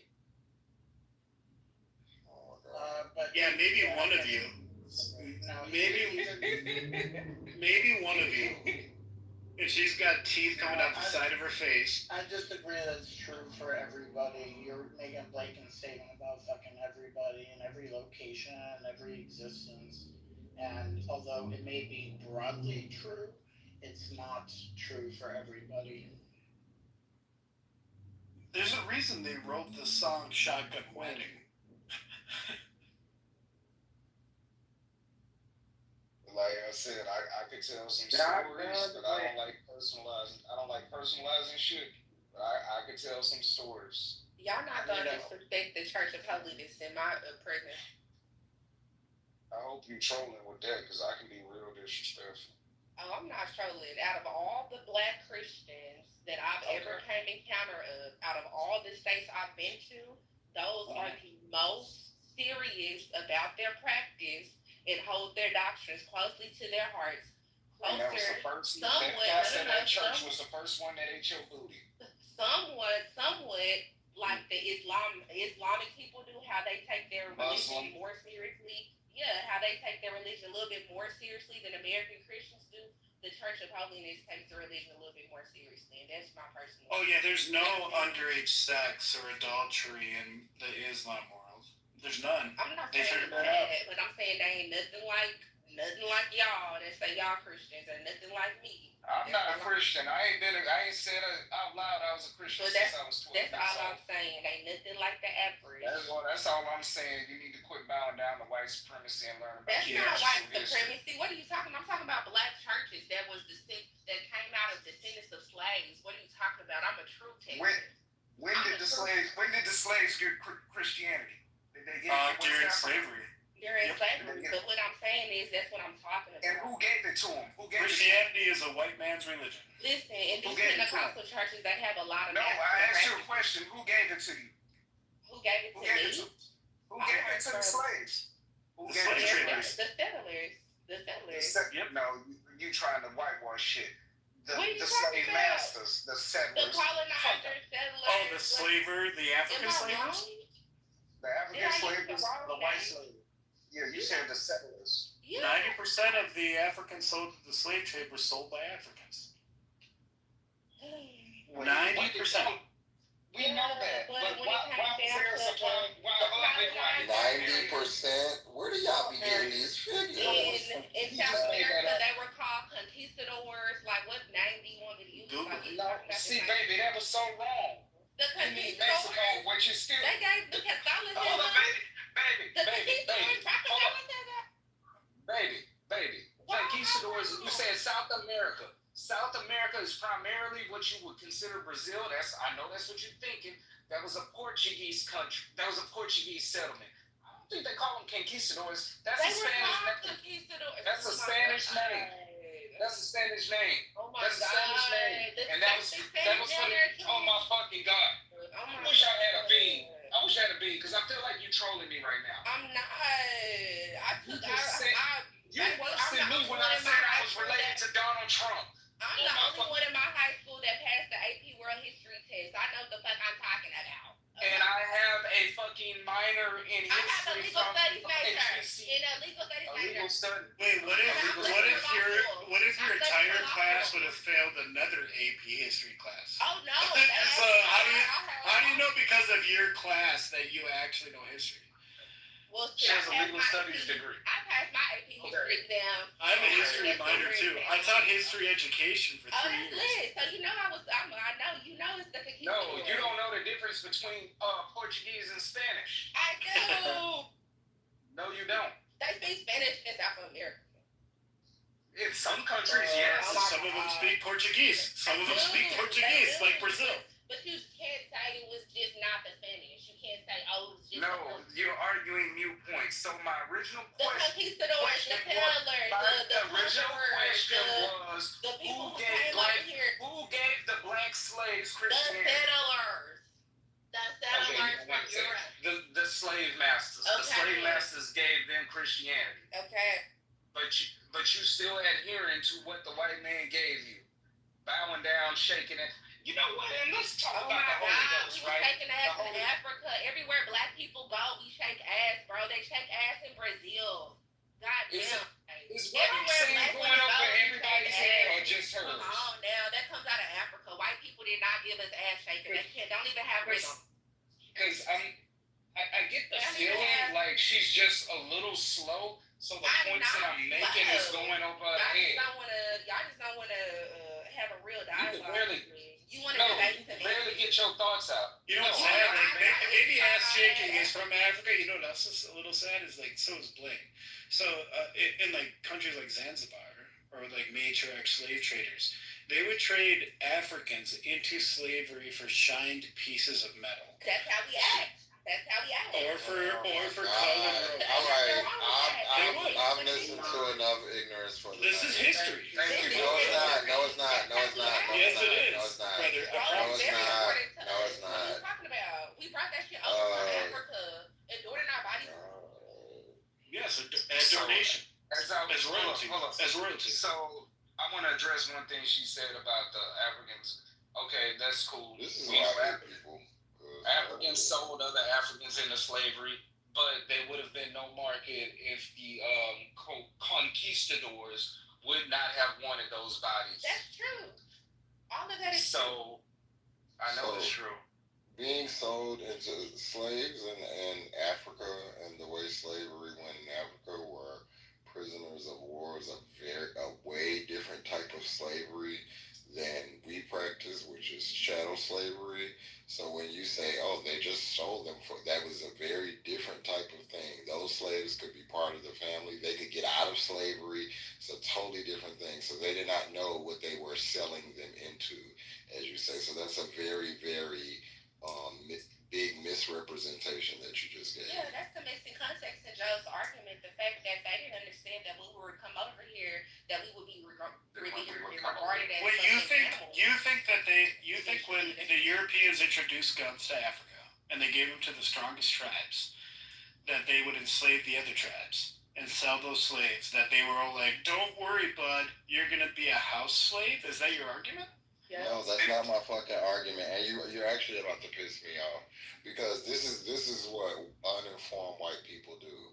I don't know where you got your information from, but I didn't mention house slave. I don't know where you got that from. I said they were POWs, prisoners of war, which is a very different type of slavery. If you actually want to go and look up chattel slavery, it's a very, very specific type of slavery that North America, the New World, did. It's a very gruesome, dehumanizing type of slavery. That wasn't the same type of slavery that other places had. So maybe you should go and research that before you just throw out these broad claims. No, I agree with you completely. Right, That's my fault. At one point, couldn't no African. No, they were prisoners of war. Without I agree. But at one point in American history, couldn't any African or any person melanated come over here without being at risk, especially after the Dred Scott case, without being at risk of being considered a fugitive slave. That's what they was trying to outline in the movie 12 Years a Slave. But that's after they were already here. And they were yeah, that was after that was already here, but that's why it was so. But Coach was talking about when they were sold, right? So they were prisoners of war. Yeah, but initially they were prisoners of war, and when they were sold, they were only chattel under American law. Yeah, that's definitely true. But American law became perverted after the Bacon's Rebellion. It's already perverted. Owning a human is chattel. But it did become perverted after the Bacon's Rebellion because they gave the Irish slaves contracts and allowed them to have whiteness and allowed the Irish were indigenous servants. Yeah, they were, but black people when they came She just said slaves. That's a difference. There's a very big difference that they had, but they didn't honor our same contracts the same way. There was no contracts for African Irish were chattel slavery in Northern Europe. Initially, Irish were they just did not uphold our contracts. Save me, please. Okay, well, yeah, culture. You gotta speak more. Look up that rebellion, and then you can What's see the what name happened of it? You before. called it bacon, then you called it beacon. It was the rebellion against premarital sex, I think. She called it bacon, then she called it beacon. By sir does not touch himself a lot. Okay, so like the biggest we got here because I asked about who gave those people Christianity, and she denied. Well, she said it, but she wants to deny that it was the white man's religion, and then it was. I didn't deny that at all. I answered your question. Y'all were mad because I called them settlers instead of slave owners. That's what the. Well, what was the religion before they were sold? It was paganism, Anunnaki. I mean, there's a bunch of pagan African gods, right? So they got Christianity through the triangle slave trade, forced upon them. And she shake her booty for white Jesus every Sunday. Jesus was not realizing she's, even though she don't realize that that's bowing down the Is you mad that I read white people? At the same time, there might be some Christian Africans, but that's because they sent missionaries to save Africa Hold on, Joe. at the time of slavery. Joe, hold on. This is a brother-sister conversation. No, I'm not mad that you read. I'm more upset that you only read things that confirm your beliefs, and you don't read dissenting opinions. Also, when you read these things, if you read them with clouded judgment, it's not going to make a difference. When you read something, you have to read with an open mind and read multiple different opinions. You haven't given me not one dissenting opinion on anything I said. You've only been arguing with me semantics about whether or not we should call them slave owners or settlers. You haven't been arguing with me about anything related to the topic. Do you not realize that? No, You just been see, insulting me, saying I've taken my ass for white Jesus. Like, you haven't been arguing with me about anything that we're actually talking about. Did you not realize? I asked you specific questions about And I specific answered things. that, When and I then make, we didn't and continue when on with the see, conversation. I'm You still insulted talking, me and you, for I'm still calling talking, them and you settlers. interrupted me, So see, that just proves my point. You're not listening to listen. You're just listening What to point argue. are you making? But that's a. You're not making Can a you point stop about talking? what we Can talking you about. stop You're talking? not talking Can you about. stop talking? Can you stop talking? You just mad at me. No, you remind me of my first wife. I can tell. I can tell. Yes, I can tell. This is not about what we're talking about. It's about something else. So if y'all remember, I said my dating turned into 2 degrees. That's the baseline because I had to deal with people like that. But anyway, like I was saying, that specific question I asked you about Christianity and what religion were we before we were brought over, our ancestors, and why do you find it appropriate to worship in the same religion that they gave you? Because that's bowing down to white supremacy. You're saying they're right.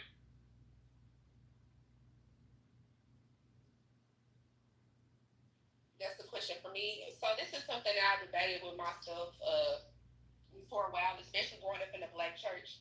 And one thing that I can cling to is that when I was learning about African spiritualism and African religions and customs, which I do have people in my family that practice, I learned that there's a deep integration between African spirituality and the Christianity practice. Because we were colonized, we brought our pagan traditions over there.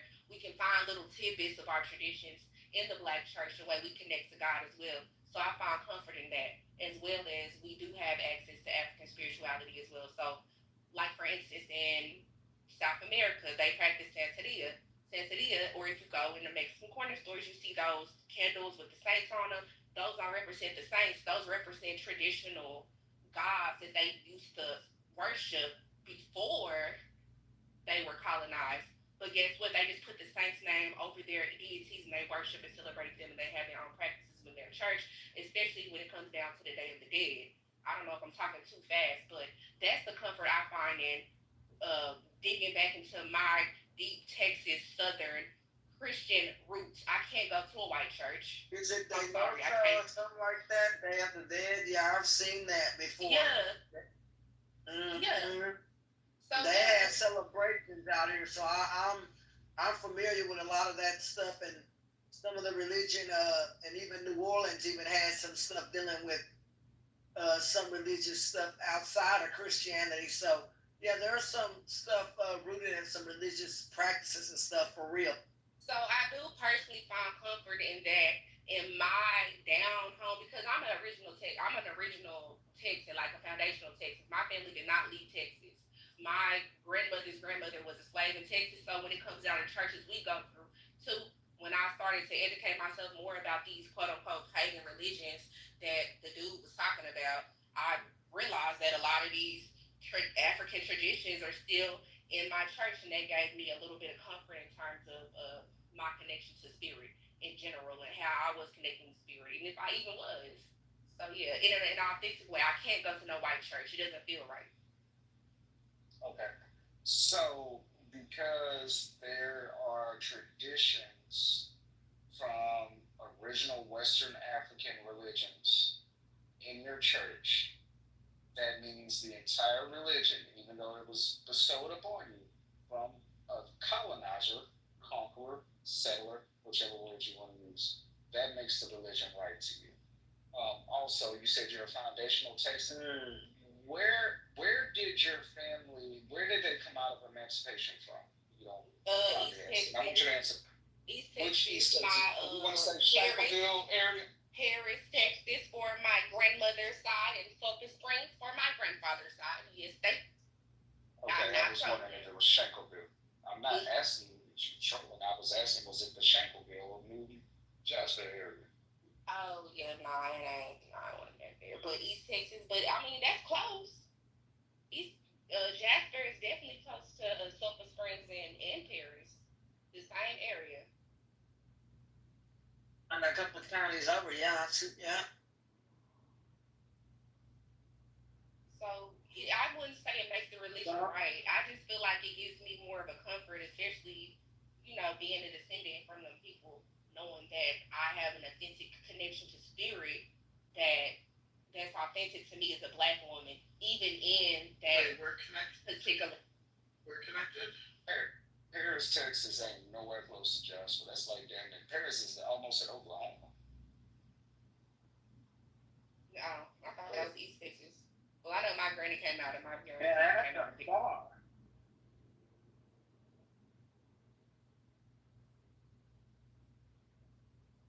Pretty far.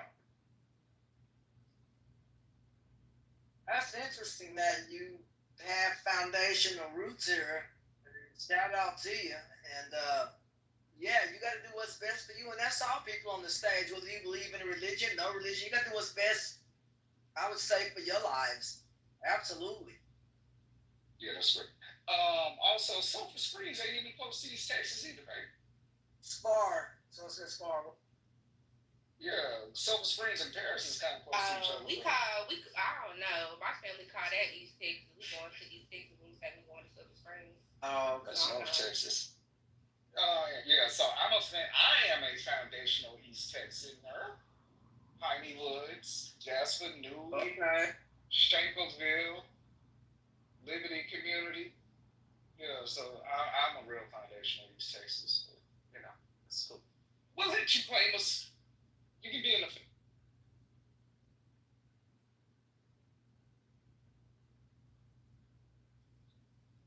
But yeah, so that to me is a prime example of what we call a reach, to where, like, I can say I was supposed to make it into the NFL, but I played a year and a half college football.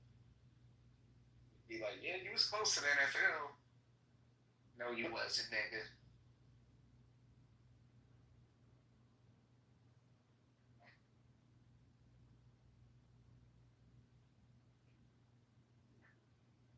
I'm sorry, y'all. I'm awake and I'm not sleepy and I'm sober. So yeah, I'm talking fast as hell in this. Oh no, that's great. I mean, shoot, I'm up too, sister. Hey, we both I'll call it night owls. I don't mind. Shoot, I'm listening to you. I'm from Texas. I follow you right on. Yes, ma'am.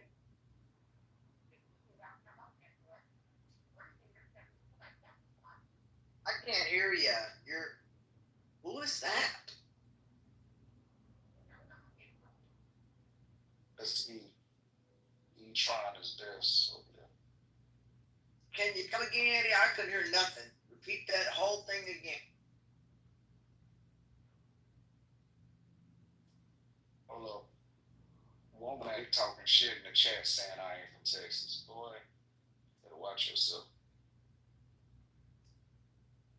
Uh-oh.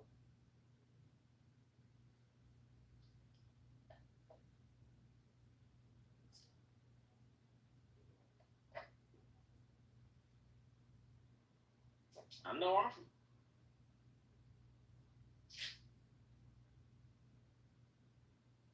Ain't nothing like it. We know everybody who's from Texas on this app. You know why? Just like we know all the people who are being. Bad joke coming. Oh, well, no, just like listen, it's very clear. Just like people announce that they do CrossFit or they're vegan or whatever. We know if they're from Texas because that's the first line out of their goddamn mouth every time. God bless y'all. The stars of night have. Why is that? Oh, you're a kid. Why people from New York on this app too, because that's the first thing I think about. Yeah, I was just about to say that. Yeah, I'm April Plus, and you are not Plus anymore. April Plus, not Plus. April. Oh, you had all of that talk just happening, and you decided to come off mute when I said something. You could have said something during that entire conversation. No, because that entire conversation put me the fuck to sleep. God, I just fucking woke up. I'm sorry. Nah, must I have just, No, I heard Ray I talking shit to Womack. nah, I just wasn't gonna motherfucking argue about it no more. Cause then I realized that I was going against my own values when it's a live and let live situation. That's how I believe, and I was getting off my square. So That's all right. You're good. You're good. It's all good. I'm good.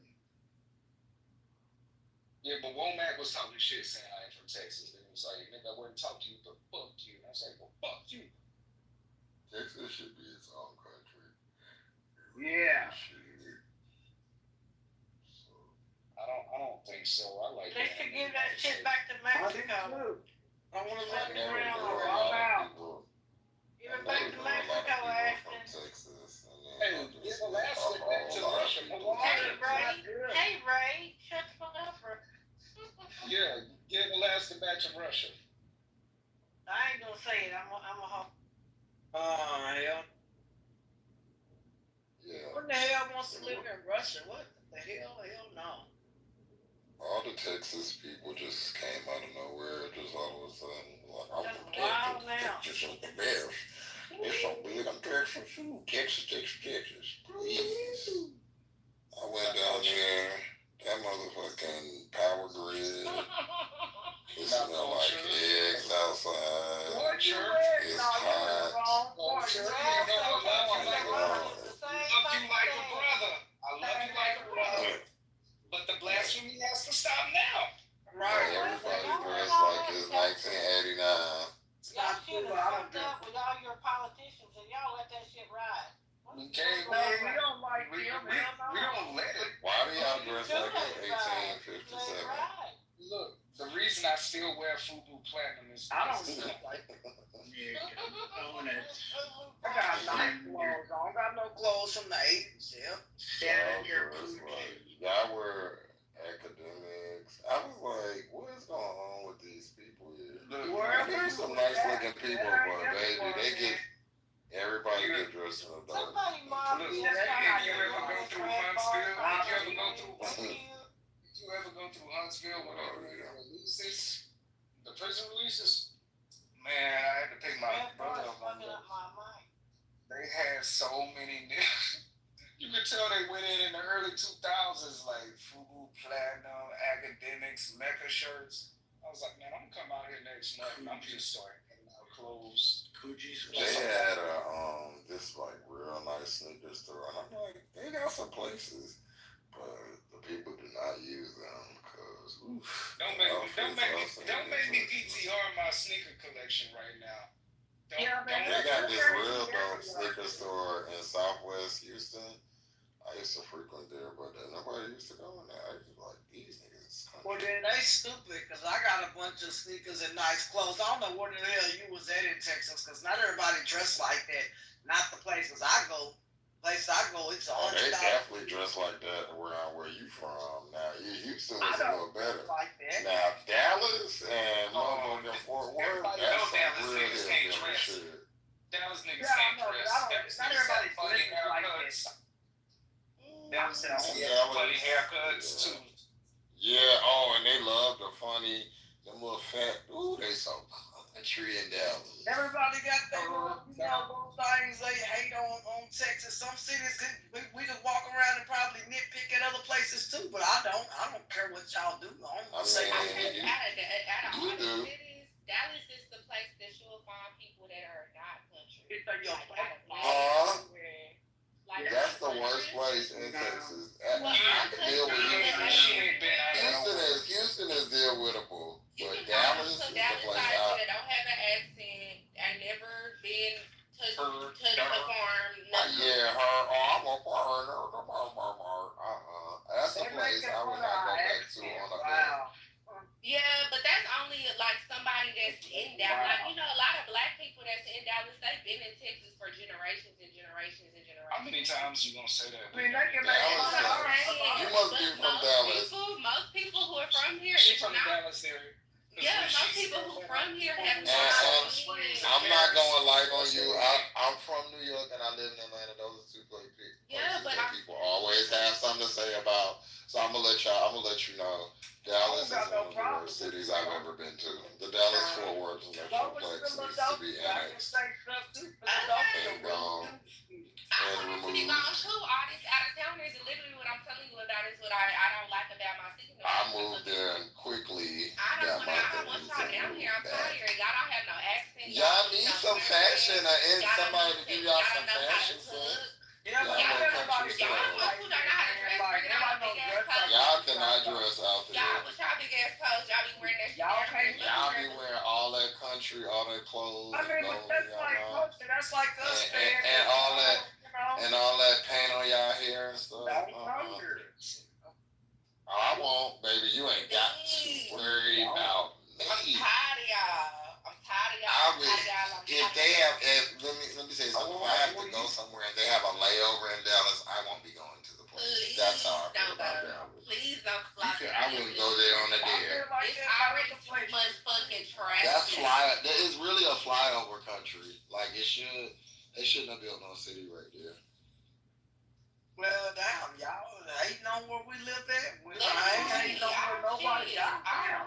Yeah, fuck Texas, and then got the nerve to be doing all them stupid ass laws and shit. As a black man, they're gonna arrest you out the streets if you do something. They are. You gonna Take Texas. They need to be Texas country and Florida country. PTR. Nigga, I got sneaker game, I got shoe game. That was probably in our prison as of today, our jail is at 100% capacity. So if anything happens, we gonna have to push you with the Mexicans at the border. So you better not bring your ass.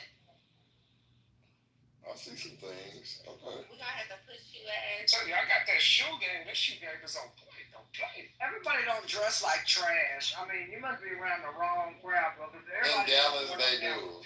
Girl, let me see y'all for this. Cause you talking shit like you just. I'm not talking shit. I dress the way I want to dress. All right. I dress, bro. I dress the way I want to see what you.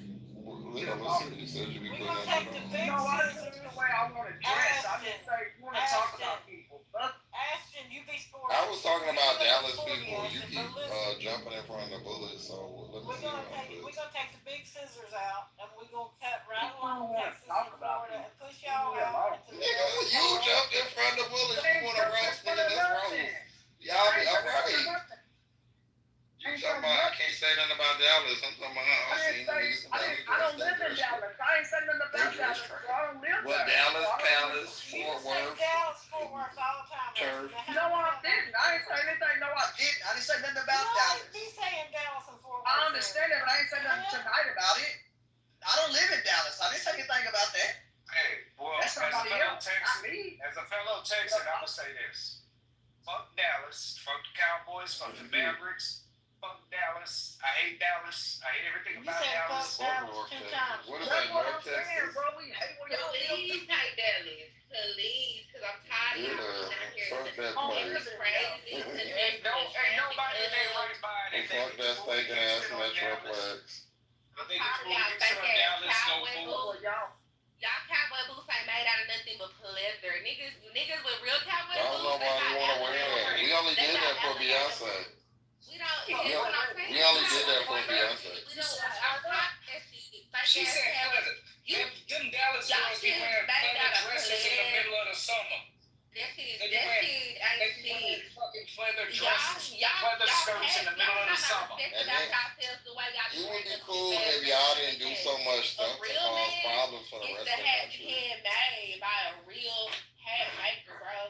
That shit costs over $150. Well, y'all wanted to send all the immigrants away, so we can't afford it. So shit, they sent all of our immigrants away. That was stupid. I agree with him. We should. I mean, we do stupid political stuff here. I do agree with that, and I don't agree with everything that now Texas runs. I don't like the political shit here. That's they, not me. If you know anything about what the fuck politically going on, they just drew a line through my district, so Jasmine Crockett don't even have a seat. They just removed our entire you should be saying fuck Dallas. seat. I love Dallas when Jasmine Crockett was over Dallas, but they just drew a line through us because from Dallas? too much power. She from Sulphur Springs. You from the dirty D? That'd be so funny when they call it that. I'm not. She from Sulphur Springs. Oh, I'm not. My family is. I'm not. You from what's that place? I'm That a black first place? city girl. You from Mosquito or Mesquite, whatever it's called. But they just drew a line through my district because they didn't want the black people rising up on their ass. It's redistricting. That's all. Main thing you gotta do is get your people out to vote to get. Well, Abbott's so the term limit, but get a Democratic governor next time to prevent special sessions from being called in the future. They need to chop Texas up. They need to make it like three different states. I'm telling you, we've been trying for like 8 years to get rid of Hot Wheels. I promise you. Would you be okay if they made Texas 3 different states? Shit, I'm It depends on for what reason. It's too big. Y'all don't need 2 major cities in one state, so. We got 4 major cities. I would say 2 major ones. Yeah, we need 2 other questions. Austin and San Antonio is. Austin is up and coming. Austin still got Corpus Christi years. Did you Corpus just count Christi? Corpus Christi? Yeah, and then that city in South Texas. Oh, you really a Texas person. Corpus Christi. You gonna put all them Corpus Christina? Yeah. So where's Selena from? Where all the Mexicanos? What are you talking about? Yes, Corpus Christi. Do they even have a scholar? Bitty bum bum. They have a statue of Selena. Okay. What the fuck? We gotta have a statue of Sam Houston. What the fuck you do? Okay, Selena and Sam Houston go. Well, you could put either one of them cities in with whatever state, but the major cities are Dallas and Houston. You know, man. But yeah, in my imagination, they would put Austin and San Antonio in the same imaginary state. No. Yeah, because that's like a different type, and then you make the part where Houston is on stage. Don't you count Beaumont and PA? Don't count Beaumont and PA as major cities. When I first went to college, the worst people, old campus, was the niggas from Dallas. They thought they was the hardest niggas in the world. Until Katrina happened, and they met New Orleans. Oh yeah, cause let me tell you, they was rocking them New Orleans people up and down. It was terrible. Fat neck hairstyles. Nah, it was the opposite down here. The New Orleans niggas showed them what the 504 and baby and that gumbo was all about. That's all I right. love the New Orleans nigga. I love people from New Orleans. Dallas people, I can do without. Yeah, I mean, I can't tell you it's Dallas. A lot of them people, I ain't gonna lie to you, Dallas, they call it kind of the Philly of this area. It's pretty, a lot of people there are pretty rude and stuff. I went to Philadelphia. Who was that talking? I'm talking about Philadelphia. I said Philly, not Texas. I said Philadelphia. I went up there. And some of the people, you know, they can be kind of rude. I've been all over the country. You know, I ain't just talking about here where I live. I've been all over this country and outside of it. And I do like to travel and see different things in fashion. And yes, in a lot of ways, yes, our state needs to modernize, whether that be in fashion, whatever. I mean, I did tell somebody we behind, but we really do need to modernize when it comes to a lot of things, and they are trying to do that. I think like the power grid. I think like that. Stay the same way you Y'all like need that. to bring and up move Texas on room, cause this shit ain't from the it. conversation of Texas. They should have a room that just goes all day for the Texas people when y'all hyped up on yourselves. Giddy up on out of here. Yeah, and you smell horse shit.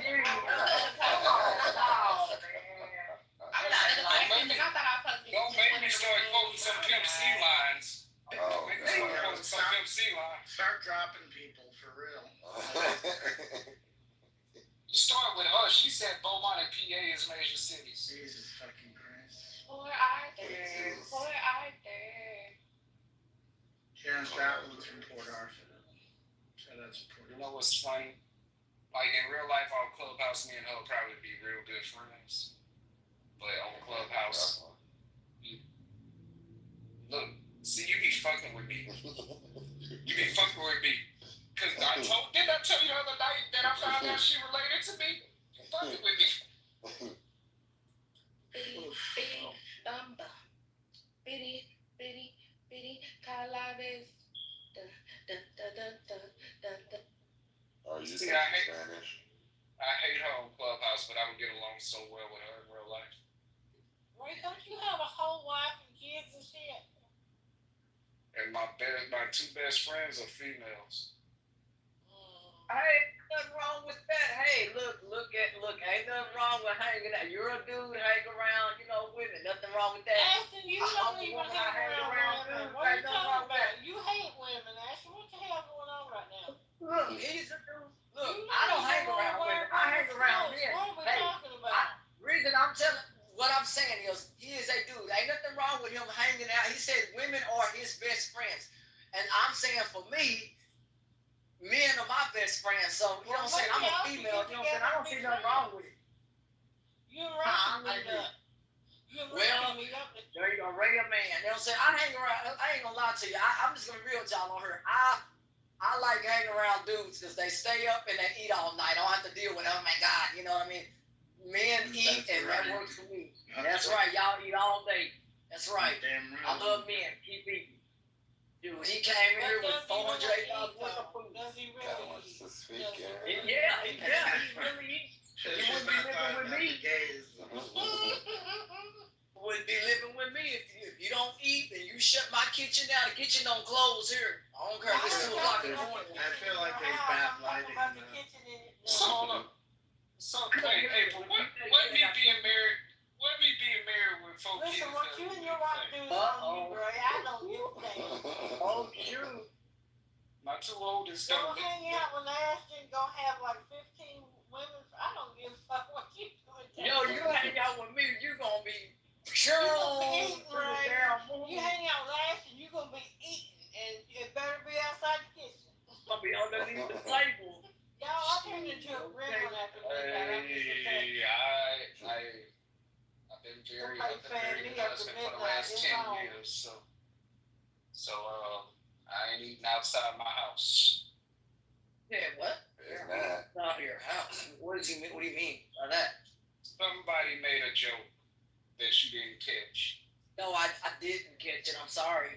Come again. I didn't catch that joke. That's what happens when they eat outside the kitchen.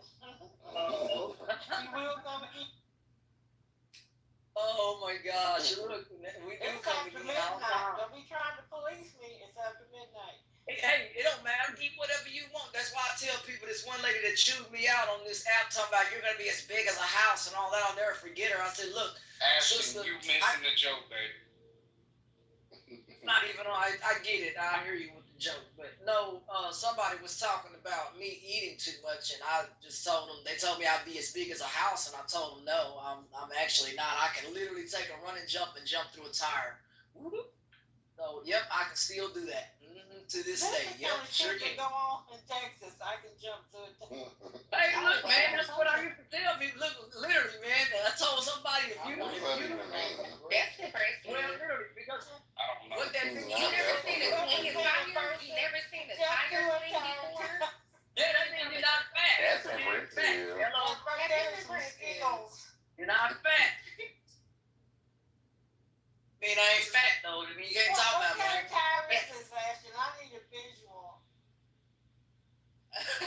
Like the struggle and tractor tire for a motherfucking tire swing. Like a tractor tire. Yeah, them tires you pick up and push. You just seen them tires that people grab and push over or whatever, you and stuff like that. Who the fuck hangs around tractor tires? When we played football, I don't know what to tell y'all. I don't know. We played football. They had them tires on the side of the field, and you picked them up, whatever. I don't know what to tell y'all. That's they That did get Tractor it. tires. That was a punishment drill. It was a. We had.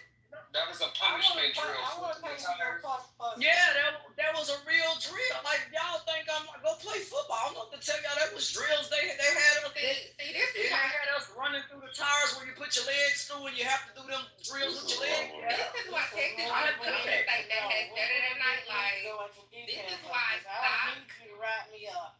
I'm just telling you. Because my fat ass ain't getting through no tires. Head first, foot first, nothing. It's running. If you put a tire in there, man, I'm calling the When I was in high school and in college, instead of Listen, doing Ray, the them agility days are drills, gone. Them days no, are the gone. agility drills was just done with a rope that had like this metal thing. But y'all have But the Saturday flip, Night Live.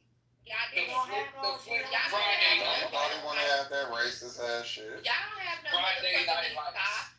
You know, y'all don't have a South Oak Cliff athletics program. Y'all don't have a We Shakari don't Bridge want for to. City.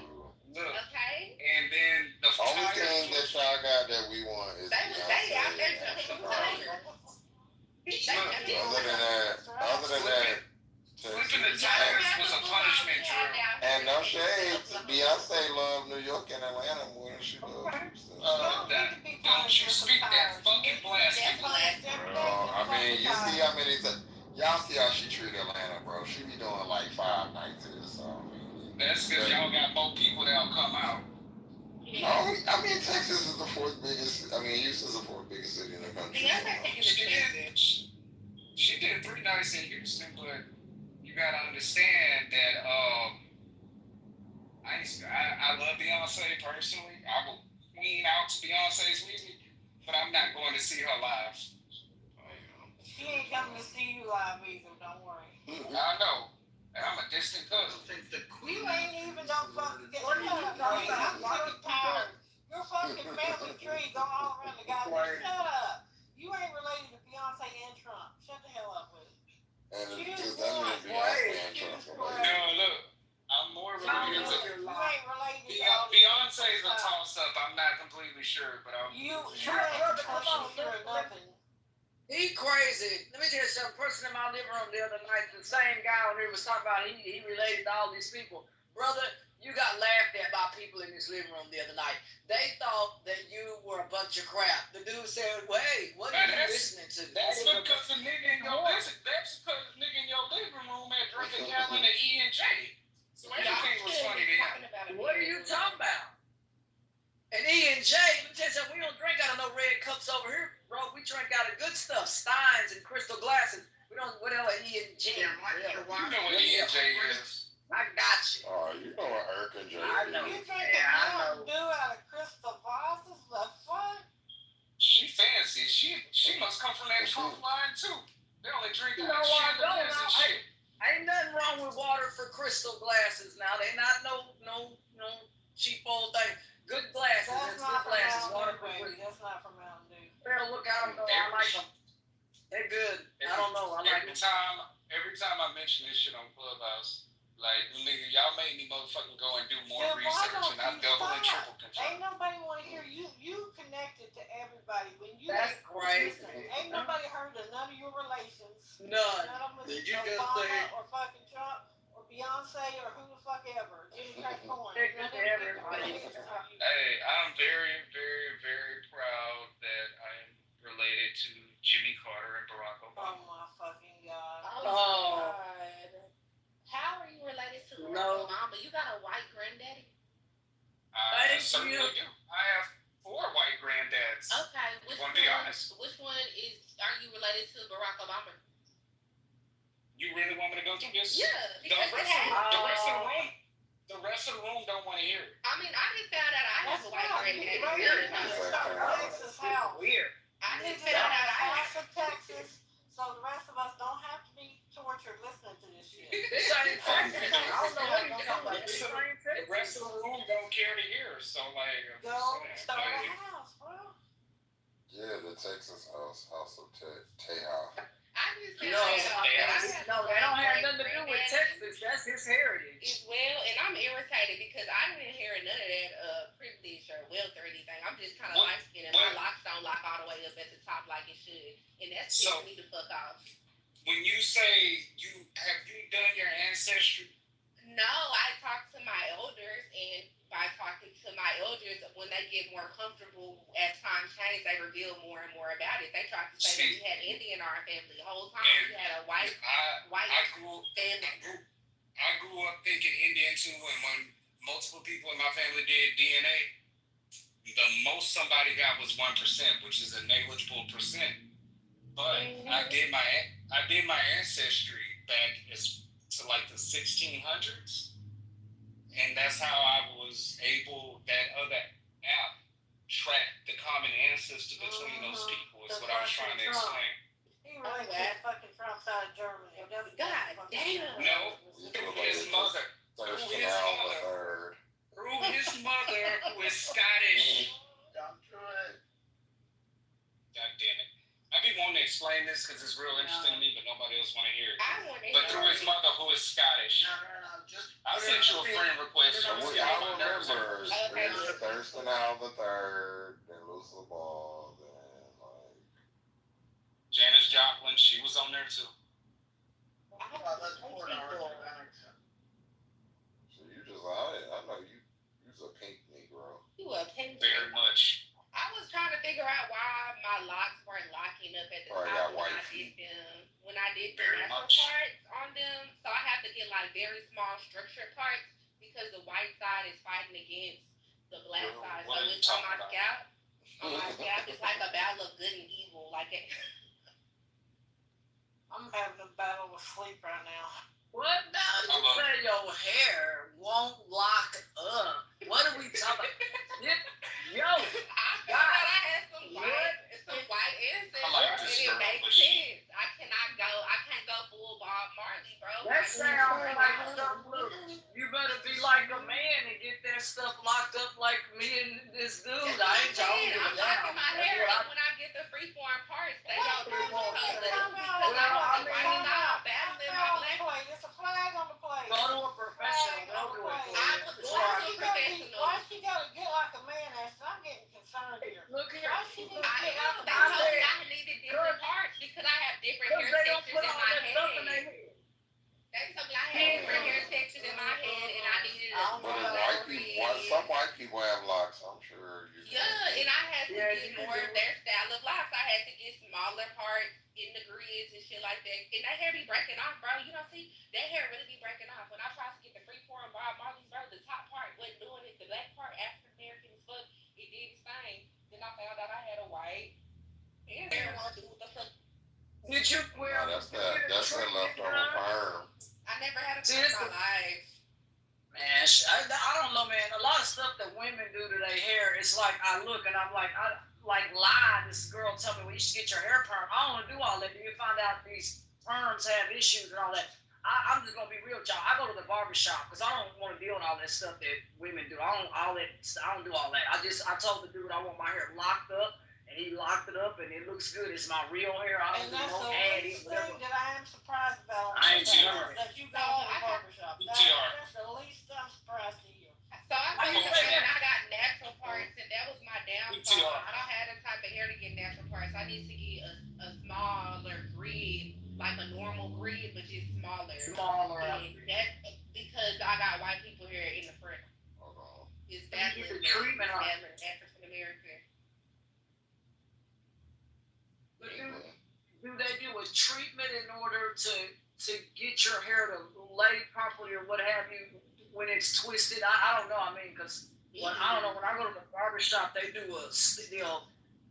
really make sure that it's real good when I go to the barbershop. They do loose me up. No, it was just the type of it literally was my breed with my hair texture. I just have a loose hair texture in the front.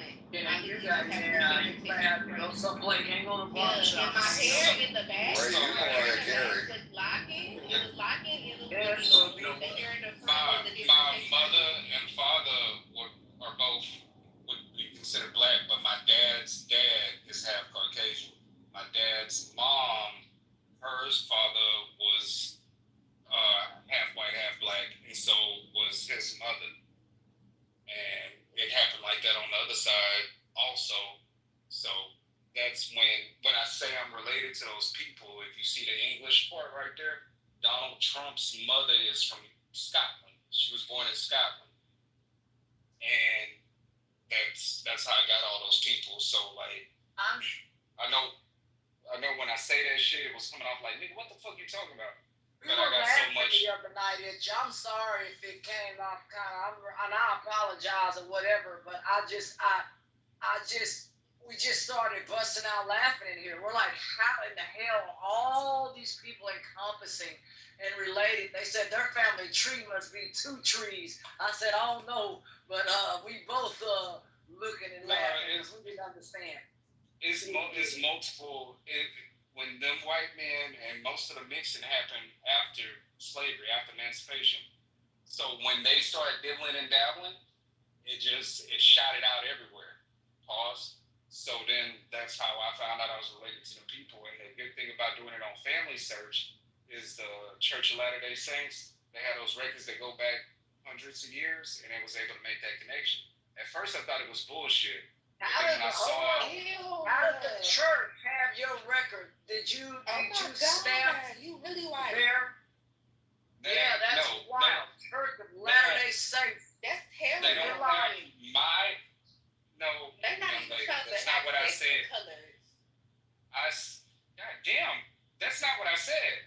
I said they have records. They have a database of all those records, the census records and stuff like that, the stuff you would have to pay for on Ancestry.com. So they have those records. You fill in the information and they can make the connections for you through the app. Not that they have my records. So you can go to this, me too. So you can go to this Church of Latter-day Saints, and it kind of reminds me of another place out here that we looked up as well here in Dallas, and they it's a real big deal out in Hollywood and some of that other stuff. It's kind of a religion, but they have a genealogical records as well. Scientology is what we looked up in Dallas, and that sucker has a lot of records and all over the country. And boy, if we could get our hands, there's a couple of books there that they don't reveal to the public and things like that. But man, if there was a way to get our hands on some of that stuff as a church, there may be ways to look at that. But boy, they're pretty tight there about what they release and that kind of stuff. They really don't play around with Scientology. It's kind of is all bullshit. Well, I'm just telling you, it was very strict and stuff as far. You couldn't walk out of there with any books, none of that kind of stuff. Same with some of the older books. You can't just walk out of our church with those books. They're pretty old, and they've got some old records. There's some records you can still go to the library on microfilm, that old microfilm stuff, and look at old records and documents. But I don't know how in the world that this new age religion, or whatever you want to call the Scientology, it's not a church, I don't know what it is, but how they got their hands on some of this old stuff. Did they pay for it? Was it given? Those are things that I would like to know. Where in the world? I'm sorry? Who? No, what? I said pay for it. They rich and powerful. They're very wealthy. The actual folks. What denomination is the church? Because we were like, what is that place? Scientology is no Christian denomination. It was completely made up by L. Ron Hubbard. They believe that people have spirits from aliens and they came out of volcanoes. Yeah. They are the most horseshit bullshit. We don't understand it. We tried to figure out if they had a book, if they had a service. It's very. You can get their book for free, but they're going to inundate you. If you give them your address, they're going to inundate your mailbox with so much material until the end of time. Well, I'll have to look it up. We'll have to look at a PO box or something that can inundate that. I just am interested because I just was like, man, how do they get their hands on all these records? And my church, we have to, of course, buy records. Some stuff is given, and records and stuff like that. But a lot of things we have to buy. So a lot of these records, they're older sometimes than what we have. What I could see, older than what we had. So I was just wondering how a new age religion got a bunch of stuff that dates back well past 300 years. Where did they get all that stuff? So It could be reprints and stuff like that they obtained from somewhere else. But what I was saying about the Church of Latter-day Saints is they're so big on their history and tracing their family roots to the point where they made that shit free. So anything you could do on Ancestry, you can do on their site, familysearch.org.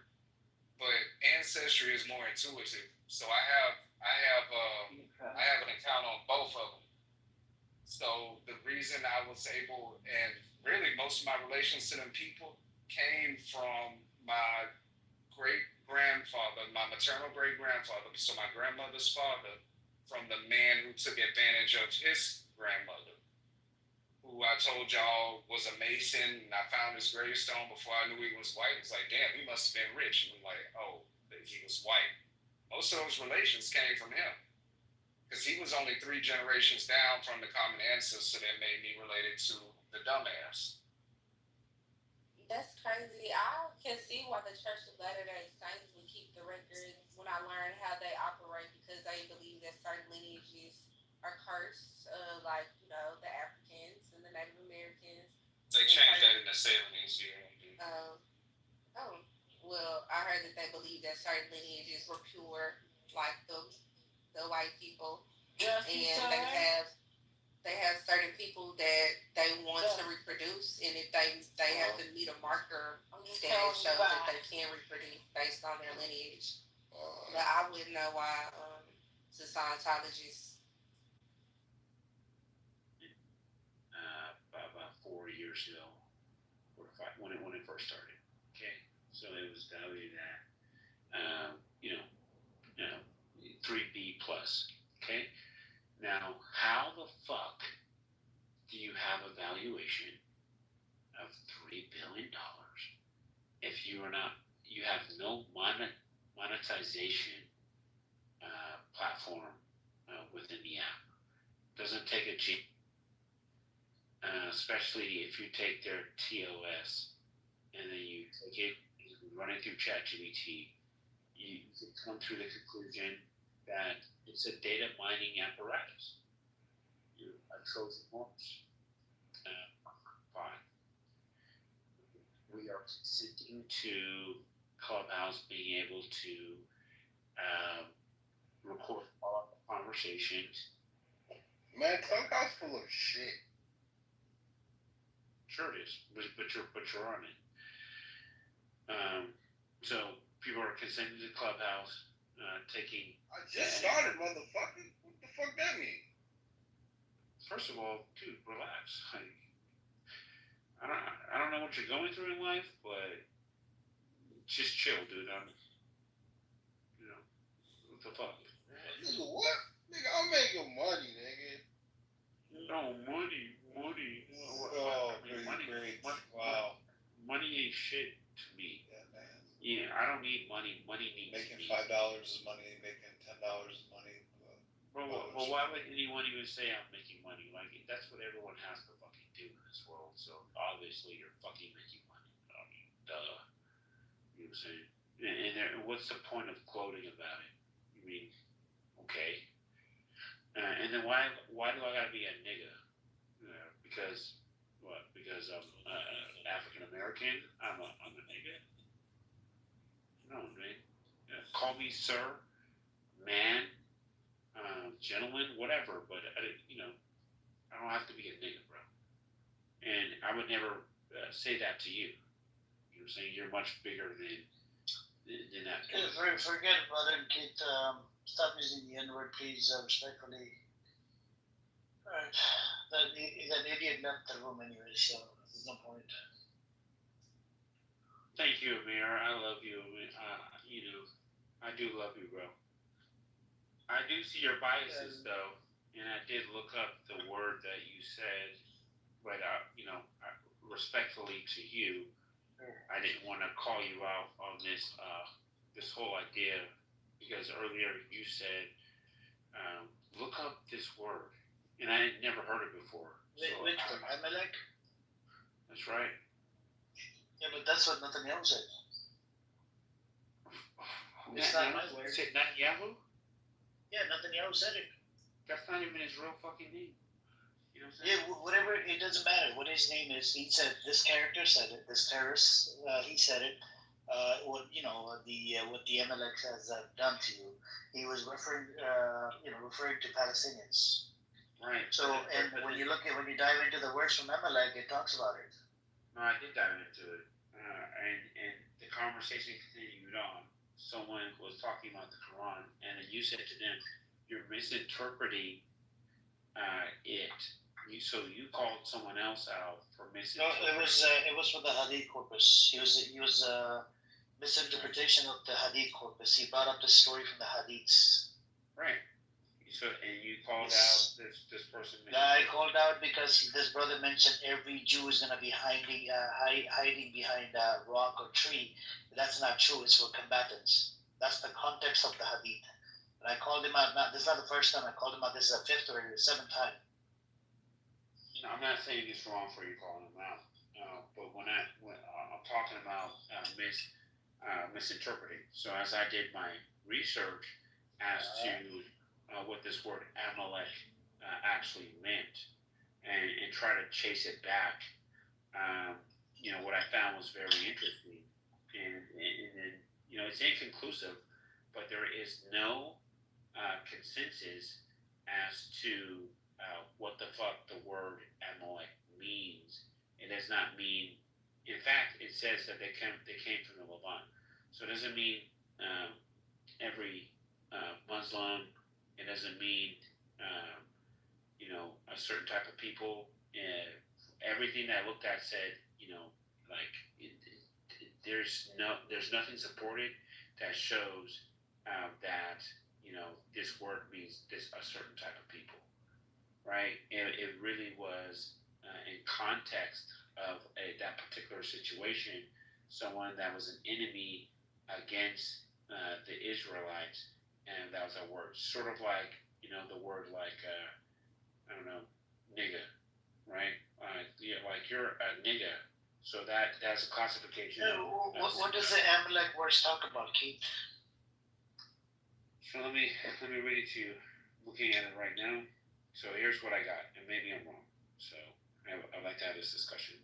You know that I love and respect you. So here's what I got. So Amaleks were likely a small nomadic tribe in the southern Levant during the biblical era. They do not exist as a traceable people today, and references to them in modern times are symbolic or metaphorical, not literal. So I mean that's what I got. Okay. And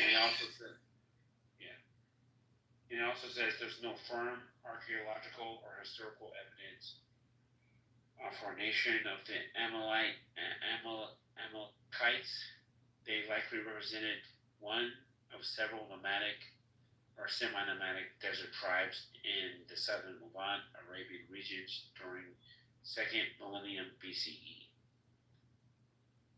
And lastly, this is the most interesting thing. It says, by the time of later biblical writings, the Amalekites were often used symbolically as a representation of perpetual enemies. So I'll read it out to you from the Torah. This is from the Deuteronomy 25:17-19. The Torah commands Israel never to forget what Amalek did. Remember what Amalek did to you on the road when you came out of Egypt, how he attacked your stragglers, all the weak ones at your rear when you were faint and weary, and he did not fear God. Israel is commanded, you shall blot out the memory of Amalek from under heaven, do not forget. And then it goes into it more and more. Let me read it out to you. Hold on. Let me read you the exact. How do you take revenge? Hold on.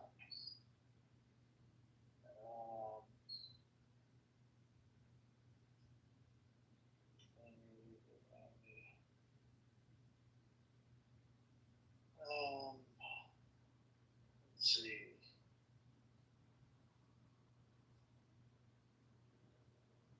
Let me give you the exact words.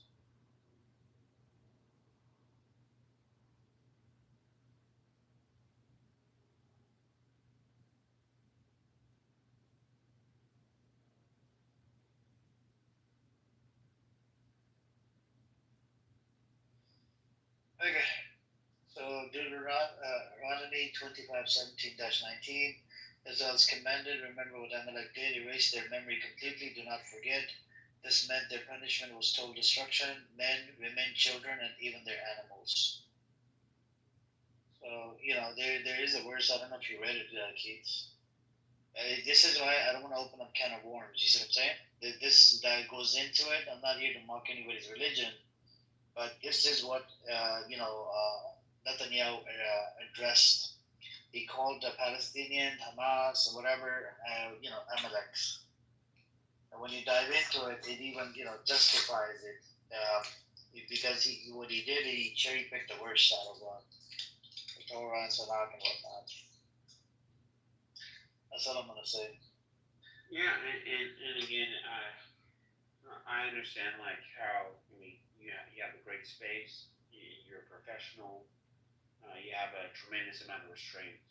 I do notice how you choose your words carefully. It is a skill, and I love you for that. But when you say like not going to attack religion, we're not attacking anything. I think we're looking for clarification here. And what I'm looking at in Deuteronomy 25:17-19, the verses you read, here's an interpretation that I'm getting. It says, Israel was told to blot out Amalek's memory, not out of casual hatred, but because Amalek attacked the weak and defenseless. And so, again, it doesn't say that that there's no room for peace amongst from the Jews to the world at large, because I argued originally that that's a commandment, right? That the children of God should exemplify certain qualities, and then you said no, that'll never happen because there's this perpetual enemy called the Amalekites, and so I never heard of that. No, that's what Netanyahu said. It's not my words. Netanyahu said this. I'm quoting Netanyahu. He's an Israeli leader. He justified the killing of babies and whatnot using his verse, using his scripture.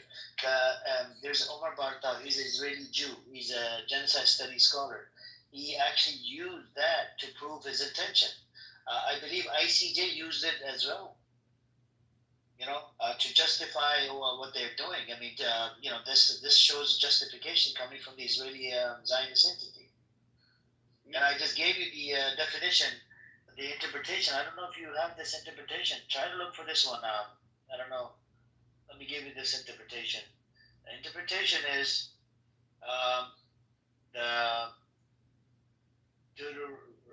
so the Exodus 17, 14 to 16.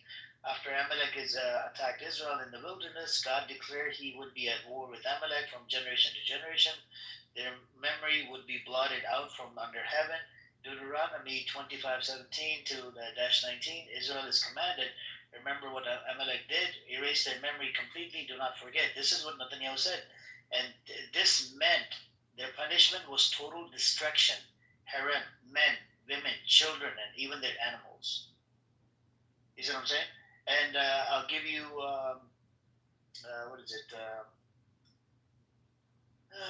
It dives into more later in the Tanakh.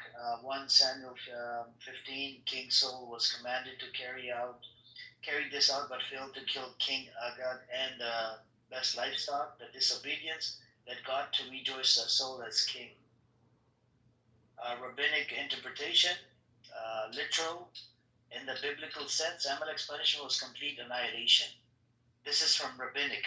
Do you follow the Rabbinic Judaism, Keith, or do you follow a different type of Judaism? Yeah, no. The same, the Rabbinic interpretation of Judaism is in the Talmud, which says that the Christ is burning in hell in a pile of shit. Oh, okay, so you have a different interpretation, but the people that live inside Israel, they follow the Rabbinic. And I am addressing the Rabbinic.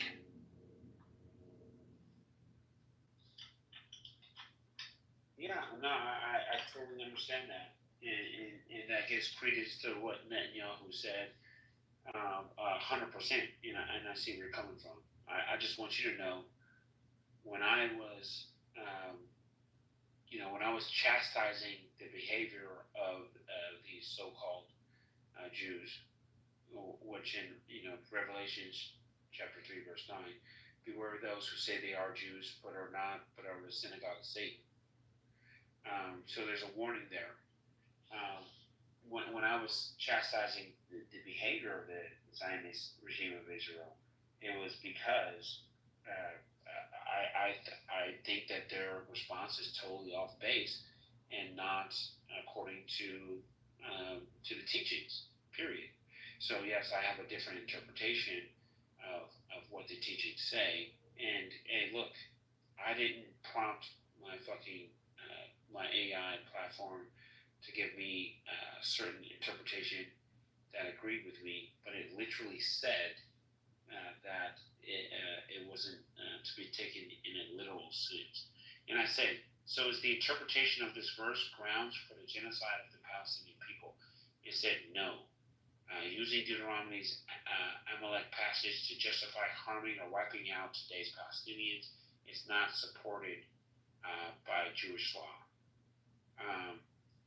And it says, here's why, and it gives literally 6 points as to here's why.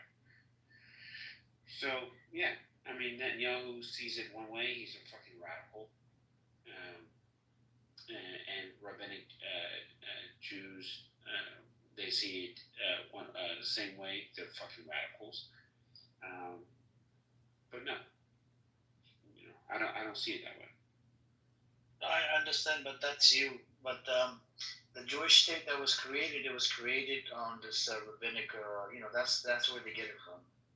You see what I'm saying? This whole state of Israel. Yes, sir. It wasn't created from the people that are proper Jews like yourself, or the people that are protesting against Israel, whatever. It didn't come from there. But the one that actually inside Israel, the way the state was created, the one that supports Zionism, they're all they follow the rabbinic interpretation. You know what I'm saying? And rabbinic is like literal in the biblical sense. Amalek punishment is complete annihilation. And they, when you dive into it, it's like more and more it becomes more evil. And I'll give you one more. It says symbolic. Later rabbis taught what Amalek represent: eternal hatred of Israel, cruelty, and evil. So the command means Jews must oppose evil wherever it appears. You see what I'm saying? And some commentaries explain it as a spiritual battle to erase the memory of the Amalek, is to wipe out hatred and cruelty, not necessarily a specific nation today. But back then it did. So that's what the one that interpretation that this guy used is about killing everybody, including men, women, and children. But anyway, that's their belief system. Yeah, and last thing I'll say about this is you said wipe out hatred, and so if the idea is to objectively wipe out hatred, that means one themselves cannot become the example of hatred, right? So I think that the stance that some people are taking with respect to what's going on with the Palestinian genocide, it's a level of hatred, right? It's a level of sheer disregard for human life, right? And that is, you said evil, and that is evil, right? So these people are becoming the very thing that the scriptures say to fight against, right? Which is evil, but they are obviously exemplifying, evil in supporting the actions or taking part in these actions. So for them, they seem to have a little dichotomy that they need to figure out.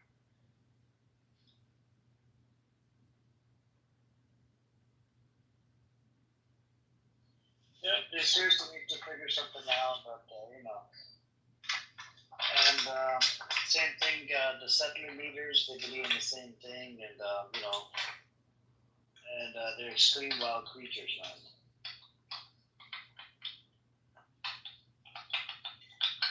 I wish they weren't wild. You know, these people are just wild, crazy psychopaths.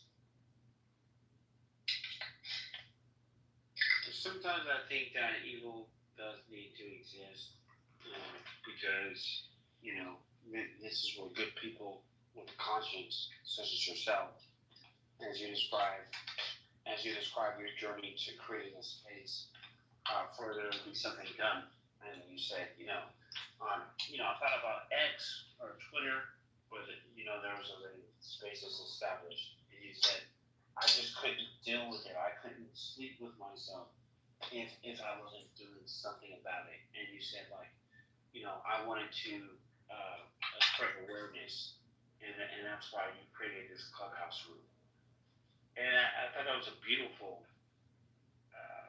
very, very well articulated way of, explaining to people why it is that you put on these rooms every single day.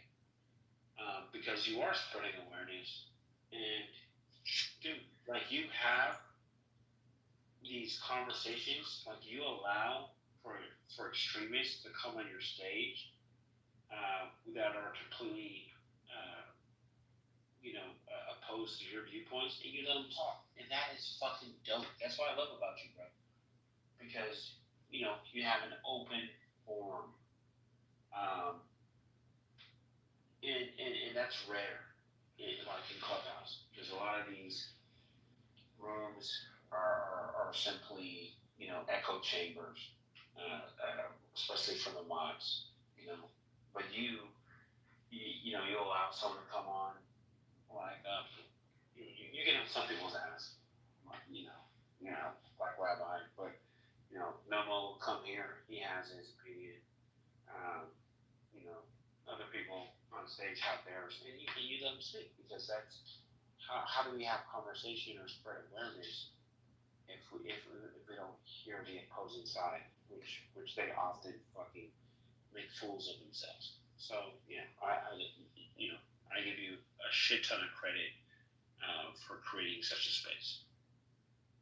Oh, thank you. No, I mean, you guys are all part of the family. Anybody that supports the cause, anybody that's anti-genocide or anti-atrocities, suppressing people or not.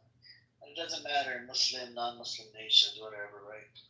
Because there's a lot that's going on all over the world, even in Congo, Sudan, and people are getting, even in India, people are getting oppressed and suppressed. Got the minorities in India. Where else?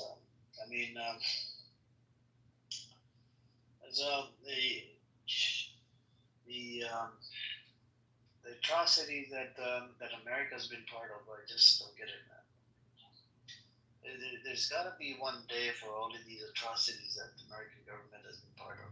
The Iraqi war that we killed about 1 million people, Afghanistan, Libya, a bunch of other places. Yep. What's up with Diwani? You good? Oh, all good. Very good. So, how's everybody? How are you? Doing okay, man. The same old, Hey, what's up, Ocean and everybody in the audience? You guys want to come up, just unmute and come on up.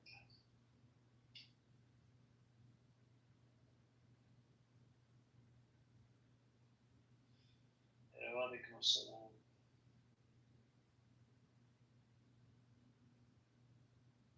Oh yeah, this little girl, Josh put an art link in the chat. I mean, not link, he wrote something in the chat about his budget. This little girl, they shot about 355 bullets into her car. And that was very sickening,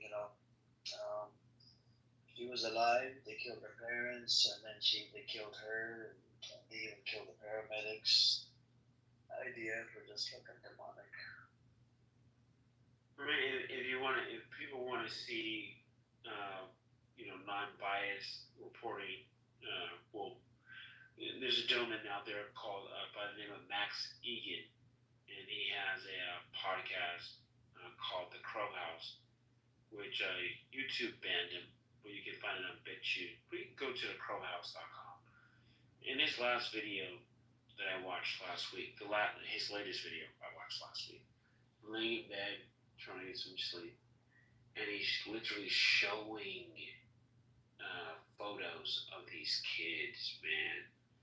And I just felt so fucking sick to my stomach. I had to turn it off because there's no way I could look at this and just be okay with, just going to sleep. It was just way too much. And he tells a story about how the IDF will use Chinese drones. People will drop supplies, as we know, in Gaza. People are being starved out. They're fucking have no water, no food. So there'll be airdrops. Boom. Food. So someone will go out and they'll try to retrieve the food. A drone comes, drops a grenade, and they don't kill that person. They maim them, right? Blow off a leg or whatever. Dude's sitting there in agony, and then other people go out to retrieve him, and then they drop like 4 grenades. So they literally, this is all like documented, right? Like this isn't hearsay. This isn't conspiracy theory. Like this is. I hate to laugh. It's just so fucking sickening. Yeah, Mr. Chico, you wrote something in the chat. You said the minorities are getting picked up everywhere. The issue there is that they're playing it wrong. But aren't you like across the border, to Egypt? And then you're saying about the Arabs. You're across the border. And not to mention your people charge you $5,000 to $20,000 per truck that comes to the border into Gaza, an A truck. And I can't believe you support the state of Israel, man. Disgusting. Anyways, if you want to come up, you can unmute and come on up. Okay, Chico says like the issue with the Arab people was they're like, they're Arab Jews in Israel. He's an Arab himself, man. Yeah, but when he says the issue with the Arab people, like, what does that even fucking mean? You know what I'm saying? Like, just because you're Arab does not mean, number one, doesn't mean that you're Muslim. It just does not. And then number two, it's the issue with people of Arab descent, solely with people of Arab descent. Like, come on now, let's just be objective. It's ridiculous to say that. Ridiculous to say what? That the issue with Arab people is that they are playing it wrong. Yeah, 100% we're playing it wrong because, like, it was obvious, man. Since the 7th of October, what's gonna happen was so obvious. Like, I'm someone who's not involved in politics. Like, I'm a normal person, and I knew what's gonna happen. So all of the leaders, they knew, and the Hamas leaders, they knew. So they should have done one of two: either kick Hamas out or support them. So they could see the unseen. Which is bad option. Mr. Chico, they could see the unseen, right? They knew they could see the unseen, right? Not that you can see the unseen, but this act, like what Hamas did in 7th of October, it's repetitive. Like they did it in 2009 and they did it in 2019, 2021. Yeah, but how many people did they kill back in the days? It was obvious this time that the retaliation is gonna be way how many people more did they kill? bigger. Like it was so obvious because the act itself. Yeah, this one's 100. Okay, Chico, you're making the claim that they knew the unseen. They were able to see what's gonna happen. They knew the future. I knew, right? Bro, you didn't know shit. You're just a little kid. You're under the age of 26. No. I can show it to you, but I'm not gonna Yeah. You support Israel. You don't want to accept the fact that Egyptian people charge $5,000 to $20,000. Even if I provided the evidence, you don't want to accept it. What else? And you said that you were not. You literally said change? it would change because you got debunked multiple times. Forget about me. When I told you about they were charging for each person, you even denied that fact. That they were charging for each person. No, I told you they charge thousands on each person to organize the entry, not to even for each and everyone. But I denied charging the trucks because again, who would pay for the trucks? Those are charity trucks. I gave you the link, but you don't accept it. What do I do? Responsible person for them. It's you win prize, and then you ask me a question how they're supposed to get the money. I told you wire transfer. Yeah, who would do the transfer and why? Oh my God, because people want their truck to get past the border. It's a big business, right, for you guys. You're making money. Yeah, but I know what's going on there. So you're going to collect money from Egyptians because like most of those charity goods are coming from Egyptians. So you're gonna get them to pay, and that's what you think, Chico. That's what you think. You would arrive at the airport, and a lot of countries funded the aid. It wasn't just Egyptian money. Dude, this is just irrelevant. Like regarding what's happening. Hold on. You just made a claim that all of the aid was coming from me. No, fuck no. Egypt would never. 80% of the aid is coming from Egypt. Yes, it's proven. I'm not sure why you do hate Egypt so much, but if that's true, why is it bothering you? I'm not sure. Like, what did Egypt do to you? But either way, yes, I knew on the 7th of October, even before the 7th of October, like Hamas was like a repetitive case to me. So on the 7th of October, it was obvious. Everyone who's involved or even has the minimum understanding of politics, they knew that this would have happened. So they should have like either kicked Hamas out and handed over the hostages, or backed them in the war because it would be a war. They did neither. You know why is this? Because all of the Arab region, I believe, are like in somehow collective agreement to let the Palestinian cause die.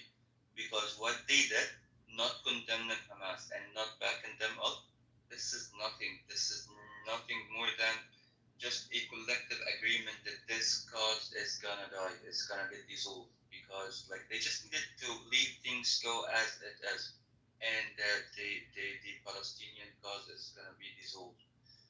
But nothing regarding charge on the trucks or anything like that is relevant on this discussion whatsoever. Yeah, so you may be right in a sense that most of the aid you say comes from Egypt. It comes through Egypt, which is the Rafah crossing. 80% of the aid at the Rafah cross border is from through Egypt. So here we go. So here are the facts. The aid comes from, most of it, the majority, comes from the European Union. It's been the largest contributor overall to the Palestinians. Okay? So, European Union. Now, when you talk about the Gaza Humanitarian Foundation, the GHF, right? That is backed by the United States. And then when you look at how it gets into Gaza, they have to go through Europe. If they're going to do a land or even fly planes or helicopters to drop shit off. They have to stage at an airport in Egypt and then fly into Gaza. But the aid in and of itself, the food, the water, the fucking toiletries, right? The medicine.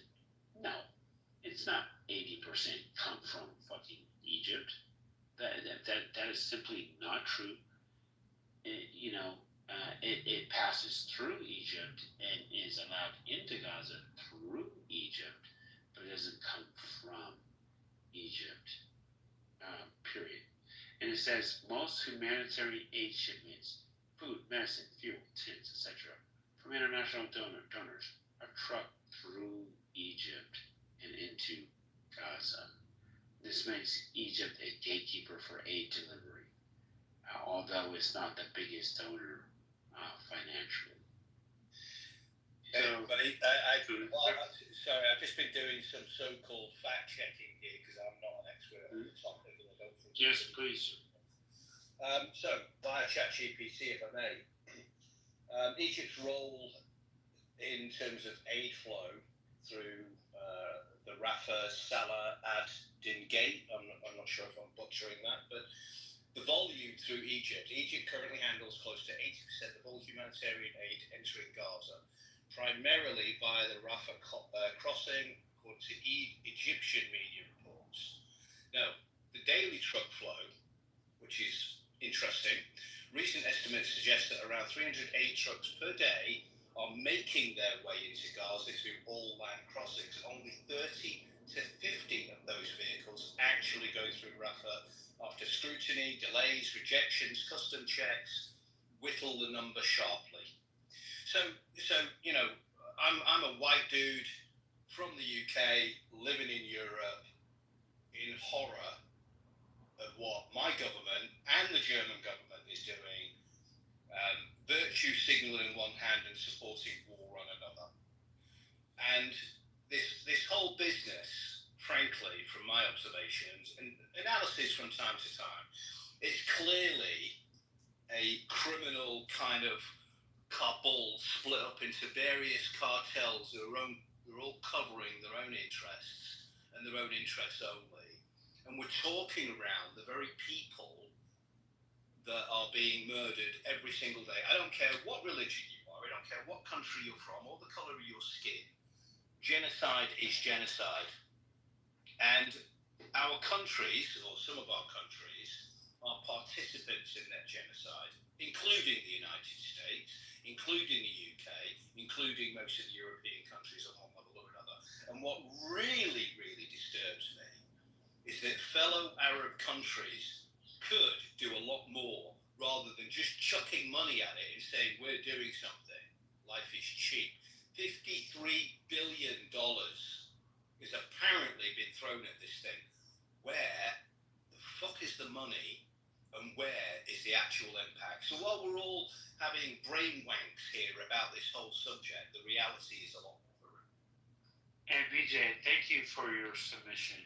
By the way, I think that you completely, solidified my point of view, and that comes through Egypt. It's not like Egypt is fucking giving all the aid, and then you also gave a tidbit that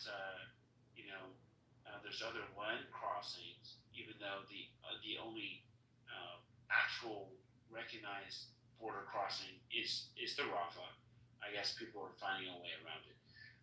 But either way, I put the link in the chat. $5,000 to $20,000 being charged for each truck that comes in. He denies the report, and these people that are charging, these companies are connected to the government. By the way, the families of the government officials. It's okay, bro. We already looked into it. Me and we went back and forth. Ali was in here as well. We went back and forth. You got debunked. I think and in relation to hold on, Mister, you made a claim about. Hold on. You made a claim about the largest, biggest aid. It's actually not your country. It's other countries. I'm just saying that, it's other countries. So you stop with that bullshit. Yeah, they facilitate, right, to allow the aid to come through your borders, but it's other countries that are funding the largest amount of money on the aid. It's not your country. Right. Yeah. Egyptians are doing lots of donations. We are a population of over. I understand, but you made a claim that Egyptian does the largest. It doesn't. It doesn't. Because do you want the figures? Do you want the figures? Okay, let me give you the figures, man. This shit, man. Okay. Let's go over the countries. Why are we discussing irrelevant stuff? Like those people are drones. Oh my God! Why You do made want the to claim. make them You made the claim. Countries like Qatar and Yeah, the US and I EU. can discuss it, Hold but on, it's hold on, irrelevant. hold on. You made a claim. I need to debunk your stupid fucking claim. Countries like Qatar, the US, and the EU have historically pledged far more money to Gaza than Egypt. Qatar alone have provided over $1.3 billion since 2019 in salaries, steel, and reconstruction projects. Yes. Or you know, Mister, when you don't have the knowledge, then why do you even open your mouth? I do have the like you said the story. I said Chico, let's do some more fact checking, shall we? And let's distinguish the difference between an opinion and an asshole. Okay, everybody's got an opinion and everybody's got an asshole. Don't confuse the two. Okay? I'm speaking facts, not opinions. I hate it. Listen. Sorry. I thought it was Chico. Sorry, Ken. No, go ahead, PJ. You, I don't know if it's your accent or just the way you articulate yourself, but it sounds damn good. Go ahead. Thank you. So, it's a bit like showing up to a gunfight with a knife in these kind of arguments, isn't it? You gotta, we've all got opinions, we've all got feelings about this, but here's the thing. While I was listening to you guys talk, I asked a simple question. I asked, what is the breakdown of people who are actually providing the most aid across countries? So, major donors by type, who's actually bringing aid? So the UNOCHA's financial tracking 2025 reveals top donors by reported humanitarian funding globally, not Gaza exclusive. Okay, that's one thing. But it's over 500 million from Canada. Denmark is 436 million. It goes on. But let's cut to the chase. Of the list, the overview, raw scale support starts with the US, then it's the UK, then it's UNRWA, then it's OECD donor pool, EU member states, which include Germany, Sweden, UAE, I don't know, and member states, so it's UAE, France, Saudi, Japan, etc. Even Cyprus and Malta airdrops, and you guess who's not on the list, right? Egypt, not a top donor. So I asked about corruption. I said, where is Egypt in the list? Yeah, well, that's not there. They're not there at all. But corruption is all over the bloody place in Egypt. But the facilitators and political brokers, they're brokering suffering on some level or another. All these countries are guilty of that. They're all brokering suffering, either for geopolitical gain, virtue signaling, or doing some backhand deal with other countries. Or Egypt is terrified of Israel because they know who's backing them up. And Egypt, by its very nature, is corrupt. I'm sorry, but all these countries are corrupt. But Egypt is right on the border. You should be buddying up with all. This is what blows my frigging mind. Why are the Muslim-based Islamic countries not bringing this to a stop? Because they've all got money in it. It's not about being afraid of NATO or being afraid of the United States. It's about backhand deals. Saudi Arabia is dealing with Israel all the time. Yeah, all the time. They're all buddies. Don't let anybody fool you on this. This is bullshit. We need to grow the fuck up about it. Sorry, I feel quite passionate about this because I'm sick and tired of the hypocrisy. I'm a father, and I'm sick and tired of witnessing the slaughter and the geopolitical hypocrisy of this whole thing. What we've discovered in our time, in our lifetime, is that law doesn't mean shit. And I'll end with this. Right now, personally, I'm doing battle with the German government. My son is born here. He's half British, half German. And the shit we've gone through in this country, in what's supposed to be a civilized country, while they're allowing the continuous breach of their own borders, and they've been doing exactly the same in the UK. You see the rising of what's going on. It's designed to turn each other against each other. Enough is enough. That's why I come back to this room and listening to everybody else's voices. Yeah, it's not working. we are the ones that need to wake up. A little bit like raising the colours in the UK. It's now gone global, and everybody's accusing us of being right wing and racist. Take a look at the faces in the crowds of some of these protests that are raising the flag for their respective countries. It's not being right wing to be patriotic. That's where standing up to this kind of tyranny and murder and slaughter and genocide begins. It begins at home. We rise up and we all stand together on the basis of some kind of humility. And the geopolitical environment is constantly gaslighting our ability to do that. And no disrespect to you, Chico, but you come in this room and you've got an opinion, and maybe that's compensating somehow, but it's not an exact science anyway. But you've got to be a little bit more adult about it and do your research before you step into a room like this and embarrass yourself, okay? Well, I think it's fine that he comes to a group like this with scholars such as ourselves, because he has his points of view, and we counter them, and then we allow him to give his retort, his rebuttal. Of course. He can't. So he either takes the lesson, the L, which is not a loss, it's a lesson, or he allows his ego to say that he was right, no matter what. I don't give two shits. When people say right wing, as if the right is bad, it's not. It's fucking conservatism. It's not, in my eye, the paradigm that I live in, being right wing doesn't automatically classify you as being racist.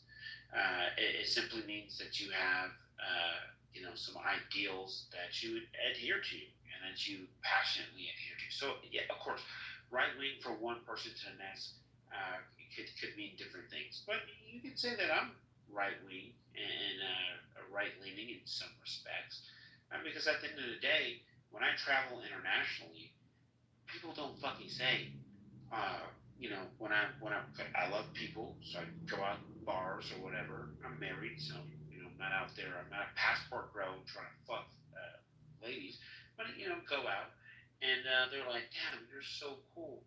You're fucking American. The American is cool." They don't say this black guy is cool. They don't even bring it up. I never hear it. They say I'm American. Fuck yeah, I love my fucking country.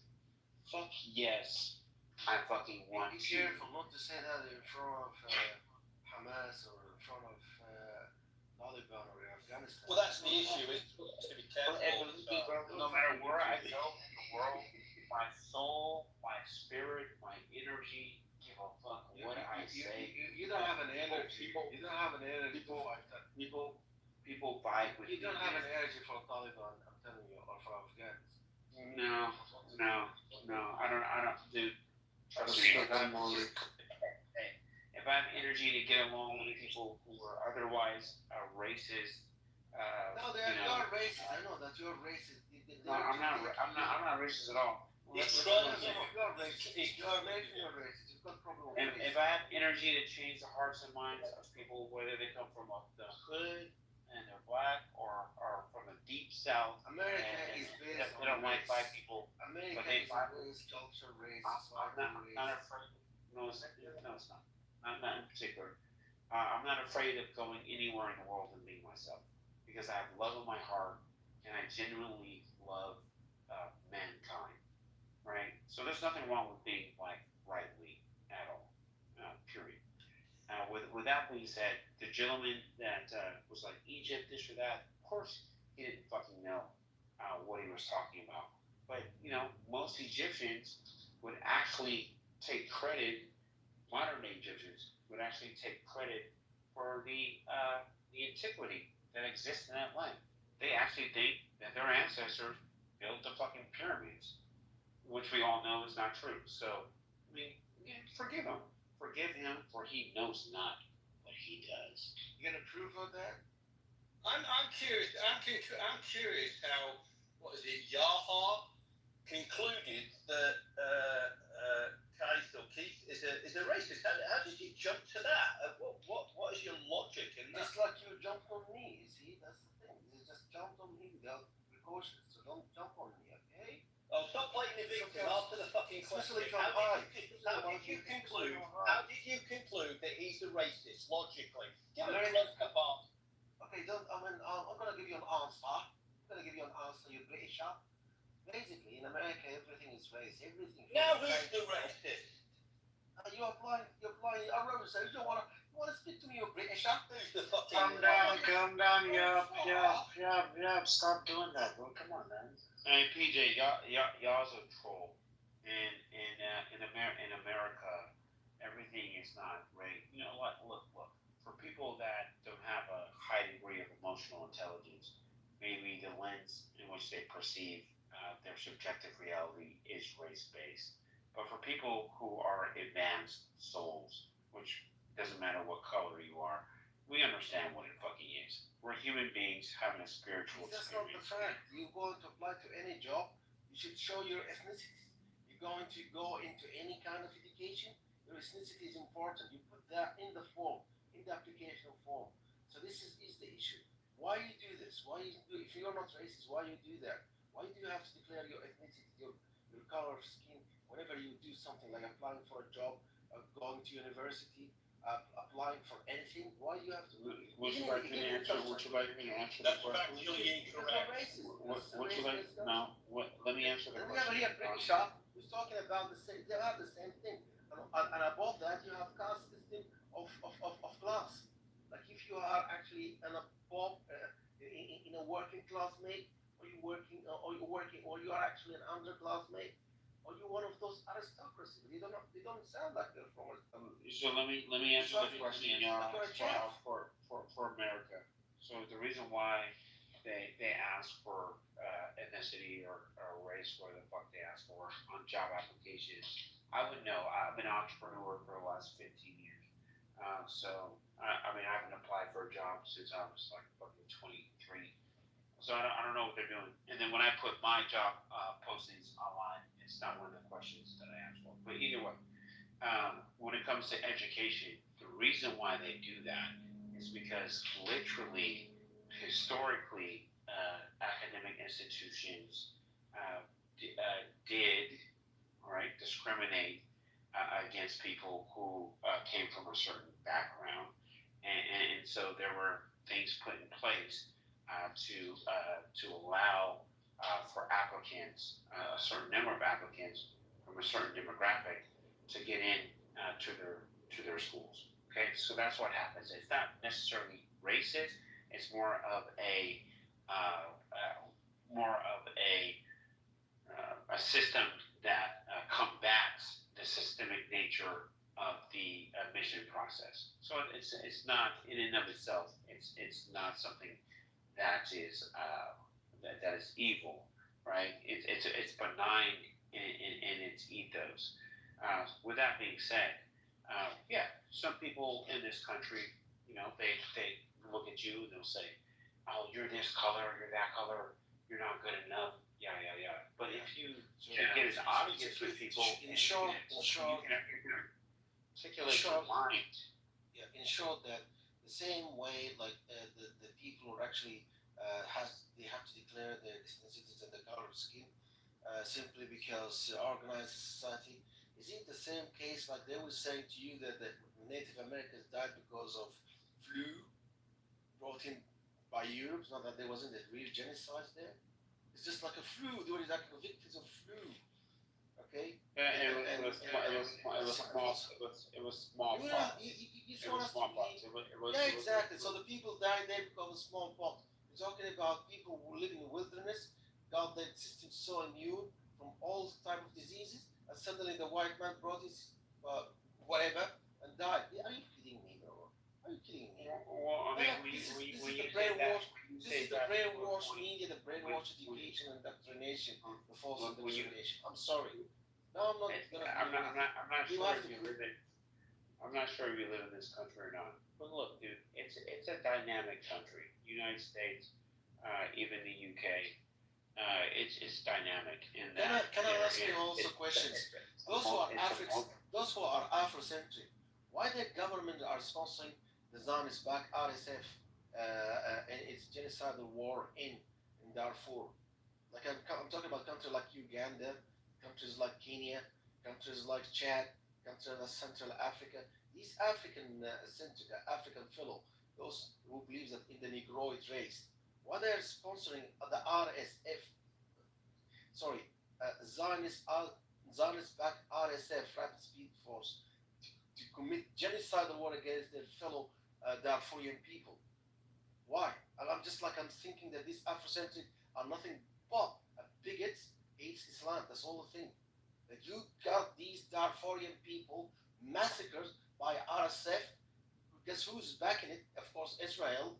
But only not that, you've also got so much facilities being done by African government, Uganda, Central Africa, Republic of Central Africa, Chad, Kenya. You got Ethiopia. Why?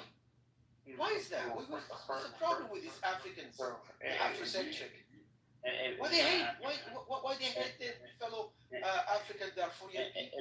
If you're gonna ask that question, I'm gonna shut up here because I want to hear other people. These Afrocentrics are bad. If you're gonna ask that question, I was African, and I do have a minor in African studies, so I'll answer the question to you. And first of all, when you say the Negroid race, okay, so I think you're coming from the mindset that there is four races. I think we're just taking the room somewhere else. I don't know, yeah, why do you bring up such fucking topics, man? Because this is like race baiting and hold on. No, you're doing the race baiting bullshit. Calm down. Yeah, absolutely. Not all of them are Zionists. Absolutely. You've revealed yourself. There are some intelligent people in this room. Oh my God. We weren't even talking about this race, and you just brought up something else. This one's about Palestine, Israel, but anyways, I have to hit the bed anyways. I'm gonna have to probably end the room. I know you guys are here. It's been running for the past 15 hours. I'll talk to you guys later. Have a good night. And I'm gonna open a fresh new room in the next 7 or 8 hours. So take care, guys. We'll talk later. Bye bye. If you've been on this app talking like 7, 8 hours. God damn. I took a nap, woke up, and you still talking. God damn. Don't you ever fix your fucking mouth to tell me shit. Now, I started off with a nice conversation. Shit. Don't you ever fucking cross me. Because you got the right one.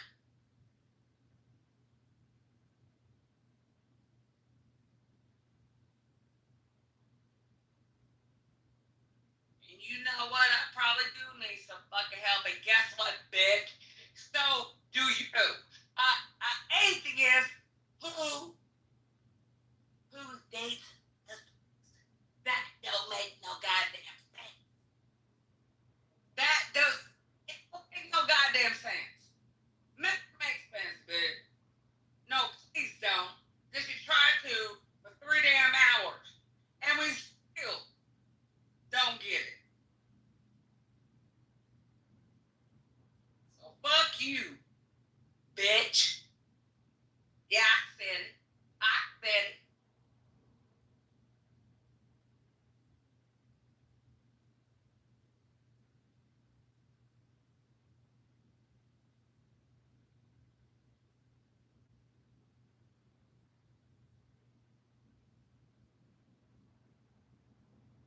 Are you in Africa right now? Or are you in America? Where the fuck are you? Because like if it's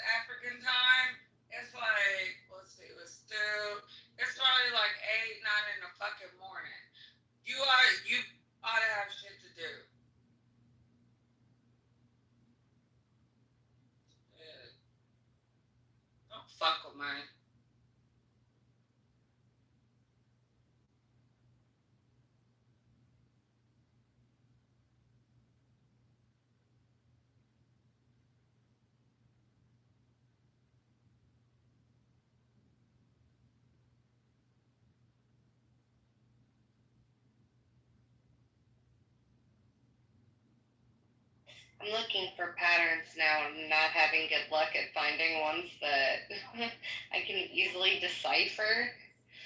Like, I'm looking at sock patterns, and socks are eluding me. They make no sense when I'm reading the pattern. My secretary used to always knit socks. Oh my god, like. I'm trying to either do socks or a sweater, and I can't. Like, I think I'm gonna end up doing socks because it's very small, tiny yarn. Yeah. I got the wrong size.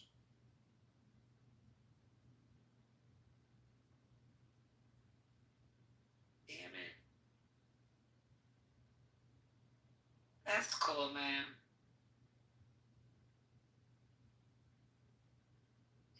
ASB, you got me dying. Yeah. You have got me dying, bro. You're funny as fuck.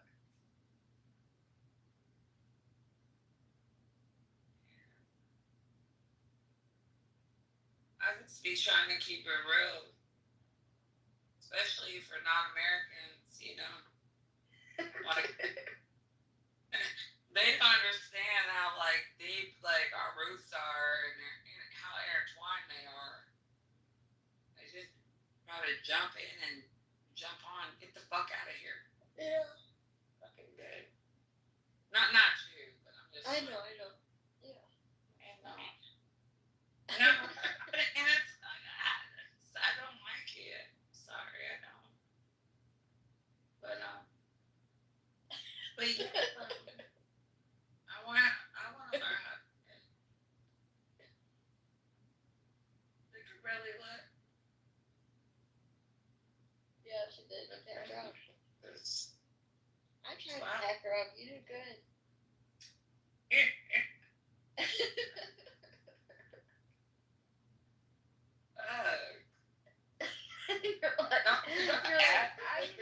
ESP, seems like you had something for Sugar Belly. What is it? You guys have a history or something? No, wait, me or No, me. Oh, okay. Because I don't. No, both of you, Ann and ESP, seems like you all have a history with Sugar Belly. Yeah, I do. Oh. Well, she is a tough lady. Not gonna lie about that. I mean, jeez. The only thing she just talked too much and thinks she know every damn thing, and she don't. Yeah. Unless you're from here, this country, you don't know. You will never know. You can't. There's no way. You can't. When you say you don't know, what is it? Is it? I mean, I know there's this conversation going on between African Americans and African. You know, the Foundation of Black Americans, ADOS. Are you talking in the line of that or something else? I'm talking about people who are intertwined with each other, whether they're white, black, Asian, whatever, you know, and we're intertwined somehow. Okay. And it goes like back, like farther than a person who comes here can understand. You know? That is true. And that's what I mean. Like that's it. Like. So let me ask this question: when you say they can't understand, and I'm going to use myself as an example. I'm an immigrant. I'm Nigerian, but I live here in the United States. And can an immigrant, if that person goes out for knowledge, like I'm fascinated by African American history, and I do my due diligence, and I learn about the history. If there is a topic going on about African Americans, if I have acquired a level of knowledge, are you saying that I shouldn't contribute or out my opinions about whatever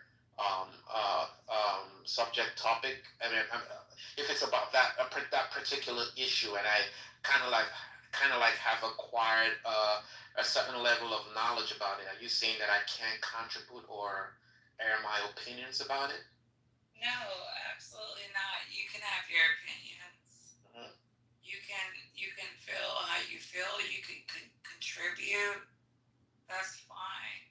But number one, Black people are not African Americans. We are not African. Okay. Right?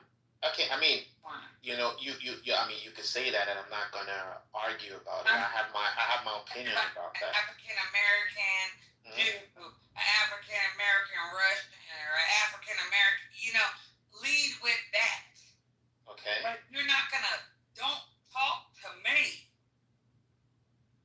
about being, African when I'm not African. Okay. Period. I mean, I'm not saying I'm not black. Yeah, I'm black. Okay, I have my, and this is something. This is like a personal opinion about that. Even that word "black" in itself, in a way, I really don't like using that word, to be honest, because I feel that it is a word that was given by, and I would say that white people created that word and gave it to people of color. And why black? Why say black and say white? When and this is my personal opinion, my observation, the word black connotes darkness, dirt, something that is not pure, as the opposite of white, that is divinity, pure, class, divine. And, so when even using that word, black and white, I feel it's more like, it's like you want to separate good and evil. Good is usually white, and black is usually evil. So it's a personal opinion, it's a personal observation, and I could be wrong, but that's how I see it. But when you use that term, when you say you don't want to be associated with Africa, you're not African American. I mean, you're not African. I mean, I would say, why wouldn't? Why? And I'm not. It's not a quarrel. It's not a fight. I do understand what you're saying. I'm just saying, if your ancestors were brought in from Africa to America, why wouldn't you want to use that word African? Why wouldn't you want to be known or associated with as being called an African American? Well, why don't you ask the same of Ann or Ashley? What?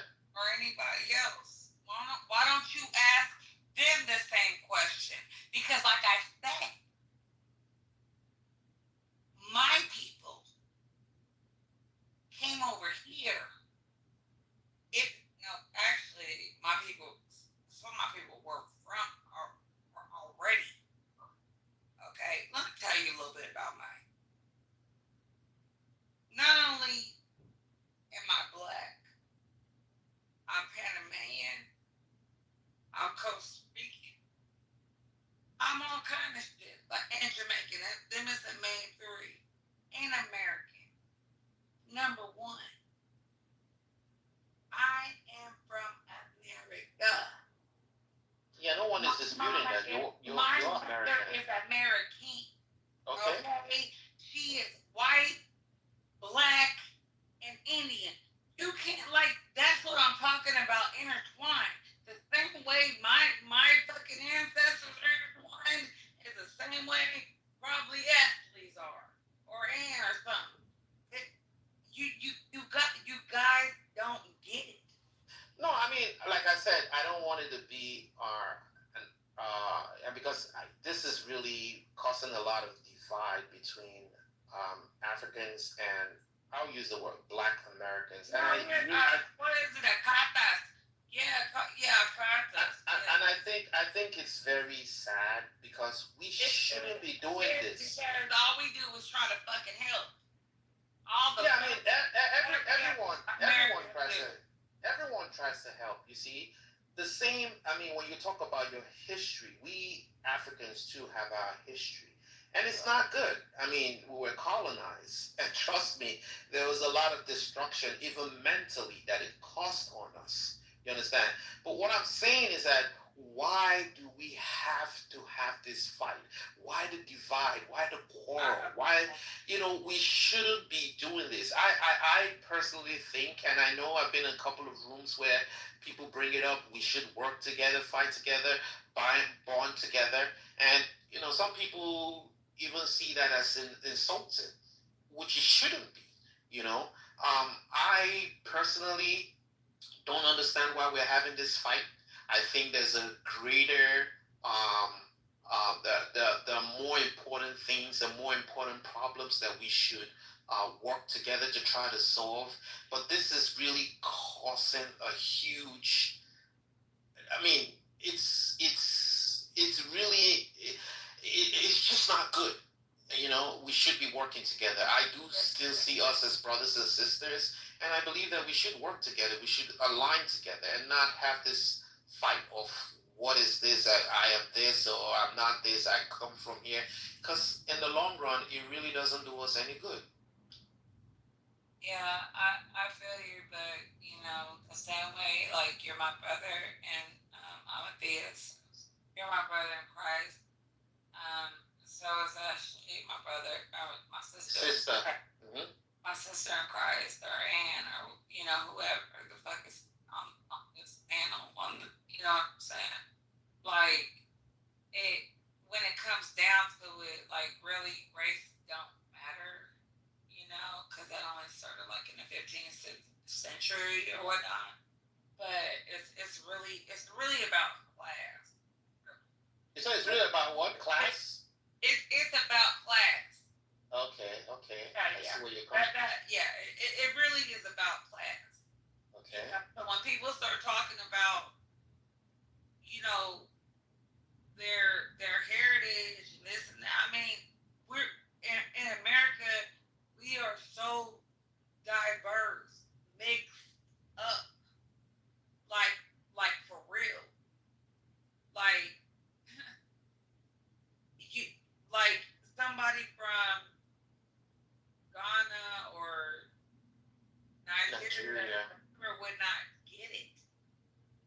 No, but when you say will not get it, that is where I kind of like, why would someone like me get it? If I study your history, just like you're educating me and telling me that you are diverse, you have Panamanian, Jamaican, maybe Irish, and I understand that. Why would it be hard for me to understand that when you just educated me? No, but it's not hard for you to understand. I just don't think that you all want to. Oh no! Those I disagree. I disagree. I mean, you would get people that are not open-minded and are gonna be stubborn, and those people are those people. But they will have people where if they get educated, they get it. I did a little bit of. I studied African American history. Listen, when I came into this country, I had those prejudices. I had those things about African Americans are this and that. I have that. And why did I have that? I have that because of the education the media in Africa gave me. So coming into this country, America, I had that in my mind. But then something happened to me, right? And I was like, let me give you the story, all right? Let me tell you there was a time a couple of years ago, right? And I don't know if you know this guy. His name is Aliko Dangote. He's the richest black man in the world, right? Mm-hmm. He is Nigerian, right? Yeah. And he became the richest black. And I was like, I'm Nigerian. I'm like, Nigeria's the richest black man in the world. How come? It should be an American. An American black person should be the richest black person in the world. Why? Because number one, the the billionaires, they have the highest concentration of billionaires here in the United States. The economy, capitalism, America is the richest country in the world. So I'm like, why is it that the richest black person is coming from outside of America and not America? So I said, you know what? Let me just I do a lot of research. So I said, let me just do research. Who is the richest black person? As of that time, it was Oprah Winfrey, and Oprah's wealth was about 2.3 billion. And I was like, 2.3 billion? As compared to Aliko Dangote, back then, I think he was at 15 billion. And I felt the gap was just too wide. And I said, okay, you know what? Let me find out who the richest Americans are, white or black. And I did my research and I found out that the richest top 40 richest Americans were all whites. And I was like, what the heck is this? Something is not right here. Why would the richest people 40 before you get to the black person? And I said something was strange. And then I said, okay, let me Google and find out who the richest top 10 richest black Americans. And the list came out. And one thing that I found out was they were mainly in two sectors, entertainment and sports. And I was like, that is weird. And I went back to the richest Americans that were white, the top 40. And it was in telecommunications, construction, finance. And in my mind, I was like, that is weird. Are they telling me that black people can succeed in finance and information technology? And I literally just said, there's something wrong here. You understand? And then I went and I found out the top richest Africans, right? And the top richest Africans were way richer than the top black Americans. Right. And one thing I found out was all the rich Africans made their money outside of America. And that was when it dawned on me that, that is, so if you are black, it will be tough for you to get to a certain level. And I found out, there's something wrong here. And also, people tend to forget. I don't know if they do this on purpose or default or whatever. Africa's a continent. Yeah, Africa's a continent, but Africa is associated. Country, and we only make up 13%. Yes, but even at that, Africa is still third world. It's still developing. What? It's a fucking country.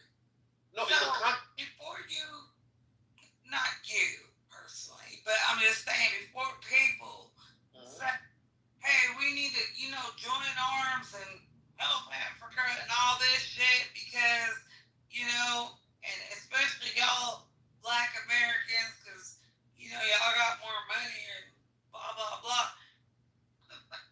Help your motherfucking self. Well, you see, what you said now is not true. Africans are not saying America should come help Africa. But that is what the connotation that you have here. And that information is wrong. You had about us being motherfucking thug life. I'ma shoot you. But the reason why. For my ABC, I gotta wait for the motherfucking bed and all this. Okay, can I say something? And this is where the media plays a part, both for us in Africa and also over here. In Africa, what the media portrays is that gangster talk life. Why in America, what the media portrays about Africa is hunger, poverty, children, flies all over. And these are wrong narratives. So Africans have that narrative that African Americans are thugs. While African Americans have this narrative that Africa is poor, riddled with poverty. And these are very wrong narratives. Well, I understand. Do Africans think that we as Americans just woke up yesterday? Or y'all just got iPhones?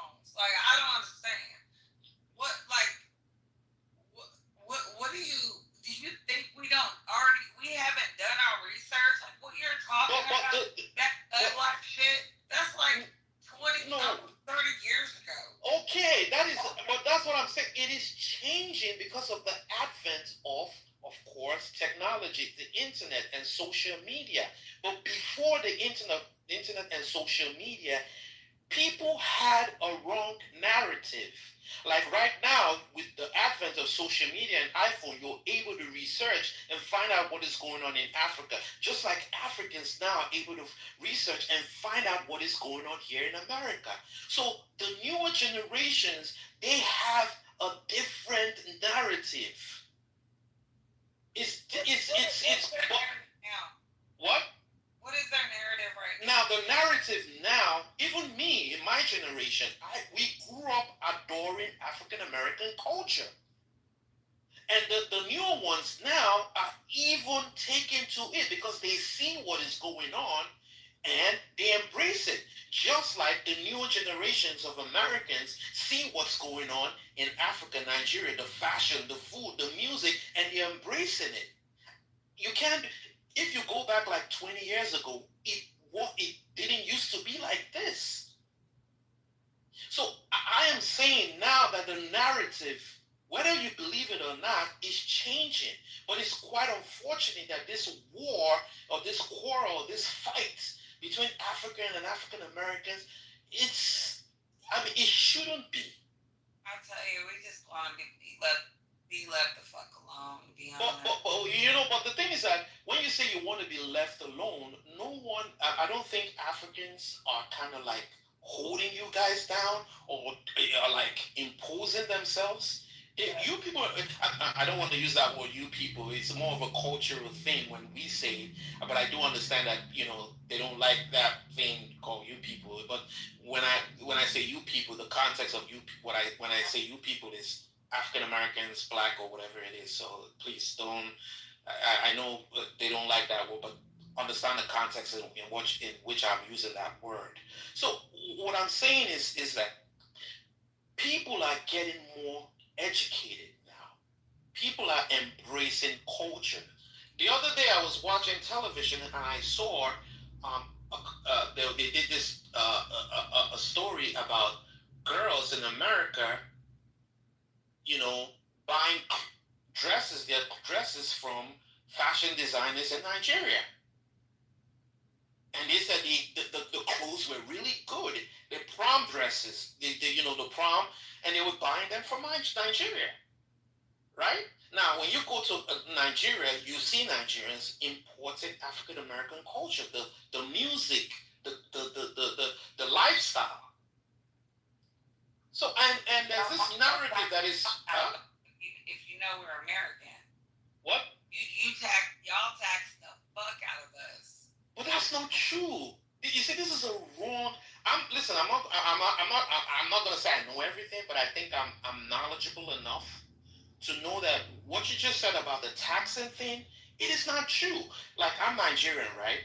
Yeah, whenever a foreigner comes in, an African American comes in, they're embraced. They're welcomed. What? Sorry, I don't know what part of Africa. I'm Nigerian. I grew up in Nigeria. I go back to Nigeria. Where? Where? Where in Nigeria? Because I grew up in Lagos, but I'm from the southeast. Okay. So what I'm saying is that the narrative that is being shared in some rooms or some places on social media is just wrong information.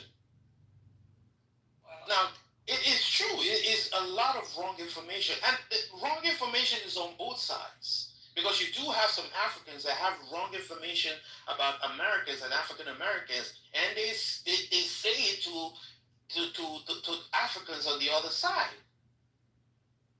That's fucked up. But it's true. Like you just talked about the taxing thing. That is not true. And I can tell you categorically that it's not true. Yes, it is. No, it is not. You see, when you go to different countries in Africa, right, they have laws and rules. Like you're talking about land. The land rule of getting a land in Ghana, the land laws in Ghana is different from the land laws in Nigeria. In Nigeria, if you want to buy a land, they don't give a shit where you're coming from. If you can pay to buy the land, you pay, you buy the land, and that's it. You buy the land, you can get a house there for $10,000. No. What are you talking? What are you talking? It's not you. If they say that this land is sold for $10,000, it is $10,000. Huh? What? You can buy a house. Yeah, I'm using that as an example. I'm saying if they say this house is for $10,000 in Nigeria, for instance, then that house is sold for $10,000 for anyone that wants to buy it, whether you're black, white, purple, green, whatever. They don't say, oh, because you're African American, then you got to pay $20,000. No, it is $10,000 for anyone that's got the money to pay. Yeah. So there's no discrimination. No. But you also ain't gonna have no motherfucking peace. No, but where did you go? When you said not gonna have peace, what do you mean by that? Because that's not even. What is that? What do you mean there's not gonna have peace? What? Someone's gonna come beat you up or shoot you up, or what is that? What is? Y'all can't do this up. But that's the thing. That information in itself is wrong. It is not credible information. I mean, you know what I'm saying? You have the security we have. That's what I mean. No, but we see that's a wrong narrative again. And I'm telling you this because I'm African, right? And I grew up in Nigeria and I know Nigeria. When you say no security, that is not true. Every country you go in the world, you're going to have good parts and bad parts. In America, there are parts in New York. I live in New York. There are parts of New York that we say is dangerous. Don't go there. It's dangerous. We don't want to go there. There are parts in New York that you'd be like, here is very secure. Just like in Nigeria, there are parts you go in Nigeria, be like, oh, this is a bad zone. Don't go there. But there are zones that, oh, it's well secured. You don't have a problem. You can walk on the street as freely and do whatever you want to do freely.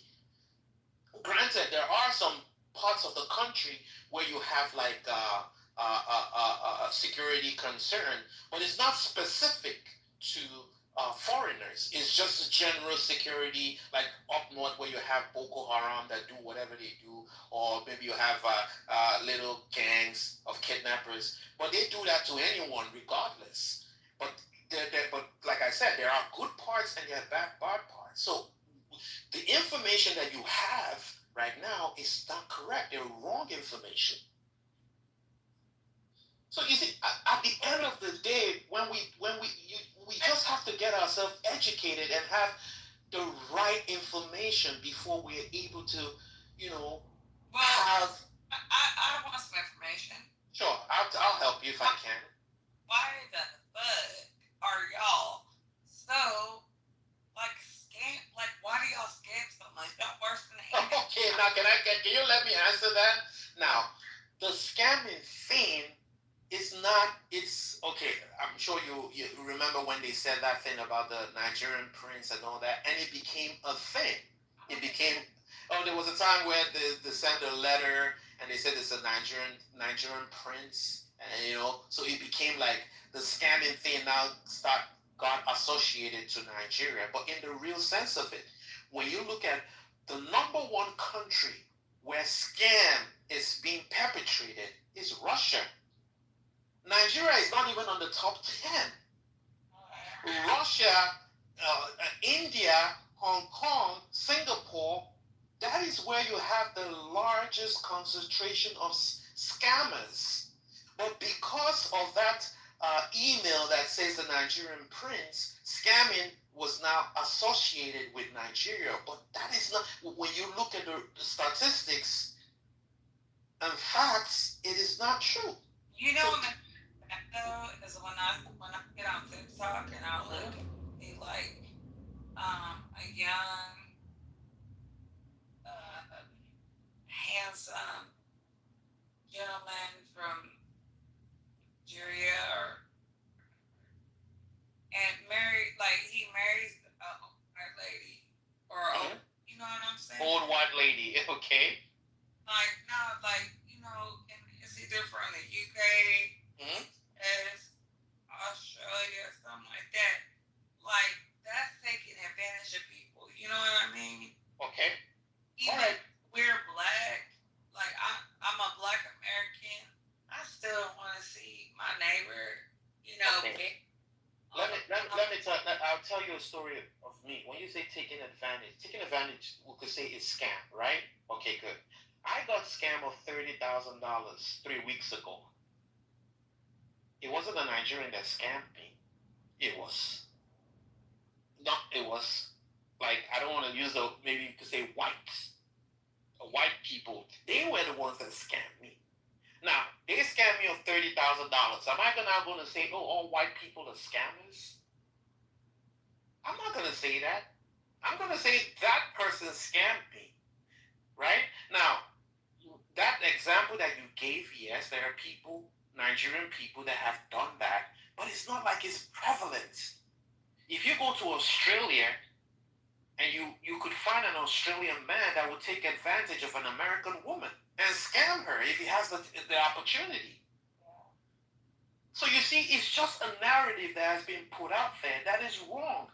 And it's unfortunate that people get that information without doing much research, and they gobble up on it and it becomes a thing. That's all you want, but like you really don't know unless life takes you down that route. I told you I got scammed of $30,000 2 weeks ago. Exactly. And so, it happened to you. I really am. Okay, you see? But I'm not gonna say all white people are scammers. A white person is scammed, but I'm not gonna say all white people are scammers. No, I'm not gonna say that.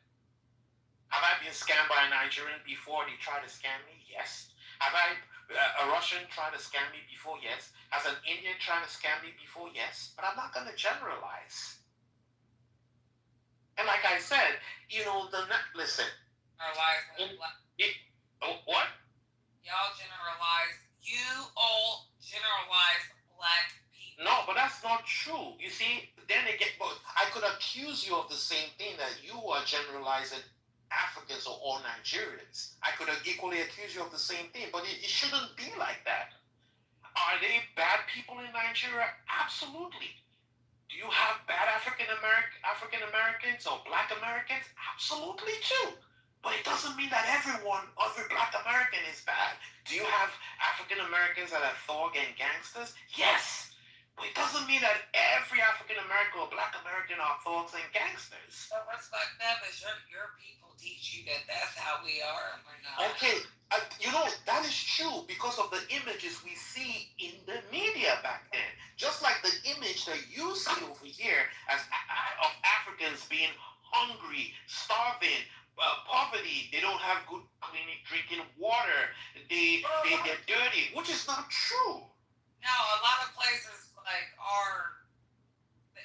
they are really fucked up. No, they're not. But I'm telling you, I'm African. Listen, I was born in the late 70s. I grew up in Nigeria in the 80s, 90s. I came to the United States late, like 2000 and something, right?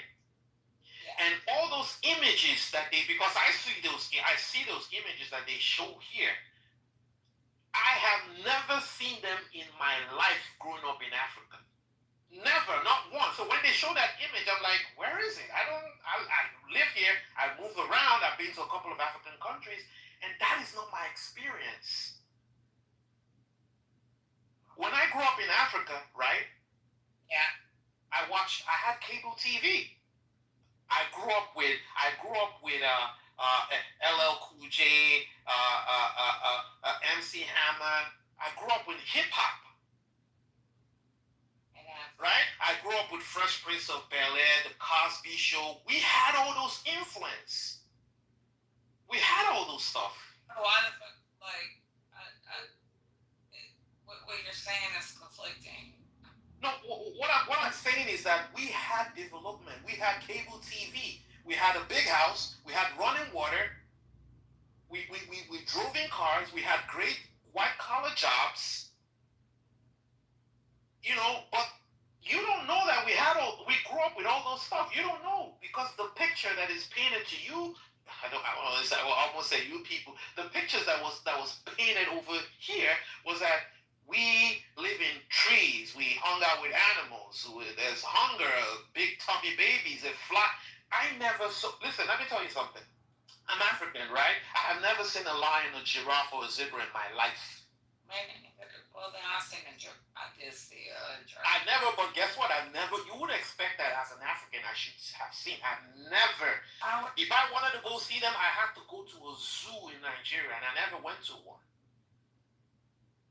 So you see, the narrative that the media portrays, and the media puts out this, and they show this pictures of Africa to you, and you assimilate that, you take that, and you believe or you think that is the full description or reality of Africa, which is completely false. Just like they put out the narrative that African Americans are gangsters and thugs to us over there, which is not true. So you have conflated information in Africa as with Africans, and you have conflated information with African Americans here. So you see, and then when Africans come, oh my God, they're gangsters. Don't associate with them. And African Americans see Africans, oh my God, they're poverty. They're not educated, not enlightened. Stay away from them. And it becomes a clash. But thank God for social media. Thank God for the iPhone. I believe that it's changing. People are getting more information, having a greater understanding of how things are. Another thing. Sorry, go ahead. Sorry, I cut you off. Sorry. I think that Black people have known more about you than you know about us. But that's not true. I don't agree to that. And I'm using myself as an example. And I have friends. I grew up. See, Africans generally, you're gonna have to understand as well that a lot of Africans migrated to the West, and the United States should be included in the West, right? And they start families, and they have families back home, and they feed the information back home that, listen, this is what it's like over here, right? And like I said, there's social media now. The world is more open, so people are a lot more informed now, unlike in the past, before. So when you say African Americans know more, then I don't necessarily agree with that, right? I would say if you want to get educated, you want to have more information, go seek for it. You will find the truth. Just like you telling me now that the taxes and all that, that's not true. I'm telling you, I'm not saying this because I'm telling you categorically that it's not true.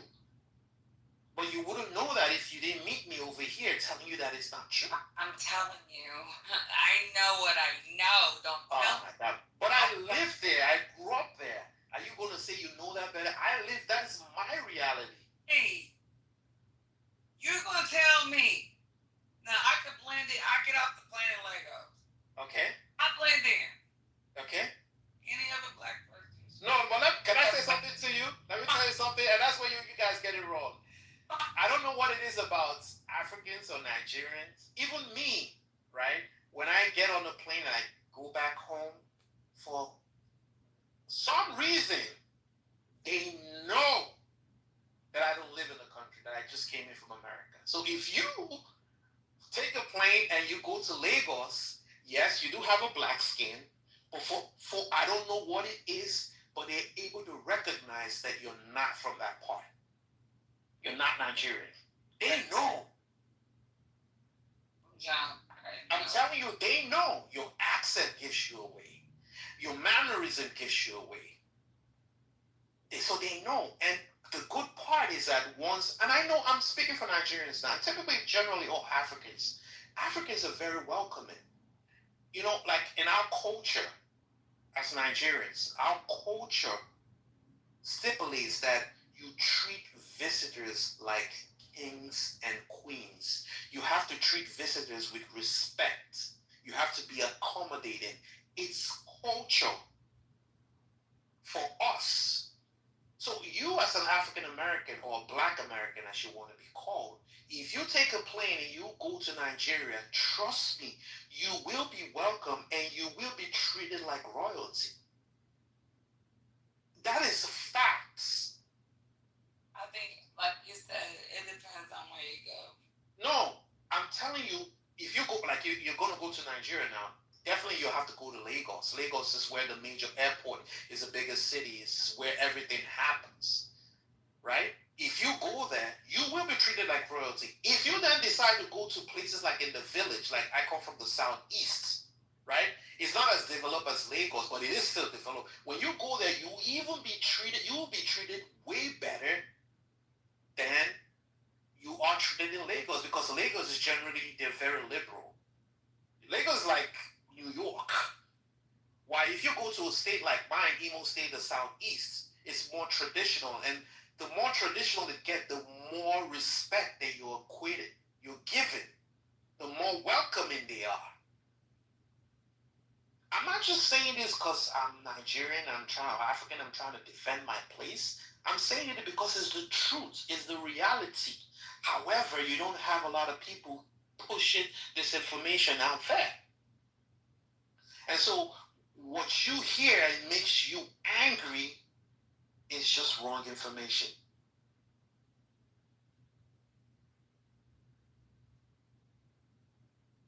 Oh, she's not there anymore.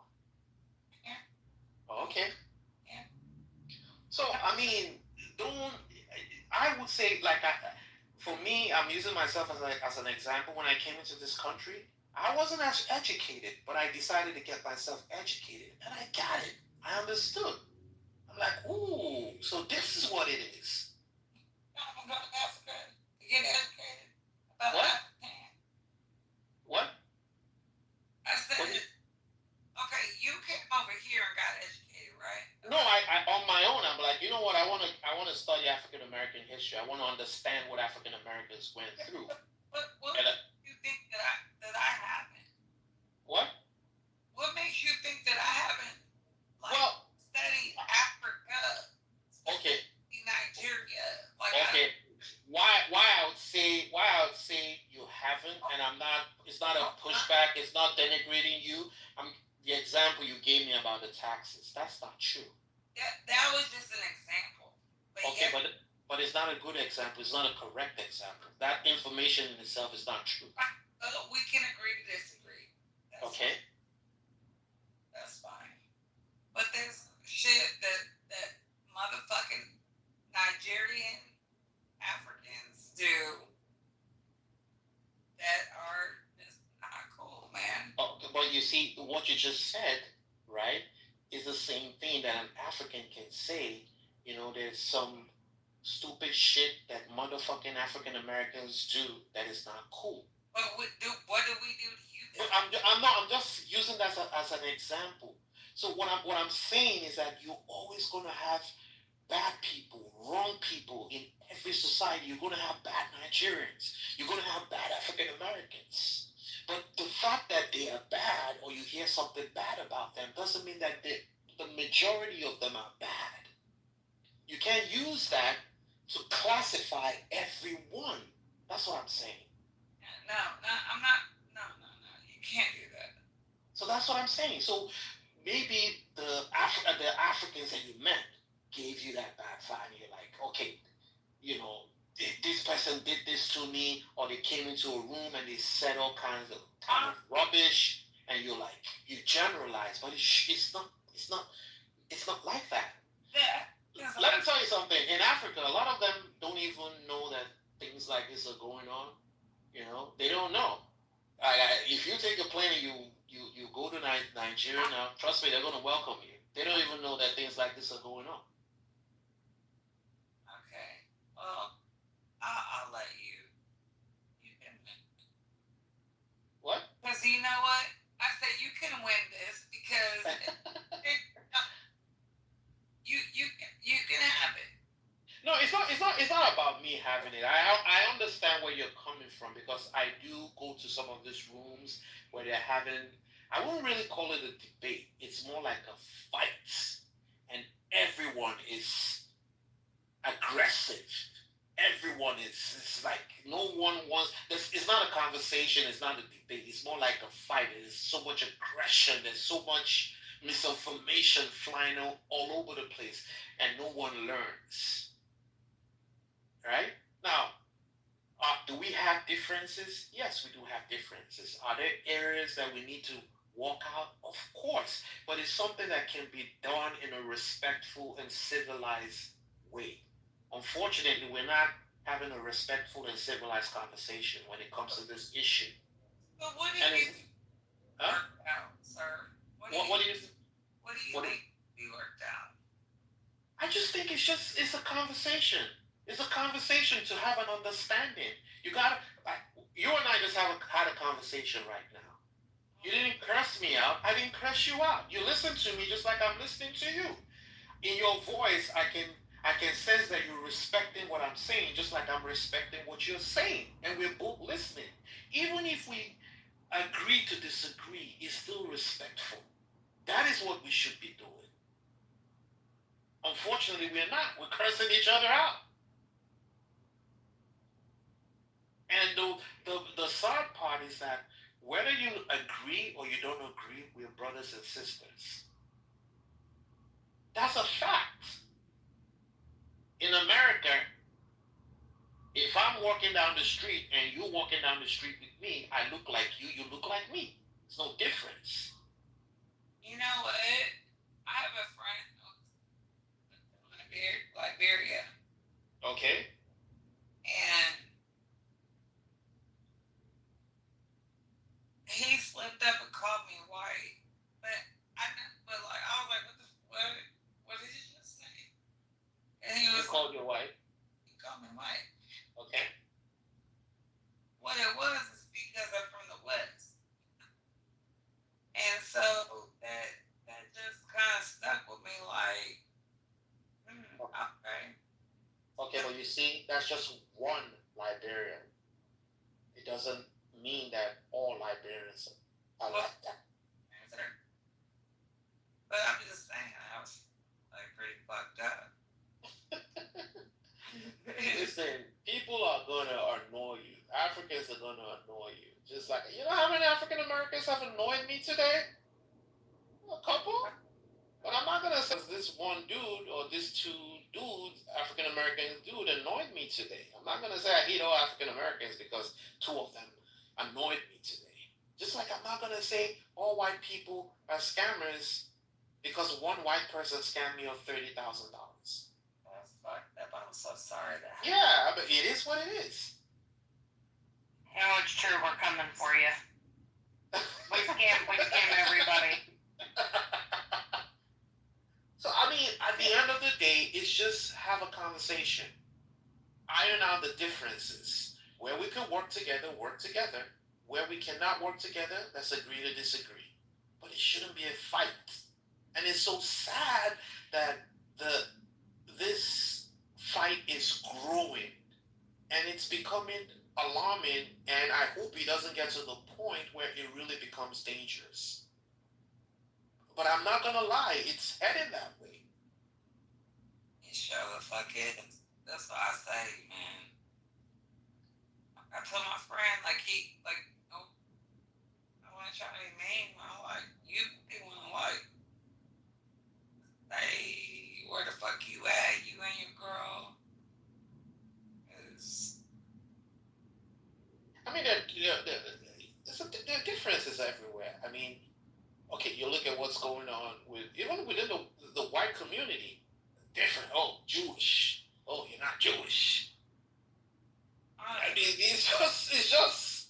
But people just gotta sit down and talk, and iron out your differences. There's so many ignorant people, though, man. There are, and that is the problem. A lot of people are not informed enough. So whatever it is that they do out of ignorance. Unfortunately, we're not creating spaces and rooms where we educate and inform people. We create rooms where we fight, bicker. I mean, someone could open up a room in TikTok or Clubhouse, and the sole aim is for us to curse out these Africans or curse out this African American, and that's just what it is. And there's a fight. Well, to me, this is like the whole. Okay, in general, I use it. Matt, do you want to come up and take the beans so I can drop down? Because I know Nathan hates me and he doesn't want me to have it, so I'll give it to you, Matt, if you're. Yeah. Anyway, I'm about to drop down too. Sorry, I just, because I have the mod badge. No problem. I'm not supposed to have it. Hey, you know what? Yeah. You say your name. Fine. Yeah, it was nice talking to you. I hope this conversation we had would have you, would make you, just have a different opinion and not be too angry, you know, and just. Yeah, I do. All right, it was nice talking to you. It's All right, good night. Or good morning. I didn't mean to ruin your conversation. I just don't like having the mod in here anymore. No problem. No problem. Bye.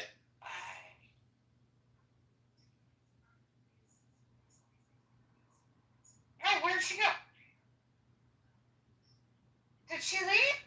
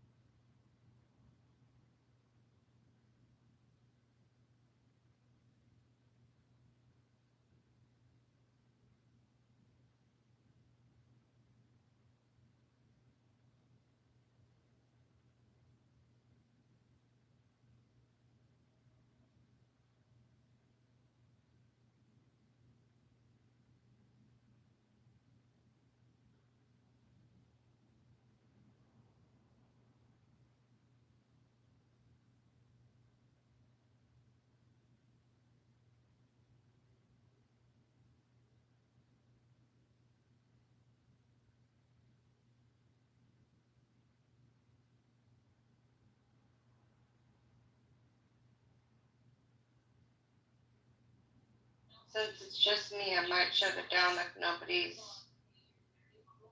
awake or anything.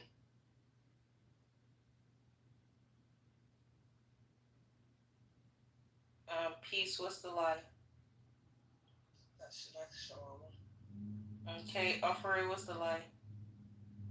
That she's moving this month. Okay, I think the lie is that she likes shawarma. Edon, what's the lie? She likes shawarma. I'll go with that. Okay, Mama, what's the lie? Moving next month. Oh, I'm screaming. Chris, your turn. 2 truths and a lie. Nobody. Oh, sorry, Barbie. You be in and out. Yes. Oh, me too. I be in and out too.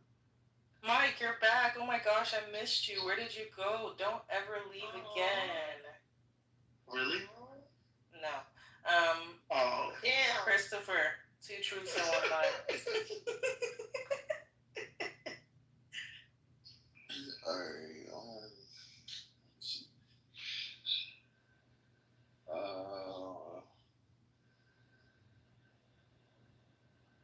Okay, let me see. I just purchased my 4th car this year.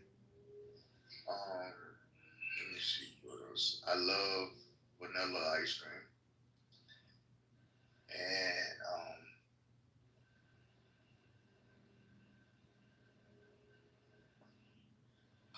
let me see. Alright, so the first one, fuck my bad. Alright, so the first one, what did I say again? You just purchased your 4th car. You like vanilla ice cream, and what else? Yeah, I purchased my 4th car, right? And I like vanilla ice cream, and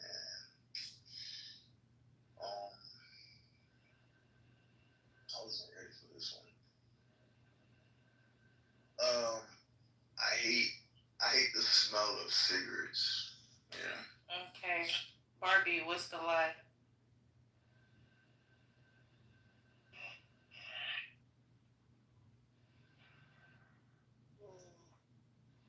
Guys, we gotta make this quick. We can't think too much on it. Chris, what's the second one? I had the first one. He likes ice cream. He bought his 4th car, and he hates the smell of cigarettes.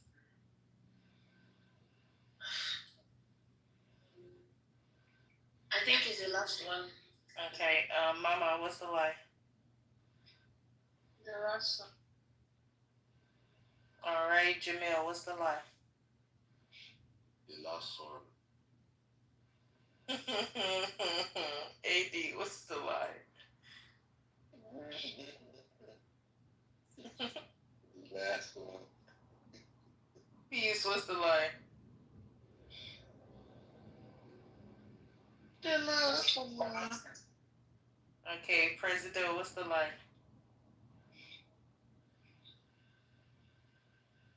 Ricky, what's the lie? Okay, Michael, it's in the chat. We'll come back to you. Michael, what's the lie? He hates the smell of cigarettes. Okay, I think the lie is the last one. What's the last one? I don't know. I'm just going with the gang. Purchase the 4th car. It says some shit about eggs. Is there some shit about eggs in this? I don't know. Fried eggs. Oh yeah, no. Chris, tell us, was it? Oh, that's not part of the story.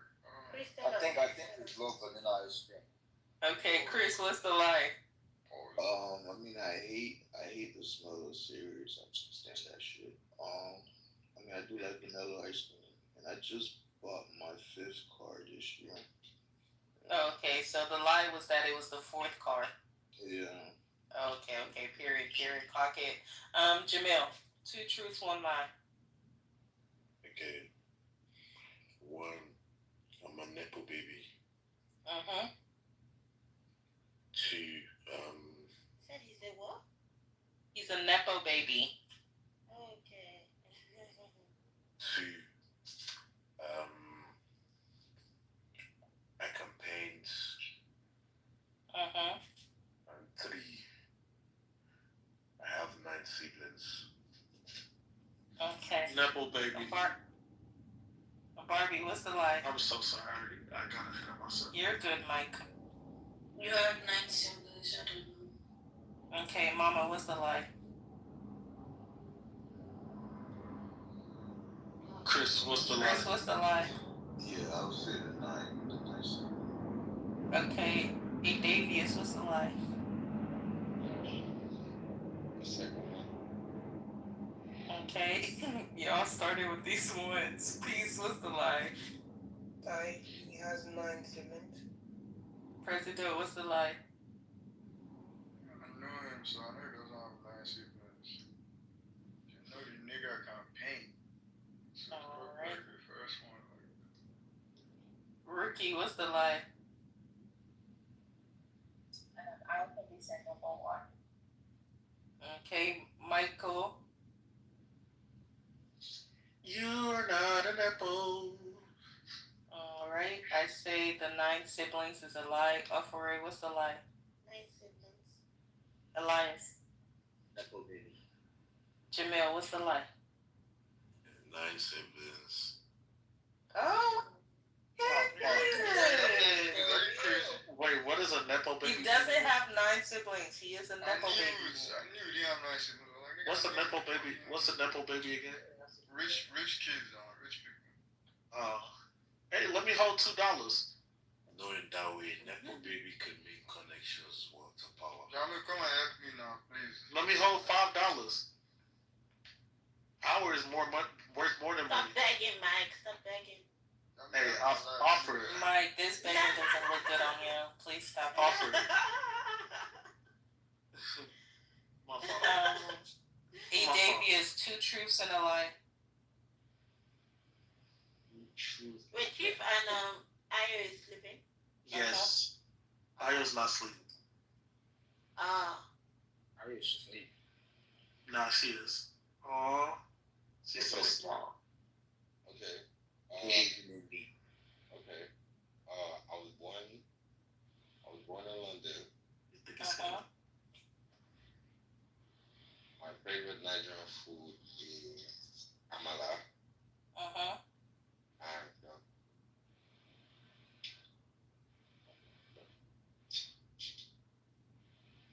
And I've been to Italy. Okay. I've gone to Italy. That's it. I've traveled to Italy. Okay. I'm so Thank sorry. you, I have Peace, to for go. the So recap. I think I'm like. Okay, Idon.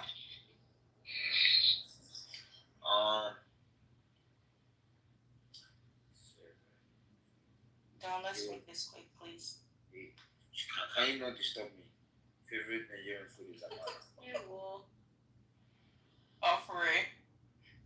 I would say he was born in London. I say it's amala.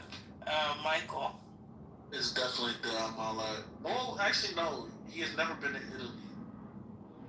Okay, Rookie. Wait, does that say he's never been to Italy or he has been to Italy? He has. But I'm saying he's never been there is what I'm saying. Yeah. Rookie. I don't know what he wants to talk about. I'm sorry. It's okay. President. This nigga was born in fucking Ibadan. Which kind of Oh, it just say he was born in London? Fucking Oh my goodness, Jamil. Nigga was the Amala. I think it's the Amala. The London part. The London part, Christopher. Actually, yeah. Yeah, that guy was born in Yaba Left. Yeah, the London part. Damn. Okay, Barbie. I was gonna say the London one, but no, you've not been to Italy. Okay, Davius, what's the lie? The lie is that I was born in London. I knew it. What? I knew you were not born in You tricked me. You were not born in But he has that fucking accent. Literally. Mike, which guy fucking accent? Does it But make probably any went when he accent? was like younger or so. Bro, he be going to the fucking UK road speaking in that Bro, stupid is anybody on nigga, bro? You can't Wow. Don't come for AD's accent. Wow, AD, you told me this whole time. I never you fucking anybody ass nigga. We seen how you done. Wow. So it's all been a lie, bro. Bro, Mike, if this nigga laughs too much, he might say heck, bro. Yo. That's vicious. That's vicious. I'm screaming. They say you go yaba. Okay, Rookie, would you like to go? No. Okay, Michael. 2 truths and a lie.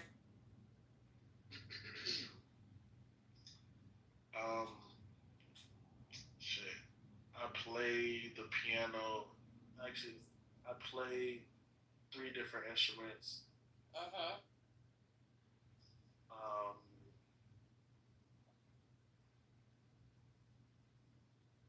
Fuck. A goosey is not my favorite soup. Actually, a goosey is the worst soup.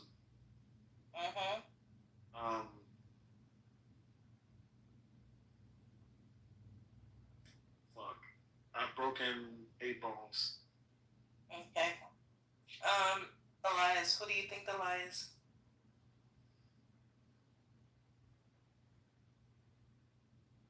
Elias. Just go on. Okay. Can you repeat your stuff? I played 3 instruments. The goosey is my least favorite soup, and I've broken 8 bones before. You've broken what? You played 3. You played 3. 8 bones. You played 3. Broken 8 bones. That's crazy. Presido. I know that. Remember that time you had an accident there. So you probably broken 8 bones. I remember. So what's the lie, Presido? Instrument, I guess. Why answering for me? Yeah, that was Okay, so Offery, what's the lie? Instrument. I think the lie is a goosey is his least favorite soup. AD, what's the lie?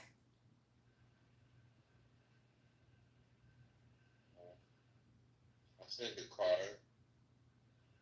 accident one. Huh? No, he broke 8 bones. That's the thing.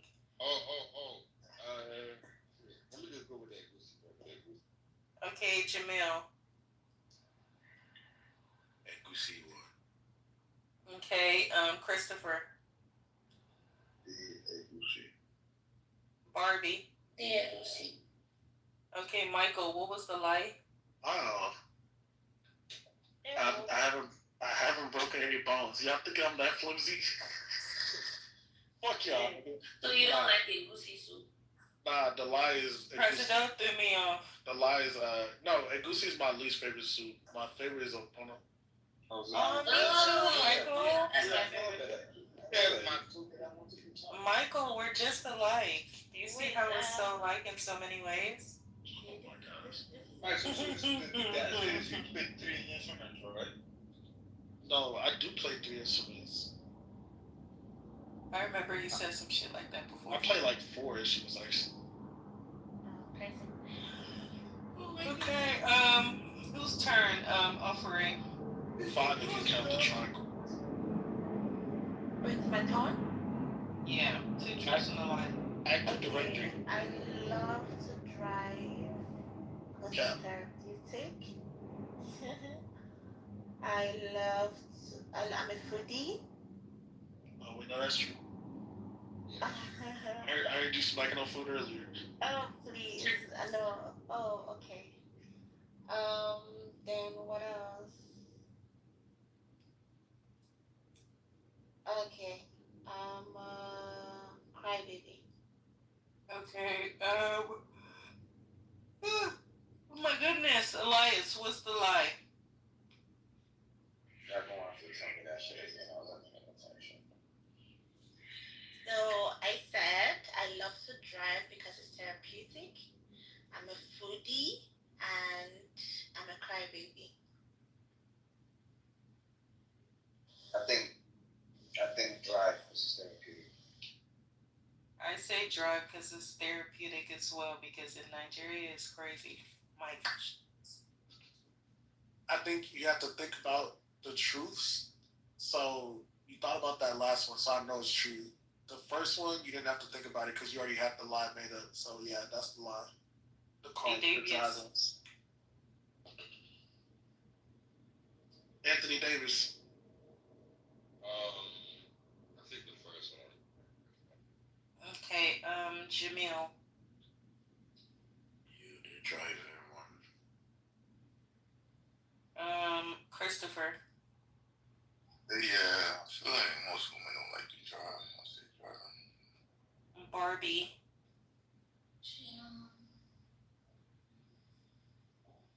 Sorry. Barbie, are you on the toilet right now? Yes.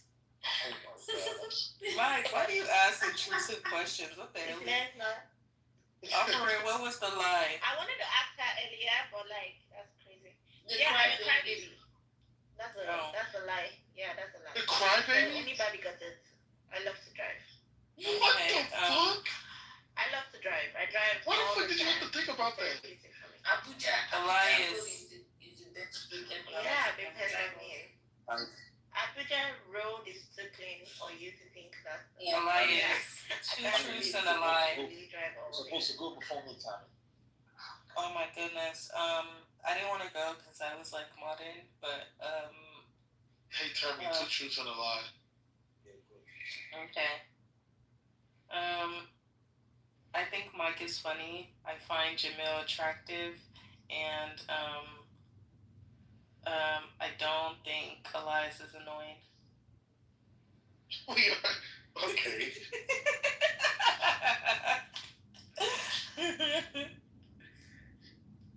Okay. All right. The first one is the last one is a lie. I don't think the lie is. Yeah, the last one's a lie. Okay. For it. Sorry, I'm sorry. You have to repeat. She said she thinks Jamil's funny, she thinks I'm attractive, and she does not think Elias. Yeah, I heard it well, Wait, what? No, I said I think Jamil's attractive. I think Mike is funny, and I do not find Elias. Wait, Mike, why are you interrupting her? I'm trying to listen. Jesus Christ. I said I do not find Elias annoying. Attractive. I think Mike is funny. Do? And I do not find Elias annoying. Who is muting me for crying out loud? That's rude. My bad. Okay. So you don't spot Elias that part, yeah. That's the lie. Okay. You find it annoying. Elias, that's what I'm gonna say. Jamil.